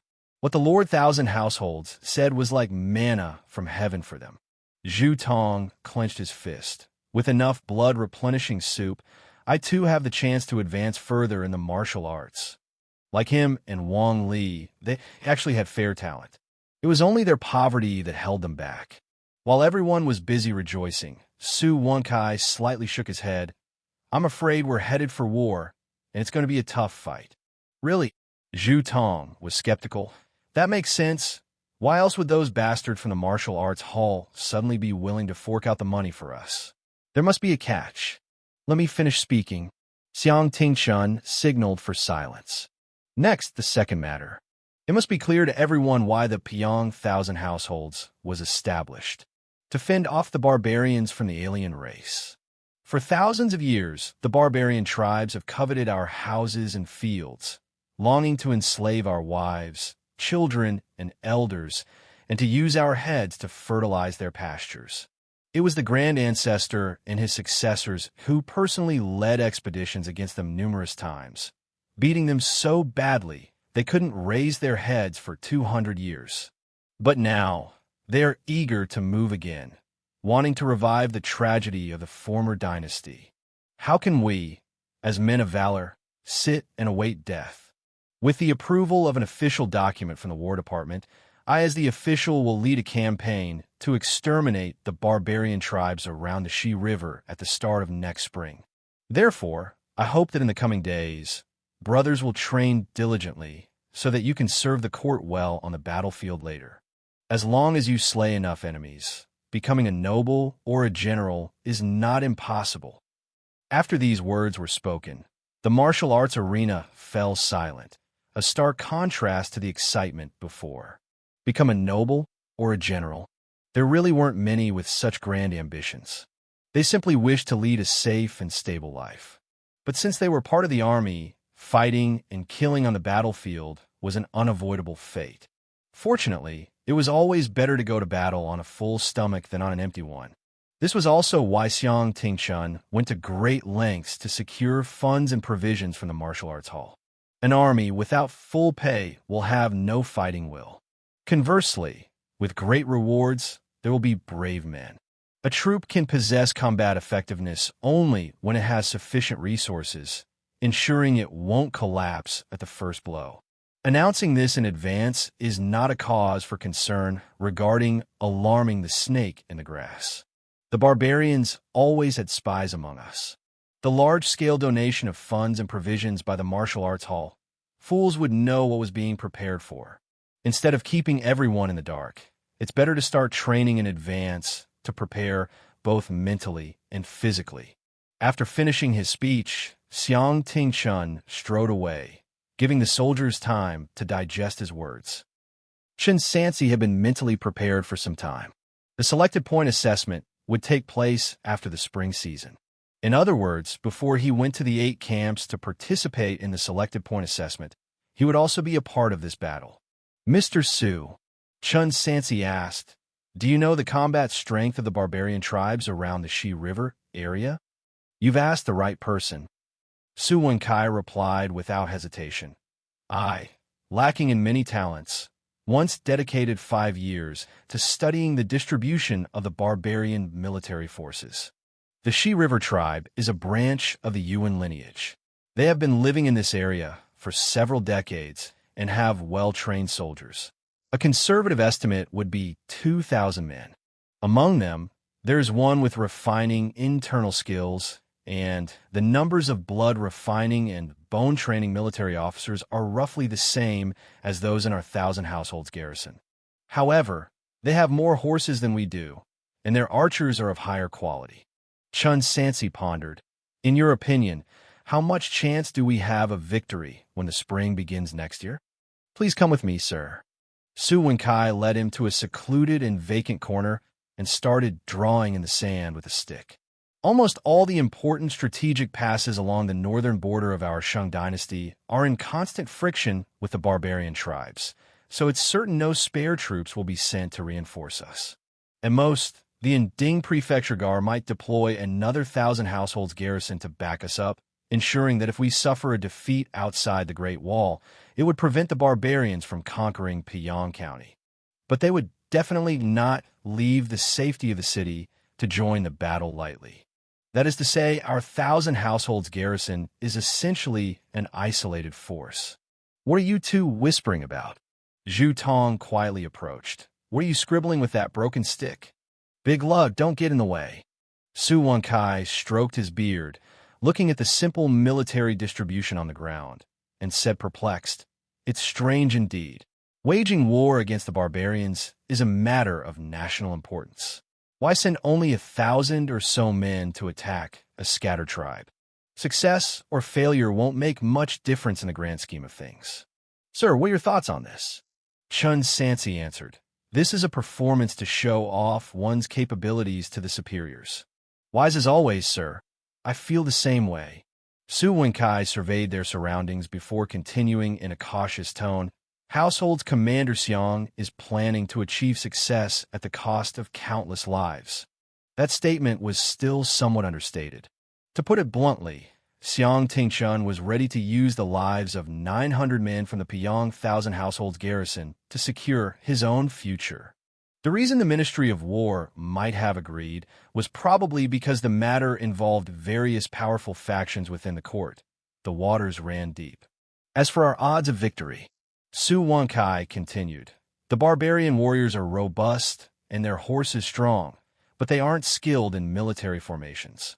Furthermore, the nomadic tribes are at their weakest at the onset of spring each year. If we can get more bone-training martial masters from the martial arts hall to assist us, and if the Inding Prefecture is ready to back us up, we could win. But it would definitely be a Pyrrhic victory. Zhu Tong, who had been confused the whole time, finally understood the last part. How dire would that be? Su Wenkai gravely said. Both of us would have to die. That's quite dire indeed. Zhu Tong grabbed his collar. Lazybones, don't you often brag about your warfighting abilities? Then think of a way. How can we avoid a disaster? Su Wenkai spoke earnestly. I do have a strategy that could at least reduce our losses by 20%. Only 20%. Zhu Tong disdainfully retorted. What's the difference between that and no reduction at all? I'm Malong, not an immortal. Saving 20% of the forces in this type of siege warfare would be a great saving of manpower. Su Wenkai tossed aside the stick. I need to offer my strategy to the commander. With that, he ran towards where Xianxia had his offices. Zhu Tong counted on his fingers. With over 900 men in our garrison, what does 20% amount to? Chen Sansi said with resignation. It's reducing 20% of the casualties, not saying that the whole army will be wiped out. Then how many is that? Zhu Tong was even more puzzled. Before he could figure out, Su Wenkai returned. He quickly asked, how did it go? What did Lord Thousand Households say? Su Wenkai was so angry that his face turned red, and he stomped his foot shouting, Incompetent commander! Incompetent commander! The commander's tent wasn't far away. Chen Sansi, following the direction of the wind, faintly heard a get out. He shook his head and stood up to leave. The battle was inevitable, and he never intended to avoid it. However, it seemed that he really needed to undergo bone training before the spring. After bone training, one could withstand blades and weaponry, not losing combat effectiveness from minor wounds on the battlefield. Chapter 47, The Dead Man. Ever since Xianxia announced the plan for the coming spring, the military discipline at the household's garrison had become much more stringent. The daily drills had doubled, and anyone leaving the camp needed to ask for leave in advance. Even the several hundred households were no longer allowed to spend their days indulging in food and drink. They were required to participate in the drills as well. However, the military households were very obedient, because they had achieved days of being well-fed and well-clothed. Those with a pursuit in martial arts were also able to drink more blood-replenishing soup and enhance their martial arts. For 10 consecutive days, Chen Sansi practiced martial arts within the military settlements. Cultivation technique. Soldier's basic spear technique. Small achievement. Progress. 550/2000. Utility. Gun movement swift. Amazing endurance. Strong chi blood. Blood birth phenomenon. The tiger heart and tiger meat had long been consumed, and the 9 turns blood replenishing soup had been drunk clean. Fortunately, there was significant improvement in proficiency. Furthermore, purchasing medicinal ingredients had become much cheaper. The 9 turns blood replenishing soup was now available in the barracks, and it was only being sold for 15 taels of silver. Yet it was still expensive. Time to go hunting again. The bottomless pit, If it were not for practicing martial arts, Chen Sansi would probably have become a wealthy man by now. White deer. By hunting a white deer, even after setting aside what he needed for himself, he could still sell it for several hundred taels. Not only would resources sufficient for blood-refining minor success be secured, but such white deer were not so easily captured. The Travels Through Mountains and Rivers was a book from millennium ago. Since its publication, countless people had flocked to the Huda mountain range to capture them. It was fortunate they had not gone extinct. He had inquired about information, and it seemed that the Tai Lei Martial Arts Academy had not found one even after searching for half a month. Chen Sansi arrived at the pharmacy. Do you have Lingji for sale in the barracks? White deer, fauna treasure mushrooms. Medical Officer Jiang quickly brought out a brown Lingji from the storeroom. This 20-year-old black Ganoderma, ground into powder and added to soup medicine, can enhance the effects of replenishing essence soup. 10 taels of silver. Do you have any fresh ones? Chen Sansi observed that the Lingji had obviously been dry for a long time. Yeah, you're in luck, there actually is. Medical Officer Jiang took out another box, inside of which was a fiery red Lingji. This was delivered by Yuna Martial Arts Hall just this morning. 30-year-old red cloud Ganoderma, 20 taels. However, It is for healing injuries and does not greatly help in improving qi blood. Chen Sansi said, "It doesn't matter as long as it counts as a treasure mushroom." Treasure mushroom? Jiang, the medical officer, shook his head. At the very least, it has to be over 100 years old. One is worth 50 taels. A 20-year-old Lingji cannot be considered a treasure mushroom. Such expensive medicinal materials are not currently available at our garrison. You'll have to buy them outside. 50 taels. Chen Sansi was shocked by the price. The bait alone was worth 50 taels, and there was no guarantee that a white deer could even be caught. It was only because the reward offered by the Tai Lei Martial Arts Hall was so high that their disciples were willing to spend so much money on hunting it. Chen Sansi, for the time being, really couldn't come up with that much silver. He decided to try his luck first and find another way if it didn't work. Having made up his mind, Chen Sansi asked Wang Ji for leave and left the barracks with his bow and arrows. Sansi, as he was passing near Yinbian village, Xiao caught up with him. "Uncle Zhao, you're not going up the mountain to hunt?" Chen Sansi was somewhat surprised. After the Northern Territory's winter arrives, the snow would seal the mountains, making it hard to hunt anymore. Hunters should be the most diligent in the late autumn. Xiao said with a bitter face. "It's not that I don't want to, it's that I don't dare." "Don't dare?" Chen Sansi asked. "What's happened? Has someone been bullying you?" "It's the witch god sect." Xiao's tone was filled with anger and fear. Recently, every day for the past 10 days, people have been disappearing from the countryside, especially the hunters from the surrounding villages, many of whom have not returned since going up the mountains. "Are you sure, Uncle Zhao?" Chen Sansi solemnly said. "I took part in the mission to encircle and suppress the Golden Bell Temple. I was personally involved, and 99% of the witch god sect followers were slain on the spot. Even if one or two slipped through the net, they couldn't possibly stir up more trouble. Could it be that a big worm or a black bear has come down the mountain to eat people? It's impossible, absolutely impossible." Uncle Zhao said excitedly, "There are no bones left. Do you understand, Xianxia? Not even bones can be found. Even if it were a big worm, it should leave some bones behind." "Uncle Zhao, don't get worked up," Chen Sansi said soothingly. "Have you reported this to the authorities?" "Of course we did report it," Xiao said. "The lord at the county office said they would look into it thoroughly and told us to wait, but to date, there has been no progress. Just yesterday, little Li from the next village risked going up the mountain to hunt a wild chicken to nourish his pregnant wife, and now he is nowhere to be found." Chen Sansi frowned. Even if there were one or two witch god sect followers left, they couldn't cause such a huge commotion. There must be another group involved. Could it be that Golden Bell Temple was just one of them? But at the same time, it doesn't make sense to have so many people infiltrate Pyong. Furthermore, in the last few days, he hadn't heard anything in the military garrison about deploying people to hunt down the followers of the witch god sect. "Uncle Zhao, rest assured," Chen Sansi said, "after I return, I will report this to my superiors." "There's something else," Xiao said somewhat embarrassingly, but still spoke up. "Xianxia, could you let us follow you up the mountain? Winter is almost here, and we haven't prepared enough charcoal and winter clothes for our homes. But with what has been happening recently, who dares to venture into the mountains? You know martial arts, and can even kill a big worm.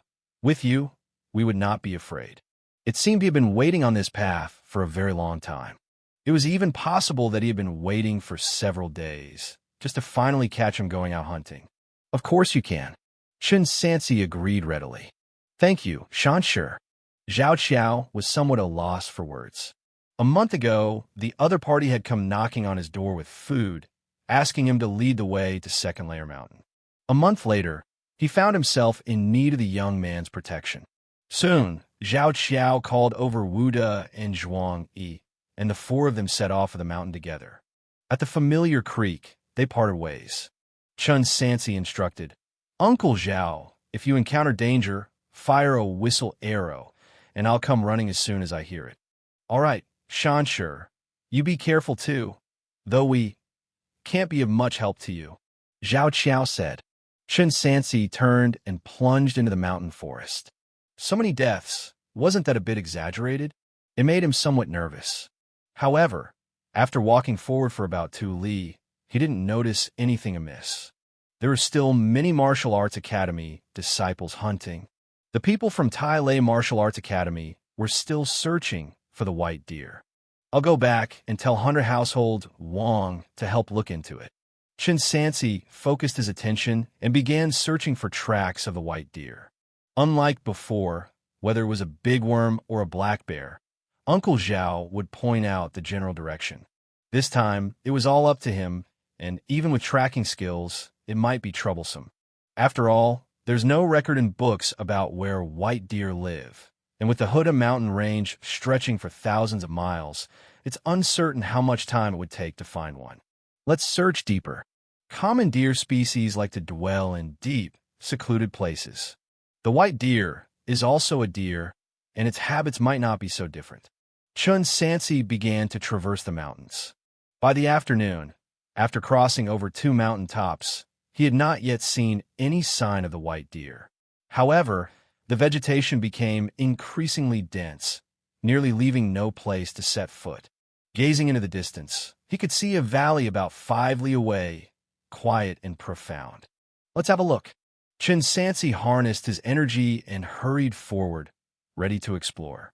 But before he could get close, several disciples in long robes rushed out, forming a human wall to block his path. Halt! You are not permitted to go any further. Chapter 48, Medicine Valley. Stop right there. Why should I stop? As he spoke, Chen Sansi had already knocked a wolf-teeth arrow onto the string of the Kaiyuan bow in his hand. You have such a murderous aura. The Martial Arts Academy disciples looked at each other, involuntarily stepping back several paces. We haven't even struck you, so why come up and want to shoot people? That's right. Someone accused. We're telling you to stop because ahead is private property. Private property? Chen Sansi was skeptical. The Martial Arts Academy disciple continued. The valley ahead is the medicine garden of our Tianyuan Martial Arts Academy. Isn't that private property? The Tianyuan Martial Arts Academy's medicine garden? Chen Sansi had heard from the medical officer Jiang before that many of the lands suitable for cultivating medicinal herbs nearby had been sold to the Martial Arts Hall. It seemed he had stumbled upon it by mistake. Tianyuan Martial Arts Academy, that is, the Liang family's territory. The Tianyuan Martial Arts Academy didn't do much business in medicinal materials, but that doesn't mean they didn't have their own medicine garden. Such a large valley it is. The surname Liang, at the age of 25 or 6, could engage in bone training. He must have consumed a lot of medicinal materials. What's all this noise about? Young master. A brocade-clad young master holding a folding fan approached, and the disciples stepped aside. It was the eldest young master of Tianyuan Martial Arts Academy, Liang Zhan. Young master, a disciple complained. A guy from the garrison came here, and we didn't even do anything to him, but he came up wanting to shoot us with arrows. So arrogant. Oh, Brother Chun. When Liang Zhan saw who had come, he rebuked his subordinates. Even my brother you dare to stop? If you get shot, you deserve it. Young master, was he? Smack! Liang Zhan knocked on the disciple's head with his fan. Stand down. Yes, sir. The Martial Arts Academy disciples all stepped back. Brother Chun, I trust you've been well. Liang Zhan gave a fist salute. Last time, I intruded upon you rudely, and I am here to offer an apology. There's no need. Chen Sansi couldn't be bothered to bicker with this man, so he put away his bow and arrow and left. Killing this fellow, for the time being, was out of the question. The other party wouldn't dare to make a move on him lightly, and there was no need to waste time here. Liang Zhan didn't stop him, silently watching as the other man walked away. Young master, a disciple approached. Are we just letting him go like that? Nonsense, Liang Zhan scolded.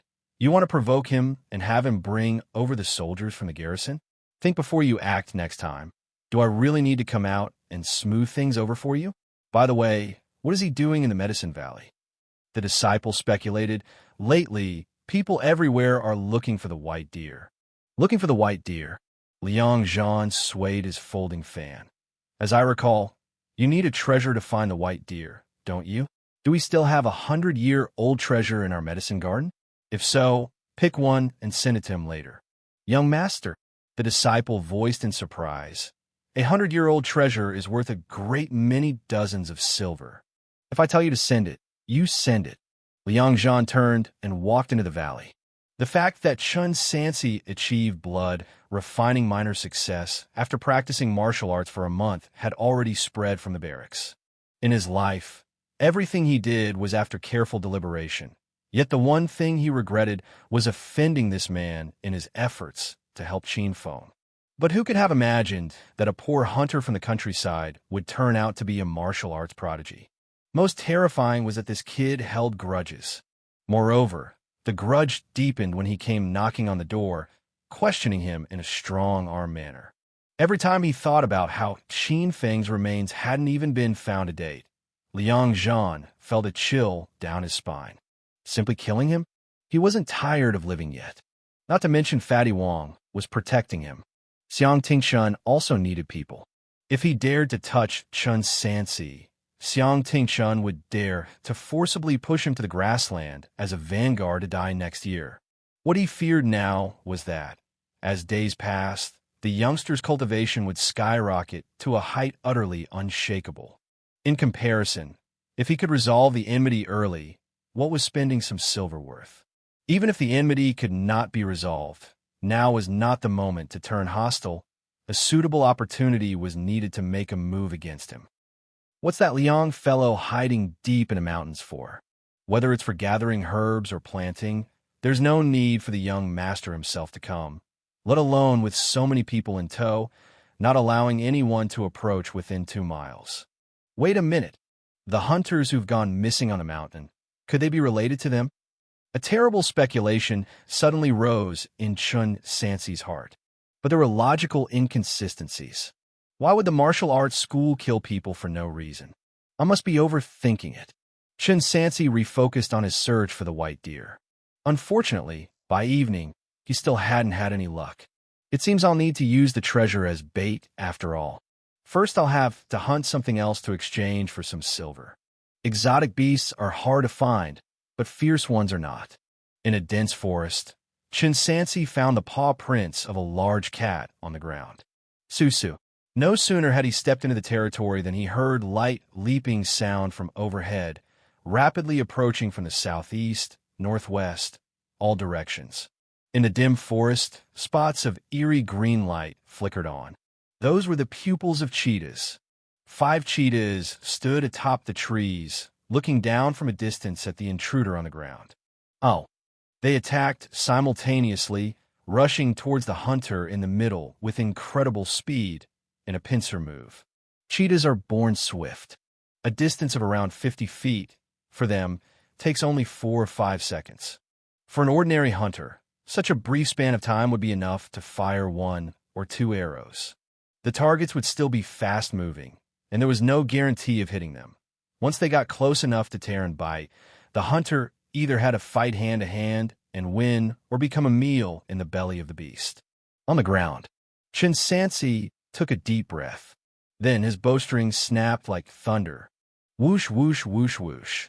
He became a hunting machine, firing arrows in rapid succession in different directions, each one striking its target's heart with unerring precision. In just over 3 seconds, 4 cheetahs fell to the ground. Only the cheetah from behind, shielded by the trees, had managed to get closer. It leaped from the tree, revealing claws and teeth sharp as sword blades, but it was pierced through by a glint of cold light, suspended forever in mid-air. Chen Sansi's reed leaf spear had been waiting for a long time. Plain and simple, a cheetah hunt. Tracking concealed presence, small achievement. Progress, 105/1000. Skill, archery, small achievement. Progress, 191 thousandths. The 5 cheetahs, he kept the most valuable parts for himself, and the rest could sell for 30 or 40 taels of silver. Adding that to the silver saved at home, it just about added up to enough money to buy the treasure. Chen Sansi stuffed all the cheetahs into the net he had brought and then carried it on his back, returning the way he came. By the stream, Xiao and the others have been waiting since morning. Their earnings were dismal, only a few wild chickens and rabbits. They were no longer surprised by the young man catching a cheetah. Did you encounter any danger? Chen Sansi asked. No. Xiao shook his head. The three of us stuck together, didn't run into any danger. Uncle Xiao, it's not just the mountain hunters who are missing, is it? Chen Sansi pressed on. That's not the case. Wuda intercepted. Many people were still at home on the previous evening, yet they disappeared the next morning. Not only the countryside, but there are also disappearances in the county town, although not as many as in the countryside. Am I being paranoid? Chen Sansi glanced toward the direction of the Medicine Valley and didn't linger any longer, joining the others to descend the mountain, mulling over the matter in his heart. There must be a secret to this. It's definitely not something the witch god sect's love for killing can explain. His thoughts went to the lamp oil that could ignite crimson flames. Could it be related to the lamp oil? After all, these troubles first began when the immortal treasure appeared in Pyong. Before that, Pyong County was a place where birds wouldn't even poop. Where would all this chaos come from? Even if the likelihood of a connection was small, Chen Sansi would still try to investigate. Having the immortal treasure in his possession, but not knowing how to use it was also troubling. Chapter 49. Able to bend and stretch. County Town. It was almost exactly as Chen Sansi had estimated. The most valuable parts of the cheetah were the gallbladder and heart, with the remaining parts totaling 46 taels of silver when sold. After handling the goods, he rushed back to the garrison before nightfall. Running back and forth like this is really a waste of time. Still, I need some sort of transport. Recently, Chen Sansi had been cultivating day and night, barely practicing with his arrows, and he had only visited the stables once. Thinking it over, he didn't go home, but instead went to the military camp. Nay, the white horse became restless and neighed as soon as he approached the stables, continuously stomping its hooves as if threatening. Chen Sansi's temper flared in an instant. The moment he opened the gate, the white swan horse charged crazily towards the outside. Chen Sansi grabbed the saddle in one swift motion and leapt onto the horse's back, directly giving it a whip. The white swan horse, pained by the whip, ran even more fiercely, trying with all its might to throw off the rider. Chen Sansi steadied himself while using the reins to forcefully make the horse run in the direction he directed. With his minor success in blood refining, his chi power was naturally not something a horse could resist. At first, the white swan horse continued to struggle, but as time passed, perhaps because it was drained, or perhaps realizing that resistance was futile, it gradually became obedient. After half an hour, it was as responsive as an arm extension. In Chen Sansi's hands, the reins were as easy to manipulate as a steering wheel, moving as he willed. Skill: horse control, entry level. Progress: 0-200ths. Utility: the horse acknowledges its master, minds melding. A treasure horse? The system called it a treasure horse. It seems its bloodline is indeed not bad, just a bit stubborn. As for mind melding, it's an indescribable, mystical feeling.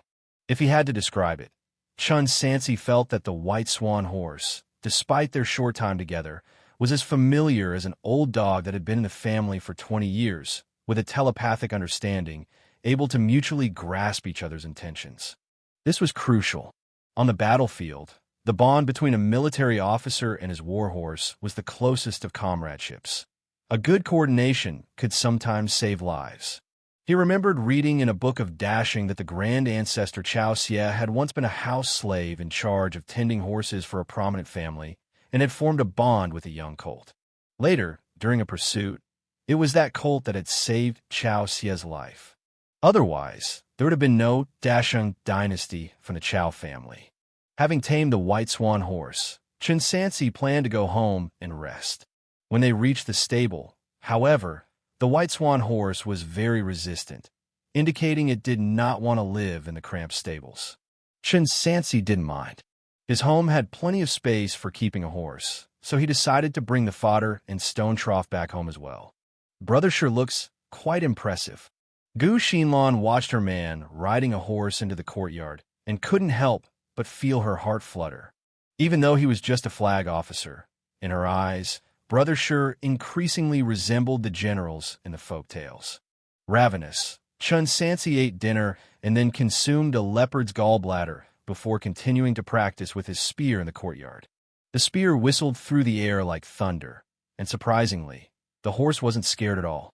It just stood under the osmanthus tree, watching him, occasionally nibbling on some fodder until it was utterly exhausted late at night and fell asleep standing up.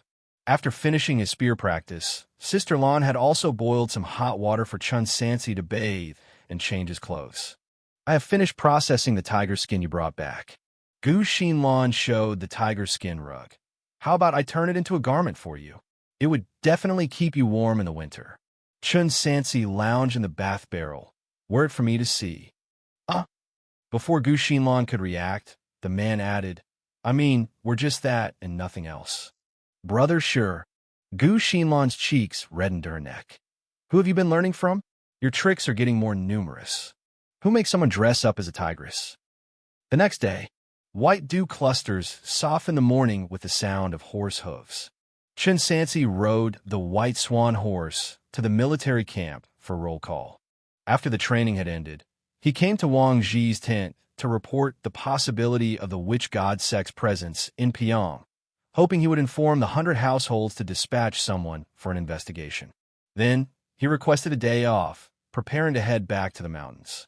He was determined to capture the white deer. Not to mention a pressing need for a heavy bow, the white deer itself was also a powerful supplement, increasing cultivation speed faster than even the tiger heart. Even if he had to spend 50 taels on bait, it was worth trying. After requesting the leave, Chen Sansi had not yet left the tent when his subordinate Wang Li approached him. Sir, Wang Li reported, someone from Tianyuan Martial Arts Academy wants to see you. From the Liang family? Chen Sansi hesitated for a moment. Let him in. If they were to meet, it would be in the military camp. Soon, Wang Li led the visitor in, but it was not Liang Zhan himself, rather a disciple from the Tianyuan Martial Arts Academy. Chen Qigu. The disciple first gave a fist salute, then took out a delicate sandalwood box from his bosom. My master knows you've been hunting deer recently, and especially picked a 100-year-old treasure fungus from Medicine Valley. Additionally, my master also has a message for you. There has been some misunderstanding with Chen Qigu before. He hopes you'll accept this as an apology and convert enmity into friendship. If you need help in the future, my master will definitely support you strongly. Chen Sansi pondered the other's intent. The Liang, are they afraid of him? That seemed unlikely. The local ruffian Qin Xiong once showed fear when faced with a bow, which was understandable. But Liang Zhan was a bone-training martial artist who had bravely fought against witch god sect followers. Why would he feel the need to apologize to him, an ordinary blood-refining warrior? Such a capacity to bend or stand erect. This person must not be underestimated. Chen Sansi was on high alert. He initially intended to refuse the treasure fungus, but seeing 100 households Wang's eyes gleaming, he changed his mind. I'll accept the item. Thank my regards to Mr. Liang. Wang Zhi had traits worth learning. When dealing with such people, there was no need to speak of righteousness. Sugar-coated bullets. Sometimes one must swallow the sugar and spit out the bullets. Perfect. Spending 50 taels of silver on bait was extravagant. Better to buy supplemental medicine to enhance cultivation. Good that you've accepted it. The Martial Arts Academy disciple breathed a sigh of relief. Before coming here, my master instructed that if Chen Qigu did not accept the gift, I was not to return. What about mine? Wang Zhi held back for a long while. My lord and your master are close friends and fellow travelers. Doesn't he have anything for me? 100 household Wang, this. The Martial Arts Academy disciple coughed awkwardly. I must return to report. I'll take my leave first. Having said that, he left hurriedly without looking back. TCH. Wang Zhi cursed. The Liang family is truly a bunch of opportunists. Knowing that you will soon enter the 8 camps and be recruited into the governor mansion, they think to ingratiate themselves with you. But, he spoke earnestly, you must put in more effort. The more they respect you now, the greater the backlash you will face if you fail in the selected point in the future. Chen Sansi clearly understood this principle. That made it all the more important to cherish his time. He took up his weapon, mounted the White Swan horse, and left the military camp, heading straight for Tiger Head Mountain. With the treasure fungus, the likelihood of finding the white deer should greatly increase. Chapter 50 White Deer. At last, he didn't have to go out on foot anymore. Riding a horse not only saved energy, but also increased his speed. When the White Swan horse ran at full speed, it gave Chen Sansi the feeling of flying in the sky, as if his hooves barely touched the ground. He must have covered 1,000 miles by now, right? He hadn't even estimated the time when he had already arrived at Yimbian village.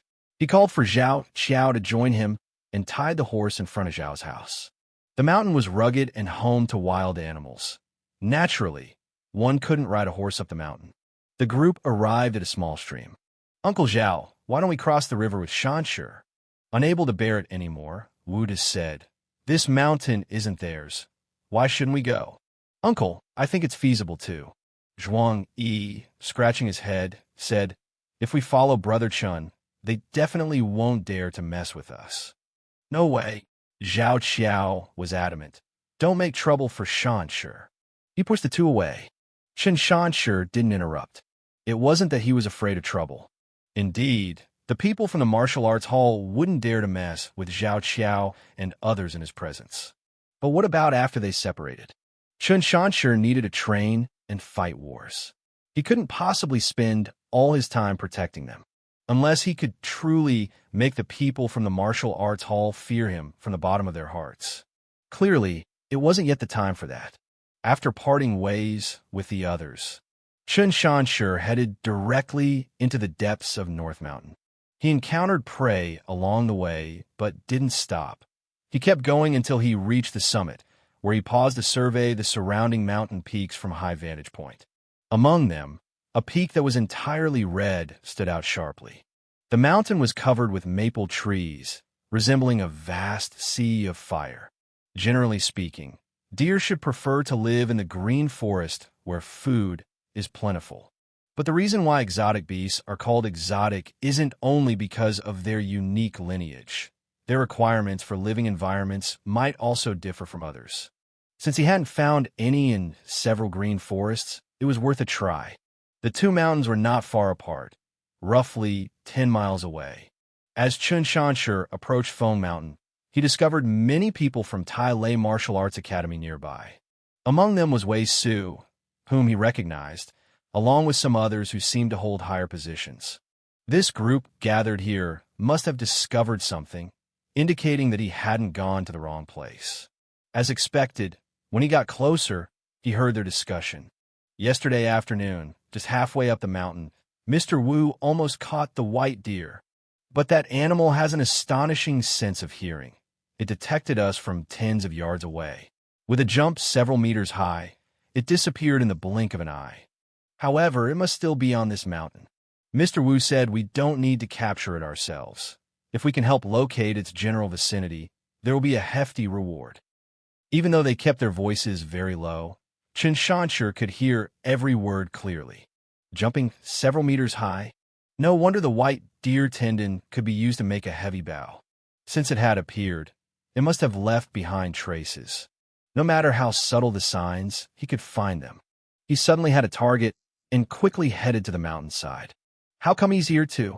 Wei Su saw the armored youth and couldn't help feeling anxious. "Big brother, this is the guy I told you about before, the one who hunted a big worm alone and even shot an arrow at me. Oh no, what if he finds the white deer before us? What are you waiting for? Hurry up and search. Our lavish fortune depends entirely on that white deer." Joking aside, if they managed to cure the old master's injury, inheriting a shop would mean no more worries for the rest of their lives. Midway up the mountain, within the dense maple forest, fiery red fallen leaves were everywhere. Several arrows were embedded in the ground, clearly the remnants of a failed hunting attempt. Chen Sansi bent over, meticulously searching around the arrows. Soon, he found a strand of snow-white hair on a red maple leaf. Ordinary deer hair is stiff, as thick as a needle. But the hair of the white deer was as soft as cotton and even finer than down. Every 30 steps or so, he would find a few such hairs. Following them through several patches of woodland from the middle of the mountain to the other side of the peak, he ended up at a dead end, with only a cliff in sight. Chen Sansi lay on the edge of the cliff, looking down. The cliff wasn't very deep, about 40 to 50 meters. Fortunately, there were plenty of footholds, and relying on his light as a feather skill, he clambered down the cliff with the agility of a nimble monkey in no time at all. At the base of the cliff, everything reverted from fiery red to the dark green typical of a forest. The area teemed with birds and beasts and was rich in a variety of plants and trees, truly brimming with life. It seemed like a place where the white deer would live. Chen Sansi opened the sandalwood box he had brought, inside which lay a shiny black, cloud-shaped lingji. A breeze wafted by, carrying a unique fragrance that instantly refreshed the mind. Indeed, it was a treasure. He placed the lingji in the clearing and then hid themselves 10 meters away in the dense woods, preparing the arrow and fully drawing the bowstring. Keeping the bow fully drawn was a massive drain on strength for most people. Chen Sansi did this because he knew the white deer had ears that heard in all directions. It was highly likely it could hear the sound of the bowstring being drawn. This was probably why the Thai Lay Martial Arts Academy's people had failed. They had been detected in advance. Together with his concealing breath and hiding technique, he blended perfectly into the forest. During this time, birds even landed on his shoulder to rest, mistaking him for a piece of wood. He didn't have to wait long. About 15 minutes later, a snow-white, agile figure quietly emerged from the cliff. It didn't even need a foothold and ran up the nearly vertical cliff. It turned out to live in a cave halfway up the cliff. No wonder it couldn't be found anywhere on the mountain. The white deer was clearly attracted by the lingji. Initially, it moved quickly, but as it approached, it began to slow down and became cautious. It basically paused with every step it took, but despite its caution, it ultimately didn't notice the danger lurking in the shadows. Whoosh! Just as the lingji was about to reach its mouth, the white deer sensed something was amiss, but in an instant, it leaped 3 meters high in the air. Unfortunately for it, the wolf-teeth arrow was a step ahead, piercing its skull. Thud! The white deer fell dead mid-air, and by the time it hit the ground, it had already turned into a corpse. Quite a fast reaction. If Chen Sansi hadn't drawn the bowstring beforehand, he might not have hit his target. After overcoming numerous obstacles, he finally got his hands on it. The resources from a single white deer were enough to sustain him up to nearly the Bone Forger realm, saving him a great deal of time. Going down the mountain might still lead to trouble. Carrying a white deer down the mountain was akin to carrying gold bricks through a bustling market. At first, only 1 or 2 martial arts academy disciples followed from a distance. Soon, they gathered like wolves that smelled blood, with as many as 20 or so people closely following him.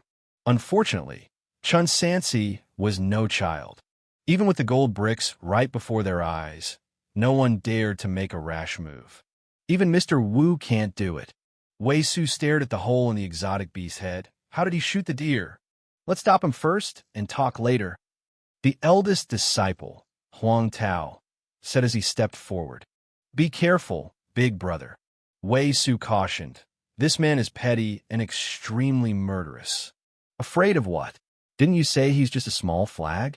I've already reached blood-refining great success. Why should I be afraid of him? Huang Tao shrugged off his junior's hold on his arm and rushed forward to block the way. Chen Sansi wore an expressionless face and feigned ignorance. Is there a problem? Brother.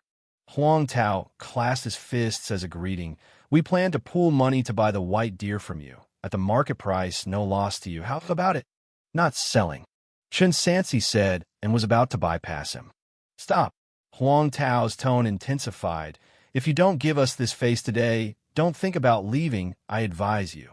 He was only halfway through his sentence when a flash of cold light suddenly zipped past his face. There was a snap, sound as if something had fallen to the ground. After being stunned for 2 seconds, intense pain set in, and Huang Tao covered his bleeding cheek and wailed, "My ear, my ear! Are you still buying?" Chen Sansi withdrew his reed leaf spear and said deliberately, "Due to the fast speed of the spear, not even a drop of blood stained the gun tip." "Madman, you madman!" The martial arts academy disciples were shocked. "Our big brother didn't do anything to you. Why would you attack?" "He didn't do anything to me?" Chen Sansi scoffed inwardly. It was not that they didn't want to, but that they were wary. This ear deserved to be sliced off. "I'll kill you."